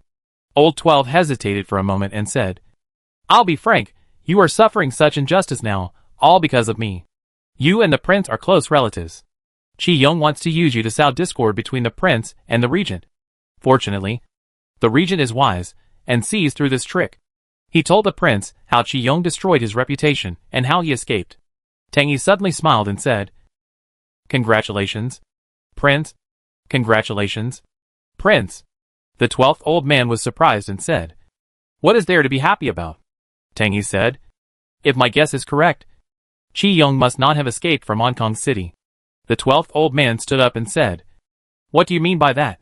Tang Yi smiled and said, I dare not deceive the prince. I and Xiazan, Qi Yong are the same year of Jinshi, and were initially appointed as the editor of the Hanlin Academy. In the 5th year of Delong, he served as the lecturer of the second prince Pingchuan Wang. Old 12 asked curiously, Have you ever been an editor? He had never heard anyone say that, including his mother. Tang Yi sighed. Just because of a rift with He Jin, I was demoted to Qizhou for He Jin in the 6th year of Delong, and it has been until now. Old 12 said, You want to say that you know Qi Yong very well? Yes. Tang Yi smiled and said, How proud is a person who can write poems like the earth is boundless and the sky is the boundary. I am the peak when I reach the top of the mountain. No matter it is the emperor or the prince, he will not give up easily. Old 12 said hurriedly, How to find Qi Yong? As long as he can find Qi Yong, he will be considered a meritorious service, although the 9th brother is stingy, but he will definitely not treat him unfairly if he helps him solve his worries, Tang Yi said. Does the prince know what Qi Yong's biggest weakness is? Old 12 said anxiously. It's like this now, please don't keep us in suspense. Grandpa. Lustful, Tang Yi said in a deep voice. If he is asked to hide in the dark and not see women, he will definitely not be able to bear it. Besides, he is a conceited person and does not want to be unknown. So? Old 12 was becoming more and more impatient. Tang Yi said, Qi Yong disdains prostitutes and is fond of decent women. For the sake of caution, most of these women will not survive. As long as we search for missing women in the city, we can find Qi Yong's hiding place. The 12th old man said helplessly, Hong Kong City is so big. There are so many women. It will take a year or so to investigate. And Qi Yong has already run away. Tang Yi shook his head and said, If a decent woman goes missing, her family will report it to the police. No matter how cautious Qi Yong is, he will always leave clues, and there will be traces to follow. The 12th old man thought for a while and said, Then I'll go to the Dali Temple to tell them. But I'm not sure if they will listen or not. He only had Lai Quan around him who could help him. So he definitely couldn't search for it himself, and could only go to the Dali Temple to find someone to cooperate. Tang Yi nodded and said, That's great. Qilin Palace.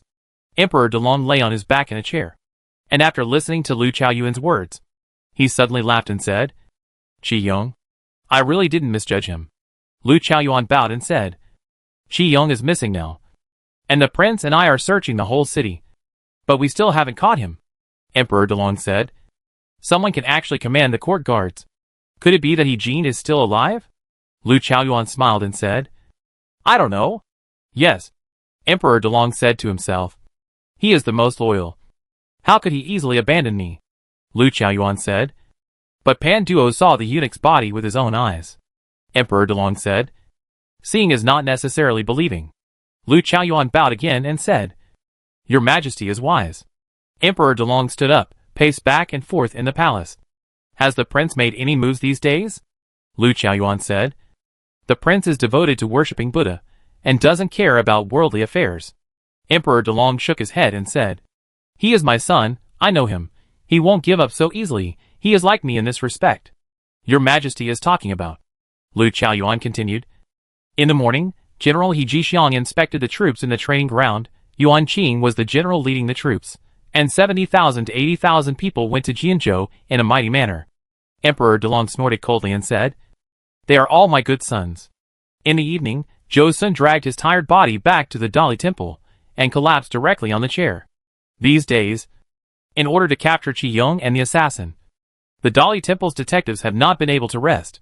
When someone suddenly informed her that Lai Quan, the housekeeper of Prince Yongan's mansion, wanted to see her. She was very surprised. She wanted not to meet him. But considering that he was someone close to Prince Yongan, and it was not easy to offend him, she asked someone to invite Lai Quan in. Lai, housekeeper, if you have anything to say, just tell me directly. Joseon held the teacup and said lazily, I have been busy enough this day. I apologize for the poor hospitality. Captain Joe, Lai Quan said loudly, I have important news. Reported to the captain. After he finished speaking what Prince Yongan had told him, he said loudly, Captain Joe, you are wise. Joseon opened his eyes and said, Are you serious? Lai Quan said, I dare not lie. Joseon snorted coldly, It's better to be so. Joseon stood up and shouted, Come here.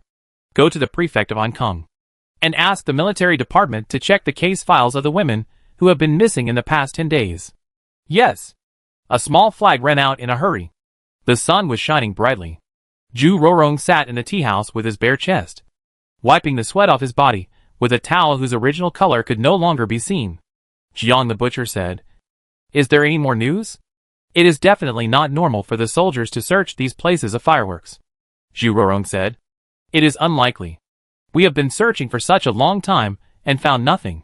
Jiang the butcher took a puff of his pipe, and then continued, I didn't find that old man Hu Banquan was so bold that he dared to collude with outsiders and plot a rebellion. Liang Qingshu said slowly, It is human nature for people to die for money, and birds to die for food. He probably didn't expect that it would suddenly become so big. Emoshun gritted his teeth and said, I said, he values me so much. And he is trying to get my gunpowder formula. Now I am in trouble. Just because of the so-called poor management, Lord He Jixiang fined him 30,000 taels of silver. At the same time, the gunpowder workshop was shut down for 3 months. How much money will this lose? This old guy is old and blurry. Li Sanyang said hatefully. It's not a pity to die. Emoshun said. This time he is doomed. Death penalty? Ju Rorong asked curiously. What he should be thankful for is that Daliang Law no longer has the death by slicing. Han Dongxing snorted coldly. Now even if he dies, he can die happily. Liang Qingshu waved his hand and said, Let's not talk about such unlucky things. It's rare that so many people are gathered together. Let's think about how to catch the remaining traitors. Emoshun sighed. The Imperial Guards, Beijing Camp, Dali Temple are all so capable, and they can't catch anyone. What can we do? Don't boost others' morale, and destroy your own prestige. Liang Qingshu smiled and said, Let's not talk about anything else. Just look at the benefits of this. General He Jixiang said in person, As long as we can catch the traitor, it will be a contribution to the country. Everyone, even if you have never been to school, you can understand what it means to contribute to the country. Right? I don't have that ability. Ju Rorong yawned, stood up, and said carelessly, Whoever wants to take on this task can do it. I have to go back to catch up on some sleep. After that, he left the tea house. Me too. Jiang the butcher also followed Ju Rorong. The two walked out of the street, and Ju Rorong smiled and said, They want to use us as knives. Let's investigate ourselves, and don't get involved with them. Jiang the butcher sighed. Not only have we sent out so many guys, but we also asked pig farmers in dozens of miles to help us find out. But there is still no good news. It's so hard to make a contribution. Ju Rorong laughed. Why do you think the Beijing camp only search brothels today? They must have got some information. Let's follow them, and try our luck. Jiang the butcher said disdainfully. There are so many capable people in the Beijing camp who can't find out the east, south, west, north, south. How can we find out? Anyway, I miss my daughter. Ju Rorong smiled and said, If you don't want to, go home. He strode directly into the Xinhua building next door. 2 gentlemen, please come in. The beautiful women in the Xinhua building surrounded the two of them upstairs. Ju Rorong and Jiang the butcher hugged each other, feeling very proud. Chapter 403 Zingula. Although they have already started their own families, they are frequent visitors here. The older they get, the more they like young and beautiful women. However, none of them has any intention of abandoning their wives or marrying a concubine.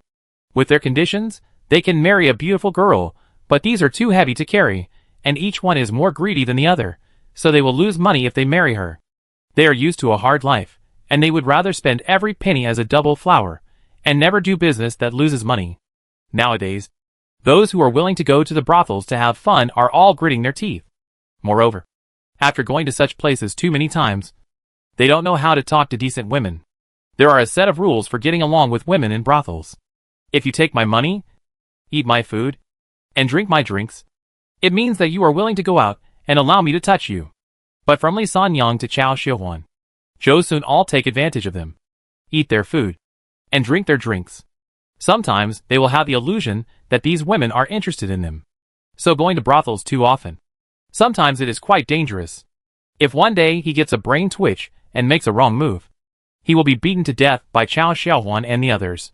They always only eat and drink in the lobby when they enter Xinghua Tower, and never spend a lot of money to get a private room. They have never seen what the backyard of Xinghua Tower looks like. This time, in order to investigate the assassination of the prefect of Hong Kong, they deliberately spent a lot of money to enter the private room in the backyard. One of them hugged a young girl in her 20s, and they sat in the private room and drank and played. After 3 rounds of drinking, the butcher winked at Zhu Rorong. Zhu Rorong burped, pushed away the girl leaning on his shoulder, stood up slowly and said, "People have 3 urgent needs. You guys drink slowly. I'll go and take care of it first." Compared with the butcher, he was naturally more skilled in martial arts and better in Qigong. So the task of investigating naturally fell on him. Although he said he was investigating, he didn't have much hope. It was mainly out of curiosity. They didn't understand why the government had to search the brothel. If he didn't understand it completely, he would feel uncomfortable and couldn't sleep well. He crouched under a thick column, and when he was looking left and right, he was patted on the back of his shoulder, and he shuddered all over. Although he had drunk a lot of wine, he was still a 5th-rank official. Putting aside the people from Sanha, he, a 5th-rank official, could walk around freely in Hong Kong City under normal circumstances. Now someone could walk behind him quietly, and he didn't even notice it. In an instant, he was half sober. This person's kung fu was so strong that if he attacked him, he would have no power to fight back. Therefore, he did not move lightly, but turned his head carefully. After seeing the face in front of him clearly, he finally breathed a sigh of relief. He patted his chest and said, "Kanzi, you are scary. Scary to death." Lu Kim was dressed in a white gown, shaking the folding fan in his hand, and said with a smile, "What are you doing here?" Zhu Rorong said, "What is this place? Can't any man come here?" Lu Kim said indifferently, "Don't think I don't know what you think. Hurry up and leave. This is not a place for you to stay." "I don't like to hear this. Why can you stay?" "I can't stay?" Zhu Rorong said unconvincedly. "You asked me to leave, but I just won't leave," Lu Kim said with a smile. "I know you all want to gain credit, but think about it. If you can do it, what do we need?" Zhu Rorong wiped his blushing face and snorted coldly. "You look down on people." He found that this little bastard has been arrogant since he became an official. Thinking back to the past, when he saw him and the butcher, he called uncle enthusiastically. It's nothing like now, seeing that his nose is not a nose, and his eyes are not eyes. Lu Kim continued, "Whether it is the Beijing camp or the military department, the court guards, there are countless eyes watching secretly. As soon as you came in, someone informed me you should leave quickly, lest you be affected." After hearing this, Zhu Rorong was stunned for a moment, and felt that it made sense. If this place was surrounded by 3 layers of people inside and outside, there would be no chance for him and the butcher to perform. I ignored Lu Kan, turned to the private room, and waved to the butcher who was chewing left and right, and then bid again. "Let's go!" Before the butcher had time to ask what was going on, Zhu Rorong had already retracted his head and walked away, so he had to hurry to follow. The 2 of them left the Xinghua Tower one after the other. The butcher said unhappily, "What's going on? Will you say something?" Zhu Rorong sighed. "There are people from the Beijing camp everywhere. We can't intervene. Let's go back to sleep." After he finished speaking, he didn't get a response from the butcher for a long time. Just when he was curious about what was going on, he turned around and saw the butcher looking at a tea stall. Zhu Rorong said unhappily, "What are you looking at?" The butcher squinted his eyes and said, "Look, the old man and the young man sitting in the middle of the tea stall, and the one standing. Are they waving to us?" Zhu Rorong stepped forward and said, "Prince Yong'an. The one standing must be that old man like Quan." the butcher said with certainty. Zhu Rorong said. Let's go and take a look. Without waiting for the butcher to nod, he strode towards Prince Yong'an. Wait for me. The butcher chased after him again.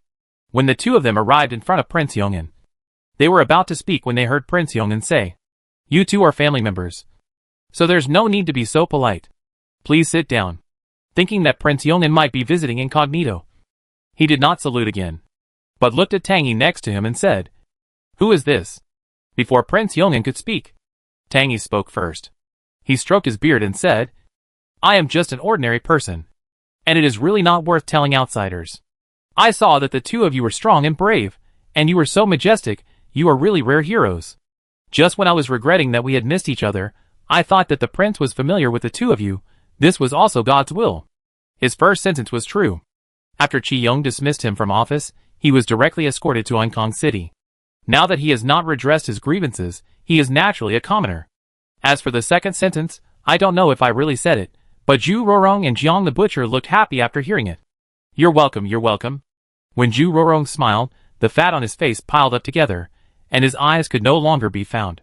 He bowed to Tangy and said, Average, third in the south of the city. The only thing that the two of them were dissatisfied with him was his height.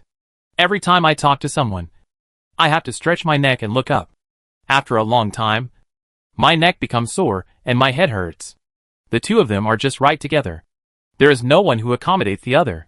Neither of them wants to play with others. Tangy joked. Who is the first? Zhu Rorong said proudly. Of course it's the prince. Lai Quan asked closely. What about the second? Of course it's me. Jiang the butcher raised his head and said. Zhu Rorong looked at Prince Yong'an and asked curiously. I wonder what the prince wants to tell me. Ahem.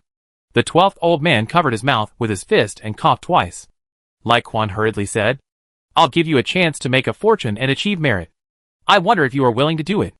Zhu Rorong frowned and said. Make a fortune and achieve merit? Lai Quan chuckled. You don't believe it? Jiang the butcher snorted coldly. Do you think I'm stupid?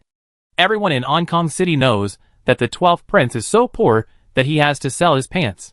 Many wealthy families are eager to try, and are ready to observe for a few more years. If it is confirmed that the 12th prince can eventually be accepted by Prince He, they will send their concubines to the Yong'an Palace. What? Prince Yong'an disagrees? Impossible.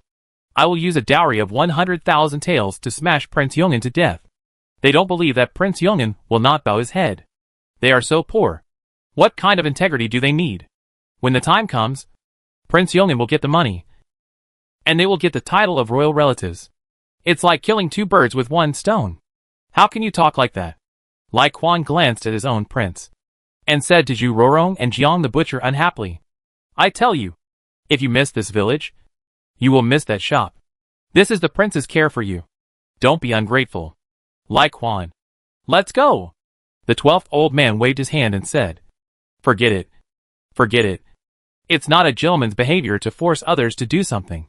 Lai Quan helped Tangy up, and followed Prince Yong'an. Zhu Rorong and Jiang the butcher looked at each other, wondering what Prince Yong'an was up to. Lai Quan helped Tangy onto the carriage, and then led the reins, looking back as he walked, and said, Your Majesty, those two bastards are following us. Prince Yong'an said proudly. Don't pay attention to them. Just keep going. Lai Quan said. Yes. The carriage finally stopped at the Imperial College. As soon as Prince Yong'an got off the carriage, he saw Zhu Rorong and Jiang the butcher, who were also pretending to see peach blossoms at the gate of the Imperial College.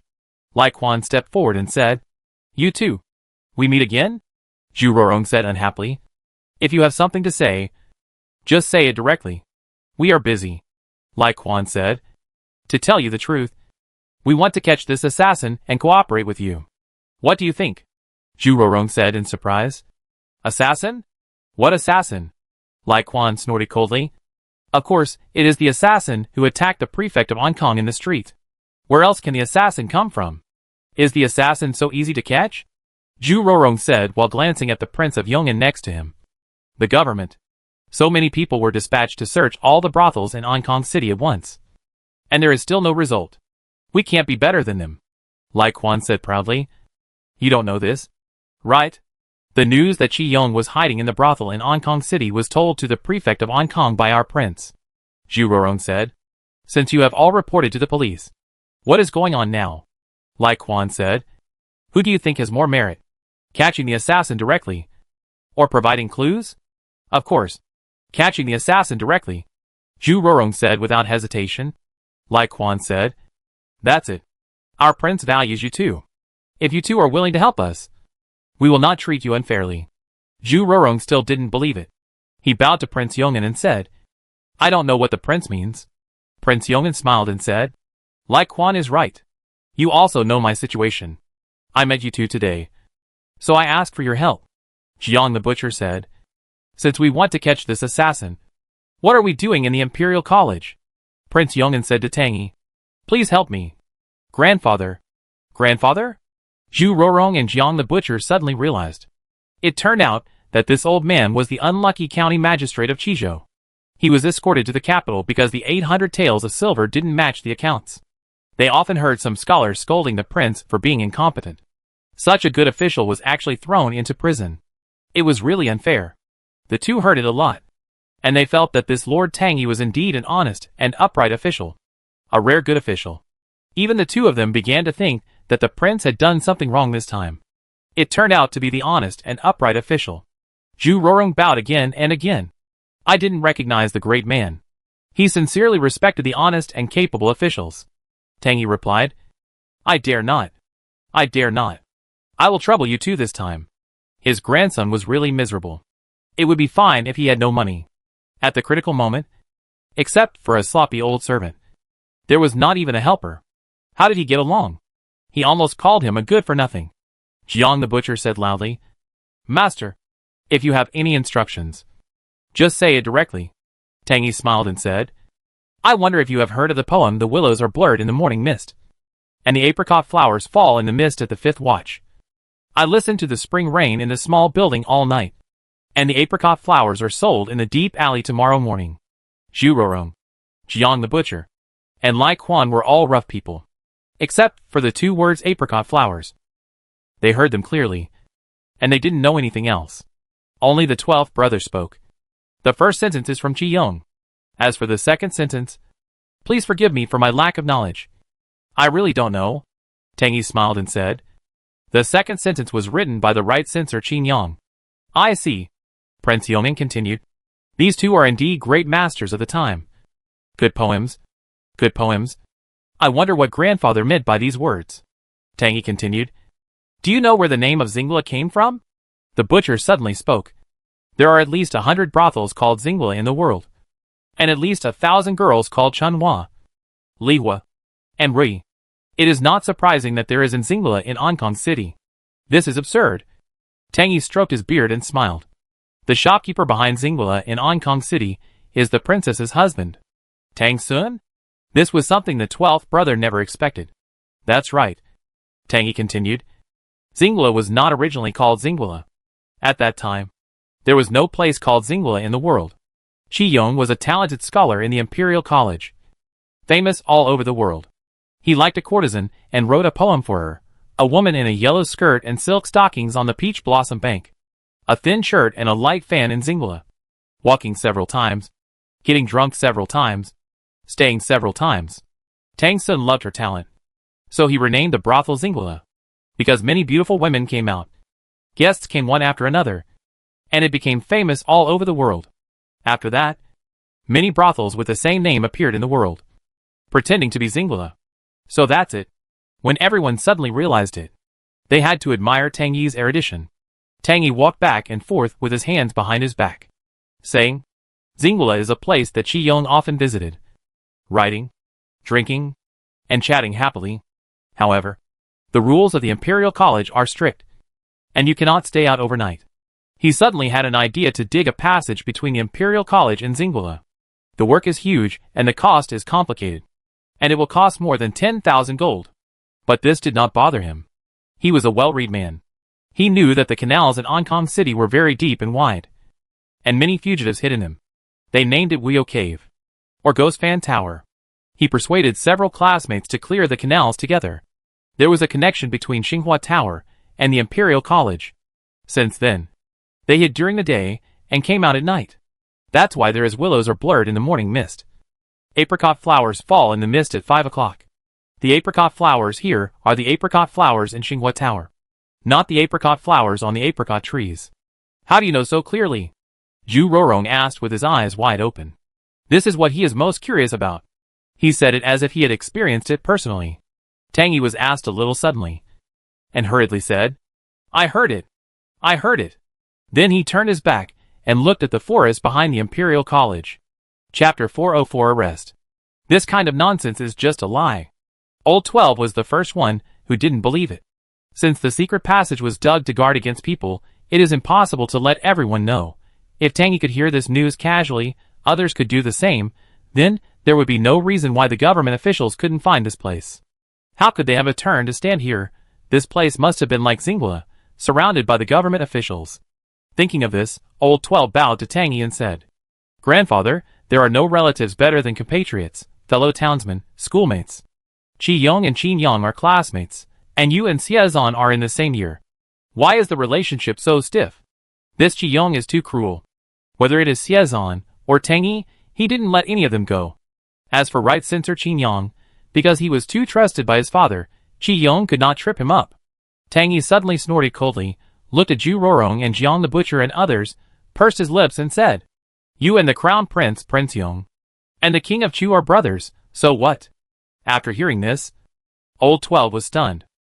Yes, among all the brothers, who can get along with each other, whether it is the Crown Prince or the King Yong, they are all ruthless characters, and they wish to skin and tear apart every brother. Even his 7th brother, the King of Nanling, and his 8th brother, the King of Chu, were no less capable. As for his 9th and 6th brothers, they were a little hard for him to see through. He described them as smiling tigers. I have learned from your teachings. The world is bustling, and all come for profit. People with different ideals cannot work together. The 12th brother sighed. It seems that Qi Yong is not a good person either. But as far as I know, Qi Yong is a man of outstanding talent and learning. And he is not an ordinary person. Moreover, he is good at forbearance. Even if he is lustful, he should restrain himself now. Right?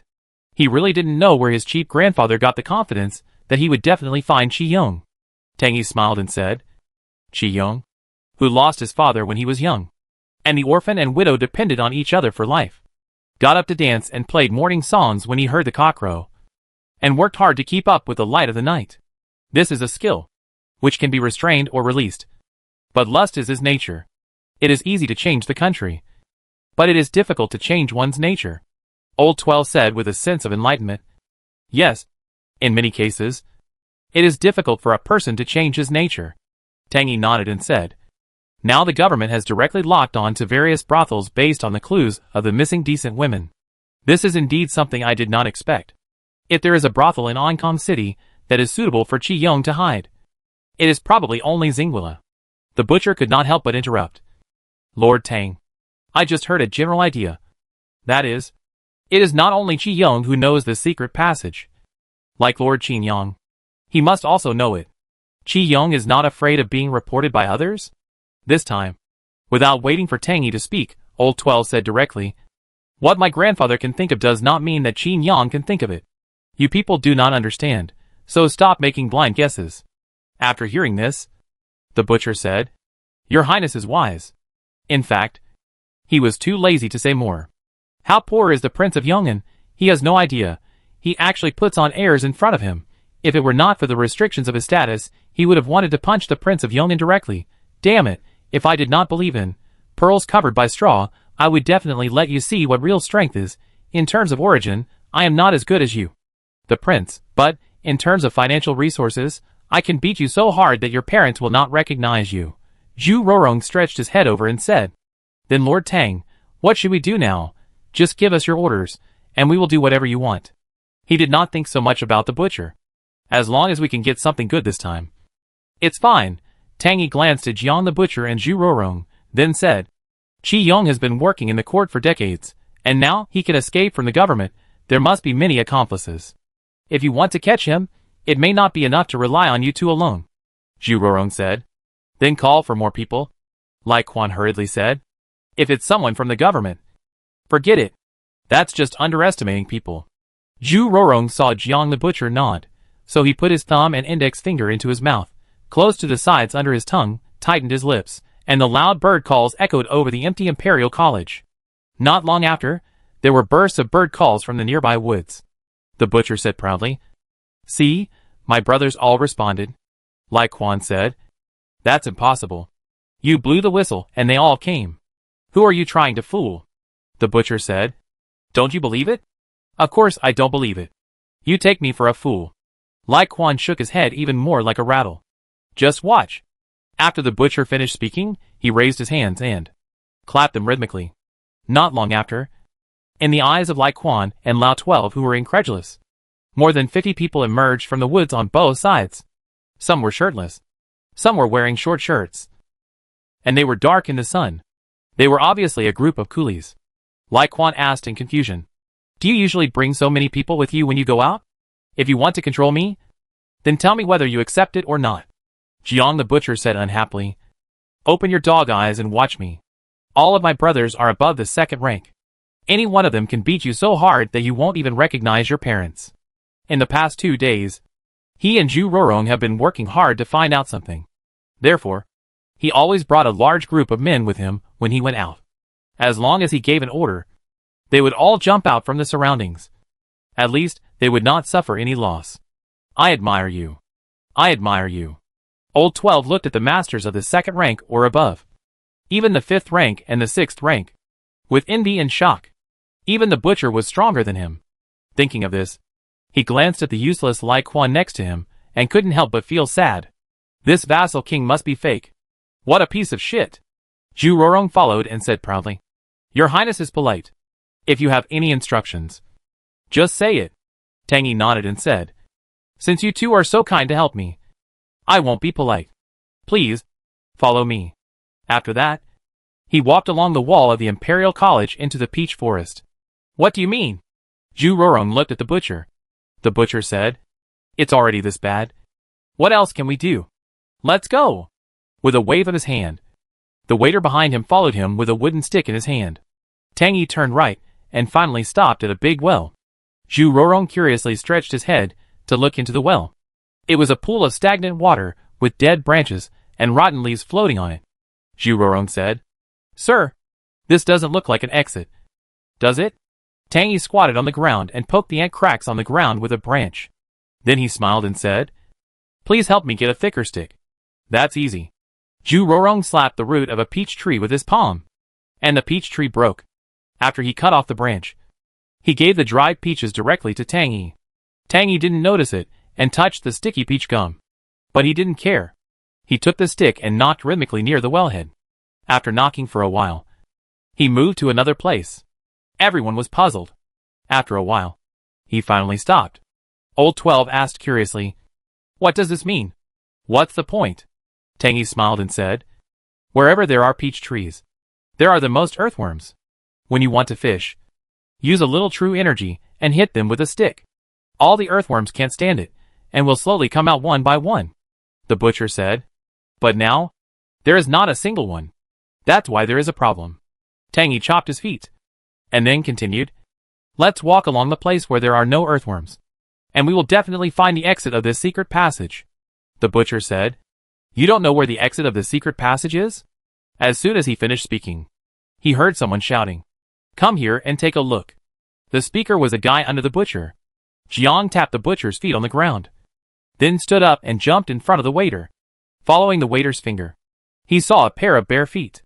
Looking up, he saw a woman, with a rope around her neck, swinging back and forth on a big locust tree.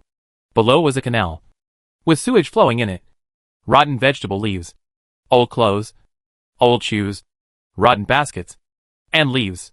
Someone hanged himself. Jiang was a well-informed butcher, who had killed many people, and was never afraid of death.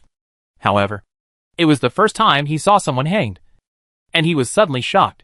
Tang Yi came over, looked at the woman's toes, and said calmly, "This is murder, not suicide."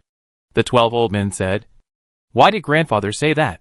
Tang Yi said to the corpse without reservation, "Your Highness, please look. If she died by hanging, the toes should be drooping. But the toes are facing us." Lai Quan couldn't help but interrupt. "What's the difference? Tang Yi said. Only when she was hung on a rope after death would her feet be so stiff. Zhu Rorong sighed. This woman was so beautiful. It's a pity that she died. Tang Yi picked up a piece of old clothes with a branch and said with a smile, "This is it." Zhu Rorong asked in confusion. "What do you mean?" Tang Yi smiled but said nothing, and went upstream along the canal and found a hole in the canal directly. Black sewage was flowing down from a hole. Old 12 covered his nose and looked at the dark hole inside and said, "Shall we go in?" "Wait a moment. Your Majesty."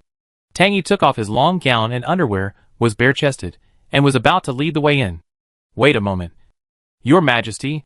Zhu Rorong pulled Tang Yi and shouted to the waiter, "Skinny monkey. Shopkeeper." A thin man came out of the crowd and said. Zhu Rorong waved his hand and said, "You are the best in martial arts. Go ahead.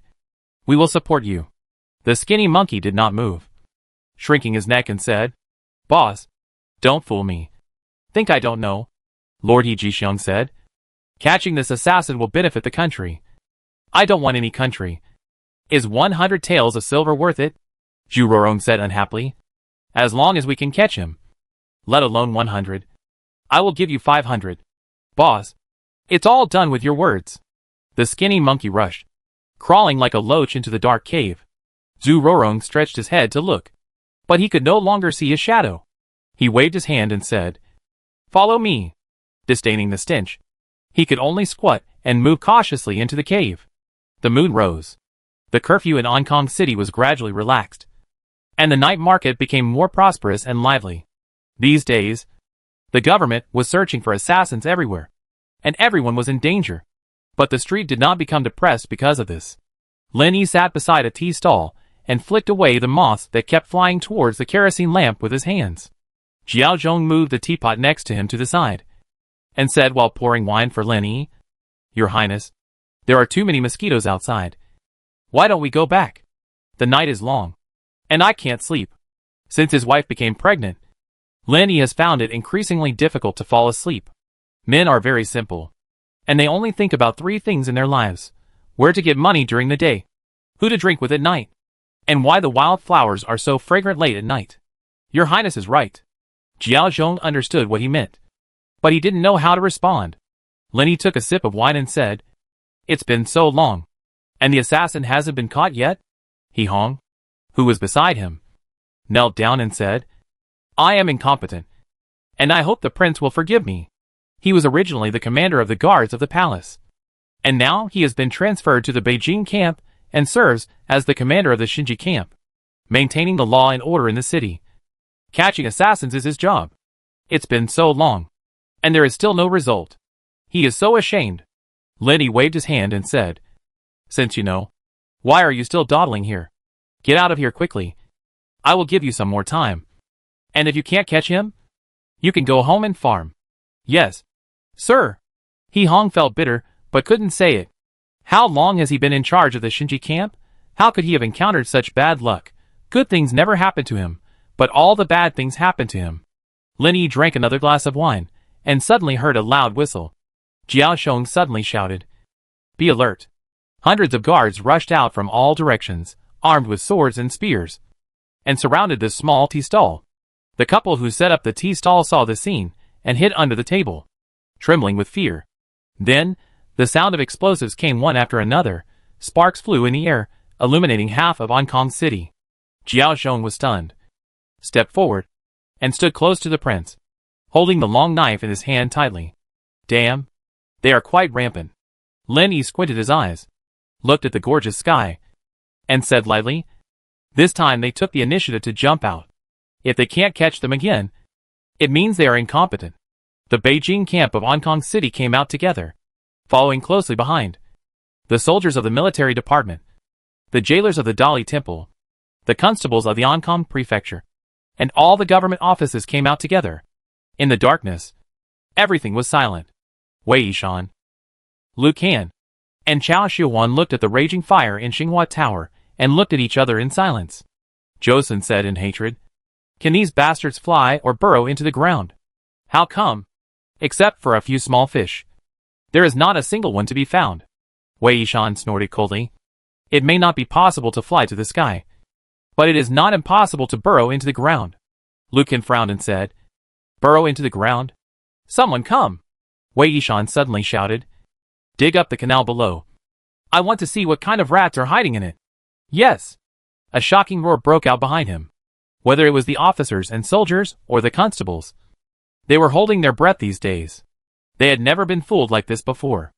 At this moment, they received the order, and their swords, hammers, and shovels smashed towards the bluestone floor below.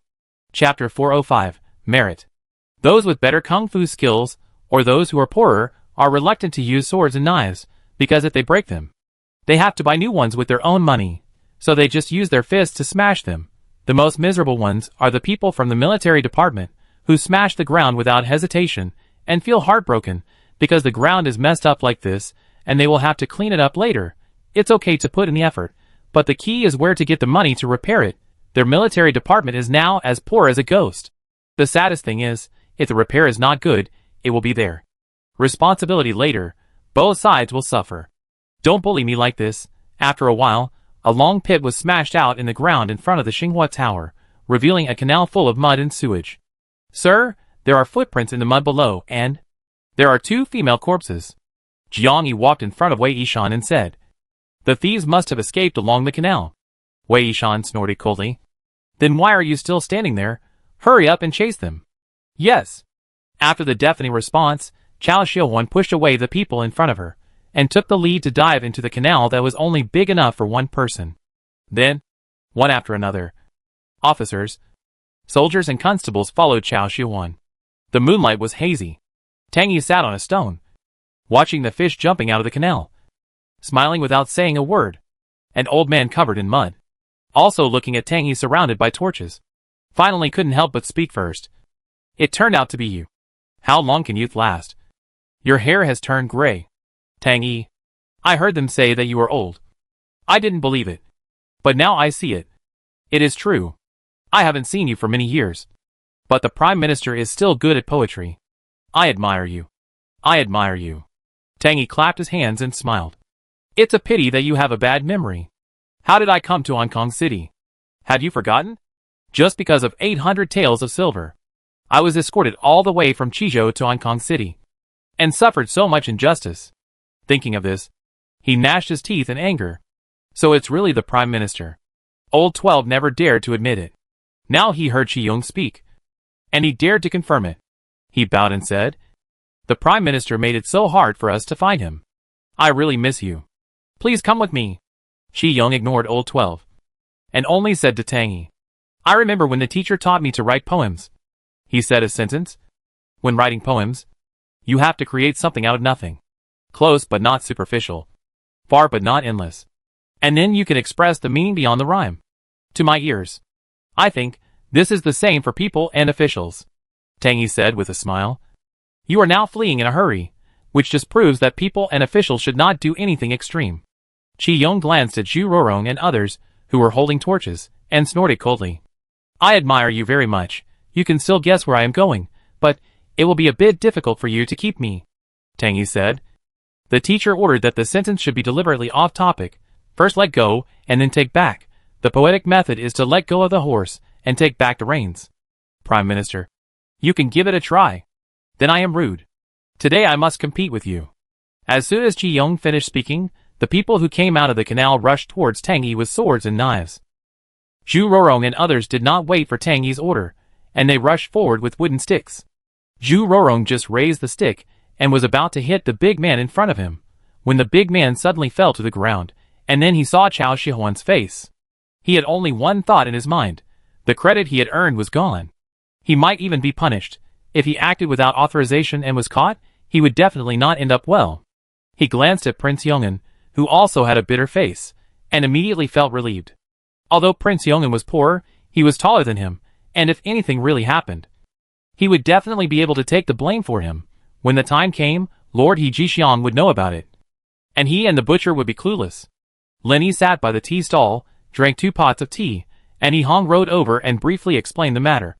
Old 12? Lenny said with a smile. He is quite good at interfering. You bastard. He really deserves a beating. He Hong said. Your Majesty, Prince Yong'an is coming here. As for Tang Yi, I don't know what to do with him. Please give me your instructions. Lenny said. I will not bury these capable people. Although he is the grandfather of Old 12, he should not be confused, since he is familiar with Chen Disheng and Lord He Jixiang. Send him there, and let Lord He and others make arrangements. He Hong bowed and said, Your Majesty is wise. As soon as he stepped back, Prince Yong'an knelt down where he was standing. I know my crime, Prince Yong'an said with tears in his eyes. My Royal Highness, please forgive me. Lenny smiled and said, You have caught Qi Yong. What crime have you committed? The 12th elder said with a bitter face. I am really not sure that I can catch Qi Yong, so I dare not report it to the government without authorization. If I don't catch him, it will be a waste of troops. If I fail to catch him, it will be a false report of military intelligence. So, you are not guilty. Lenny waved at him and said, Get up. Come and have a cup of tea with me. The 12th elder still knelt and said, I dare not. Lenny said, You dare not listen to me? Yes. The 12th elder had no choice but to get up carefully. Then sat next to Lin Yi and personally poured tea for Lin Yi. Lin Yi took the teacup and said as he drank, To be honest, you have indeed made contributions this time. Tell me, what do you want as a reward? The 12th elder smiled and said, It is my greatest blessing to be able to share the worries of my brother the Emperor. Lin Yi thought for a while and said, If I ask you to be the head of the clan office, what do you think? I dare not. I am a humble man with little influence. How dare I take on such a big responsibility? The 12th elder shook his head hurriedly. Besides, the clan support has been cancelled now, and the clan office is in name only. What good will he get if he goes there? He might as well continue to lie at home. Although he has no money, he won't starve to death. Lenny smiled and said, You can take a job at the clan office. You can get paid every month. Are you sure you don't want to go? Paid? The 12th elder's eyes lit up. And then he said worriedly, But in terms of qualifications, there are still many elders in the clan. How can they have a say over me? It's true that he loves money, but he values his life more. The last clan leader was beaten to death by his brother. Lenny said, Elders?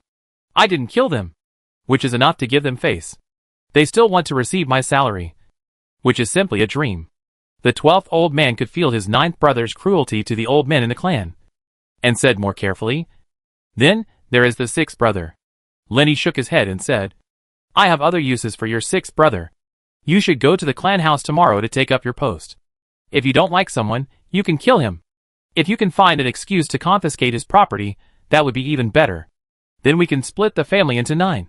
Brother, you are wise. The 12th brother almost jumped up with joy when he heard this. Since the announcement of the cancellation of clan support, there are indeed many people in the clan who are making trouble. Some even paid scholars to write poems to slander his 9th brother. His 9th brother has never had time to deal with them. His relatives are rich. They have fields stretching across the country, and have many wives and concubines, and more than 1,000 servants, and there is no telling how much grain and silver are in the warehouse.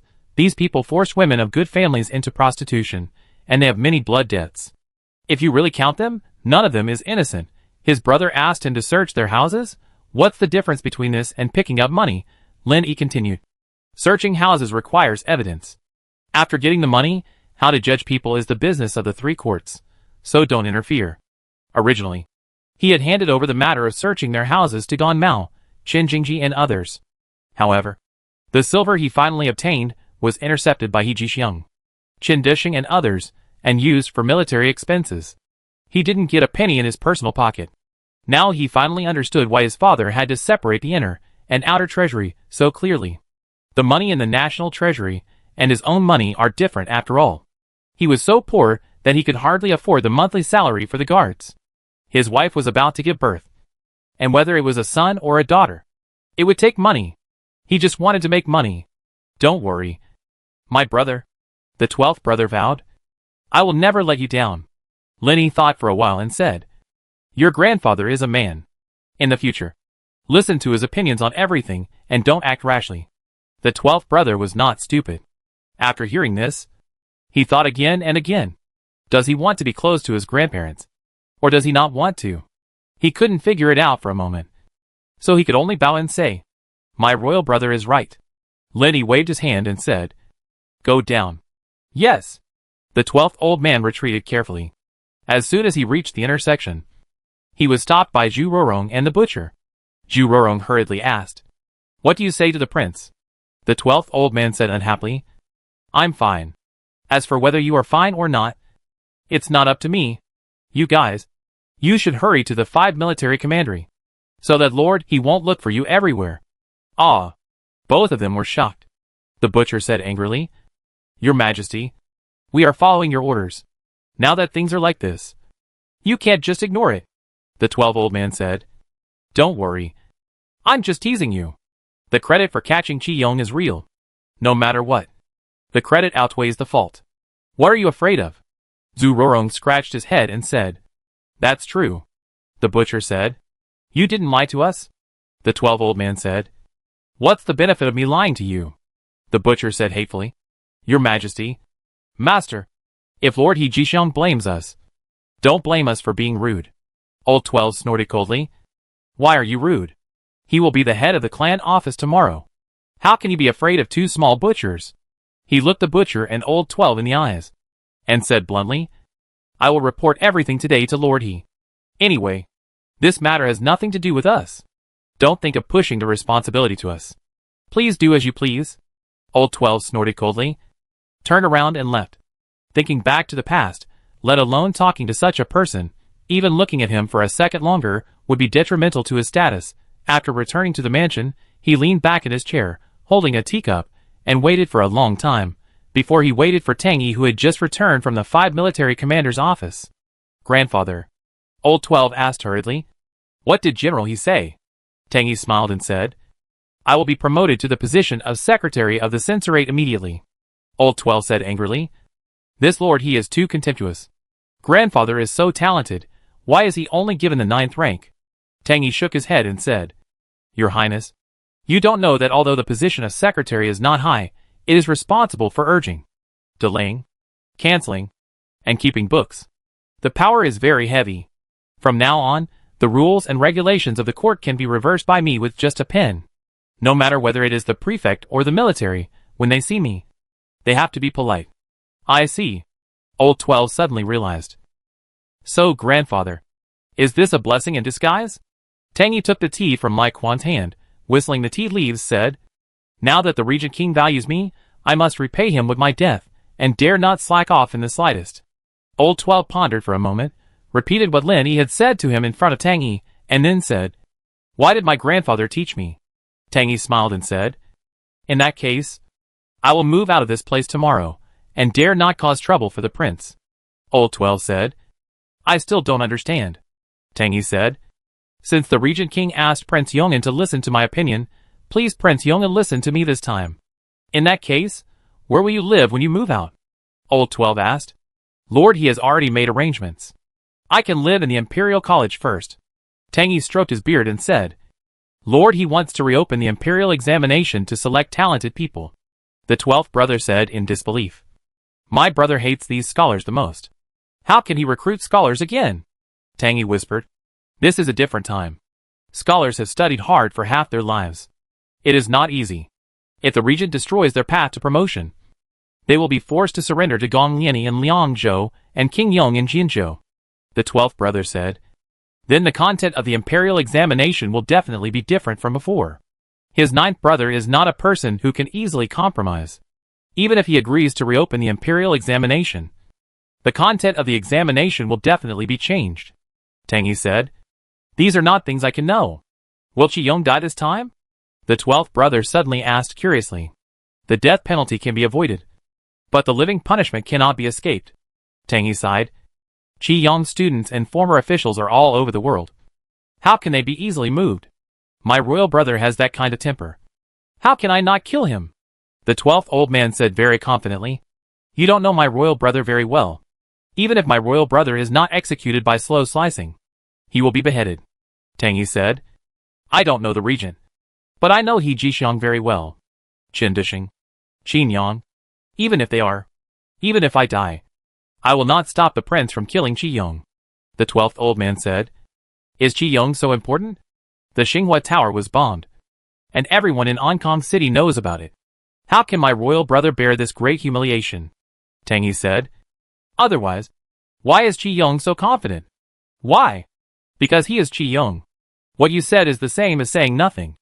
The prince will know in the future. After Tang Yi finished speaking, he laughed and left directly.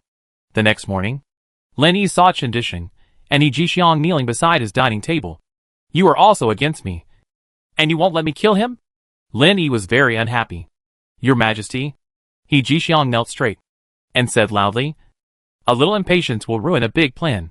I hope your Majesty will put the overall situation first. Your Majesty. Chen Disheng followed closely. Qi Yong cannot be killed. Lin Yi snorted coldly. Wadden is not afraid of hundreds of thousands of troops. But I have to be afraid of a small Qi Yong. Chapter 406 Determination. The leader of the literati. The leader of the literary world. Is he really that great? He has challenged him again and again. And he cannot kill him, Chen Disheng said in a deep voice. The prince now controls the land of China and commands the world, and no one dares to disobey. The prince wants Qi Yong to die, and Qi Yong has to die. Qi Yong's death is a small matter, and the prince's reputation is a big matter. Qi Yong's death, which results in the loss of the prince's reputation, is really not worth the loss. Reputation? Does the prince care about it? Lin Yi smiled. What good reputation can the king have? What's more, Qi Yong is now treasonous. Isn't it natural for the king to kill him? What's wrong? Just because they have the right to speak in public opinion, black is white, white is black, I have to bow to them? Will someone shout tomorrow? Da Liangxing, King Qi Yong, this king must also be extremely terrified and unable to sleep at night. After rebirth, he finally experienced the true abilities of this group of scholars. They personally make up rumors and proverbs, and sing them in brothels, tea houses, restaurants, theaters, and schools. They can quickly turn things they oppose and dislike into rumors. This is a trick that has been practiced since ancient times. Your Majesty. After hearing this, Chen Disheng was frightened and hurriedly said, this old minister has no such intention. Your Majesty. Please understand. Lin Yi said, if I compromise this time, I will have to compromise again in the future. Pass the order down. Qi Yong is plotting treason and rebellion.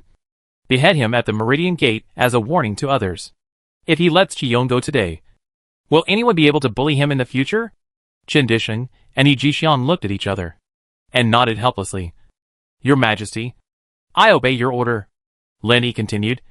Don't argue with each other. There is always a cloud in the sky. Your Majesty is wise. Chen Disheng and He Jixiang were very surprised that the prince could say such a thing. Using objects to express one's aspirations, using objects to describe people, is a good poem. However, it shouldn't come from the mouth of the prince. Although you haven't officially ascended the throne, you are still the common ruler of the world. How can you be dormant? You are clearly thousands of miles in the sky. Who dares to look down on you? You always put yourself so low. How can others deal with it? Such words should come from the mouth of a poor and frustrated person. Lin Yi continued. This Tang Yi knows the princess as well as you do. Could he be a cousin of Tang Sun? The sky was clear at noon, but the wind and clouds suddenly changed in the evening. It was a heavy rain at first, and then it turned into a drizzle. Yu Shaoshi was holding a hammer, standing in a forest, listening to the surrounding noises. After a long time, he said to Dai beside him, that bastard ran away.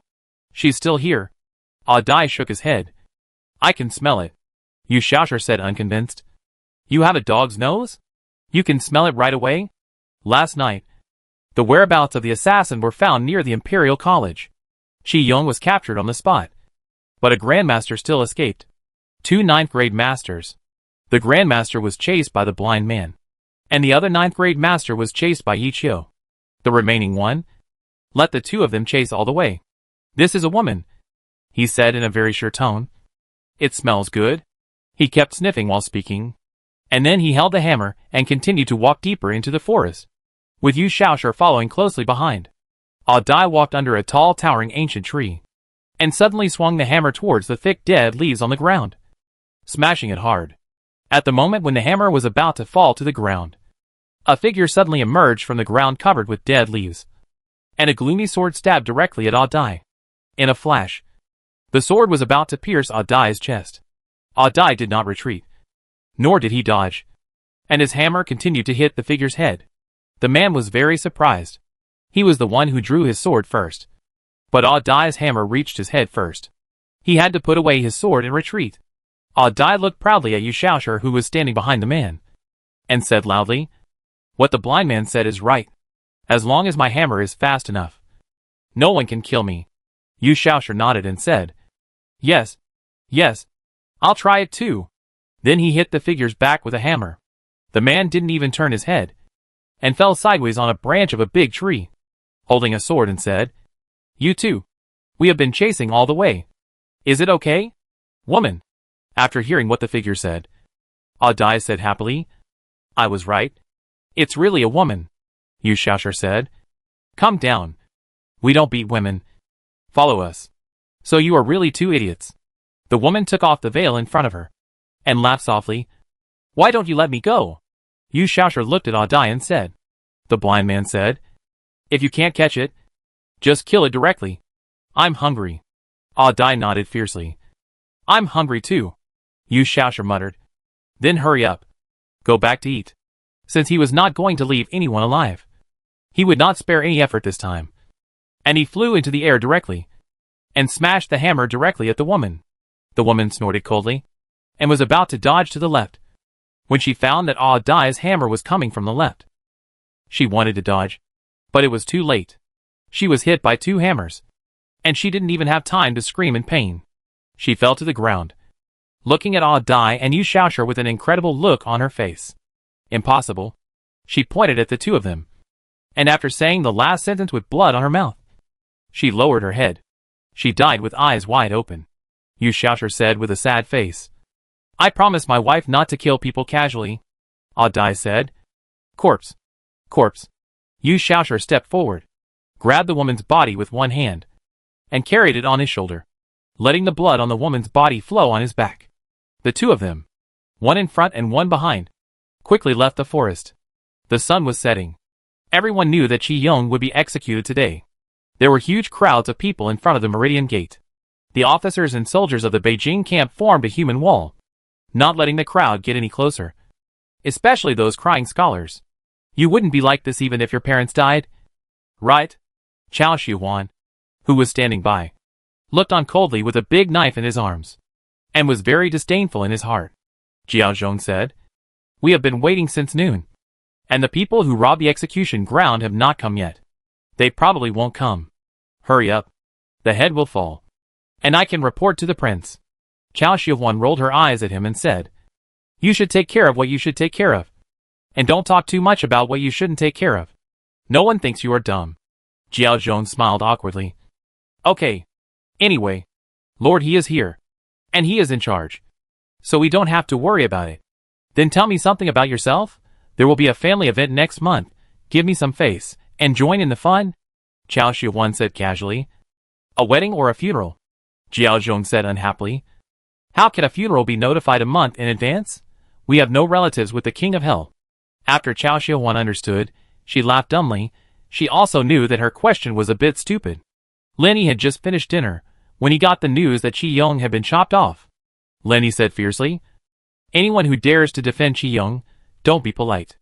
As a leader, Qin Shi Huang dared to burn books and bury scholars. So what can he not dare to do? As long as he holds the gun firmly, no one dares to talk about strength in front of him.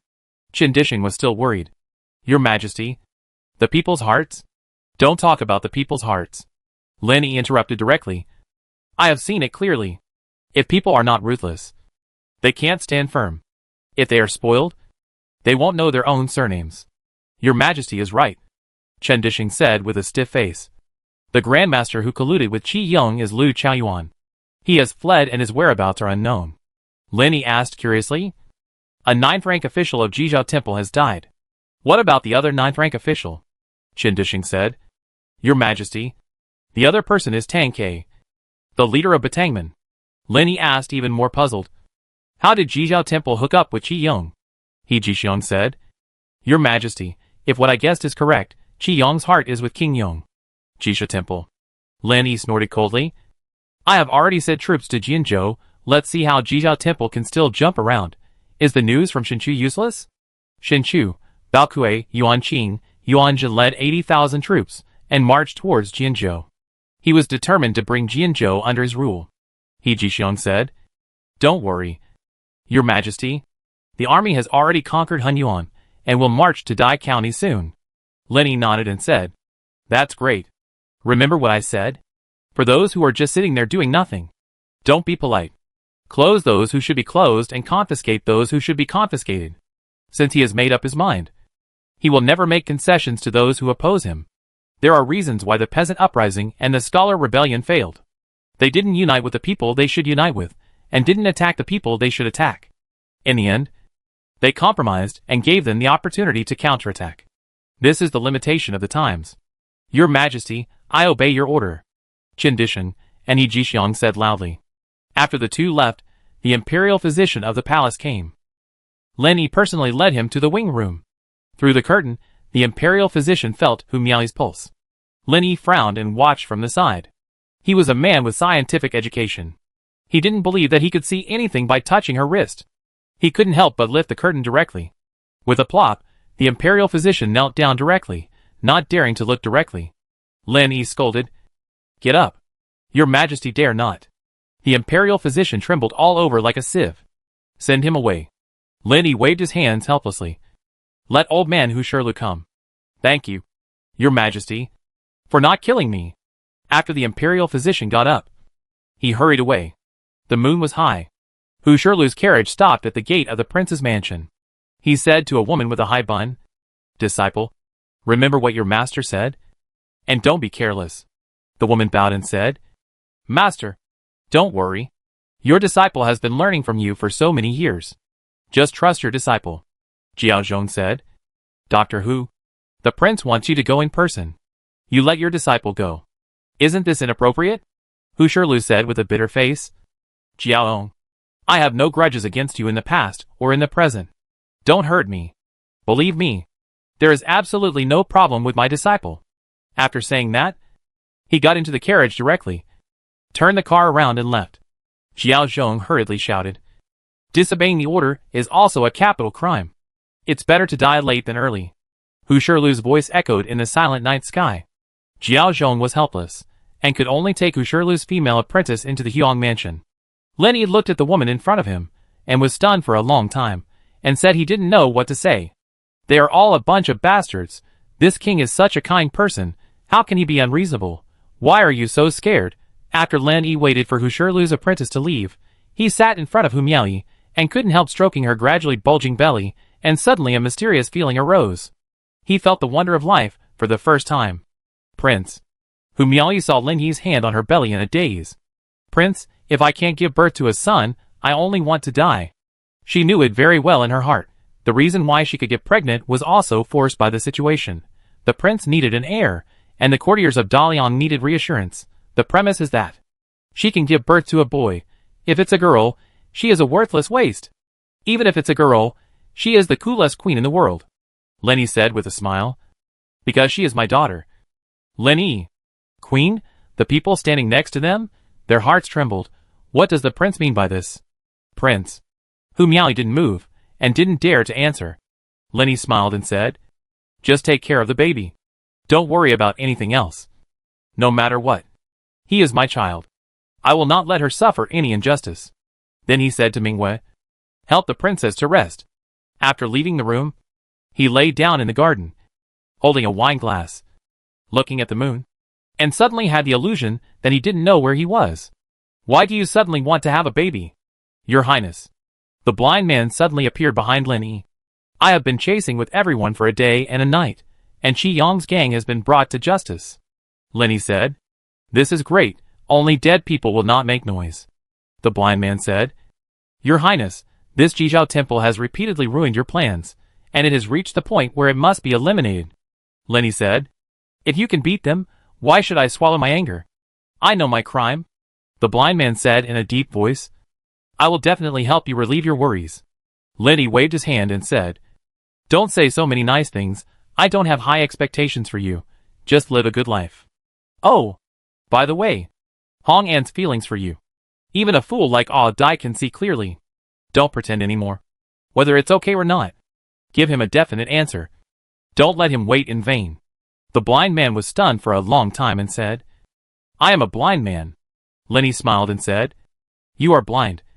But your heart is not blind. You are even smarter than ordinary people. You are a proud person. Don't pretend to be so wronged in front of me. If you dare to say something more, I will beat you to death. Do you believe it? Your Majesty is wise. The blind man smiled. Yes, what a proud man he is. I taught you before. Lenny continued. Speak and act with conscience. Don't hurt Hongin. She is a poor person. If you let her down, I will never forgive you. The blind man leaned over and saluted. Follow the prince's teachings. Okay, just listen to what you say. Lenny waved his hand and said, Go down. You are not young anymore. Don't delay any longer. It's not good for anyone. At night, the moon is brighter. Lenny fell asleep in a daze. When he woke up, he found Mingwe still standing beside him, said weakly, You guys really treat me like a child. Prince. Mingwe lifted him up, said with a smile, Would you like some water? Lin Yi shook his head, looking at Mingwe's crow's feet that could kill mosquitoes. He didn't know what to say for a moment. Whether it is Mingwe or Zixia, they are both women who are almost 30 years old. Chapter 407 Deception. Lin Yi thought for a moment, and took off the warm jade from his waist. He took it in his hand and looked at it. Then he threw it to Mingwe and said, Take it. Think about it carefully. For so many years, I have never given you anything decent. As the saying goes, people take care of jade for 3 years. And jade takes care of people for 10 years. You know this jade? If you meet a fool, you should be able to sell it for a lot of money. By then, you will get a lot of money. Not to mention 10 years.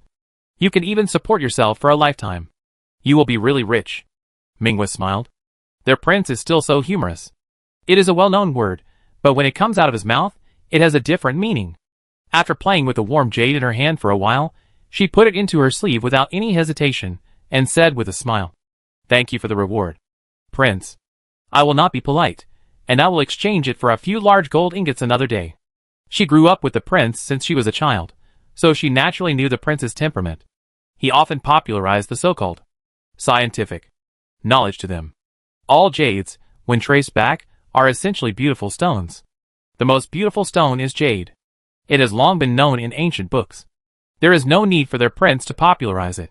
Prince, he is willing to play with it in his hands only because it is valuable. He likes things for a direct reason. All for the sake of money. This is even more true for the warm jade in front of him. It is estimated that in the prince's heart, it is not even as good as a fishhook. The prince said that being able to make a good fishhook is an advancement in smelting technology and a leap forward in human technology. She took Prince's warm jade. And Prince, he would definitely not keep it in mind. Of course, more importantly, she and Zixia were in charge of Prince, his personal purse, and all of Prince, his belongings were in their hands. Prince, he gave things to them, which was equivalent to exchanging the left hand for the right hand, and there was no difference in essence. If they really didn't want it, there was no need to reject Prince his face on the spot, and make him feel uncomfortable. This is for Zixia. Lenny took off the jade ring on his thumb while speaking, and threw it to Mingwe. Sell it for money, and tell her not to sell it at a loss. Mingwe chuckled. Prince, you are biased, giving her such a good thing, and the one you give to me is not as good as hers. Really? Lenny waved his hand. Impossible, the price is not much different. At most it fluctuates within 2 taels of silver. If it really doesn't work, you can choose it yourself. Choose whichever one you like. If you are lucky, maybe you can find a good husband. Mingwe said coquettishly. Prince, you don't look down on the two of us? Although I am old and ugly, is it possible that I can't get married? Is it necessary to pay money to find a son-in-law? Lenny smiled and said, That's hard to say. As a person, you still have to plan ahead. I'm going to tell you something from the bottom of my heart. Do you have any guards or young men you like? I will definitely match you up. Mingwe said with a wry smile. Your Highness is making fun of me again. I won't talk to you anymore. After that, she left. Lenny looked at her back as she disappeared into the darkness, and asked curiously, Did I say anything wrong? Really? In the air, a woman's voice suddenly appeared. Lin Yi's first reaction was that it was an acquaintance. Otherwise, he would not have been able to enter the prince's mansion. After turning around, he remembered who the voice was. Sister, it's been a long time since we last met. I miss you so much. Looking at Wen Jiaoyi slowly falling from the sky, Lin Yi couldn't believe it for a moment. This old lady disappeared in Sanha a few days ago. How come she suddenly came to Hong Kong City now? Those 2 girls are your people. Who dares to marry them? Who can marry them? Wen Jiaoyi, dressed in white, walked towards Lin Yi smiling. You are usually very smart. How come you are confused about this kind of thing? Yes. Lin Yi was stunned, sighed. Thank you, sister, for clearing up my doubts. Wen Jiaoyi is right. If it were in the past, Mingwei and Zixua's affairs would be easy to deal with. But now, he is the king of Daliang. There are definitely people who rebel secretly. But there is definitely no one who dares to tease him openly, or even marry the women around him. You can't be greedy for other people's flowers, and ruin your own family. You are not a fool. In fact, he thinks this is to judge others by your own standards. His possessiveness is not that strong. He sincerely hopes that Mingwei and Zixia will have a good ending. I understand. Wen Jiaoyi seemed to see through his thoughts, and continued, since ancient times, the most unpredictable is the heart of the emperor. No one will take this risk easily. Okay. I understand. I will let these two girls sleep with me later. It's better to keep the money within the family. I'll sleep with the beautiful girls first. Lin Yi stretched and yawned. Speaking of which, elder sister, why are you here? Wen Jiaoyi snorted coldly. You don't welcome me? Lin Yi hurriedly said. Sister, I know that now that my army has left Sanhe, there are no masters to guard it. I am really worried. If sister leaves like this, if something goes wrong, I won't be able to sleep well. Wen Jiaoyi smiled and said, I went to Ayu Kingdom. Ayu Kingdom? Lin Yi said in surprise. What are you doing in Ahsoka? Li Fu is dead. What? Lin Yi was startled, and stood up and said, The Emperor of Ahsoka? Wen Jiaoyi nodded and said, It was him. A few days ago, the foreign devils who had been living in peace in the South Sea came to Ahsoka. Relying on their strong ships and powerful guns, they went deep into the hinterland along the river. And the palace of Ahsoka was captured. Lin Yi said puzzledly.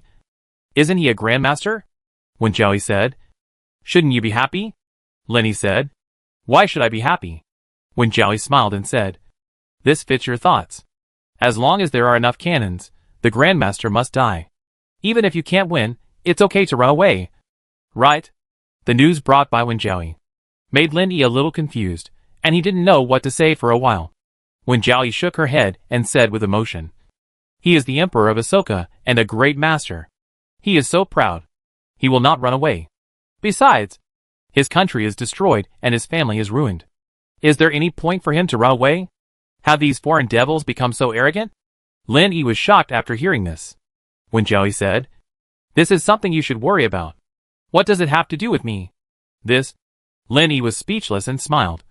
Sister, you are right. Wen Jiaoyi continued. You call them foreign devils, which is indeed no different from evil ghosts. They are cruel and brutal, and have no humanity at all. You should be more careful. Lin Yi snorted coldly.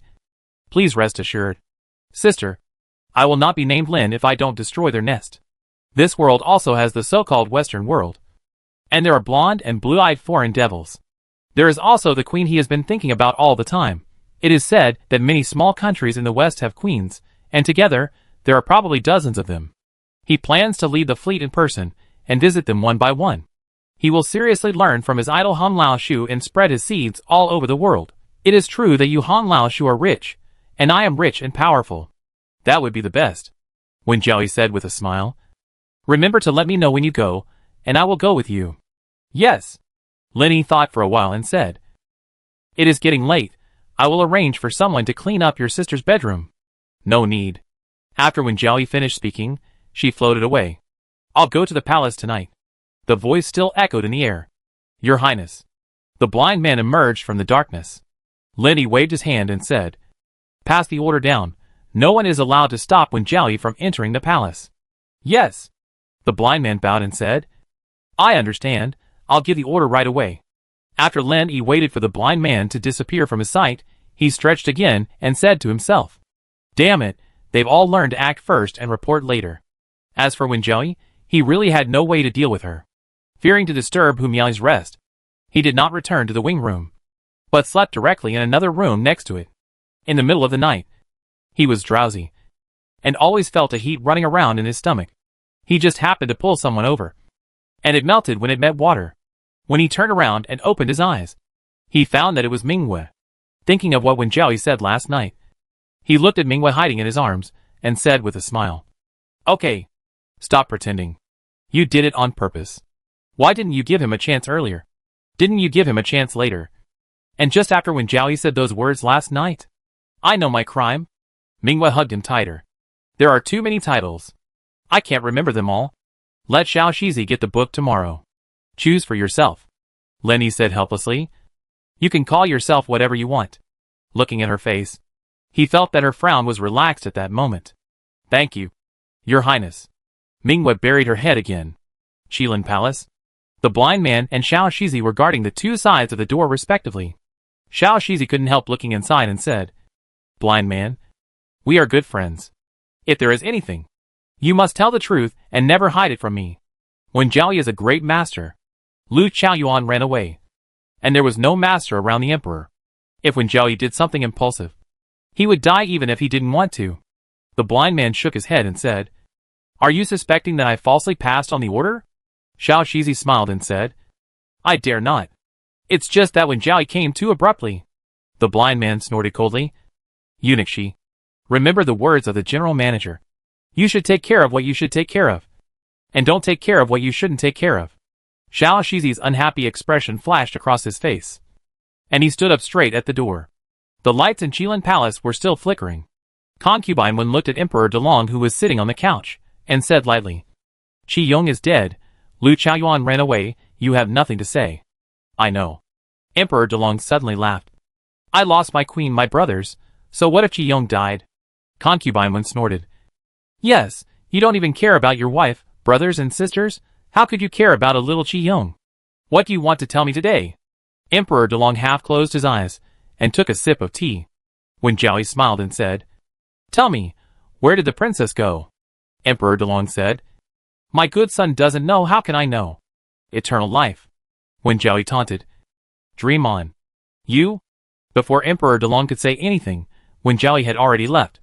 The only sound left in Qilin Palace was Emperor Delong's roar. My ears hurt. Seeing that Emperor Delong was safe and sound, Xiao Shizi breathed a sigh of relief.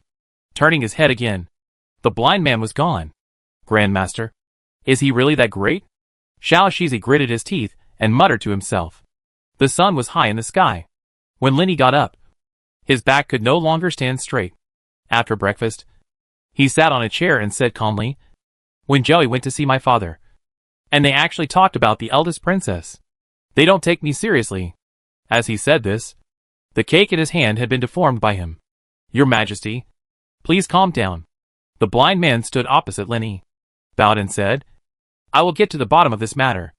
They hide everything from me. Lenny snorted coldly. What do they think of me? Time and again. They really think I am made of clay. On the surface, it's fine if everyone doesn't give face. In secret, these people are the same as Qi Yong. They never take him seriously. In just a moment, anger occupied his brain. Shindishan kowtowed 3 times and said, Your Majesty, calm down. Lenny ignored him and looked directly at Pan Duo, who was standing beside him, and said, Liefo is dead. Ahsoka was destroyed. Such a big thing. But I finally learned about it from outsiders. What use do I have for you? Pan Duo was about to speak when a faint and familiar sound of wooden wheels sounded particularly loud in the living room. Death penalty. The sound of hitting the bluestone slab was louder than the sound of speaking. Lenny raised his head and saw Chi Peng crawling on the ground. Damn it. You finally came. Lenny said angrily. Sun Chung is looking for death. Who told you to let him in without my order? Your Majesty. It's all my fault. It has nothing to do with others. Chi Peng's legs were slumped on the ground, and he supported his head with his arms, and said loudly, I am willing to die to apologize. Stop pretending.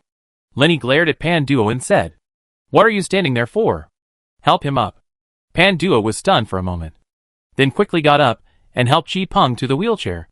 Tell me, what are you doing here? Lenny took the teacup handed over by Xiao Shizi, snorted coldly. Are you here to see me laugh at my expense? I dare not. Chi Peng still lowered his head and said, If the prince has an order, I dare not disobey. Lenny said hatefully, I will only give you 3 days to find the princess. If you can't do it, I will not kill you. You can just disband on the spot and go home to farm. Chi Peng said loudly, I will definitely not let the prince down. The closer it gets to summer, the hotter the weather becomes. Lin Yi was shirtless, holding a brush, splashing ink, and finished the book in one stroke. Chen Dishing, who was standing by, watched for a while, and said against his will, "The ink used by the prince, no matter how dry, wet, thick or thin, all penetrated the paper. He is not an ordinary person. Speak human language." Lin Yi threw away the brush and sighed. The ink floated on the surface. What a bullshit. Some things require talent, and you can't get results by pretending to work hard. Chapter 408 Take It All. Chen Dishing said with a wry smile. Diligence can make up for one's shortcomings. God rewards diligence. As long as the prince is willing to work hard, I believe there will be progress. He himself felt a little guilty saying this. He and Shirquan, Wang Qingbang and others have talked about the essence of calligraphy countless times, but the prince and his old habits are hard to change. When starting and ending the strokes, they still draw circles. To be honest, it is not much better than a child who has just started to learn. If you pick it lightly, the shape will be loose and not round. This is not a serious drawback. Those who neglect it with a careless heart, their bodies are sparse and uneven. This is the disadvantage of not being diligent. If you have the form, but not the spirit, you will never enter the Tao, and it will be in vain even if you practice until you are old. However, this cannot be said. This prince shows his emotions on his face. When he is not happy with you, he will get angry on the spot. It's a pity that he is old. In public, where can he put his face after being scolded? So, it's harmless to say a few words of compliment against one's will. Besides, if you don't say it yourself, others will say it. As soon as he finished speaking, He Jixiang showed his gap teeth and said confidently, "Your Majesty's handwriting is fast and slow. Magnificent. Ups and downs, turning again and again. And the energy is flowing thousands of miles. Quite like an emperor.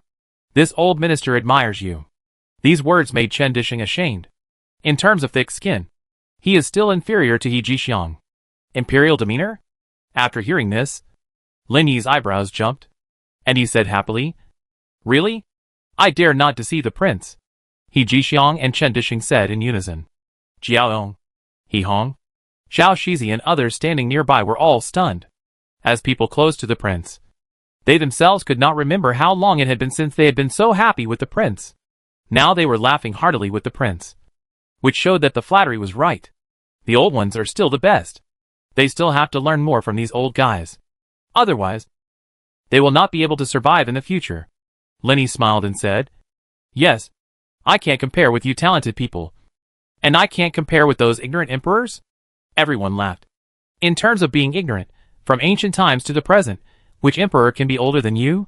This prince, he often makes typos. It is called simplified Chinese characters. They say that the characters are too complicated and not conducive to the popularization of culture. They once wanted to reform the characters in Sanhe. Fortunately, Shanxi, Xiezan and other old men threatened to die, so that no big mistake was made. If Prince He really succeeded, not only would Prince He become a laughing stock in the world, but all of them. The great scholars would also be infamous for thousands of years. They are scholars.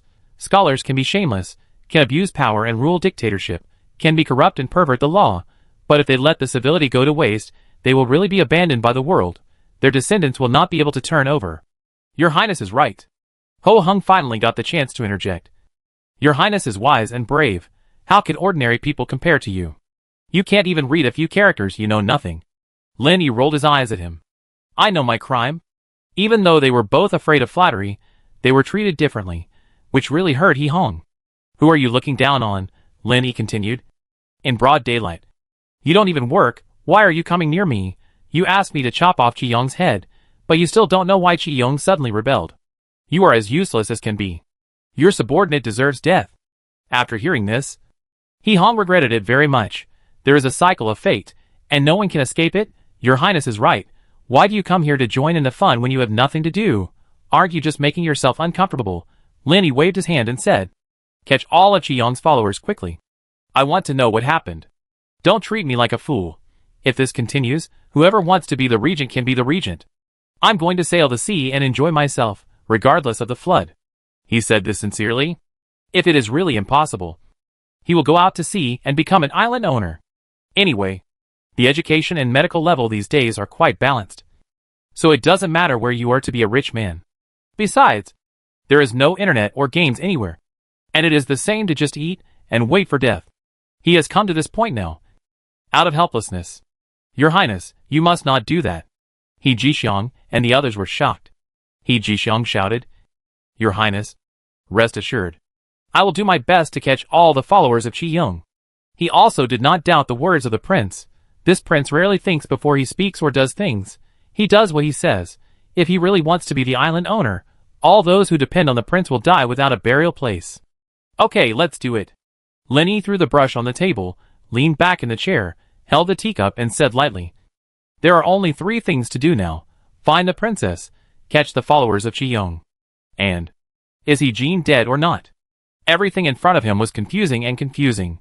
It seemed that he, the so-called regent, was a joke. Yes, sir. Everyone knelt down and said in unison. It was hot. Lin Yi was lying in the garden, with Mingwe on his left and Zixia on his right. It was the first time he realized how clingy these 2 girls were. At night, he was particularly afraid of the heat, and these 2 girls couldn't be driven away, and they still insisted on warming the bed. For him, what a sin! In just a few days, his originally smooth back had already developed prickly heat. Without any other options, he arranged for someone to change to a larger bed, so that he could stay away from these 2 girls when he slept at night. Being a bridegroom every day is a good thing. But no one can stand being a bridegroom all the time. He was shy by nature. And sometimes he didn't know how to refuse the 2 girls. What surprised him most was Hu Miao's attitude. After learning that he had given the 2 girls a face, she actually gave them gifts. She didn't show any jealousy. After that, he couldn't figure it out. In any case, she, Hu Miao, was his wife. Married in a formal way. The 2 girls could only be concubines. Or taken in. The so-called concubine is no different from a thing, and can be bought and sold at any time, whether it is a landlord, a rich peasant, or a royal relative. A concubine is an important asset, no matter how careless Hu Miao is. She also understands these common sense. Can you guys take care of your own business? Lin Yi pushed Mingwei away and said helplessly, it's really hot.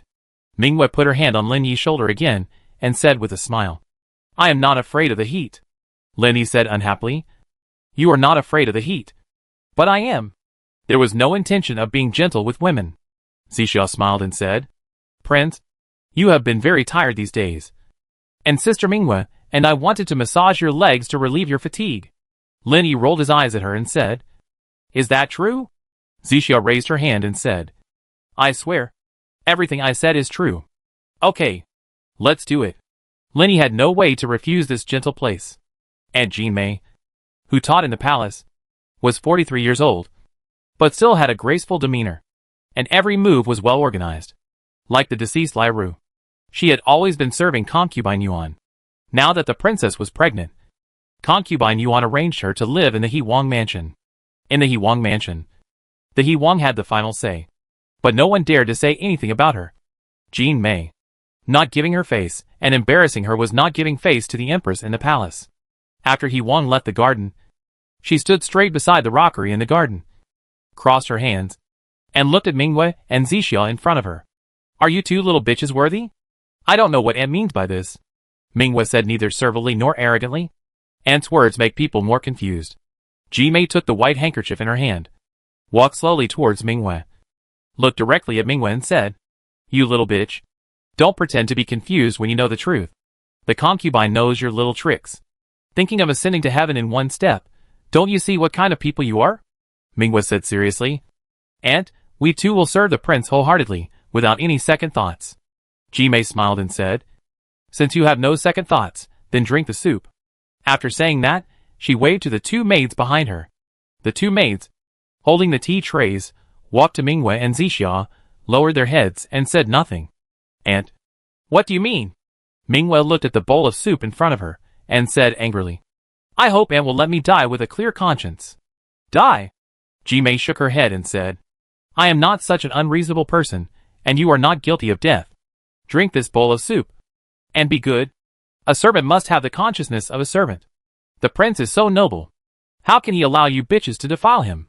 If you don't know what's good for you, you will make yourself uncomfortable. Zixia hurriedly said, I hope you can understand. We have never had this idea. It's true that they are 9th rank. But they are still servants. It's a great fortune that the prince doesn't drive them out of the palace. How dare you hope to leave an heir for the prince? Ji-mei snorted coldly. This kind of thing is not something that bitches like you can decide. Drink it quickly, so that I can report to the queen, Mingwe said coldly. Auntie, do you have to be so aggressive? She and Zixia are already 9th rank. You can go anywhere in the world, except for the prince and the steward. You don't need to swallow your anger in front of anyone, including the blind man Yichio, the monk, Ji-mei said expressionlessly. So what, if you two disobey the order, I have no choice but to report to the queen truthfully. Zixia pulled Mingwe's sleeve, signaling her not to speak anymore. Mingwe looked at Zixia, and they both nodded, facing the 2 bowls of soup in front of them. They stretched out their hands, which were shaking constantly. They understood what Ji-mei meant. They were not worthy of bearing Prince He's offspring. Prince, he did not need inferior offspring. They had to drink this bowl of soup, and from then on, there was no possibility of pregnancy. They were unwilling. However, if they resisted, if the queen knew about it, how would Prince He deal with himself? In the end, Prince He would be in trouble. They did not want to embarrass Prince He. Facing Ji-mei's aggressive eyes, the 2 finally picked up the bowls. They knew what kind of medicine this was. You can't have children for the rest of your life. Ji-mei watched coldly, and the 2 bowls were already on the lips of the 2 women. Suddenly, her snow-white neck showed a hint of red. She felt a little pain. She stretched out her scallion white fingers, and just touched her neck, and fell directly to the ground in the puzzled look of the crowd. The body that was still standing straight was bleeding, and then fell to the ground with a bang. The blood on the ground was still steaming under the sun. Mingyu slowly turned her head, and saw Yichio coming out of the woods. She trembled and said, "You killed my aunt. How will you explain to the queen?" Yichio didn't even look at her, and said coldly, "I only listen to the orders of Prince He. I will do whatever the prince tells me to do." Prince? Zixia understood what he meant immediately. Yichio killed Ji-mei. It was Prince He's order. But she didn't understand why Prince He did this. Yichio said coldly, "Do you have any questions?" Mingwe stepped forward, stepped into the blood, and then said, "Yichio, you really killed her." Yichio said, "This is Prince He's order. No one can disobey." The prince said, "You are his woman. You can't let others bully you."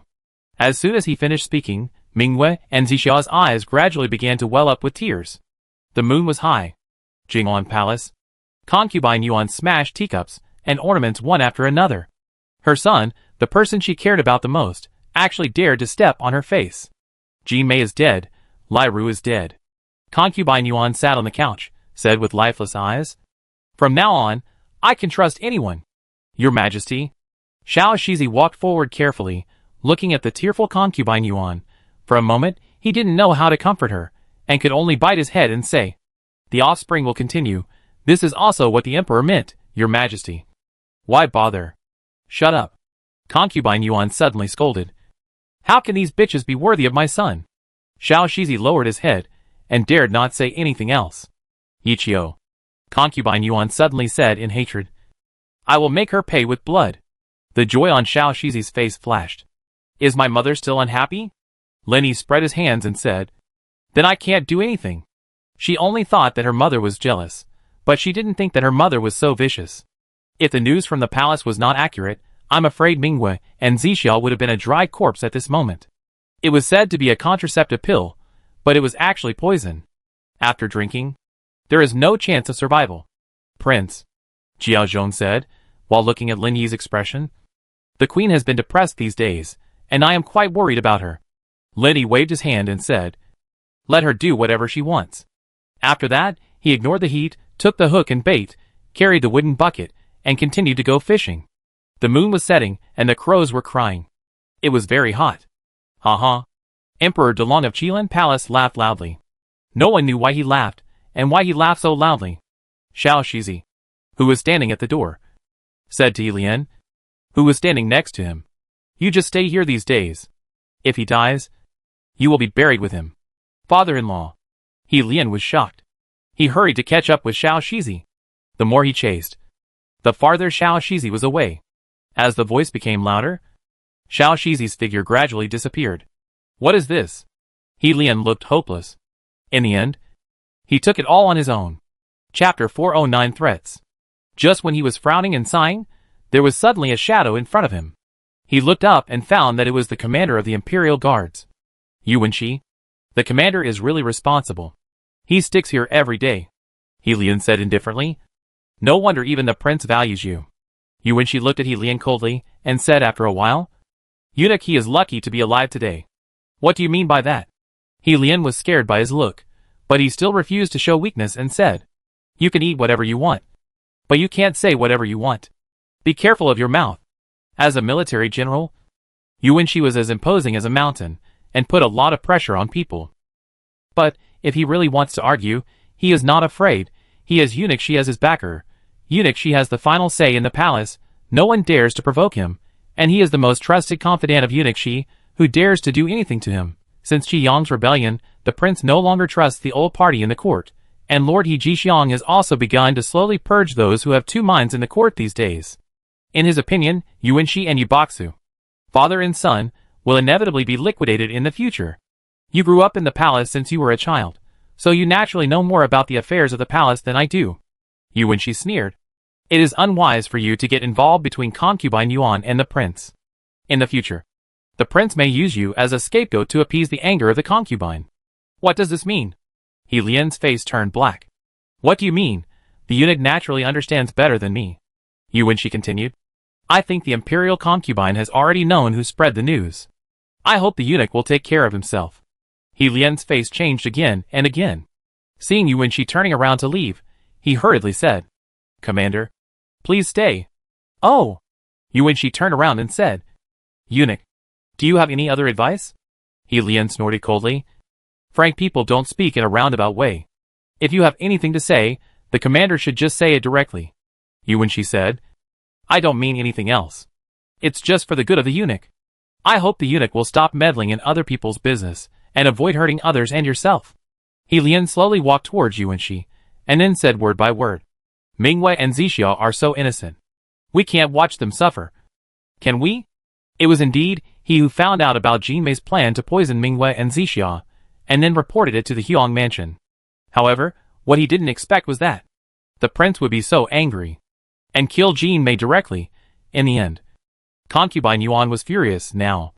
After Yuanqi's reminder, he finally understood his situation. To be honest, he does regret it a little now. If he offended concubine Yuan, how would he survive in the palace in the future? If concubine Yuan wanted to kill him, prince, he would definitely not stop him. And Untitled had no reason to anger concubine Yuan. So he had to save his own life. They are just two girls. If they die, they die. What's the big deal? Yuanqi said indifferently. Who said that concubine Yuan's happiness is worth a lot of money? You also saw Prince He's reaction. He Lian continued.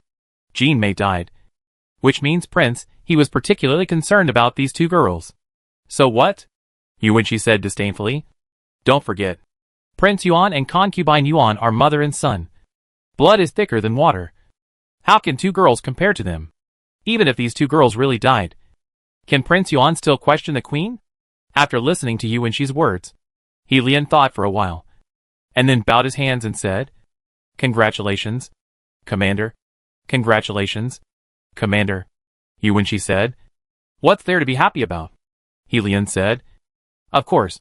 Congratulations to the commander for getting married to a high-ranking official. If Yuanqi had not surrendered to concubine Yuan, why would he have to say so much to me? Although the two of them worked together in Qilin Palace. One was responsible for patrolling, and the other was responsible for serving Emperor Delong.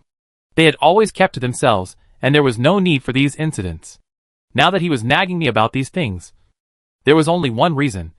Yuanqi and his son surrendered to concubine Yuan. Seriously speaking, this was really a good idea.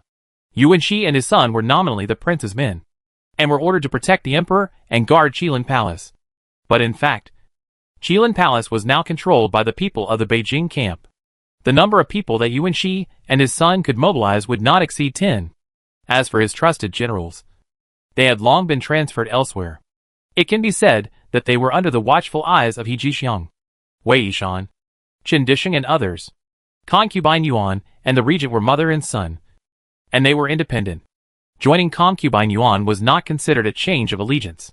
Even if the prince was unhappy, he would not do anything to them. The most important thing was that they had the support of concubine Yuan. Some things, eunuch, just know in your heart. No need to say them out loud. Yuan Shi did not comment. His face was close to Yi Lian's face. And he said seriously, eunuch, you should think twice before doing anything in the future. Are you threatening me? Yi Lian looked uneasy. I dare not. Yuan Shi said expressionlessly. I just hope that the eunuch can act more appropriately in the future. And don't make things difficult for me. Otherwise I can't protect the eunuch. Yi Lian suddenly asked curiously. It's a good thing that the prince has many descendants. The imperial concubine is so noble. Why bother with 2 girls? This is what he doesn't understand the most. Yuan Shi smiled grimly and said, the queen naturally hopes that the prince has many descendants. But they are not surnamed Yuan. I see. Yi Lian was stunned. He finally understood the imperial concubine's thoughts. Empress Yuan naturally hoped that the prince would have many children, but concubine Yuan hoped that the prince would marry a daughter of the Yuan family, especially Yuan Zijuan. This was no secret in the palace. Yi Lian couldn't help but think, could concubine Yuan be thinking that the whole world would be named Yuan in the future? Is concubine Yuan crazy? Yuan Shi bowed and said, goodbye. Goodbye. Looking at Yuan Shi's receding back, Yi Lian didn't know what to do for a moment. According to his guess, the princess who is pregnant is probably also in danger. At least it is difficult to keep the baby in her belly. Should this matter be reported to Prince He? For a moment, he was very hesitant. If he told her, it would offend the queen. If he didn't tell her, if something happened in the future, it would be because of the lack of information. And it would all be his fault. He gritted his teeth and went straight to the residence of Eunuch Shi. After lunch, Lin Yi disliked the hot weather and did not go anywhere else. He sat in the garden and threw a handful of fish food into the pond from time to time, attracting goldfish to compete for food. Without even turning his head, he said to Mingwei behind him, as for the princess, you must remind her to walk around often. Otherwise, if she gets too fat and can't give birth to a baby at full term, she will suffer. Mingwei smiled and said, don't worry, Your Majesty. Doctor Hu has already told you all about this. Besides, the princess has some skills and her body is much better than that of ordinary people. I'm sure she won't suffer too much. That's good. Lin Yi scattered the last bit of fish food in his hand, clapped his hands, yawned, and said, I'll lie down for a while. When the sun goes down, remember to call me. I have to go to the palace and I'm really worried about you. After the sun went down, he woke up without waiting for anyone to call him. After washing his face, drinking half a pot of tea, he rode his donkey into the palace. After entering the palace, he got off the donkey directly, walked a shortcut, and headed straight to Jing'an Palace. Halfway on the way, the eunuch came to report that concubine Yuan had gone to the imperial garden. He turned another corner and went to the imperial garden. Concubine Yuan was sitting in an octagonal pavilion, with a pile of fruits and cakes in front of her, surrounded by a group of concubines. Lin Yi could hear the laughter of the concubines from a distance. For a moment, Lin Yi had the urge to move into the palace immediately. Damn, so many beauties, so pleasing to the eyes. Wouldn't it be a pity if I didn't come in to take a closer look? The regent is here. With Xiao Shizi's shout, the laughter in the imperial garden stopped. According to the rules, the concubines could only leave quietly, and Lin Yi could only sigh at their backs. After approaching concubine Yuan, he leaned over and said, Greetings, mother. Why are you so polite all of a sudden? Concubine Yuan put the melon seeds in her hand into the palm of a maid next to her, and then let another maid wipe her hands with a wet towel, looking at Lin Yi in surprise. You've made me a little confused. Her son has never been a man of rules, and he couldn't say such polite words in front of her. Lin Yi smiled and said, Son, I don't mean anything else. I just suddenly thought of how much your mother has been working hard for you all these years. It's really hard. If you don't understand, it would be really unfilial. Concubine Yuan said unhappily. What kind of person are you? How can I not know? If you have something to say, just say it directly. Hiding it here will only make us look more distant. It's meaningless. This is what my son thinks. Lin Yi said seriously. Your mother has done so much for you. If you don't understand, I'm afraid your mother will be disappointed. You are my son. Whatever I do for you is what I should do. Concubine Yuan looked at Lin Yi's face while speaking. Even if you do something too much, what else can I do except forgive you? Do you want to stop being a mother and son? What your mother said is, Lin Yi walked to concubine Yuan and sat down. He picked up the teacup, drank it all in one gulp and sighed. I think mother also knows that Jean Mei was killed by my son. Concubine Yuan said expressionlessly. She was just a lowly maid. She died. So it's not worth it for you to come and say something. Lin Yi smiled and said. She was an old lady by mother's side. Mother was used to using her. Your son suddenly killed her. You will have no one to use in the future. It's my son's fault. What a joke. Concubine Yuan said coldly. With a snort. He said. There are so many clever ants in the palace. One more or one less will not make a difference. Why do you have to take it to heart? I am relieved that my mother thinks so. Lin Yi glanced at the two maids behind concubine Yuan while speaking. From now on, if anyone dares to make trouble in the palace again, I will directly execute him by slow slicing. I will not have any scruples. The two maids felt cold all over after Lin Yi glanced at them. I said to them with Wang Yi, warn them cannot do things for the concubine in the future. You come here. Come here, say these things to this palace, is it filial piety? Yuan Guifei glanced at him angrily. Lin Yi laughed. Of course there is something else. Hu Miaoyi's belly is getting bigger, Bee's mother-in-law knows, it can be produced in a few months. For the first time as a father. The son, the mood is naturally a little embarrassed. I don't know what to do for a while. Think about it, the child's name must be the first important thing. My son is uneducated and unskilled. And I can't come up with a good name. But for this kind of thing, I can't ask outsiders for help. It is said that my grandfather is a great man of both civil and military skills. It's a pity that my son had a rift with him before.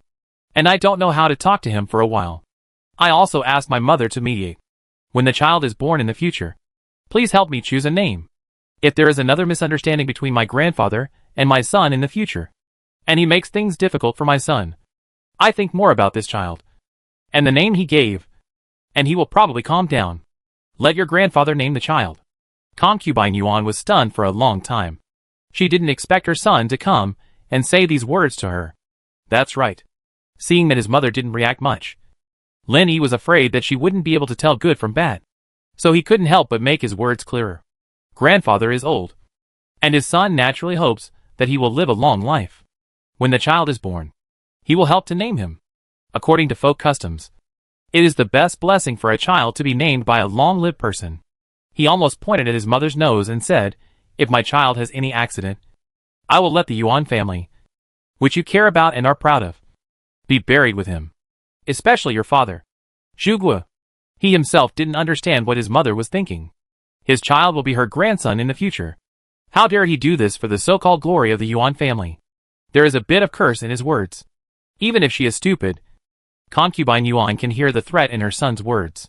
My son doesn't dare, Lin Yi said helplessly. My son really wants his grandfather to name the child. Mother, please help me convey this message. His mother used to be a naive person at most. How come she has become so stupid now? Between him and the Yuan family, she can't tell the inside from the outside. Concubine Yuan said. That's your biological grandfather. He will definitely not refuse such a small matter. Lin Yi smiled and said. That's the best. Biological? How can his mother have the face to say this? The most powerful one who sings against him is the Yuan family.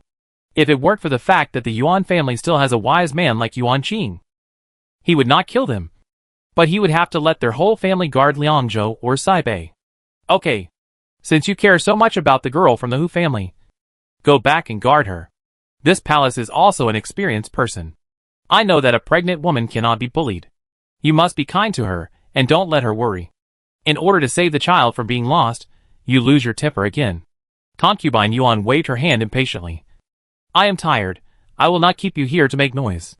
Son, take your leave. Lin Yi breathed a sigh of relief. It seems that threatening his mother with the Yuan family is more effective.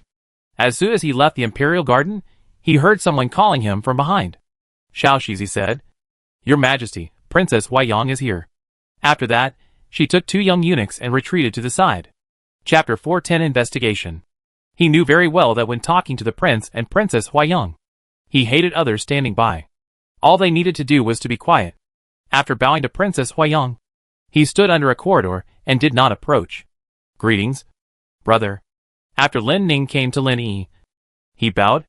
Lin Yi looked at the thin Lin Ning and said distressfully, What happened these days? You suddenly became thinner. He found that since the troops arrived in Hong City, he had neglected his sister a little.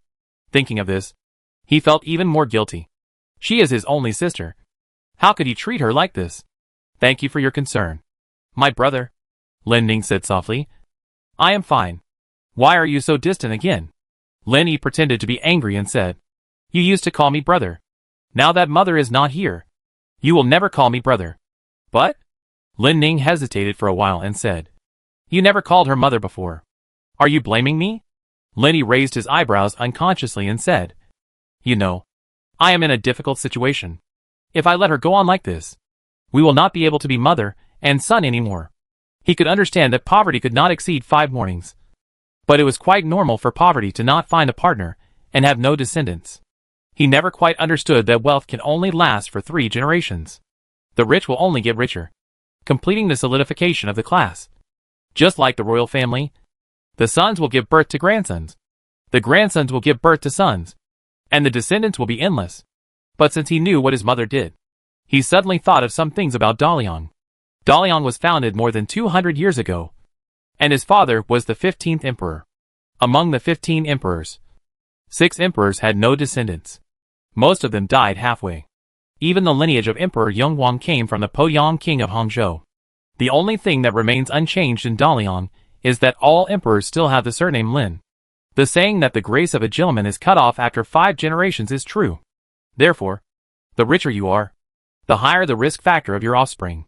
Not only are there internal struggles among the royal offspring, but there are even court officials who are disloyal. I have studied hard for decades.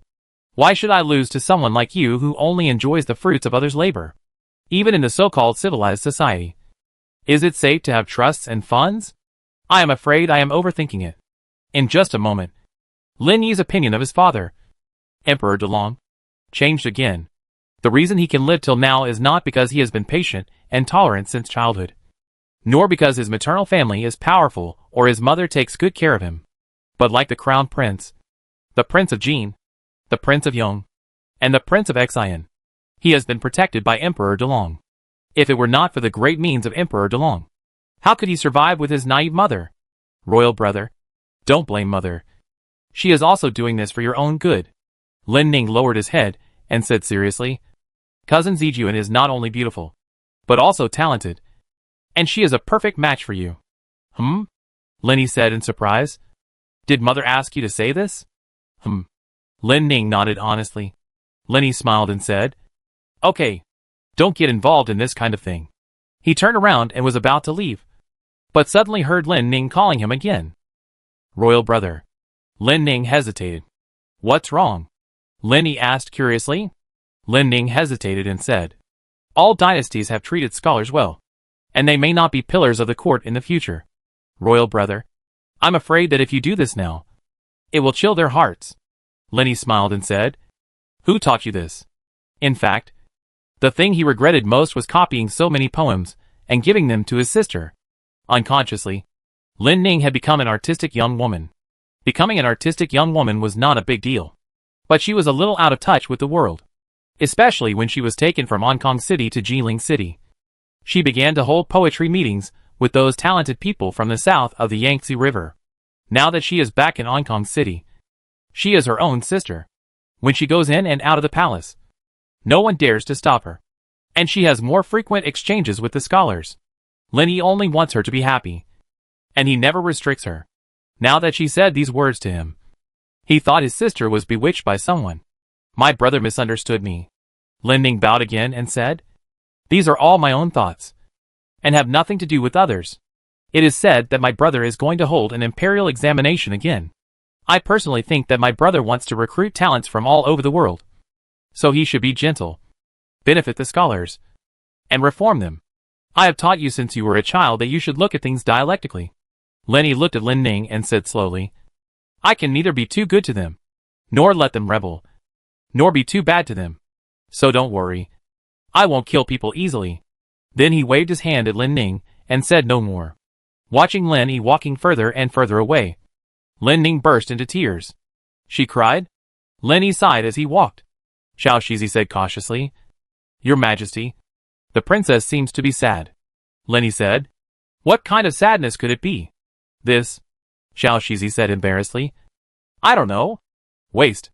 Lin Yi said unhappily. You guys. I'm too nice to you. You don't know anything.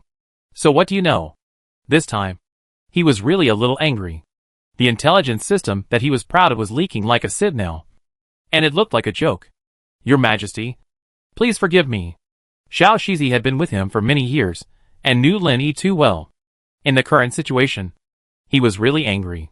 Moreover, this prince would not get angry easily. Once he got angry, it would be a big deal. With millions of corpses and blood flowing.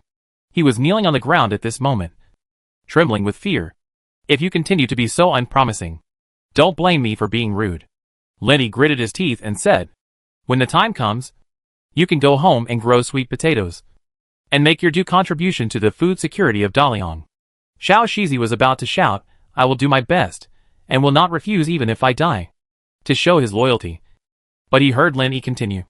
I heard that someone has been stealing from the palace recently, and reselling the treasures. You are so bold, I am still here. And you are so brazen. Your anger will not be appeased unless you kill him. Other things, he can still tolerate, but stealing treasures from the palace, and reaching into his pocket, he cannot tolerate it. When he ascends the throne in the future, all the treasures in the palace will be his. Your Highness. As soon as Xiao Shizi shouted this, he found that Lin Yi had gone far away and disappeared. He suddenly collapsed on the ground, drenched in sweat. This is the real Achilles heel between them, and the prince. It was a hot summer day. Even at noon, the northwest gate of Ankang City was still bustling with people. The army was heading for Jinzhou, and the battle was in full swing. The food and grass supply could not be interrupted for a day. Zhou Sun, wearing a short coat of a constable, stood in the city gate, looking at the people coming and going, and said lightly, we have been guarding here for 10 days, and there is still no clue. Could the news be wrong? After saying that, he reached out and wiped the sweat on his head. Fong Pai on the side said with a frown, I don't know either. This is the order of shopkeeper Qi. We can only do whatever he says. Zhou Sun said. Lu Chaoyuan should have left Ankang City. Why would he risk staying here? Fong Pai shook his head and said, he is a great master. If we really meet him, we can't stop him. We still have to rely on Ichio and the blind man hiding in the dark. We just need to check carefully. If there is anything wrong, blow the whistle immediately, and wait for Ichio and the others to come, and watch the fun from the side. Zhou Sun sighed. Since the two of us are useless, Lord He didn't arrange for one more person to come. Fong Pai said. Lord He Jixiong said. One sitting alone does not lean on the railing. 2 people do not look at the well. And 3 people do not lift a tree. Zhou Sun smiled and said. What does this mean? Fong Pai said. 1 person is easy to be lonely. And 2 people. If one of them falls into the well and dies, the other person will be suspected. If 3 people lift a tree together, one of them may not be able to do anything. Zhou Sun said unhappily. There are 2 of us. Fong Pai smiled and said. If you die, no one will believe that I killed you. Because he doesn't have that ability. Back then, he and the monk were of the same rank. Now, the monk is already a congenital. And he is still not even at the 5th rank. Facing Zhou Sun, who is almost at the peak of the 8th rank. Even if he goes out and says that he killed Zhou Sun, no one will believe it. The gap between the 5th rank and the 8th rank is almost as big as that between an ant and an elephant. If you can't talk, just say less. Why don't you die? Zhou Sun rolled his eyes at him. Fong Pai smiled and said, even if I die, no one will doubt you. Zhou Sun asked curiously, why? Fong Pai said, because I am a member of the Imperial Guards. Qi Peng, the shopkeeper, said that the Imperial Guards today are the lackeys of the prince. Anyone who dares to kill the lackeys of the prince is equivalent to treason. Zhou Sun was born and raised in Sanhe. Even if she had the courage, she would not betray the prince. Humph. Stop being so arrogant. Zhou Sun changed the subject and said, is there any news from the princess?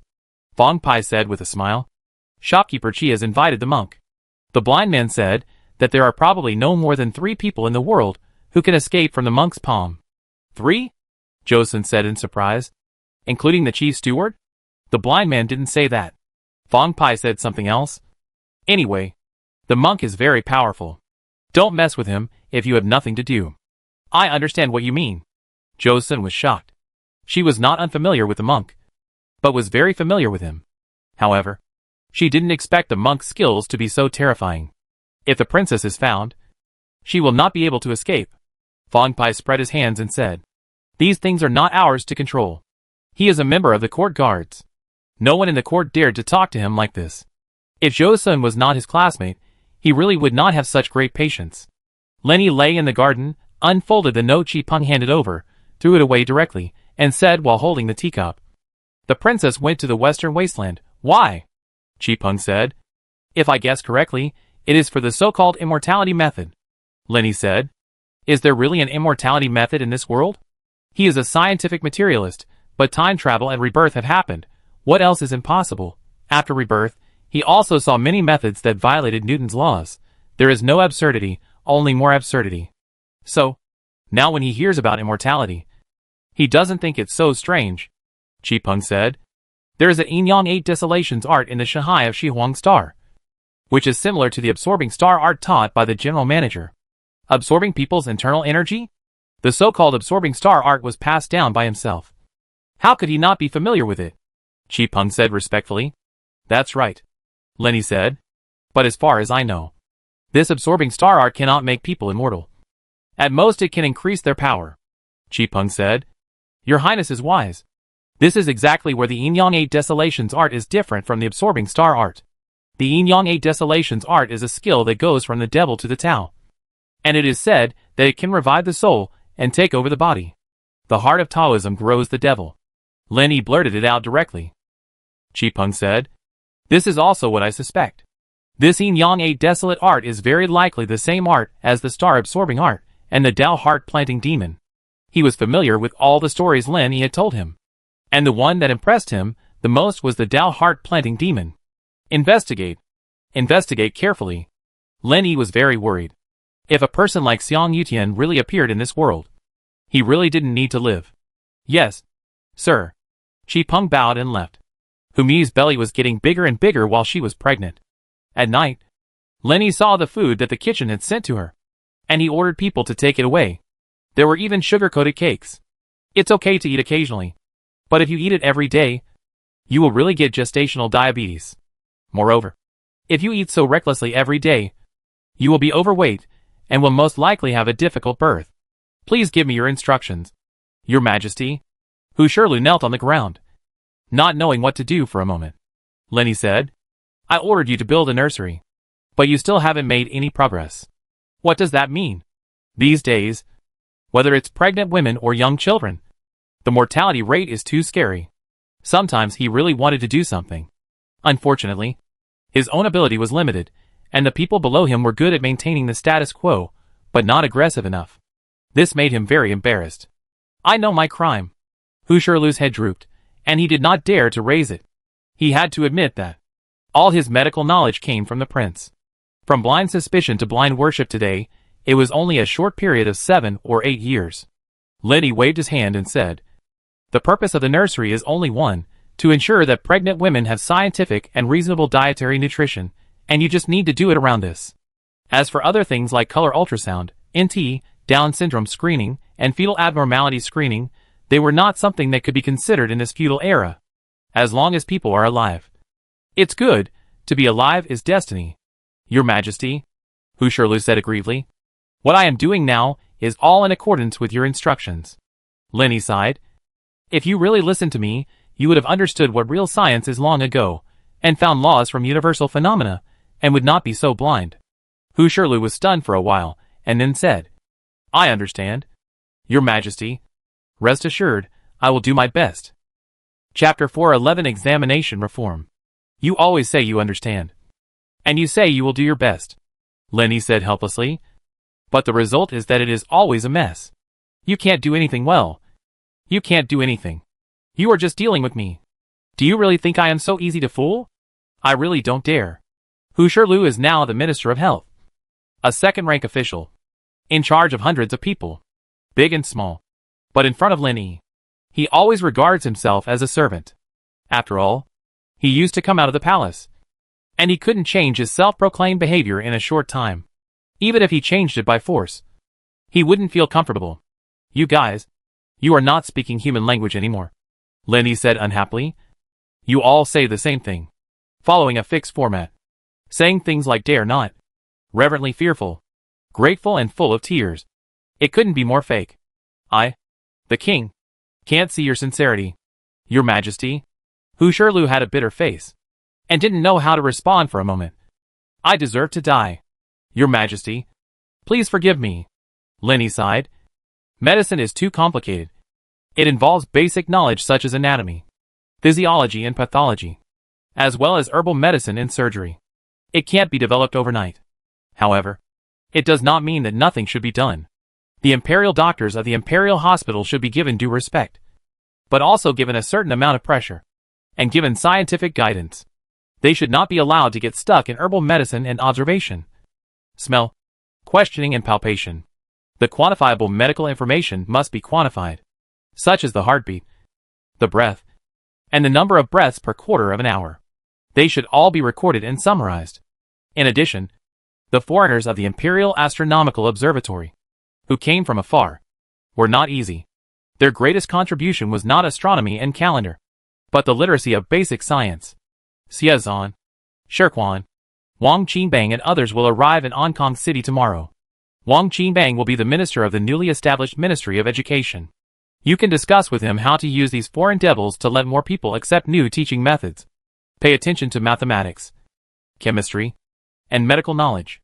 Hushurlu thought for a while and said cautiously, life is nothing more than seeking official positions and wealth. Yes, you finally said something sensible. If you dare to say something stupid about serving the country and the people, being loyal to the emperor and serving the country, I will definitely beat you to death. Lenny smiled and said, most people's pursuits are very simple. Seeking official positions and wealth. Life is nothing more than eating and drinking. There are not so many mysterious things. For this year's autumn examination, I have already made the rules. It adopts the method of optional examination and compulsory examination. Among them, Mandarin and arithmetic are compulsory examinations. If you don't know Mandarin and arithmetic, the rest is nonsense. Choose one of medicine, engineering, agriculture, business, etc. You will set the questions for the medical examination. You can start preparing from now on. Ah! Hushurlu was shocked. He was originally a veterinarian, and had never read any serious books, but he knew what it meant to set questions for the imperial examination. By then, he would be the master of others. He would be truly worthy of the title of a second-rank official. All doctors in the world respect him. What an honor! Don't yell nonsense. Lenny waved his hand impatiently. I trust you when I let you set the questions. Don't make a mistake and leak the questions. Otherwise, Qin Dishing will enforce the law mercilessly, and it will be useless for you to cry in front of me. Prince. Hushurlu knelt down and said, if it is leaked out, my whole family will die. What you said? Lenny laughed. You are an official now. How can you swear casually? Okay, I trust you, but I hope you will be more careful and never take it lightly. If something goes wrong, your whole family will not die, but you will definitely die. No one can save you at that time. Leaking the test questions is a serious crime in any era. Your Highness.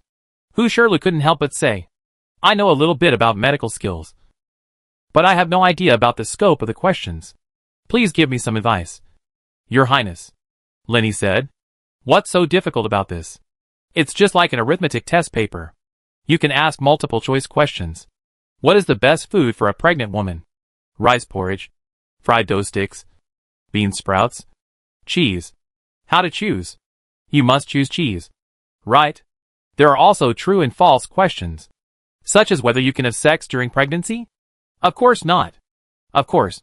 There can be essay questions, such as why all the emperors died young, and few lived past the age of 40. Eating lots of meat and fish every day, drinking alcohol, no vegetables, 3 highs, diabetes, cirrhosis if they don't die. Who will die? What to do after a fracture? How to identify heart disease?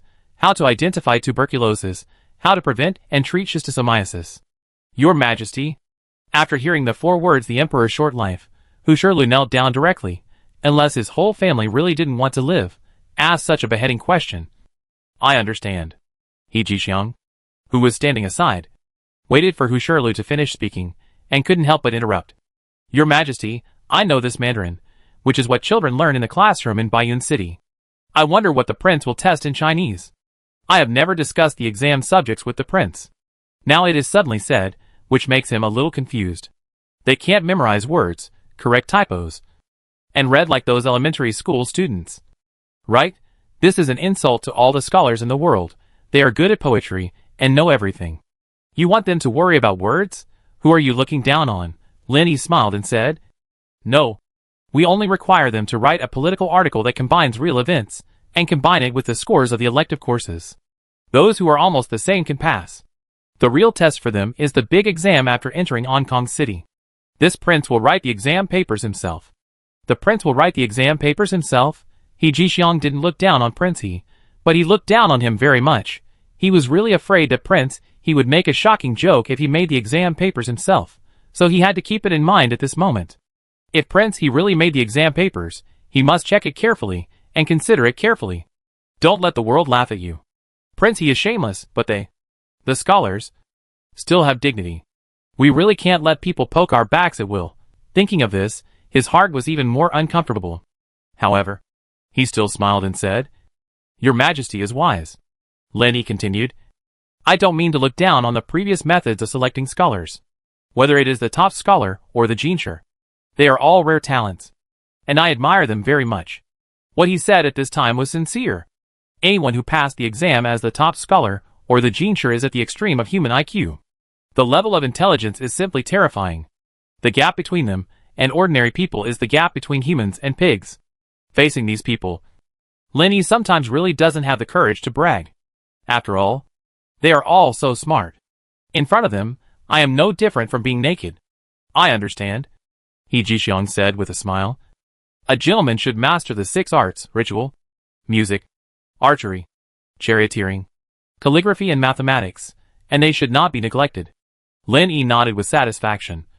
Yes, arithmetic, chemistry, music are all very important, and none of them can be neglected. Luckily, He Jixiang didn't tell him that arithmetic and chemistry are not needed for buying vegetables, otherwise he would have kicked him to death. Xia agreed with Shirquan. The day when Bian Jing arrived in Hong Kong City, Chen Dishing, He Jixiang was waiting outside the city early. The sun was shining brightly. Chao Xiaowan looked at the 2 old men who were sweating in the pavilion, and was very worried.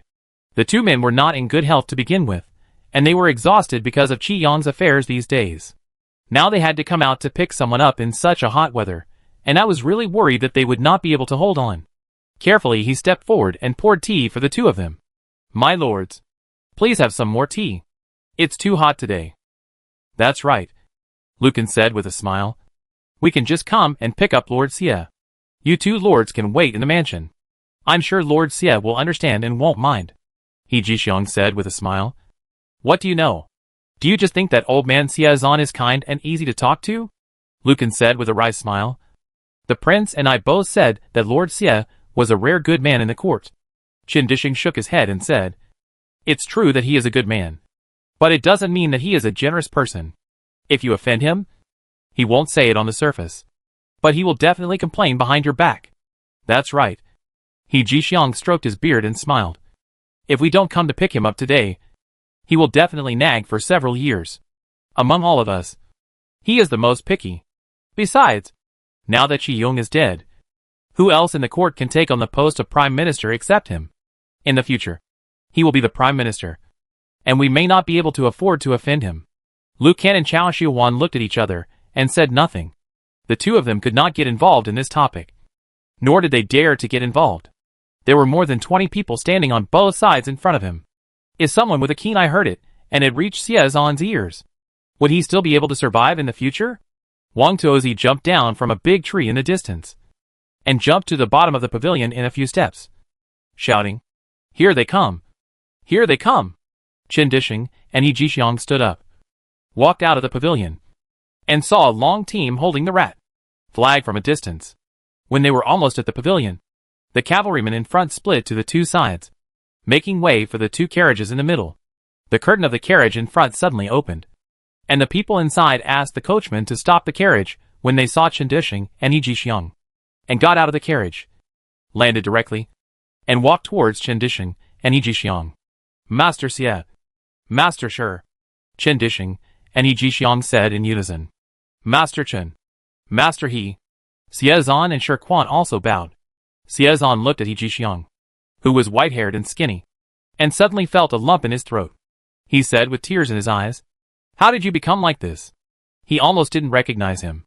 He Jixiang laughed and said, "Old Xia, I haven't seen you for more than 3 years since I followed the prince to the north. You should be happy at this moment. Don't act like a little girl." Xiezan wiped his eyes with his sleeves and sighed. "You have to pay more attention to your body, and don't work too hard."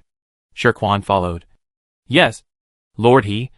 You must hold on to your body, and don't work too hard." Chen Dishing waved his hand and said, "Today is a good day. Don't mention these things. The prince said that there is no need to go to the audience today. Just take a rest, and go to the palace the day after tomorrow." Xiezan smiled and said, "The prince is so kind. We naturally know. But acting like this is like being without a king or a father. No! Please take us to wash up, and then go to see the prince." Chen Dishing smiled bitterly. "That's fine. The prince sympathizes with you, and gave you Qiyong's house. Maybe tomorrow I will have to call you Prime Minister," Xiezan said. "Don't tease me." Chen Dishing looked at Wang Qingbang, who had never said a word, and said, "As for you, the prince has already decided that you will be the Minister of Education, and you will manage the scholars of the world together with Chen Yin, the prince's lecturer, and the Deputy Minister of the Ministry of Education. The Imperial College is the Yamen of the Ministry of Education. In the future, this Imperial College will be both your residence and your office." Shi Quan couldn't help but say, "What about me? He used to be just a 7th-rank judge. His position was not high, and his power was not great. Among all the prisoners in Sanha, he was the one with the lowest status. But he had been with Xiezan, Chen Dishing, He Jixiang, and others day and night, and they had become familiar with each other. So he was not embarrassed to ask this question at this moment. You can't forget about me just because you all have a place to stay, right? Didn't you say that you would share the hardships and happiness together? Uh-huh." Chen Dishing patted his shoulder and said, "The prince has been staring at your calligraphy and paintings these days, and he likes your calligraphy and paintings more and more. If nothing unexpected happens, after the prince is born, you will have to be a lecturer, and you will have a bright future. Sir Chen, please stop teasing me," Shi Quan said with a sad face. "Can't you tell me the truth? Be a lecturer after the prince is born?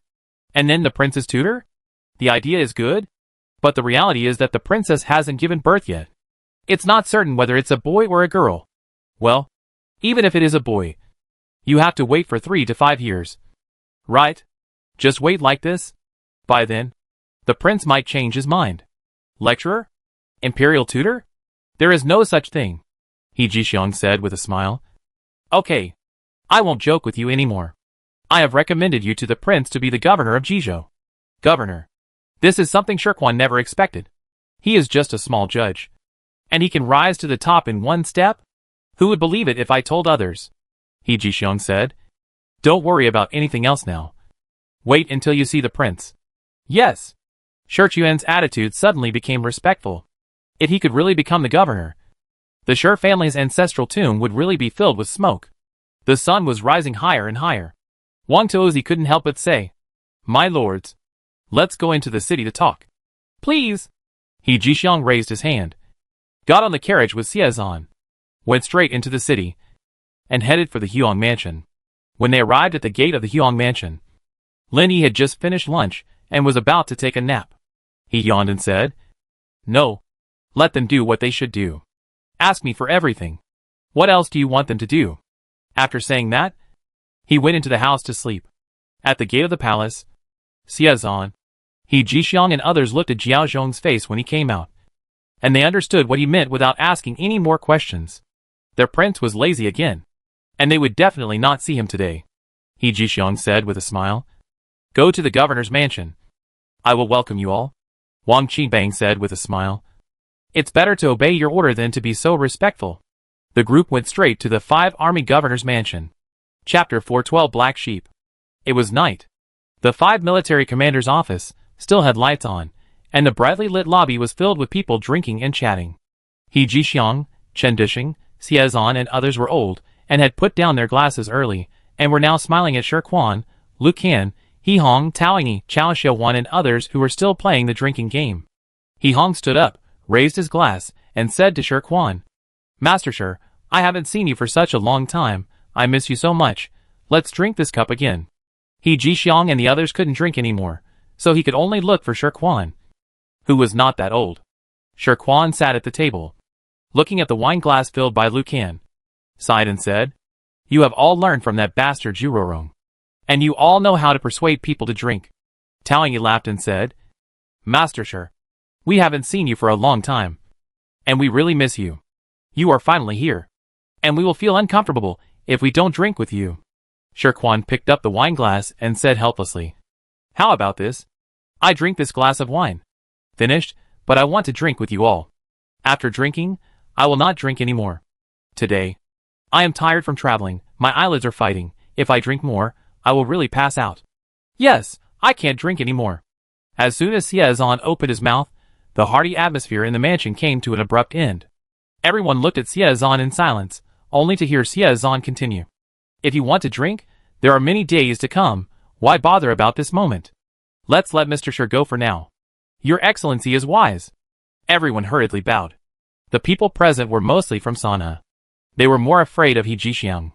This former governor of the Beijing camp was decisive and ruthless, and he was definitely not easy to mess with.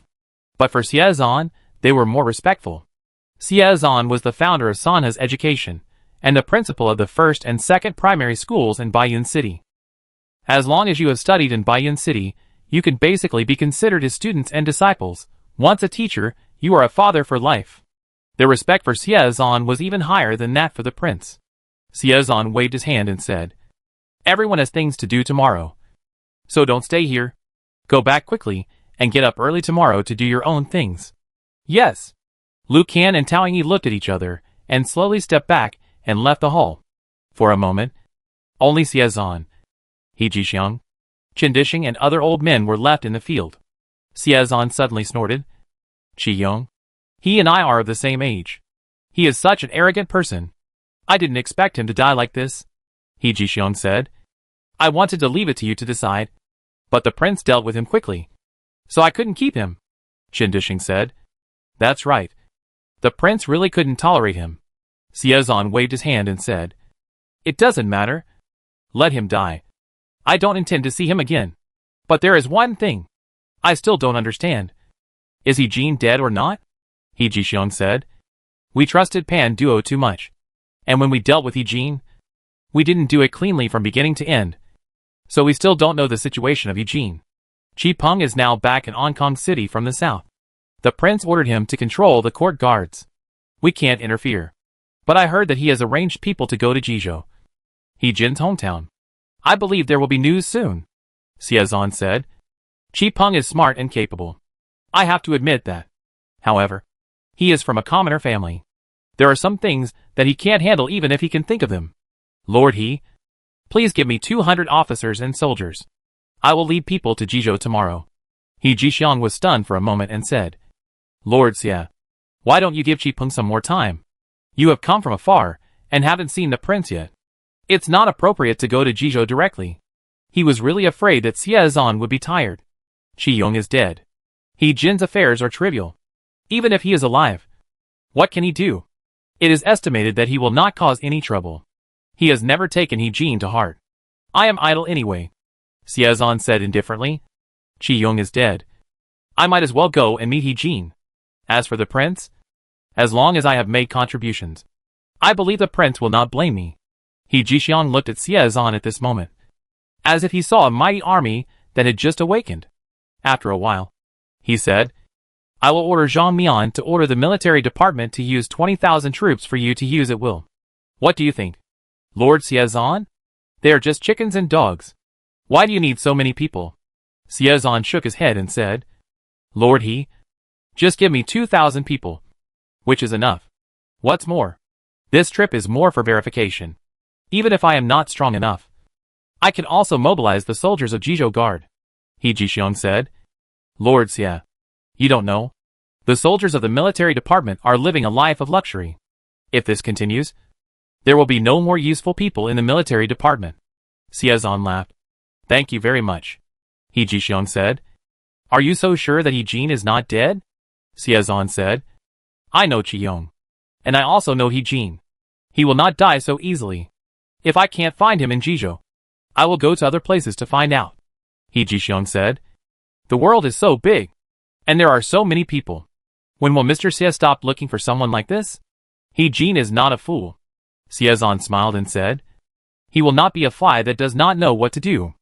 I will follow the clues to find out the news first. And I will definitely find him. It was late at night, and there was no one around. Lin Yi was awakened by the heat in the middle of the night. He had just pulled his sore arm out from under Mingyue's neck when Mingyue leaned over. Lin Yi heard Mingyue say, Your Majesty, you have worked hard. Lin Yi touched her tender little face and said with a smile, What's the hardship? You guys, you just say some flattering words. Did Xiezan eat at He Jixiong's place tonight? Didn't you drink too much? Mingyue waited for Lin Yi to turn over, knelt on the bed, and massaged his back, saying, After the banquet ended, it was rumored that Lord He Jixiong had ordered the military department to allow Lord Xiezan to mobilize 20,000 troops. It is said that the people in the military affairs department are complaining and cursing that it was too hasty, and that they did not even have time to report to their families. Lin Yi said with a smile, None of them is good. They want to make big news right after they arrive. If it were so easy to catch He Jin, would I still be so worried? Mingyue put the scarlet bellyband on Lin Yi and said with a smile, What does the prince mean? Lin Yi said with a smile, He Jixiong is still too cautious in doing things. He did not call in the Beijing camp, but called in the military affairs department. I trust him.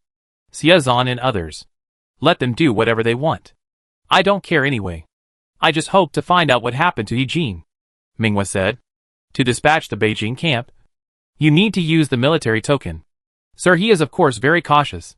What's more, according to Sir Xie's prestige, after arriving in Jizhou, the local soldiers and civilians will also look up to him. Lin Yi said. The military token and the jade seal are just symbols.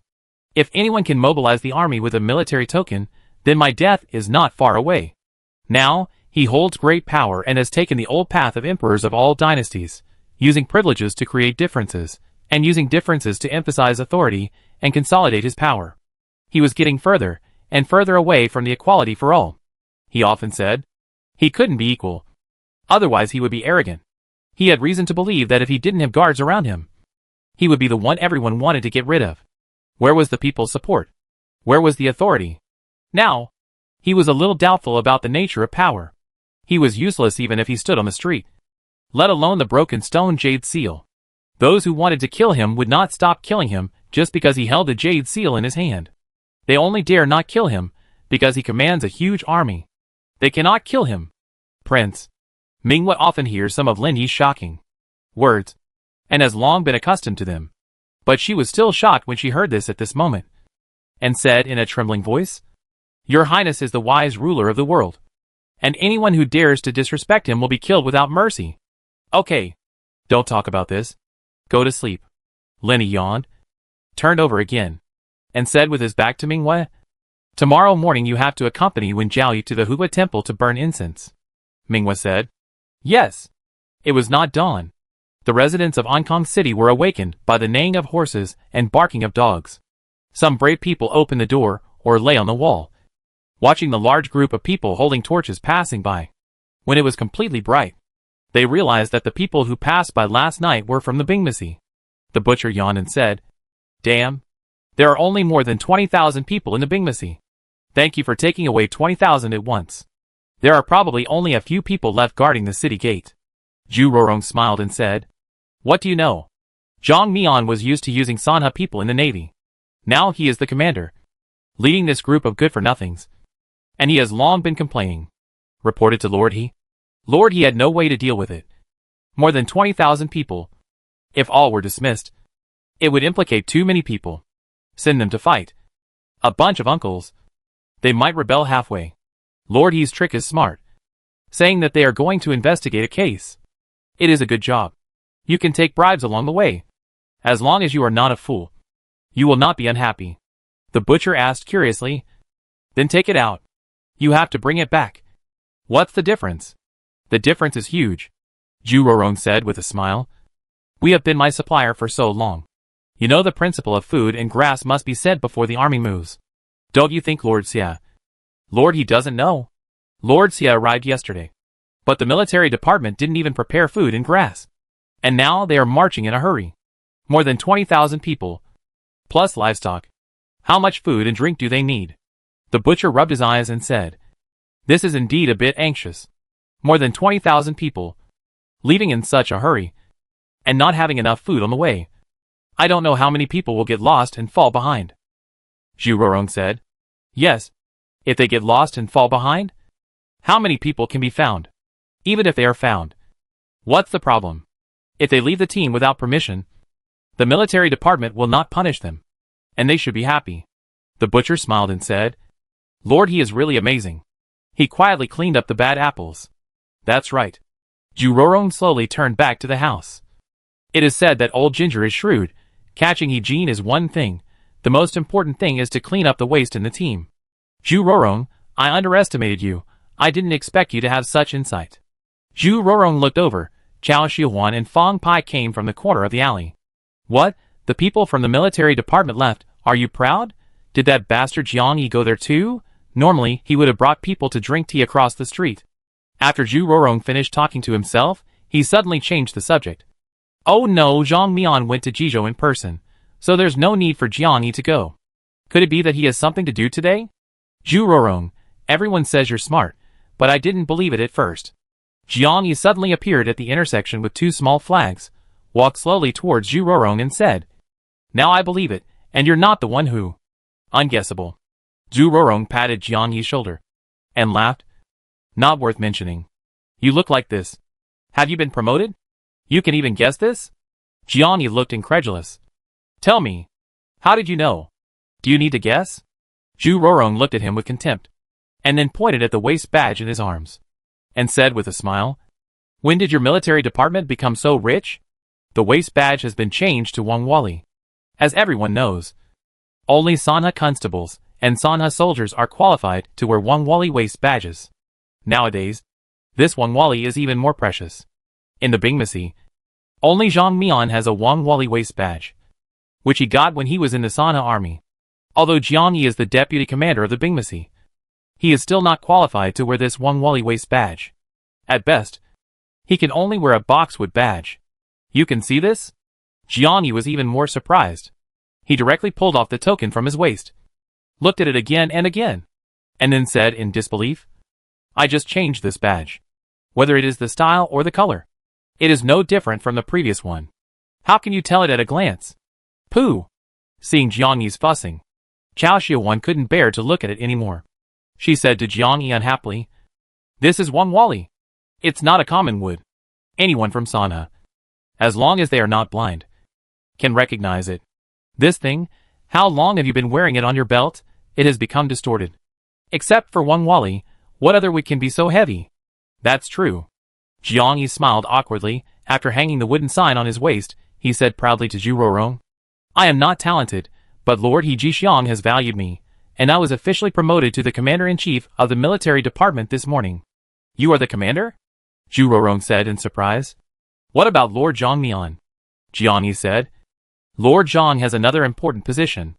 Lord He didn't say what position he was promoted to, so we naturally don't know." Zhu Rorong looked at Chao Xiuhuan curiously. "What are you doing so early in the morning?" Chao Xiuhuan smiled. "Of course. We are arresting rebels." The butcher asked in confusion. "What kind of rebel does it take so many of you?" "And they are from several government offices. Fang Pai is a court guard, Chao Xiuhuan is the prefect of Hong Kong, Jiang Yi is the military commander. The rebel who can be captured by 3 government offices must be someone of high rank." Chapter 413 Poisoning. Zhu Rorong rolled his eyes at the butcher and said, "When it comes to doing business, I am indeed not as smart as you, but sometimes, on some things, you are not as thorough as I am. You don't think about it carefully. All the people in the Bingmasi have run away. There are not enough people to catch thieves. Isn't it normal for the prefect of Hong Kong and the court guards to help? What's so surprising? Why can't you turn this corner? Damn it, I have always underestimated you." "Old man." Zhu Rorong. Jiang Yi suddenly said seriously, "Why don't you come to the Bingmasi and hang out with me? Your brain is much better than that of ordinary people.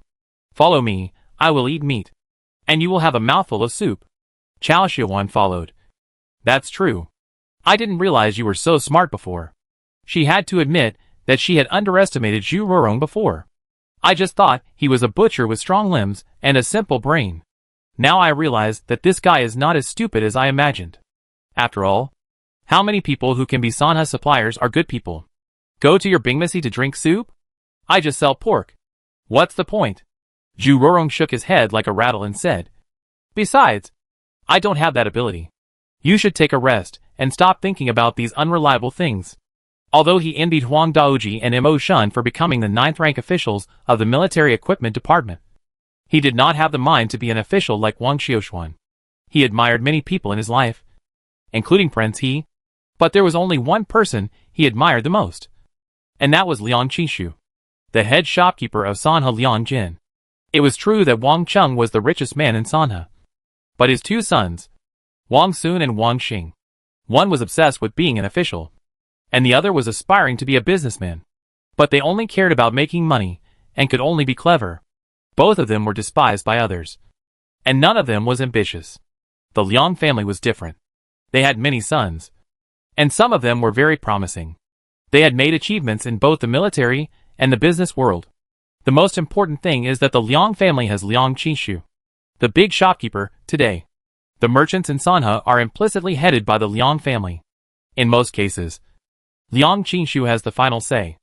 Zhu Rorong has personally seen Liang Qishu mobilize millions of taels of silver with a single order. He is just a butcher, but he also dreams of having the same glory as Liang Qishu one day. It's a pity. Liang Qishu, whom he admired, only got a sentence from Lord Xiazan, well-versed in worldly affairs, mediocre by nature. To put it bluntly, it's nothing. Liang Qishu is such a powerful figure, but he is still like this in the eyes of officials. Not to mention that he is just a butcher.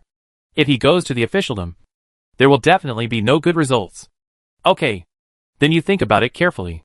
Jiang did not force it, but smiled and said, There are indeed not enough people at the moment. Even the Imperial College has no one on duty. If you come over, I will arrange a good job for you. As soon as he finished speaking, he saw a round head sticking out from the alley, with pinhole-sized eyes rolling left and right. Not honest at all. Jiang wanted to dig out the annoying eyeballs. The more he looked at them, the more annoyed he became. However, he did not have the courage to do so. The man in front of him was Su Yin, the steward of the kitchen in the prince's mansion. If the prince ascended the throne in the future, this man would most likely become the chef of the imperial palace's kitchen. A 5th-rank official. The 5th-rank official position was not high, and the authority was limited to the palace. However, the person who could be in charge of the things that Prince He entered. How could he be an ordinary person? He must be someone who could gain the trust of Prince He and Chief Steward Hong. Just a word he said in front of Prince He was worth 100 words from others. He, Jiang Yi, is just a surrendered general. In terms of status, he is definitely not as good as Su Yin. Manager Su, what brings you here? Jiang Yi asked with a smile. Su Yin touched the whiskers on both sides of his lips, pointed at Zhu Rorong and said, I came to find them. Zhu Rorong smiled and said, I told the waiter to deliver the meat this morning last night. Do you have anything else to ask me? He and Su Yin were neighbors, so he was naturally not afraid of Su Yin, and there was no need to accommodate him. Su Yin snorted coldly. Your buddy Jin Rong is dead. What? Zhu Rorong was shocked. Jin Rong is dead? Jin Rong was his buddy, who had been with him for 3 years. Hearing that Jin Rong was dead suddenly, he was a little caught off guard. Su Yin nodded and said, He died in the kitchen of the prince's mansion, and his body was hard. Chao Xiaowan asked curiously, How did he die? Su Yin said, He died of poisoning. Zhu Rorong said, How could he be poisoned? Su Yin said, Doctor who examined your meat, and it was all poisonous. He also cut open Jin Rong's stomach and estimated that he had eaten lean meat porridge in the morning. Impossible. Zhu Rorong and the butcher said in unison. The two people's faces changed suddenly. Someone is trying to murder Prince He. If they are implicated, it may be a capital crime. Of course not. Chao Xiaowan suddenly said. If Jiao Zhong has doubts about you, I'm afraid he has already come here and won't give you a chance to speak here. As the chief constable of Ankang Prefecture, she is worried at the moment. But no matter what, she has no right to interfere in the affairs of Prince He's mansion, unless Prince He gives an order. Prince He's affairs can only be handled by the guards of Prince He's mansion themselves. Yes. Suyin turned his round head and looked at Zhu Rorong, who was shaking all over. Commander Jiao will definitely not doubt you. Otherwise, I would not have come here. The butcher slapped his thigh and said, Not good. Beijing camp. Zhu Rorong's face suddenly changed. Their meat is sent to Beijing camp and the palace every day. If something unexpected happens, they will be blamed. Suyin said, Your batch of meat has been sent to Beijing camp. If Commander Jiao had not reported it in time, it would have caused a disaster. No matter how many heads you have, they are not enough to chop off.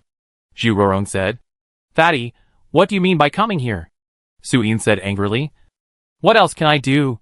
Your friend is dead, who else can I turn to? I can only turn to you. Hurry up and prepare the meat. The prince wants to eat large intestines today. It's time for dinner. If you still can't prepare it, you will definitely be scolded. The taste of their prince has always been different.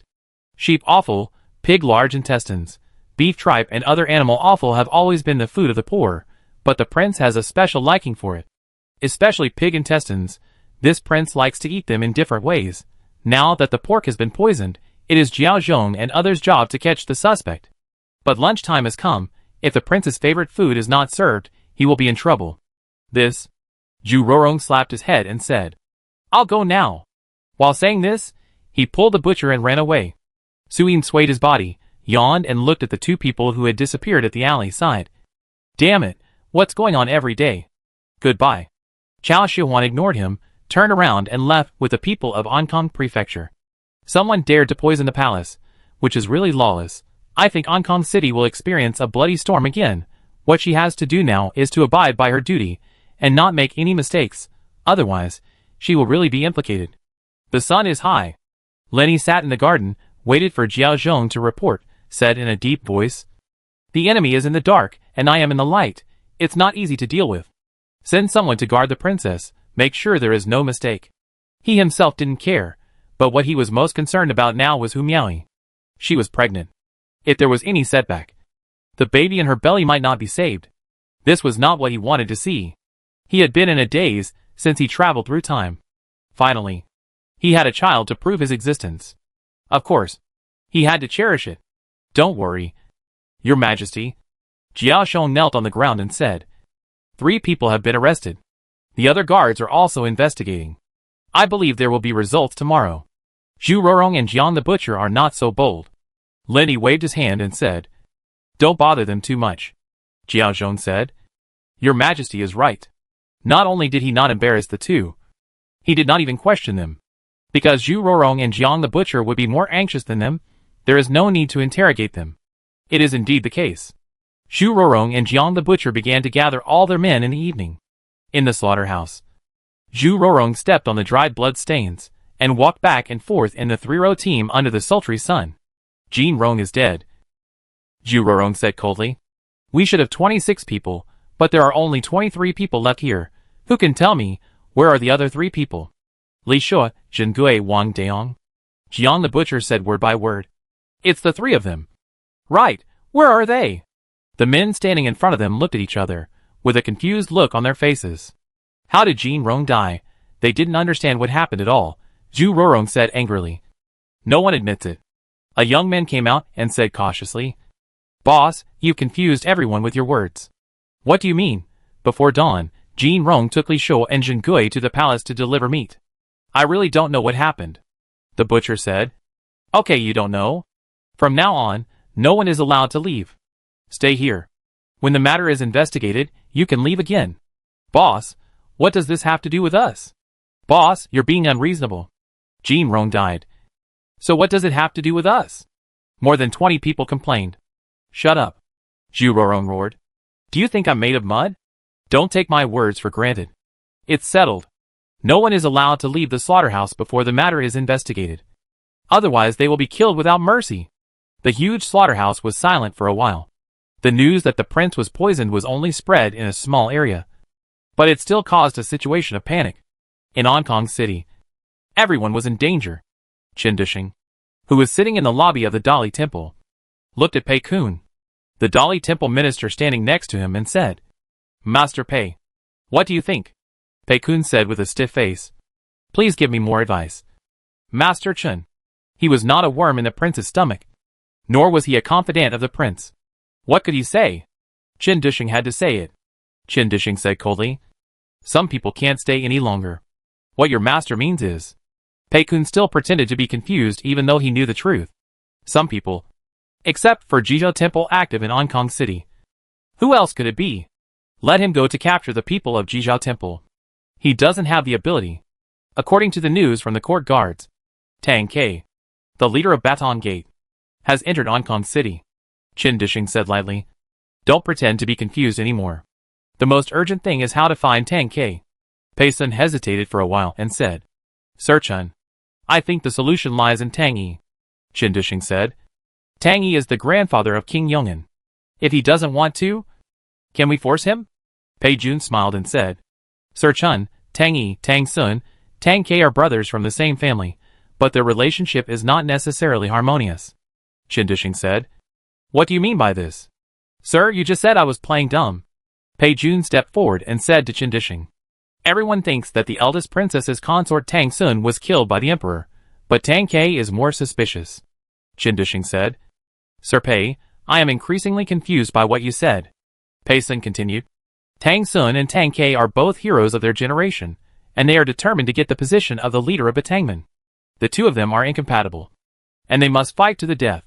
Tang Yi must know this best. He and Tang Sun are brothers, and he must avenge Tang Sun. Qin Dishing smiled and said, It must be Tang Yi. It must be Tang Yi. Pei Sun said with certainty. Come here. Qin Dishing laughed. Please invite Lord Tang Yi to come into the mansion for a chat. Yes, sir. The one who responded to Qin Dishing was Chao Xiuhuan standing aside. Ankang City is undercurrent. However, on the surface, Ankang City is still prosperous. Especially the so-called outside the city. Commercial house. After starting for sale. Don't forget to have taught our economics knowledge. Wang Xiaomyo stood in Tian Sahiki newly built. Sales department. In front of the door, weighing the money bag in your hand, facing Domizito next to it. From ancient times to the present, can truly reflect wealth, only real estate and land. Father Chuanzi, Chuanchu grandson, endless. Mozi is not angry. You are crazy. Buy such a house for 3 or 2 silver? This money has been buys 5 sets. You know a fart. Wang Xiaobyo glanced at him in vain. Determine the value of the property is the location. Still, where is Ankang City? Imperial City. Give you the asset of the silver. Duo Mozi said disdain. 302 silver houses. I can rent out 12 a year. 30 years can return to the book. What is the picture? Say this, it means you have no brains. Wang Xiaoluo laughed. Ha. The mountains outside the city. The clear waters show, many new schools are built around, medical museum. By then, many people will understand the benefits of living outside the city. And the price may rise to 400 taels. Duomatsi said. You can do whatever you want. But I will definitely not buy it. If I have money, I will go back to Sanha to retire. So, you will be poor all your life. Wang Xiushuan said with a smile. You deserve to be rich. Chapter 414 New Laws. Duomatsi said unhappily. You talk as if you are rich. Don't forget, you are just a horse herder now. You should not be too arrogant when dealing with people and things. Arrogant? I am not arrogant. Being a person depends on one's integrity. You act with ability. Wang Xiushuan said with a smile. I am very capable. Sooner or later, I will let you see it. Duomatsi said disdainfully. You are not doing business now. How can you make any income? I guess you are not much better than me. Do you want to sell the horses in the stables and put the money in your own pocket? Are you crazy? Or am I? That's the prince's money. Do I have the guts to do that? Wang Xiushuan glared at him and said, I don't do business now. But I can invest. Do you know what investment is? He loved money very much. But he didn't want to die. If you don't take money from the prince's pocket, you can't do such a crazy thing unless you are extremely stupid. Investment? Duomatsi was surprised. What investment can you make? Of course. Buy more houses. Buy more land. Buy a lot of land. A lot of houses. Wang Xiushuan smiled and said, Houses, land, will appreciate in value, and can also be rented out, so you won't be poor all your life. Otherwise, the money will be piled up at home and moldy. and it will become less and less valuable. Duomatsu said with a smile. I found that after you became an official, you became less and less reliable. Can silver get moldy? Silver is silver, it won't be worthless. Can't you speak properly? Speak more humanely, or I won't meet you again in the future. Wang Xiushuan said with a smile. I'm telling the truth. Throughout the dynasties, buying a house and land has always been a top priority in the eyes of the common people. Even in a remote place like Sanha, it is still the same. People like Wang Cheng and Liang Jin are said to be rich. Not because of how much silver they have at home, but because their houses are big and their fields are many. This is the asset that Prince he talked about in the school. Another thing you have noticed is that since Prince he lifted the maritime ban, ships of silver have been brought into Sanha from the South China Sea, the West, and the East. In the past, one tael of silver could buy 1,000 eggs. Now, the egg is still the same egg, but you can't buy it with 1 or 2 taels of silver, you have to pay twice the price. Duomatsu nodded and agreed. That's the truth, the price of eggs has increased, the price of meat has increased, anyway, these days, there is no price increase. Is this what you mean by silver is worthless? Wang Xiushuan said. Of course, you can exchange silver for copper coins and gold now, but you don't get as much as before, if this doesn't mean silver is worthless. What does it mean? So, I mean, while you have silver in your hand, buy more land and build some family business. I don't have money. Duomatsu sighed. I just thought I would go back to Sanha after I finish the work of the Beijing camp, and I won't stay in Ankang City for long. Wang Xiushuan said. If you don't have enough money, you can borrow from Sanha Money House. Ms. Mingwa said in the math class that using debt to increase assets is the art of getting rich. Duomatsu shook his head and said, So what if I can borrow money? I have already made a rule with the prince. No matter where you are from, each person can only have 30 mu of land. That's all. Wang Xiushuan said with a smile. So I have to marry a few more wives, and have a few more children. In this way, according to the number of people, wouldn't I have an extra 100 mu of land? You are taking advantage of a loophole. Duomatsu said with a smile. But, this is just your wishful thinking. I'm afraid you haven't read the new marriage law? Wang Xiushuan said. I haven't married yet. Why should I care about these things? The sun was getting hotter. Duomatsu wiped the sweat from his forehead, and then said, Let's find a place to sit down and talk in detail. Wang Xiushuan looked at the tea stall under the shade of the tree in front, pointed and said, Let's go. I'll treat you to tea. Duomatsu said. That's great. I'm thirsty too. Wang Xiushuan sat down on the bench next to the big locust tree, slapped a row of copper coins on the table, and said loudly, Make me some decent tea. Don't use tea foam to fool people. The tea stall owner's eyes lit up, trotted over, sang a yes, took the copper coins on the table into his hand, and brought a whole pot of tea, a plate of melon seeds, and a plate of cakes. Tell me, what is wishful thinking? I have money, but I can't get a wife. Can't buy land? You are joking. Wang Xiushuan poured himself a bowl of tea first, and then poured another bowl for Duomatsu. You don't understand this, do you? Duomatsu took a sip of tea, picked up a piece of cake, and said while eating, Lord Chendishing revised the Lian law again, according to the prince's wishes. After it was published yesterday, a lot of people scolded it. You still don't know it? Wang Xiushuan said impatiently. If you have something to say, just say it quickly. Don't keep me in suspense. It's too annoying. Duomatsu smiled and said, I heard it from others, and I don't know the details. I just heard that in the future, wives and concubines will be eligible to request a divorce. Once the divorce is done, the man will have to pay a portion of the money.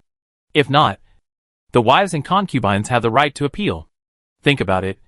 If you marry too many wives in the future, there will always be 1 or 2 who are not considerate. If there is a quarrel, it will not only affect your reputation as an official, but also your money will be shared. What? Concubines can also divorce? Wang Xiushuan said in disbelief. How can such an unreasonable law be made? How can the money I worked hard to earn be shared with others? This is too absurd. Duomatsu coughed heavily, and then said, This law was issued with the prince. You must be careful with your words. Wang Xiushuan said puzzledly. Is this really a law issued with the prince? Duomatsu smiled and said, If you don't believe it, go to the bookstore and buy a copy now, and you will know. Of course, there are many who don't believe it.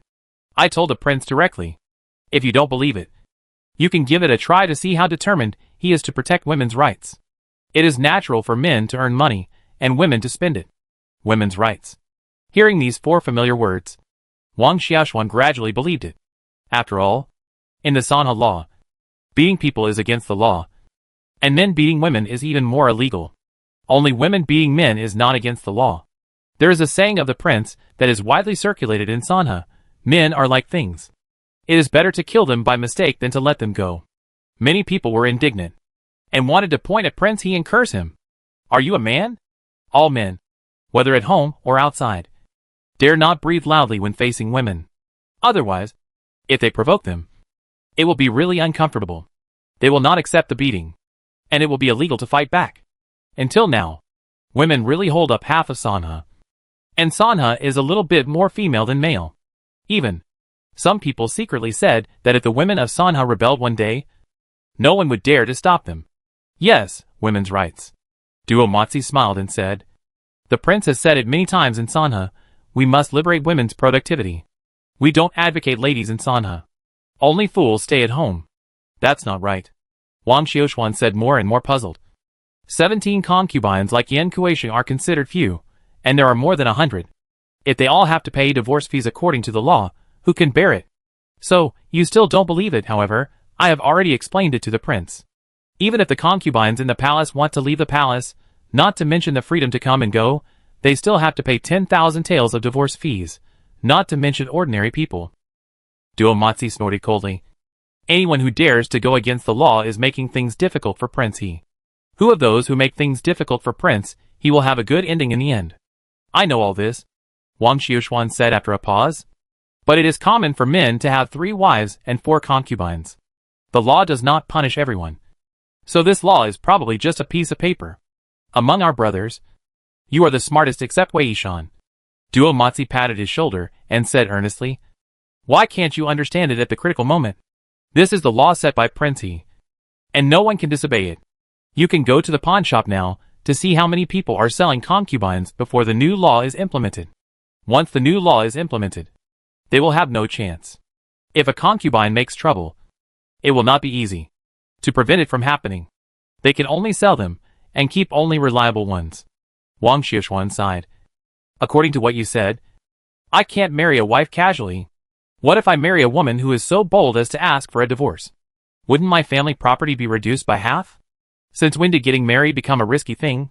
No matter what dynasty, marrying a wife requires a formal matchmaker, and it can't be done casually. Duo Matsi said while pouring tea. To be precise, you can't marry a concubine casually. If things go wrong, your family property will not be saved. Wang Xiaoshuan suddenly had an idea and said, what if she just refuses to divorce? Wouldn't we need to divide the money? Duo Matsi said, how long have you been away from Sanha? And you have forgotten the Sanha law? Husbands and wives can go to the government office to sue for divorce if they have been separated for more than a year. The case of the government office has been resolved. You have to divorce even if you don't want to. As for the means of detention, forget it. Illegal detention. 6 months of labor reform. Unless someone has the courage to kill someone. If it is leaked, the worst that can happen is that he will pay with his life. Okay, I understand. Wang Xiaoshuan waved his hand impatiently. Anyway, it's not easy to marry anyone. In the future, you have to keep your eyes open, so as not to marry a woman who wants to take my money. Duo Matsi raised his thumb and said with a smile, that's right. If you meet the wrong person, your life will be over. Wang Xiaoshuan sighed. If you really do this, do I still need to marry a wife to carry on the family line? Duo Matsi spread his hands and said, how would I know? I have a wife and 2 sons. He looked proud. Hong Kong New Town Sales Office. Tian Xixi was lying in the backyard of the pavilion, looking lost. Since the construction of the new town outside the city began, the houses were sold well, and he made a lot of money. He should have been very happy. However, what was unexpected was that disaster came from the sky, and a new marriage law was actually introduced. He had a wife and a concubine. His wife was fierce, but no matter what, he was very confident that his wife would not divorce him.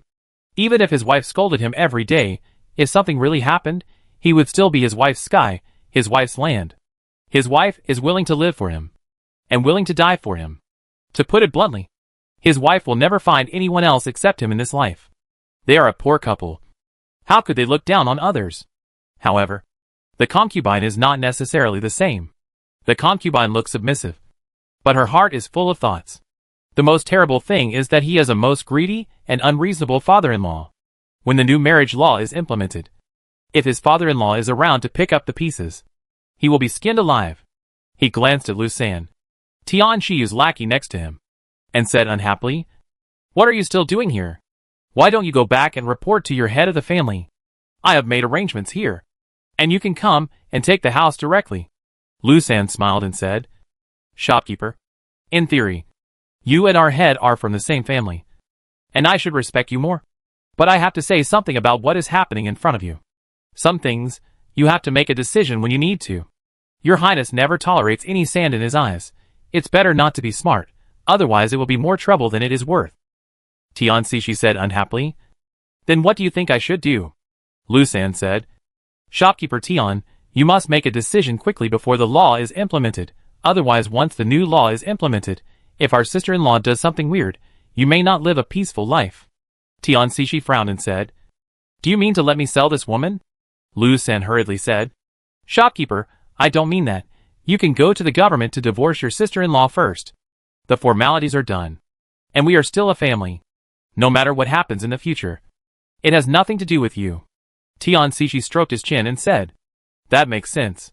Because of a new law that is about to be implemented, people in Hong Kong City are in turmoil. Prince, what if I want to divorce you?" Humioi held the newly published Lian law in her hand, and stood in front of Lin Yi with a big belly. "Oh!" Lin Yi was stunned, and he never thought that Humioi would suddenly say this to him. The princess is joking. Mingwei glanced at Lin Yi's expression inadvertently, and quietly walked to Humioi, and said with a smile, "The princess and the prince are in harmony, which makes many people envy. Are you serious? If you are willing to be a role model for the people of the world, I don't mind fulfilling your wish." Lin Yi smiled at Humioi, who showed no fear of him, and then said with a gloomy face, "But there is one thing, I need to make it clear to you, you can't take the baby in your belly away, it must be mine." "Thank you, Your Highness." After Humioi bowed, she left the garden. Lin Yi looked at her figure going farther and farther away, and sighed, "Is this my own fault?" Mingwei and Zixiao looked at each other and said, "Princess, you have taken the wrong path. Your Majesty, don't worry. I will comfort you later." Lin Yi shook his head and said, "I will abide by the so-called Lian law first. You should stop doing unnecessary things." He never thought that he would end up in his own trouble. Chapter 415. The master is humiliated and the servant dies. In order to improve women's rights and increase social productivity, he sacrificed himself, and he was really willing to do it, but he didn't think it was an overreaction. After so many years of implementing the law of equality between men and women in Sanha, each woman has become the lion roar of Hedong, with considerable family status. As for the real equality, there has never been any. After all, whether in Sanha or other places in Liang State, men are the ones who really hold the economic power. In essence, women still need to rely on men, and cannot really jump over men's heads. Without men as the pillar, many women and children will have livelihood problems.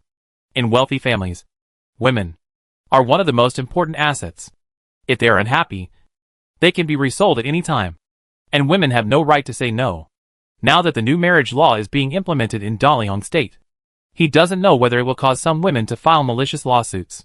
He is not an intellectual elite who can infer results based on assumptions everywhere. He is just an ordinary person, and can only make some decisions based on ordinary people's emotions, feelings, and interests. Everything needs to be tried, and there is nothing to regret. But then again, he is the regent, and if he is divorced by Humi in the end, will he become a laughing stock in history? Thinking of this, it is very painful. What you say is one thing, and what you think in your heart is another. In any case, you can't let this happen. Otherwise, you will live in vain. Your Majesty, Mingwei couldn't help saying, "I think this is the princess's angry words." Your Majesty, don't mind it. Lin Yi waved his hand, stood up and said, "Okay, this is not something you can worry about. You don't have to worry about it.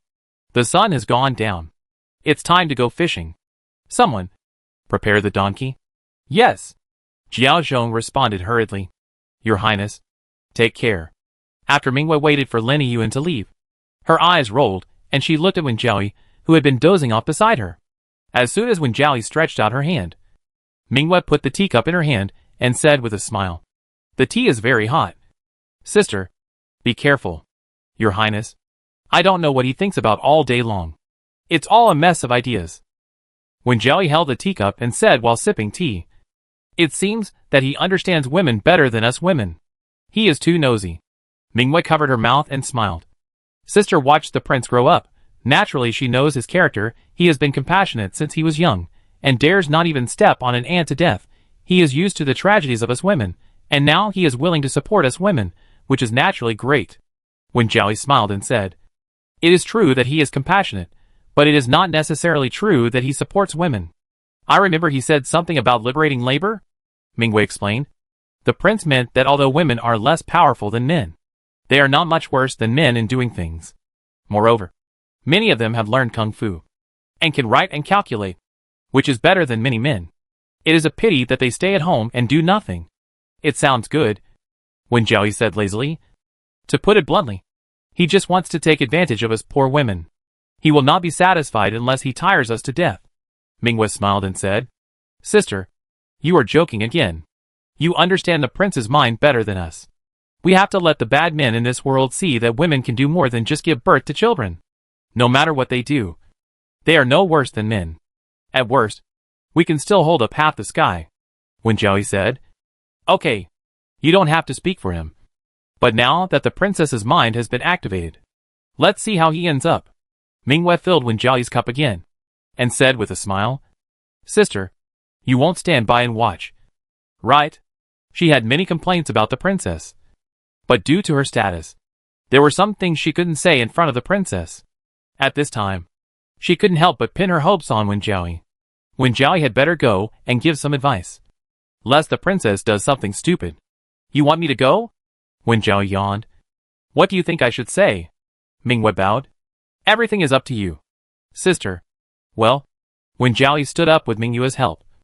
I'd better go and say a few words. Lest she does something stupid, then everyone will be embarrassed. Sister, you are wise. Mingwei personally sent her to the door of the princess's room.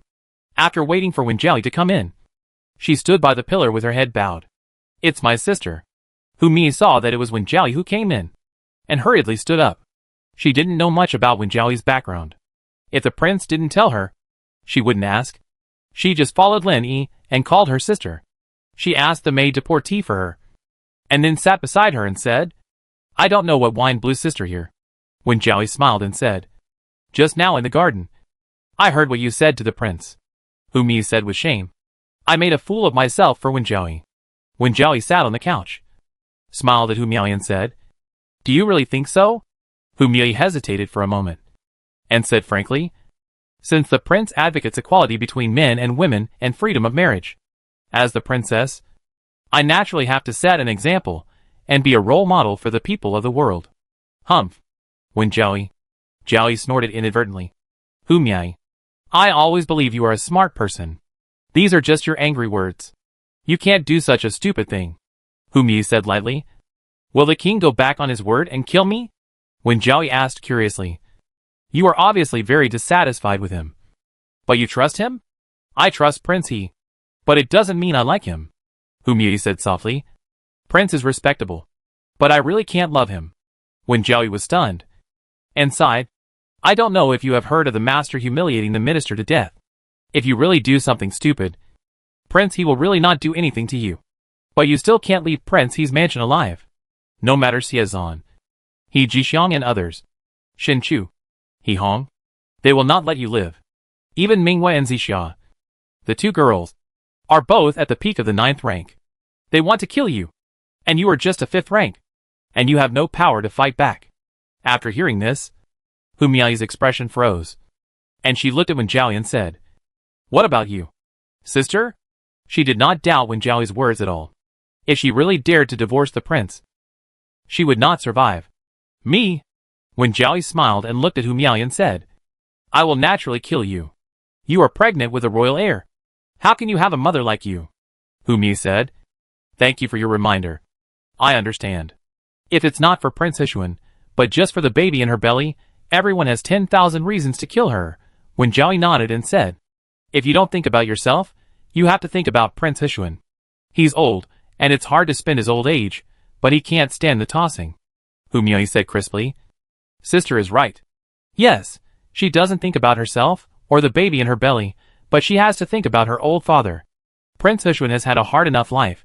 If something happens again, he will definitely die. When Jiaoyi continued, I don't know what you think, but don't make any mistakes. You, with your fine clothes and beautiful clothes, and Prince he favoring you, are something many women cannot get. You should be content. Sister is right. Humiaoyi had to admit that when Jiaoyi was right. Since she married into Prince He's mansion, Prince He had never treated her badly. Whether it was food, drink or expenses, they were all excellent. Especially after she became pregnant. She had 10 maids to serve her. The most important thing is that the legendary Prince He gave her the greatest respect. He never forced himself. It can be said that she could get whatever she wanted in the Prince He's mansion. Even if she entered the palace, she could be rude to anyone. Prince He said in person, the relationship between mother-in-law and daughter-in-law has always been a big problem. It is really incomprehensible that women make things difficult for women. As long as you don't make trouble to the point of drawing swords, you can make trouble as you like. As for the imperial concubine Yuan in the palace, she no longer even has superficial respect. And Prince, he never said anything bad about her. For a woman like you, it is a great fortune to marry into Prince He's mansion. If you don't know how to act, it will be too late to regret it. When Jiaoyi stared at Humiaoyi's face and said word by word, you don't have to thank me. I said this not for you, but for the baby in your belly. Among the princes, even the Prince Pingchuan who died young and the Prince Yong'an, who never married, have children. Now Prince, he is the only one without children. You'd better not have any accidents in your belly. Otherwise, you will die without regret. Humiaoyi only felt a chilly air surrounding her. At this time, she remembered that the sister in front of her was a great master. After the shiver, she hurriedly said, don't worry. Sister, I understand. You'd better understand. When Jiaoyi continued, if you do something wrong, no one in your Hu family will survive, including your missing brother. After that, she left the house under Humiaoyi's gaze. Mingwei followed when Jiaoyi closely, and after leaving the front yard, she smiled and said, Sister, you are wise. This time, the princess finally understands it. When Jiaoyi sighed, things like feelings can't be forced. If you like it, you like it. If you don't like it, you don't like it. He and your prince, even if they sleep in the same bed every day, still have resentment in their hearts. Mingwei looked around, and then said hatefully, he just doesn't know how to appreciate his blessings. When Jiaoyi rolled her eyes at her and said, who doesn't love a talented and romantic man, who doesn't like a great hero, only you and Zixia. Two silly girls are willing to treasure a man like the prince, who is unlearned and unskilled. Mingwei smiled and said, it's not easy to find a man like the prince in the world. The dilapidated Yong'an palace has always been very frugal. Even when lighting kerosene lamps, there are no more than one, but at this moment, 2 lamps were lit at once. The 12th prince sat in the middle hall, looking at the delicate little girl standing in front of him, and then at the woman kneeling on the ground with a gloomy face, and said in disbelief, is this my daughter? Back then, when he was in the palace, he was very absurd, and the women around him all warmed his bed. When he got married and started his own family, he was even more unscrupulous, and got the maid pregnant. Before the maid had time to give birth, he followed the king and ran out of Hong Kong City in the carriage at night. When he returned to Hong Kong City, everything had changed, including the servants and chores, and even the pregnant maid. Now that Hong Kong City has implemented a new marriage law, he reluctantly accepted the advice of his chief grandfather, the royal children, in the matter of gender equality, should set an example. He had to find his own offspring. The little girl in front of him, who had just learned to walk, held a piece of cake in her hand, and ate it while looking at the gloomy Prince Yong'an. Your Highness, the woman suddenly cried, I am Wen Yu. Don't you recognize me? Wen Yu. Old 12 sighed. You were not this dark before. Lai Quan on the side said cautiously, Your Highness, she is indeed Wen Yu. Even if she turns into ashes, I will still recognize her. Wen Yu hugged the little girl in front of her, and said loudly, if your Highness doesn't believe it, You can use blood tests to prove your relationship with her. She is really your flesh and blood. Use blood tests to prove your relationship with her? Old 12 said with disdain. This is the most unscientific. After all, she had spent some time in the classroom of a new-style school, and knew some simple chemistry and biology knowledge. Whether the blood can be mixed or not, it doesn't mean anything. Your Highness, when you said hurriedly, that I can only die to show my determination. She stood up suddenly, and was about to bump into the pillars beside her. Lai Quan was quick-witted and stopped when you, and said with a smile, Your Highness hasn't spoken yet. How can you be so presumptuous? Yes. When you wanted to die, but couldn't, and knelt on the ground again. Old 12 hesitated for a while, and picked up the little girl, looking at the smiling little girl, who was ignorant of everything. He suddenly felt a sense of blood connection, and said with emotion, It should be right. This is my child. Write a letter, and send it to the clan house tomorrow. And the princess will be included in the imperial genealogy. Lai Quan smiled and said, Yes. Thank you. Your Majesty. When you kept count out? Hee. The little girl stood on the lap of the old 12th and laughed non-stop, her hands flapping. From now on, you will be the princess. And you don't have to live a hard life anymore. The old 12th said, and looked at the woman kneeling on the ground. You go down first. Your Majesty. When you wanted to say something, but was pushed out by Lai Shun. Lai Quan said, Wait in the kitchen first. After Lai Quan drove her away, he walked to the front of the 12 old man again, and said with a smile, Congratulations, Your Majesty. Congratulations, Your Majesty, for finding the princess, who was living among the people. The 12 old man sighed and said, When you was so beautiful before, how did she fall into such a state now? Lai Quan said, As far as I know, after when you left the palace, she lost the protection of the prince, and has been doing rough work these years. The 12 old man handed the girl to Lai Quan, and then said, Let her sleep with you tonight. I want to interrogate her carefully. He himself couldn't remember how long it had been since he had touched a woman. Chapter 416 True Skill. Mingwei, Zixia and other stinky women are blind and only feel sorry for their ninth brother, who has no one to take care of him, but they never thought that he, the Prince of Yong'an, is the most pitiful one. Since he returned to Hong Kong City, he has no place to stay, and he has been worrying about his 3 meals a day. Now, he has finally returned to his own mansion, and has a place to stay, but because of poverty, he still lives in a hurry, and does not even have a little extra money. However, he believed that his hard days would soon be over. He was now the left clan member of the Clan Affairs Bureau, and was specifically responsible for supervising illegal activities among clan members. He would work with the Dali Temple, and for every house search, he would get 10%. This was the promise made to him by his ninth brother. After a few more days, when the case of the Dali Temple was decided, he could lead people to search the houses. The Duke of Ji, who had been entrenched in Jizhou for generations, had a fortune of millions, fields and thousands of servants. If he could get 10% of it, how much money would that be? Without further ado, at least 100,000 taels of silver. Thinking of this, he could not help but get excited. He has been through too much hardship for too long. Now he is thinking what to do with the money after getting it. Repair the house. As for marrying a concubine, I guess he can't marry casually. He is afraid of meeting the wrong person, who will plot against his property. Prince? What can a prince do? His ninth brother is the regent, and it is said that Humie is a little unruly. Everyone is saying that. If the regent is really divorced, it will be the biggest joke in the world. His elder brother has to abide by the rules. Why don't they abide by them? This is an obvious truth. When the time comes, he will have to learn from his ninth brother's magnanimity. If the beauty in the garden cannot be contained, he will have to let her go out of the wall. However, he is not as rich and powerful as his ninth brother, so he can do whatever he wants. He was poor, so he had to be careful. He had to be careful when marrying a wife or concubine. And he must not be careless. Your Highness. Lai Quan thought about when used vicissitudes of life, her thin face, and felt sorry for Prince Yong'an. He was so hungry that he didn't care about what he ate. He thought about it. If it really didn't work, the cook in the kitchen would be much better than this. Right?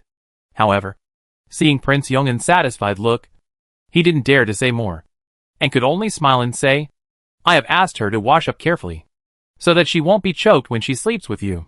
In fact, if you think about it carefully, when you used to be quite pretty, Maybe if she is dressed up carefully, she can still sleep with you. Who made Prince Yongin poor now? Hey, let the fat lady in the kitchen be the wet nurse of this girl. The 12th old man touched the head of the well-behaved little girl in front of him, and said with a smile, "Don't go to the palace to disturb the queen." He wanted to send the little girl to the palace to be raised by his mother, Lady Tang. But the dynasty is in decline now, and it is not like the past. The people who make the decisions in the palace are concubine Yuan and his 9th brother. Once he was alone in an empty room, without even a bed warmer, and he didn't even dare to ask his mother for the girl beside her. After all, in theory, everything in the palace belongs to the 9th prince. Even the maidservants around his mother. If you dare to have ideas about the 9th prince's woman, isn't that courting death? Therefore, it is better not to provoke his prince. Besides, a little girl can only eat a few mouthfuls of food. Why bother? It is not worth bothering his 9th prince. As long as his prince knows that he is actively responding to his slogan of equality between men and women. Yes. Lai Quan glanced at the little one in front of him, and was about to reach out to hug her, but suddenly remembered that this was going to be incorporated into Yudi immediately. A real princess. How could he touch her whenever he wanted? After retracting his hand, he smiled and said, "Prince, the princess is still young. If she is sent to a primary school outside the city tomorrow, I am afraid the school will not accept her. The principal of the newly built Hong Kong City No. 1 primary school is Miss Xixia from the prince's mansion. She will recruit whoever she wants to recruit, and no one dares to object if she doesn't want to recruit anyone. Moreover, the enrollment brochure hanging on the city wall clearly states that the minimum age is 5. If you are sent below 5, the school will not accept you. The princess is less than 4 years old. What is the point of sending her there? I have said so much, and you have ignored it?" The 12th prince said unhappily. "It is up to the school to accept them or not. But whether to send them is my attitude. To put it bluntly, it is just a show for his 9th brother. The royal family is willing to send their daughters to school. What else do you ordinary people have to worry about? Moreover, it is a blessing that you can't get in a lifetime for the children of the royal family to study with the children of the common people. Now that you have such an opportunity, you should be even more grateful. Your Majesty is wise." Tang Yi, who had been resting with his eyes closed, suddenly said, "If your Majesty doesn't support it, who can the regent rely on?" Even though he had already taken up the post of Secretary of the Censorate, he regretted it after just 3 days of moving away and moved back. Living in Hong Kong City is not easy. Whether it is renting a house or buying firewood, rice, oil and salt, it is very expensive. What's more, he just came out of prison, and the little rice he got in advance from the Ministry of Revenue is just a drop in the bucket. As for the 3 festivals and 2 tributes, he just took office, and no one would give them to him even if he wanted to. He is the kind of person who no one is willing to cook for him. Although the Yong'an Palace is in ruins, it is located in the North City where dignitaries gather. It is a place that can shelter from the wind and rain. Living here, at least 1 month's rent is saved.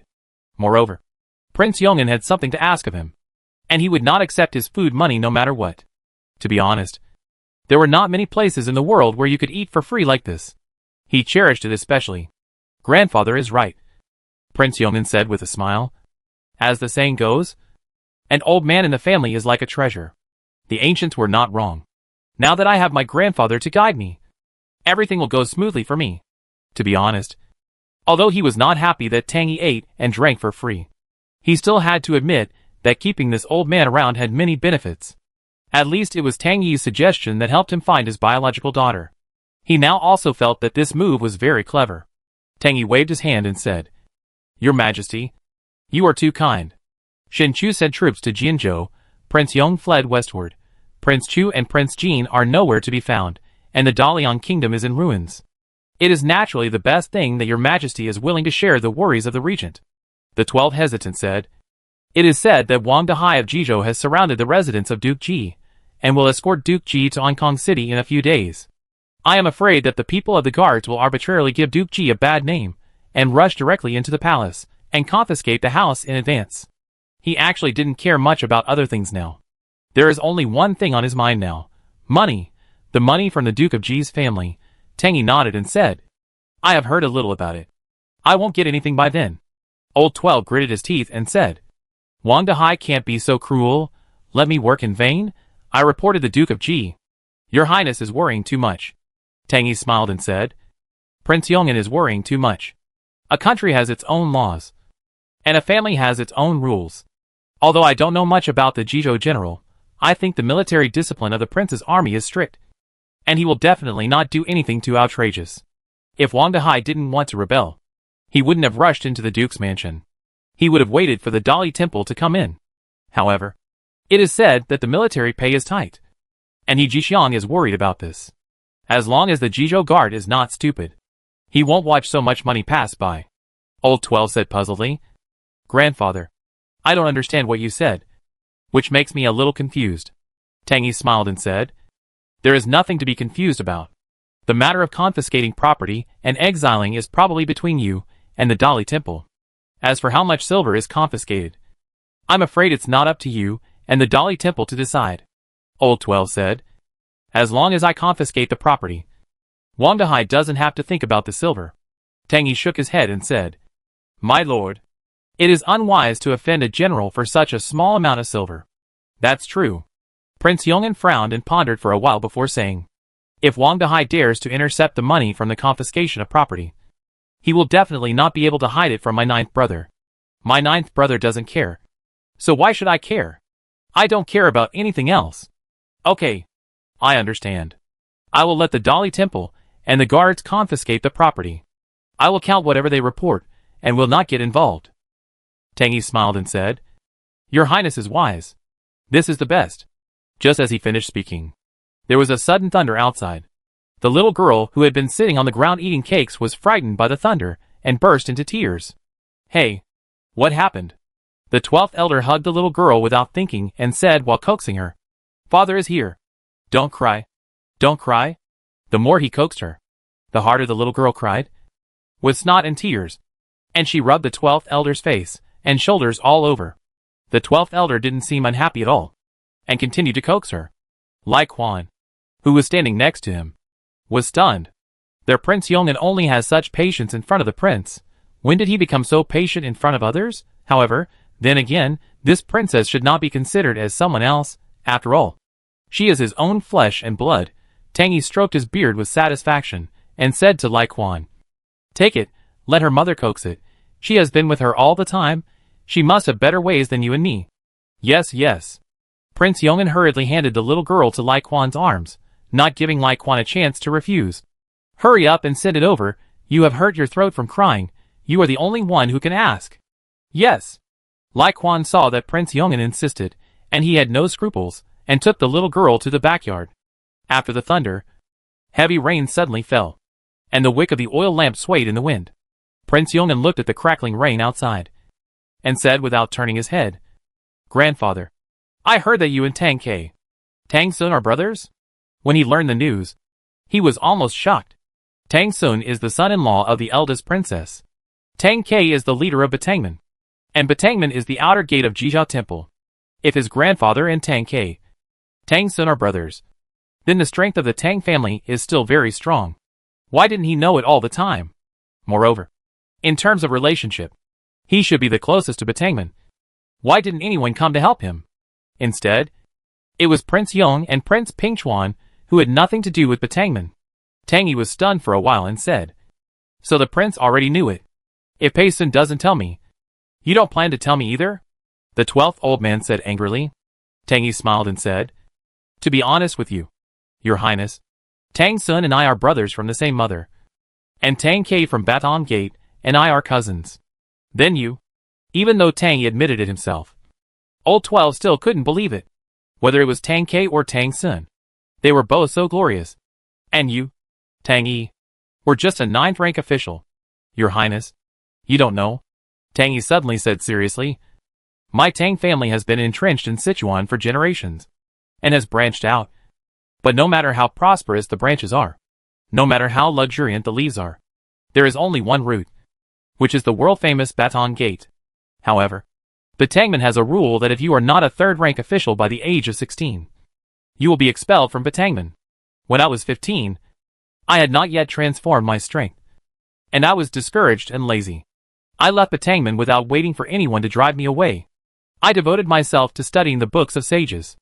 At that time, Qi Yong said that there is only one stone of talent in the world. Xiazan and I have 8 buckets each, and Tang Yi has 1 bucket. Since ancient times, we have shared 1 bucket. So this is the illusion of 8 buckets of talent. After hearing this, the 12th old man was in awe of Tang Yi. Grandfather is a great talent. These are all exaggerated words. Tang Yi sighed. Compared with my brother Tang Sun, who is both civil and military, we are not as good as him. The 12th old man looked around, and then whispered, It is said that it was my father who killed the eldest princess's husband, and he was dissatisfied with Tang Sun. Can he kill your father? Tang Yi snorted coldly. No matter what, Tang Sun is from Batangman. Your father doesn't have the courage. Then, Old 12 was increasingly confused about the meaning of this statement. Tang Yi snorted coldly. It was Jizhao Temple and Tang Ke who killed Tang Sun. His Majesty knows. The princess knows. And concubine Wen knows. Ah! Old 12 was stunned for a moment. After a while, he said, Why did Tang Ke kill the prince consort? Tang Yi said, There is only one leader, and the capable one will take the position. Even brothers have to compete with each other. Tang Ke's biological mother is Jing Quan, the head of Jizhao Temple. She did not give Tang Sun a chance to fight, and directly killed him. My greatest wish in this life is to kill Jing Quan to avenge my brother. Grandfather. Old 12 clearly saw bloodshot in his turbid eyes. Moreover, Tang Yi's aura was dissipating, and Old 12 felt that the temperature around him suddenly dropped, and felt a chill that made people shudder. He felt that Tang Yi was more than a third-rank official.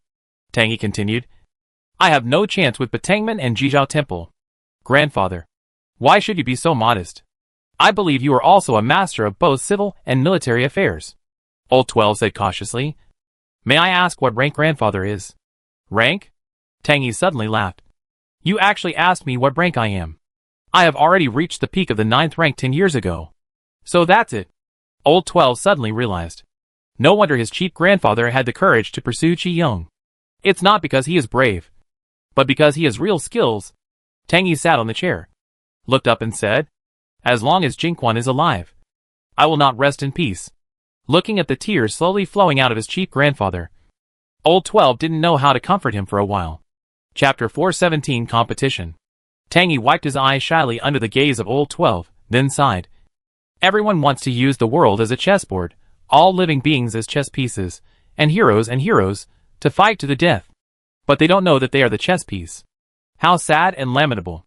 After saying that, he sat on a chair, holding a teacup, slightly closed his eyes, and said no more. The 12 old man pondered for a moment and said, No, grandfather. You are deliberately lying to me. Aren't you? I am your own grandson. How can you lie to me like this? Tang Yi saw that the 12 old man spoke with resentment, and said with a puzzled look, Why do you say that? Your Majesty? I will tell you the truth, and I dare not deceive your Majesty. If your Majesty has anything to say, you may as well say it directly. The 12 old man smiled and said, My father ordered He Jin to slaughter the entire family of the princess's mansion, including the toddler. This is no secret in the court. The princess hated her father to the core, and even wanted to kill all the royal family members. This is known to everyone. Moreover, at that time, Tang Sun was the judge of the 5 armies, and he was naturally more glorious than the leader of the Tang sect. How could he compete with Tang Ke?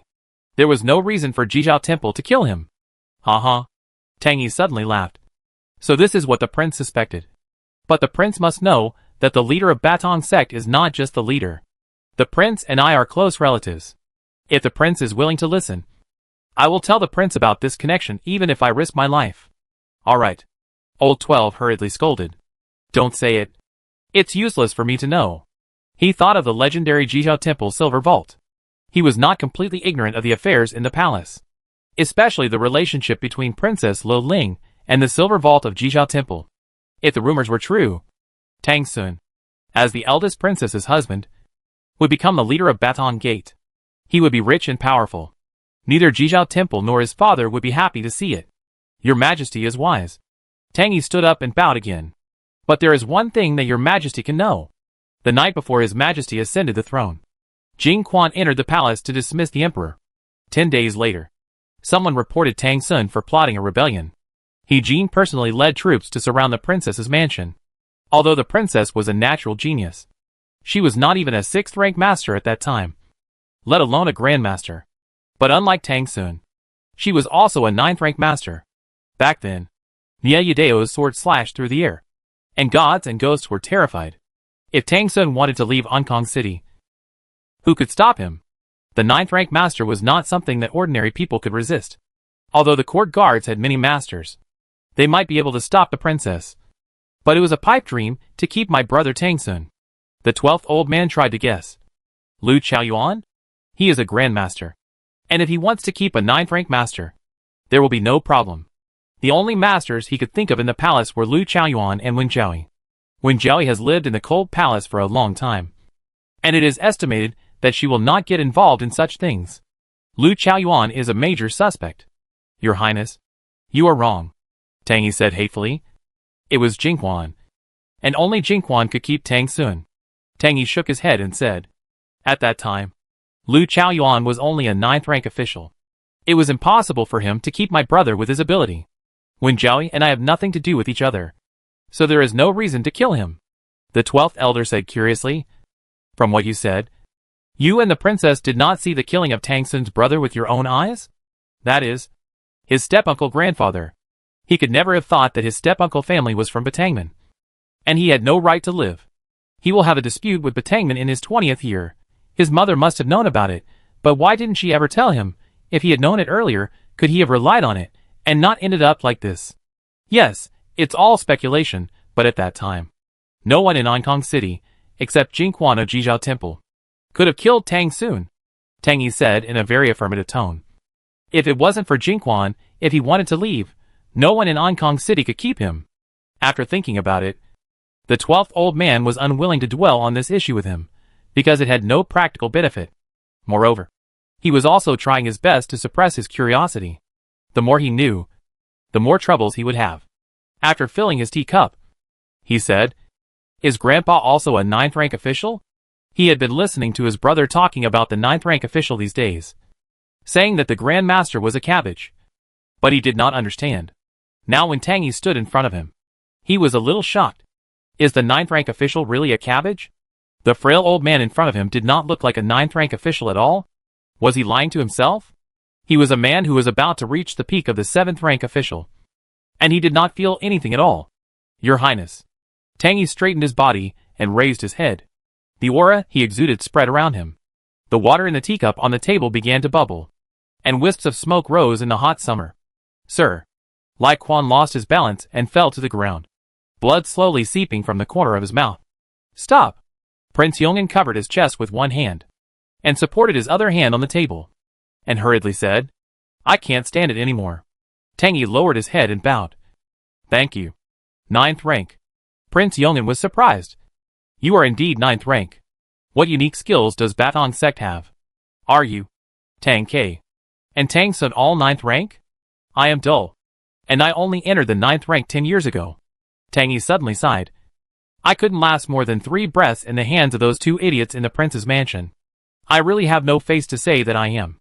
What is the 9th rank? Cui Jinsheng and Yu Shaoshi are already at the peak of the 9th rank. Old 12 said with a smile. It is said that they are only 1 step away from becoming a grandmaster. My royal brother is right. Or are we too ignorant? I don't know how many 9th ranks and grandmasters there are in the world. Maybe they are just like cabbages. You are too polite. Your Majesty, practicing is so difficult. In Ankong City, apart from the people of Sanha, there are very few people who can find the 5th rank or above, Tang Yi said with a smile. Not to mention the 9th rank and grandmaster. Your Majesty, please do not forget that there are only 3 great masters in Jizhao Temple. That's true. Old 12 nodded. There is only one in Chunshan City. But I heard that the city lord of Chunshan City, Zhao Yao, has ordered the mountain gate to be closed, and no disciples are allowed to walk under the mountain. Tang Yi said, I have heard a little about this. Go down. Old 12 glanced at Lai Quan, who was constantly wiping the blood from the corner of his mouth. Have a good rest. Take my piece of paper to the clan house tomorrow morning, and then take the princess to the school. Yes. Lai Quan covered his chest, glanced at Tang Yi, and retreated carefully. After a heavy rain, The sun rose, and it became even hotter. Lenny rode his donkey out of the city, and went barefoot to the riverside despite everyone's dissuasion. Yesterday, the Air Force. Today, we must take revenge. Your Highness. After Lin Yi threw away his fishing rod and sat down on the bench, Jiao Zhong served him the freshly brewed tea. Lin Yi smelled his hands, and after he could no longer smell the fishy smell, he took the teapot and blew the floating tea leaves while saying, "So early in the morning. What are the people from the Bingmasi doing? What a mess." Jiao Zhong smiled and said, "A few days ago, Lord Xiazan led the Bingmasi people to Jizhou. The people from the Bingmasi were not as good at fighting as our Sanha soldiers. They left the team halfway and lost their way. Finally, we managed to find some of them. We will report back to the Military Affairs Department. Without the official letter from the supreme official, they are considered deserters. They must be punished," Lenny said with a smile. "Xiazan's trick is really good. I have wanted to deal with this group of old foxes for a long time. Give the order. If these people know what is good for them and stop making trouble, they will be given a lighter sentence. It would be best if there is no bloodshed," Jiao Zhong said. "Your Highness is wise." Lenny thought for a while and said, "Did the princess send something to the Prince of Heshuan's mansion yesterday?" Jiao Zhong said, "I personally sent it over. 100 taels of silver, 3 pieces of silk, half a pig, and 2 boxes of preserved fruits," Lenny said. "How many times has this month been sent?" Jiao Zhong replied without thinking. 3 times. "Humph," Lenny said unhappily. "Her whole family eats and drinks my food. Why is she so arrogant to me?" Jiao Zhong smiled awkwardly, not daring to respond to this question at all. "Because no matter how you answer, it's wrong. Just pretend to be dumb." Lenny sighed. "What a pity, I can't not give it to her. My baby is in her belly. She is the baby's biological mother. If she gets angry, it's not worth it if something happens to the child. Being a human being is really hard, very hard. Your Highness, Mr. He Jixiang suggested that Your Highness select a beauty a few days ago." Jiao Zhong carefully took Lin Yi's teacup, picked up the boiling pottery pot, and then poured tea for Lin Yi. He didn't agree with it. "This Dalian kingdom is now in the pocket of the prince. Whatever you do, how you do it, you can do it according to the prince's temper. No one can oppose their prince, not to mention a mere woman. He thinks their prince is too pampered with Hu Miaoyi. If he is not satisfied, even if he doesn't banish her to the coal palace, he can change a few more. Right? Why keep her by his side and get angry? As for the baby in the belly, it's even simpler. If you want to keep it, arrange a few maids to serve it, and bring it to you when it's born. If you don't want it, let other girls have it, as long as their prince opens his mouth. The girls who participate in this election can line up from the North City to the South City, and they can't wait to have a baby. Their prince's idea is really not something that ordinary people can understand." "Selection?" Lin Yi's eyes lit up, and he touched his chin and said, "It's not impossible." "Prince," Jiao Zhong said hurriedly, "then I will pass the order to Lord He now." "Stop," Lin Yi said unhappily. "I am selecting the prince. Why are you so excited?" Jiao Zhong felt very wronged. At best, he was just the commander of the guards, and the prince himself was not in a hurry, so why should he be in a hurry? Yes, to be honest, it was the emperor who was not in a hurry, but the eunuchs were. Lin Yi waved his hand and said, "Okay, there is no need to rush into this kind of thing. With too many women, it is easy to cause trouble." He was a person who was afraid of trouble. Once there were too many women, the love drama would turn into a palace drama. As long as he still had power, the competition around his power would not stop. This was an objective historical phenomenon, which was not subject to human will. Even if there is one woman per house, it is difficult to guarantee that there will be no tragedy. He is soft-hearted and narrow-minded, and cannot see the tragedy before he is fully prepared. He has no intention of locking up a bunch of women to raise poisonous insects. More importantly, although he is greedy for money and lustful, he has no intention of being responsible for all the people he likes. His financial strength does not allow it. If he marries every woman he likes, what is the point of a brothel? Prince. Jiao Zhong does not understand the prince's idea. With so many women, the only trouble is that it is difficult to remember who is who. Moreover, with so many children, he does not even know their names in the end. He said unwillingly, "Why don't you give it a try?" "Try it?" Lenny glared at him and said, "How could you think of this? using other people's lives as experiments. It's a joke. It's too irresponsible. Do you have any sisters? Why don't you try your sister? Jiao Shong knelt on the ground and shouted. Thank you, Your Majesty. I don't have any biological sisters. But, for a wealthy family, who doesn't have a few illegitimate sisters? The guards next to him looked at Jiao Zhong with envy and jealousy. He became the prince's brother-in-law? What a lucky guy. Asshole. Lin Yi cursed. How dare you make fun of me? Jiao Zhong said hurriedly. It's their blessing and good fortune that the prince can look up to them. Get lost, Lin Yi said impatiently. I don't want to talk to you anymore. He was helpless. These people were really serious. However, if you think about it carefully, it is indeed normal. For an ordinary civilian to become the woman who is the leader of Dalian state, it is indeed a step to heaven. Yes. Jiao Zhong smiled awkwardly and left. Lin Yi sat by the river and continued fishing.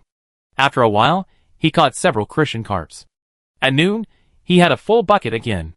It has been a long time since he had such a harvest. Lin Yi didn't want to go home like this. After thinking for a while, he said, I won't go back at noon. Let's grill the fish here. As soon as he finished speaking, the guards around him started to get busy. Lin Yi ate something casually and continued fishing until the sun gradually set. The mosquitoes gradually became active. And like flies, they buzzed around people and animals.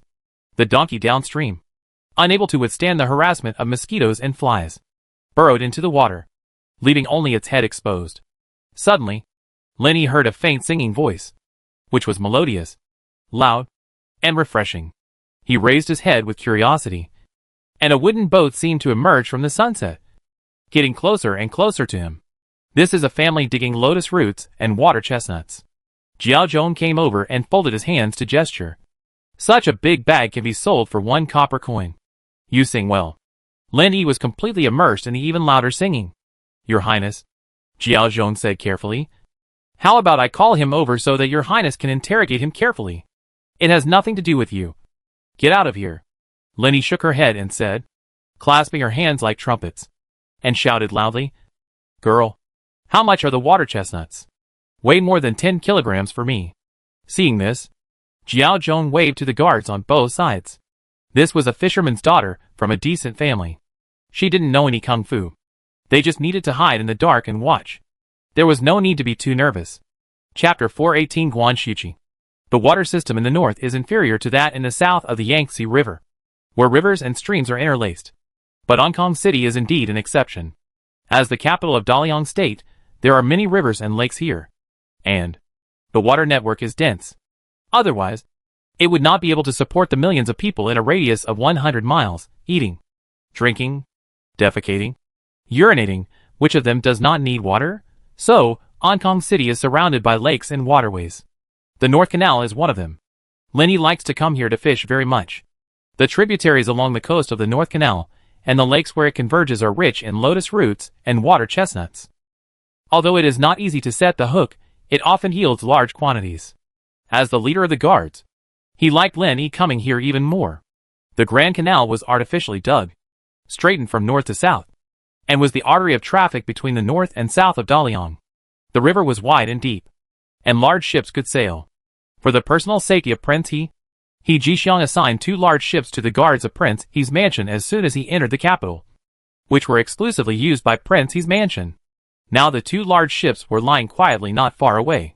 There was everything in the large ship, and as long as Prince He asked, they could get it in time. Occasionally, when Prince He was tired, they would put down the small boat in time and send Prince He up to rest. The most important thing is that, when the big boat is across the tributary, these guards can save a lot of worry. Any suspicious, untrustworthy boats will not be allowed to appear in front of the prince. Even the eagles flying in the sky, the beasts on the ground. It is true that no birds fly in the thousands of mountains, no people are seen in the thousands of paths. Now, a small boat for picking water chestnuts and lotus roots can suddenly appear, which means that the people on the boat must have been thoroughly investigated for 3 generations, and they are as clean as can be. Anyone who is unfamiliar will have been driven away, and there is no chance to enter the estuary. In short, everything is for Prince He, for everything of Prince He. Whether it is the court, or the underworld, they all say that they are lackeys of Prince He. Lackek, What a irony, what a sad word.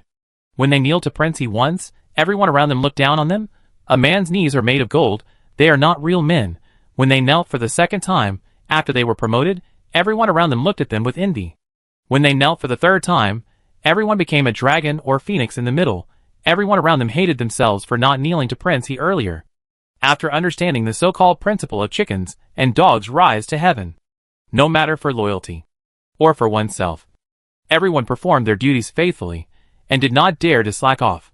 At this moment, Jiao Zhong was very relieved and did not worry at all that someone who was unfavorable to Prince he would appear around.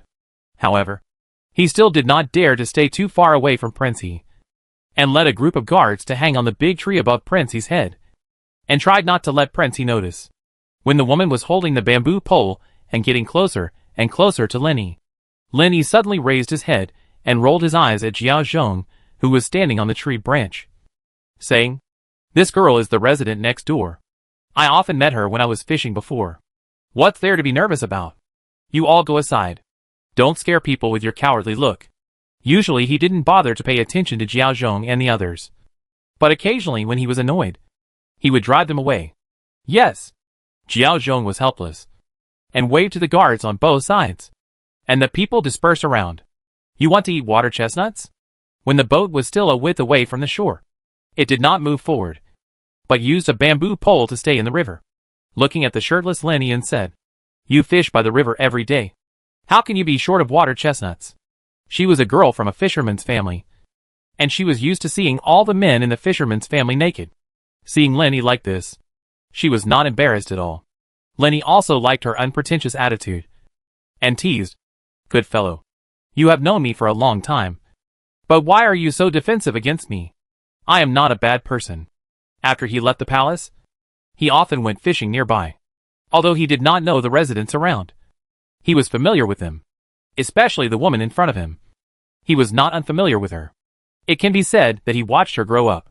When she was young, she was skinny, dark, and wore ragged clothes. She followed a group of boys to herd animals by the river.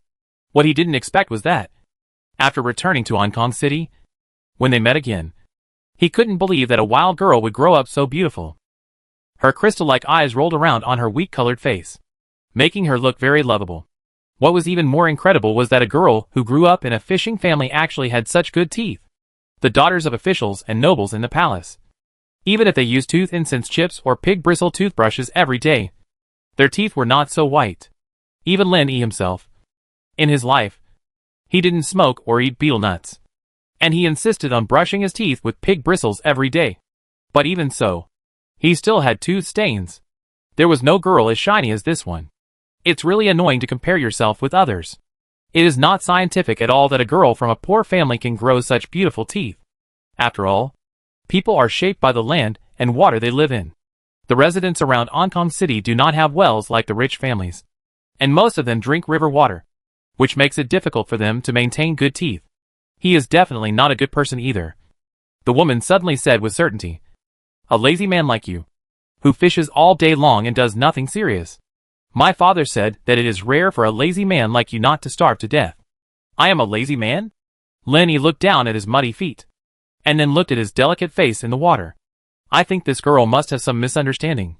Can there be such a handsome lazy guy in the world? You don't do any work all day long. What's the use of having this white skin?" The woman muttered, "Fortunately, you are not from our village, otherwise you would have been beaten to death." "Hey, beat me to death?" Lenny laughed. "Is there any law? What I do, what I don't do, it doesn't bother anyone. Right?" The woman smiled and said, "It's an eyesore. Your name is Guan Shichi. Right?" The reason why Lin Yi could remember it was because the name was too rustic. When ordinary people give names, if it is a boy, they are willing to ask for favors or pay for someone to give them a name. If it is a girl, they are very casual. After marriage, they will be called Mrs. So-and-so, so giving a name is useless. "What do you want to do?" Guan Shichi pushed the bamboo pole into the water, and the boat moved 1 foot further away from the shore. Lenny smiled and said, "I have been fishing here for so many years. Is there anyone around here who doesn't know me? Have I done anything bad?" Guan Shichi shouted. "Of course not." Lenny asked curiously. "Have I?" He had just learned the Liang Law, so he naturally set an example. Besides, his conscience would not allow him to commit such a crime. Guan Xiaoqi shouted. You stole the sweet potatoes from Jean Bo's house yesterday. It's really not worth mentioning. Lenny blushed and said embarrassedly. I am concerned about farming. Look at how the sweet potatoes are growing. The sweet potatoes are still growing well now. I didn't pick them at all. When he saw the sweet potatoes yesterday, he didn't really want to eat them. He just felt itchy and dug up some soil. It turned out that it was too small, so it was buried in the end. And it was not pulled off the vine. Humph. That's because you found it inedible. Guan Xiaoqi snorted. If you really picked it, I would tell Jean Bo. Did you see it nearby? Lenny asked curiously. He was heavily guarded. And if the girl really came to him, he would definitely know. But now he knows nothing. Guan Xiaoqi shook his head and said, I didn't see it. But when Jean Bo was jumping up and down and cursing, I knew someone had ripped his sweet potatoes. Lenny asked curiously. Then how can you be so sure that I ripped the sweet potatoes? Guan Xiaoqi said. Yesterday afternoon. This area was full of people from the same village. Who else could it be except you? A wicked person. Lenny said. Your words are even more confusing. Just because I am not one of your villagers. I am wicked? Guan Xiaoqi snorted coldly. The day before yesterday, I saw you stealing my cucumbers with my own eyes. Lenny smiled awkwardly. And after a long time, he said, Sorry. I was thirsty and couldn't find anything to eat. You weigh me 12 kilograms of water chestnuts and 12 kilograms of lotus roots, and I will give them to you. Guan Xiaoqi looked Lenny up and down, and then teased. Big liar. Do you have money to buy mine? Are you kidding? I am short of money? As soon as Len Yi's hand touched the big pants, he regretted it. He didn't bring any money. Besides, he didn't need to bring money when he went out. He wanted to let Jiao Zhong come out in the dark. But he was afraid of scaring Guan Xiaoqi. After thinking about it, he could only sigh. Seeing Lin Yi's embarrassment, Guan Xiaoqi laughed even louder. If you don't have money, then you don't have money. Don't pretend to be a rich man. Guan Xiaoqi said with a smile. I'm not lying. Lenny said with a smile. I really didn't lie to you. I was in a hurry to go out today and didn't bring any money. Don't worry. You know, I live in the city. I have a big family and a lot of money. So I'm definitely not short of money. You give me the money first, and I'll give you the money later. Is that okay? Of course not. Guan Xiaoqi shook his head like a rattle, rolled his eyes at Lin Yi, looked at the black donkey avoiding mosquitoes and flies in the water, and said with a smile, I've seen this donkey before. It seems you treat it well. Lenny said with a smile. That's, of course, it's my friend. Guan Xiaoqi's eyes rolled. Then let your friend help me carry things into the city, and I'll give you some water chestnuts to eat later. And I won't charge you. What do you think? And I won't report the incident of stealing my cucumbers before. What do you think? Do you think I'm stupid? Lenny said with a smile. Even if you find someone or an animal, I can carry them into the city for you without 5 copper coins. You don't even have to think about it. I'll take a few kilograms of water chestnuts from you, even if I add the cucumber you mentioned. How much is it? Even though the area around Ankong City is much richer than other places in Daliang State, not every family has animals. Now that he is in charge of the court, he naturally cannot implement animal husbandry subsidies like he did in Sanha, and can only find ways to do it step by step. Whether it is cattle, horses, donkeys, or mules, they are all scarce means of transportation. If you have a donkey, you are considered a wealthy family. Then you compensate me for the cucumbers, or I will report you to the police and sue you for theft. Guan Xiaoqi said angrily. Lenny said disdainfully. You have the nerve to report to the authorities for a cucumber? Do you know which way the government office opens? Guan Xiaoqi said loudly. How about this? If you help me carry things into the city, I will give you 10 caddies of water chestnuts, 10 caddies of lotus roots, and 1 copper coin. How about that? A lazy man like you. You are just sitting there doing nothing anyway. So you might as well earn a few more cents, so that you can have a drink in the hot summer. Lenny laughed. It's obviously worth 5 copper coins. Why should I agree to it? Guan Xiaoqi said. A lazy man like you, who can trust you and be willing to give you the job. I have no choice. I finally found you. That's right, I'm just sitting here doing nothing. Lin saw that she was interesting, so he stopped teasing her, but still said reluctantly, "Then you lead the way, I'll take the donkey and follow." Guan Xiuqi said happily, "I'll go by water. After passing the front, you won't be able to catch up with me. You'll take the path here, along the sweet potato field, and go directly to the village in front. I'll wait for you at the fork in the river." Lin said, "Okay, it's settled then." After Guan Xiuqi and her boat disappeared at the corner of the river, Lin turned around and looked at Jiao Zhong beside him. Jiao Zhong respectfully handed over a stack of banknotes and said, "Prince, why don't you take it first?" He had been listening clearly from the side, and the conversation between the two people was just funny. Lin shook his head and said, "No, I will go to that village later. It's just an urgent matter. You can't come out to cause trouble for me." Jiao Zhong hesitated and said, "I obey your order." After that, he whispered a few words to the guards next to him. To enter the village with the prince, they must go ahead in advance. Otherwise, if something unexpected happens, the prince will not care about worldly affairs, and people like He Jixiang, He Hong, and Honging will definitely take their heads. Official business must be handled impartially. Lin put 2 fingers on his mouth and blew a loud slogan. After hearing it, the donkey, although reluctant, still got out of the water. After getting ashore, he shook off the rain on his body and followed the barefoot Lin. "Your Highness." Jiao Zhong appeared next to Lin again. "Guan Xiuqi's father Guan Sheng is sick. It is rumored that he has tuberculosis. The villagers dare not associate with their family. I hope your Highness will think twice." "Tuberculosis?" Lin stopped abruptly. He thought about his encounter with Guan Xiuqi just now. It seemed that there was no close contact. Then he breathed a sigh of relief and said, "Doctor, are you sure it is tuberculosis?" Jiao Zhong shook his head and said, "How can such a family afford a doctor? It's just that the villagers spread it so that no one dared to contact the father and daughter. Someone has suggested sending them to the mountains." Lin stretched out his hand and said, "I'll go and take a look first. If the situation is not good, I will withdraw in advance." After all, curiosity prevailed. He still wanted to see what happened. Under the setting sun, he walked through sweet potato fields. Although these fields were barren, the sweet potatoes were not picky and grew very lushly. After walking about a mile, he saw a figure waving at him. "Hey, you are quite trustworthy," Guan Xiuqi said with a bamboo pole in both hands. "I waited for you for so long, I thought you would not come. Thank you for the compliment." Lin was surprised to see her covering her mouth and nose with a rough cloth, then smiled and said, "I almost didn't recognize you like this." Chapter 419 Allergy.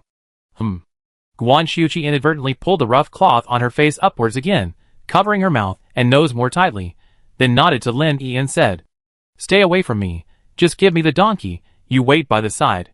Such a very detailed action immediately caught Lin Yi's eye. He said with great satisfaction, "What do you want the donkey for? This woman definitely has no bad heart. If a person is lying, he will never be so careful." Guan Xiuqi said, "Let's take the lotus roots and water chestnuts to the city to sell on the donkey." Lin smiled and said, "It would be best to go to the city early tomorrow morning. It's almost dark now. Who will you sell them to?" Guan Xiuqi raised his head and said proudly, "You don't know this? The water chestnuts and lotus roots that my father and I picked have always been wanted by restaurants. Even at night, they want them fresh. It's hot, and they don't want those that don't look good. What kind of restaurant has so many problems?" Lin smiled and said, "The lotus roots and water chestnuts won't go bad even if they are left for a day. This is even more impressive then. He wouldn't be so picky." Guan Xiuqi's face suddenly turned red. Hesitating, "Do you know the Wenxiang Tower in the city?" "Of course I know. The brothel in Hong Kong City. It is said that the latest courtesan, the world's most beautiful woman Lu Bianyang, is from Wenxiang Pavilion. She is so beautiful that even if you spend a lot of gold, it is difficult to see her once. As for the brothels in Hong Kong City, Lin has always known them all. And there is nothing he doesn't know." He smiled and said, "They are all high-ranking officials, and they are naturally picky about the dishes. The most important thing is that they are more extravagant than him." As soon as he returned to Hong Kong City, he was also so particular about the kitchen of the palace. As the boss of Daliang State, he naturally had the right to enjoy wealth beyond his cognition. However, he could not accept the fact that he spent money like water. For some fresh seafood from the sea, he had to work 3 fast horses to death. For the lychees he liked to eat, he had to spend more than 100 taels of silver every day. Labor, horses, storage, dispatch, and everything else cost money. The scholars in Hong City had long ago written poems to scold him, a horse riding in the red dust and Wang Shao. No one knew that the lychees were coming. Occasionally, if you are not careful, it may even involve human lives. Everyone is secretly fighting for his little appetite. He is a person who is greedy for enjoyment, but he cannot bear to sacrifice other people's lives and families for his unknown pleasure. Now, whether it is with the prince's mansion or the palace, he just makes do with what he can. Fortunately, Emperor DeLong is suffering from illness and has lost his power. He does not have too high requirements for appetite. Generally speaking, he eats whatever the imperial kitchen prepares and never asks for anything. Even concubine Yuan, Lin Yi did not dare to try his best to satisfy her. It would take a lot of manpower and material resources to bring fruits from the south to Hong Kong City. Although concubine Yuan was very unhappy, Lin Yi had no choice. His mother was a human being, and others were not human beings? She got used to drinking human blood, and she didn't know how she died in the end. Especially in feudal society, Lin Yi always kept this historical cycle in mind. What's more, Daliang's state was already extremely poor. If the 3 pounds of rotten iron on this rotten ship were tossed out, Daliang's state's luck would really be over. Cherish every moment. As a person, you can't be too willful. It's good enough to have something to eat. Why ask for so much? He has been in Sanha for a long time, so he learned from the people of Sanha, thriftiness. Eat what you can chew, and make soup with what you can't chew. Soak what you can't chew, and is bitter in wine. What you can't soak, you must roll it into a bead, otherwise you will die with regrets. Do you really know? Guan Shuqi didn't believe it at first, then without waiting for Lin Yi to reply, he said frankly, I understand, lazy people like you wander around every day, there is nothing you don't know about, and you can't find out about it. Lin Yi smiled bitterly. Guan Shuqi, you can eat whatever you want, but you can't say whatever you want. According to Liang law, I can sue you for malicious defamation. Then go ahead. Guan Shuqi said nonchalantly, and then said seriously, after you help me deliver these water chestnuts and lotus roots to Wangxianglu, I'll give you another copper coin later. I'll deliver it to you. Lin Yi thought Guan Shuqi was with him. What are you doing? Guan Shuqi coughed loudly twice and said, I'm sick. If you stay too close to me, I'll pass it on to you. Lin Yi shook his head. What's the disease? Tell me and try to scare me. Tuberculosis. Guan Shuqi shouted. Are you afraid? Tuberculosis? Lin Yi shook his head. You're bullying me because I'm ignorant. Your face is rosy. He spoke with full of energy. He doesn't look like he has tuberculosis at all. You are deliberately lying. Guan Shuqi said. I am not lying to you. My father has tuberculosis. I probably will have it too. If I give it to you later, you will be in trouble.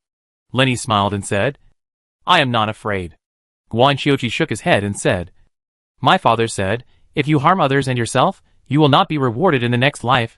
You just stand aside. After I carry the lotus roots and carry them up, I will deliver them to Wenxiang Tower and say they are from Guansheng's family. Lin Yi said, Aren't you afraid that I will take your lotus roots? Will you and Lingju not come back? It's just a day's work in vain. What's the money worth? Guan Shuqi sighed.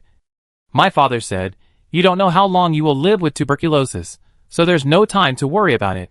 Lin Yi asked curiously. How did you send it before? Why can't you send it now? Guan Shuqi said honestly. This disease can't be passed on to others, so it can't be passed on to you. The most important thing is that the people in the village avoided them, and they really couldn't find anyone to help. Lin Yi smiled and said, That's fine. I'll just go on this trip for you with reluctance. After saying that, he patted the donkey's butt, and then took a step back. Donkey. Guan Shuqi waited until Lin Yi was far enough away from him, then jumped off the boat, tied the donkey to a willow tree in the face of the donkey's dissatisfaction, and then jumped into the cabin again, and laboriously moved the basket full of water chestnuts to the side of the boat's yoke. They were almost at the shore, and no matter what, she had to try to lift the basket to avoid the boat's yoke. However, her face flushed, and she almost used up all her strength. But the basket still did not move. Lin Yi was about to step forward to help, when he suddenly heard a man's voice coming from the cabin. Let me do it. Cough, cough. Then, there was a continuous cough. Dad. Guan Xiuqi didn't care about the basket in her hand, and hurriedly helped up the figure emerging from the cabin. If you are not feeling well, just rest more and don't worry. It's okay. A tall and thin man came out of the cabin, and the sweat on his dark face never fell to the ground. He said to Guan Xiaoqi weakly, "This is more than 100 pounds. How can you? A girl. Do it." As he said that, he grabbed the basket with both hands. But as soon as he exerted force, his whole body curled up and cocked even more violently. Dad? Dad. Guan Xiuqi held his arm with one hand, patted his back with the other, and said nervously, "Are you okay?" "No. I won't die." Guan Sheng was almost pale. "I just made things difficult for you. My daughter is fine." Guan Xiuqi's tears flowed unconsciously from her eyes. Crying? Don't think too much. After delivering the last batch of goods, we will live in Hexinzu, so as not to be annoying. Guan Sheng's tears were like a kite with a broken string. "My daughter is fine. Son, Daddy has harmed you." "Daddy?" Guan Xiuqi wiped his eyes with his sleeve. "It will be fine. Everything will be fine." "Okay, I'll do it." Lenny strode forward. Before he stepped on the bed, he heard Guan Sheng yelling, "Don't do it. I have tuberculosis. I can't harm you." "Bullshit tuberculosis," Lenny said with a smile. "You have asthma." For this disease, Lenny is so familiar with it. There are many children with this disease in the orphanage. There are many causes of asthma. Some are congenital. Some are allergic. And anyway, he is not a medical student, so he has reasons not to understand. However, in his opinion, these people have only one symptom. Young, coughing all day long, like little old men. Asthma? Guan Xiuqi and his father were puzzled. They had never heard of this word, and they did not understand its meaning. Lenny nodded and said, "It is asthma, which is completely different from tuberculosis." Guan Xiaoqi said, "You are talking nonsense. Everyone in the village says that my father has tuberculosis." Lenny smiled and said, "If it is really tuberculosis, your father should have blood in his sputum at this moment. But coughing like this is just shortness of breath." Guan Sheng, let me ask you a question. Have you ever coughed like this since you were a child? Ah. Guan Sheng raised his head suddenly and said, "To be honest, sir, I coughed a few times when I was a child, but I recovered later. It might be allergic asthma." Lenny was just guessing. After all, he had seen a lot. Think about it carefully. Did you see any flowers, birds, cats, dogs, or eat anything that made you feel uncomfortable?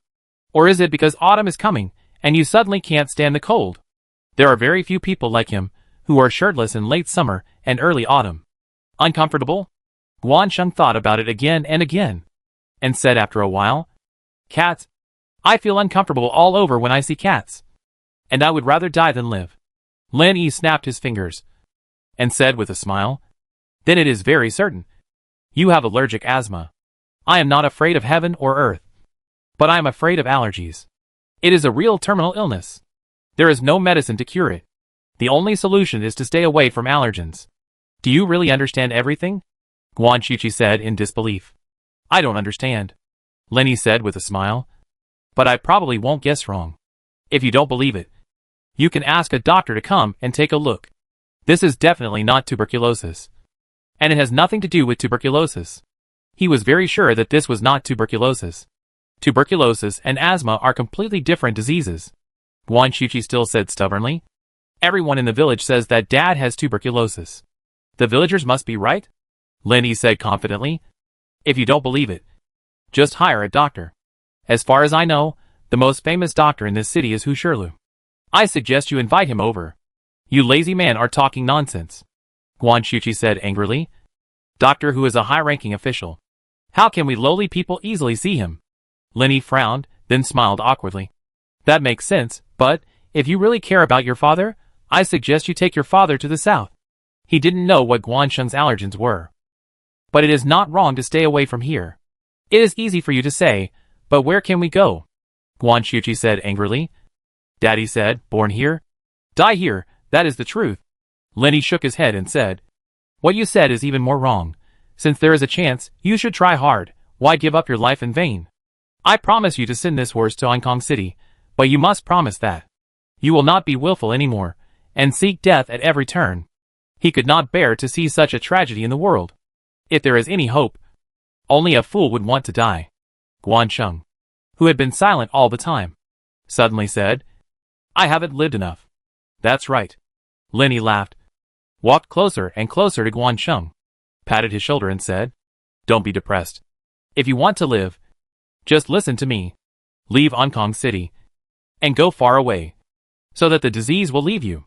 Daddy? Guan Xiuqi looked at Guan Sheng, who was in a trance, and said carefully, Daughter will listen to you.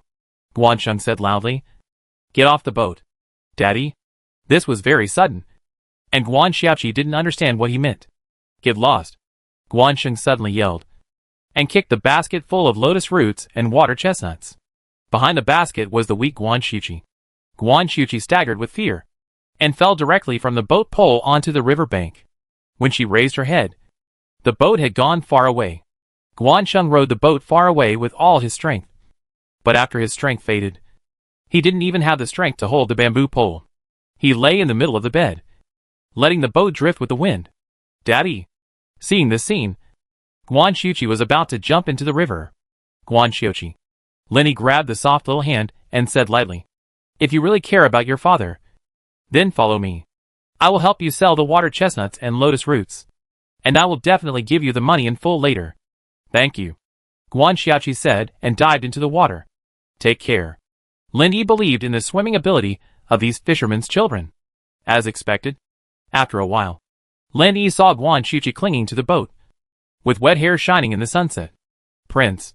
Jiao Zhong watched a woman who knew no kung fu swimming hard in the water, and he couldn't help but be a little moved. This woman is a bit cruel. Lin Yi sighed. These days, it's easy for anyone. When the boat disappeared on the river, he looked at the basket on the ground and said to Jiao Zhong, Send it to Winxiang Pavilion.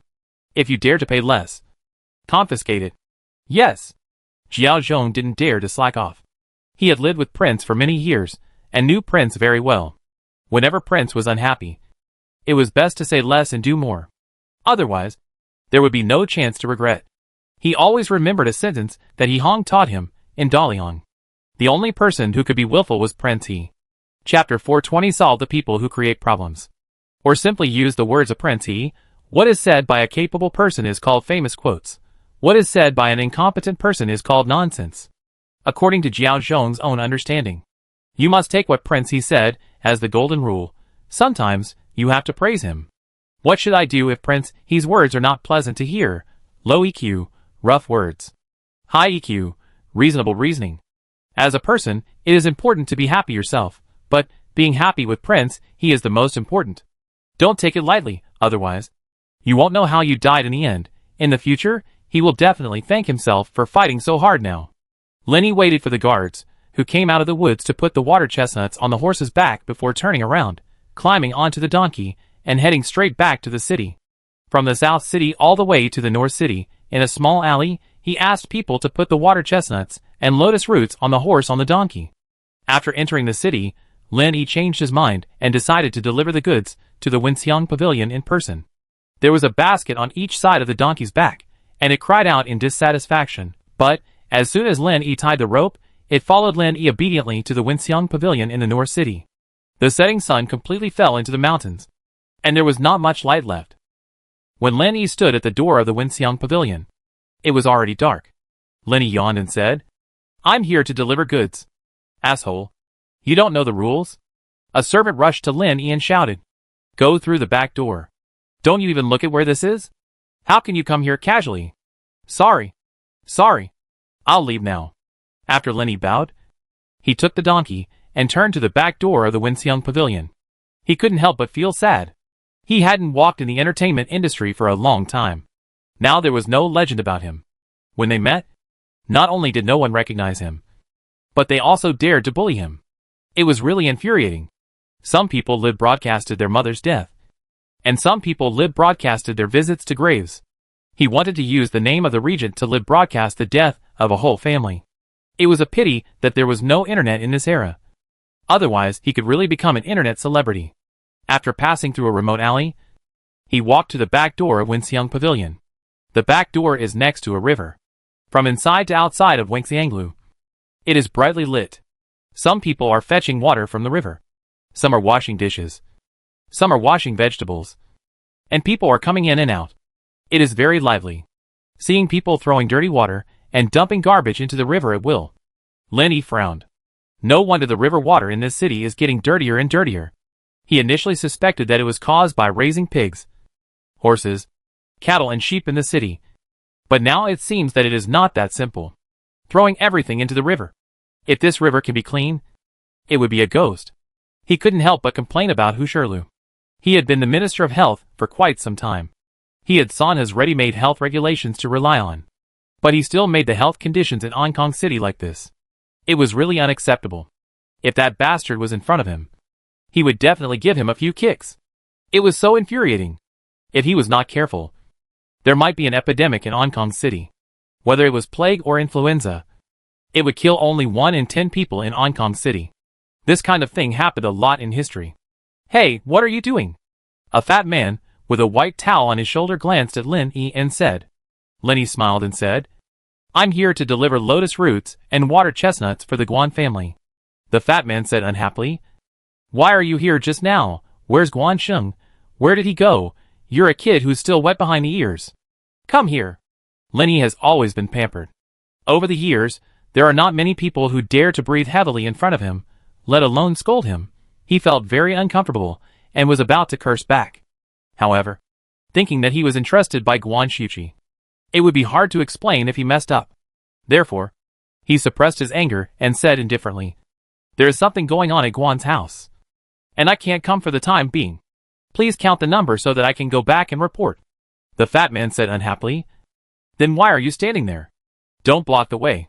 Hurry up and move it down. Damn it. Are you still waiting for me to help you move it? Lin Yi was really angry when he saw his attitude. But he was helpless. It has been many years. He hasn't been so angry before.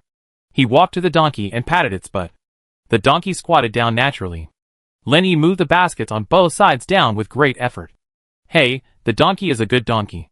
The fat man looked at the donkey in surprise. You are really obedient, boy. You name a price for this donkey, I will buy it. Thanks, I won't sell it. Lin Yi's face flushed as he moved the 2 baskets into the yard, turned around and saw the fat man, with an unhappy face, stretched out his hand and said indifferently, Could you help me settle the bill? A servant next to the fat man snorted coldly. Boy, let's pay me to buy your donkey. That's because I think highly of you. Please don't be ungrateful. Lin Yi suppressed his anger and waved his hands. Thank you. I really don't want to sell this donkey. Please settle the bill for me, so that I can leave the city before the gate closes. The fat man said gloomily. Are you deliberately being mean to me? The servant walked directly behind Lin Yi, rolled up his sleeves, and then 2 more servants came over, standing on Lin Yi's left and right. Lin Yi looked at the fat man in front of him and said, In a clear and bright world, under the feet of the emperor, you are so rampant? Bullying the market, forcing people to buy and sell, using the strong to bully the weak, no matter which one. According to the new Lian law, you can put the Hong Kong prefectural government in jail. The fat man snorted. It's windy and dark here. Throw you into the river. No one will know. At that time, if the people don't report it and the officials don't investigate, you will die in vain. I'd better be sensible. Don't force me to be cruel. Lin Yi sighed. You guys, you are deliberately making things difficult for me. But I'm not afraid of you. I will definitely not give you my donkey. The fat man said. Then don't blame me for being rude. After that, he sent a servant to the servants on both sides. The 3 servants pressed on Lin Yi. The fat man said, It's not too late to regret now, I'll spare your life. Hey, if you regret, it's not too late too. Lin Yi sighed. Don't beat them all to death. Ah. As soon as Lin Yi's voice fell, there was a scream beside him. The fat man fell to the ground with a thud, and looked at Jiao Zhong who suddenly appeared in front of him in fear. He pointed at Jiao Zhong angrily and said, Who are you? How dare you act wild in Wenxiang Pavilion? Jiao Zhong ignored him, but just lowered his head to Lin Yi. Lin Yi glanced at the fat man with blood all over his face, and the 3 servants lying on the ground, their lives unknown, and sighed, Why bother? You have to kick against the iron plate. It's really not a sense of accomplishment to show off in front of people like you. Who is making trouble? Don't you want to live? Before the fat man could reply, a noise came from the yard. Jiao Zhong kicked the back door without waiting for it to be opened, and turned a deaf ear to the screams coming from the yard. Then the yard returned to peace. The fat man was stunned. He looked at Lin Yi, who was getting closer and closer to him, and said, "Uncle, I was wrong. Please forgive me." Lin Yi stretched out his hand and said, "Give me money." "Ah." The fat man lying on the ground was confused. Lin Yi said unhappily, "My water chestnut money. Give it to me quickly." "Oh. Oh." The fat man quickly took out a handful of silver from his pocket and wanted to throw it at Lin Yi. But he didn't dare to throw it. He spread it in his palm and looked at Lin Yi eagerly. "Uncle. Here. It's all here." Lin Yi walked forward, grabbed it in his hand, and then waited and said, "Okay. You know what's good for you." He turned around and left. Jiao Zhong followed behind him, leading the donkey, and said as he walked, "Your Majesty, how do we deal with these people? This prince is also in a dilemma." Lin Yi scratched his head and said, "When Guan Shuqi finds out that I beat up her customer, she will definitely be unhappy." "Your Majesty is right." Jiao Zhong could only agree and did not dare to express his own opinion. He could not guess the prince's thoughts and did not dare to speak carelessly. Lin Yi thought for a while and said, "This is really difficult. There is really no way. Since we can't solve the problem, let's solve the person who created the problem. Who opened this Wenxiang pavilion? Explain it. Everyone who has seen this just now should be sent elsewhere. At that time, Guan Shuqi will not meet these people, so he will not blame me." Jiao Zhong said, "I understand. Remember, I am not going to kill them, but to drive them away." Lin Yi could not help but give another explanation, for fear that his subordinates would misunderstand his meaning. Now that he is more powerful, sometimes, everyone will overreact and take actions beyond his intention. "Yes." Jiao Zhong thought for a while and said, "According to the report from the people below, Guan Sheng's boat did not stop and went all the way south." Lin Yi nodded and said, "Keep following. If there is an emergency, you can come forward to take care of it. Don't worry." "Your Majesty." Jiao Zhong bowed again. "I will definitely give the order, and I guarantee that there will be no mistakes." Lin Yi nodded with satisfaction. Yong'an Palace. Old 12 glanced at Lai Quan next to him, and said in surprise, "You said my brother went to Wenxiang Pavilion? You didn't see it wrong, did you?" Lai Quan patted his chest and said, "I promise I didn't see it wrong, otherwise I would have dared to dig out this pair of eyes. I passed by Wenxiang Pavilion, and saw the prince leading the donkey. Thinking that there were so many masters around the prince, it would be difficult to explain if there was a misunderstanding. I didn't dare to stay for long to ask, and pretended not to see it, and went straight past, and I didn't know what the prince was doing in Wenxiang Pavilion. You did a good job. Not only will you not be able to come back, you may even implicate me." Old 12 said with a smile, "My brother is a frequent visitor to the place of fireworks. It's not uncommon for him to go to Wenxiang Tower, but since returning to Hong Kong City, he has not been there once, and it's a bit unusual for him to go now." After saying that, he looked directly at Tang Yi, who was sitting opposite. Tang Yi stroked his beard and said, "Your Highness doesn't know, let alone me." "That's true. You definitely can't catch up with me in understanding him." The 12th elder rubbed his head and said, "However, it's not a big deal for him to go to the brothel. After all, the princess is pregnant. We should not meddle in other people's business, so as not to get into trouble." Tang Yi bowed and said, "Your Highness is wise." The 12th elder thought for a while and said, "Okay. I heard that you will return to the Imperial College in a few days. You are living well here. Why bother?" Although he was not happy that Tang Yi was eating and drinking for free, he still hoped that Tang Yi would stay with him, so that he would not have no one to discuss things with. Tang Yi smiled and said, "To be honest with you, Your Majesty, if nothing unexpected happens, I may be promoted in a few days. By then, my power will grow. If I stay with you, I'm afraid people will gossip about me." "Promotion?" Old 12's eyes lit up, and he stretched his neck and said, "What position? What rank?" Tang Yi shook his head and said, "It all depends on Lord He Jixiang's thoughts." "How can I guess it? Then how do you know you're going to be promoted?" Old 12 still didn't believe it. Tang Yi smiled and said, "Of course, Lord, he said that. But he didn't tell me what position he was promoted to." The 12 old man said, "Can't you guess it yourself? You are now a clerk in the censorate, a small 9th rank official. Even if you are promoted by exception, you can only be a 6th rank official at most. It's not to the point where you need to avoid suspicion. Right? So, this time it must be more than the 6th rank official. You know it. But you just need to hide it from me? Tangy nodded and said, Your Highness is wise. Hey, if you don't want to say it, don't say it. I don't care. The 12th old man waved his hand generously and said, If you want to avoid suspicion, do it thoroughly. Remember to pay back the money you owe me before you leave. Tangy smiled bitterly. There were a lot of mosquitoes at night. But it was very hot and stuffy, and Lin Yi was unwilling to get into the mosquito net early. Sitting in the yard, he let Yichio stab mosquitoes with a long sword. While eating grapes, Lin Yi said casually, This is also for your own good. Practicing more will be very beneficial to swordsmanship.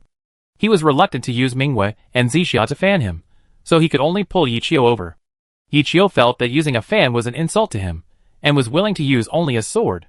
Thank you, Your Majesty, Yichio answered weakly. He is a grandmaster chasing mosquitoes away. Even if it is for the prince, it will be a joke if it is told to others. He is also a man with dignity. Lin Yi suddenly felt a sour grape, grinning, slurred words. I heard that your brother has also arrived in Ankong City. He has prepared a house for you, Yichio said without hesitation.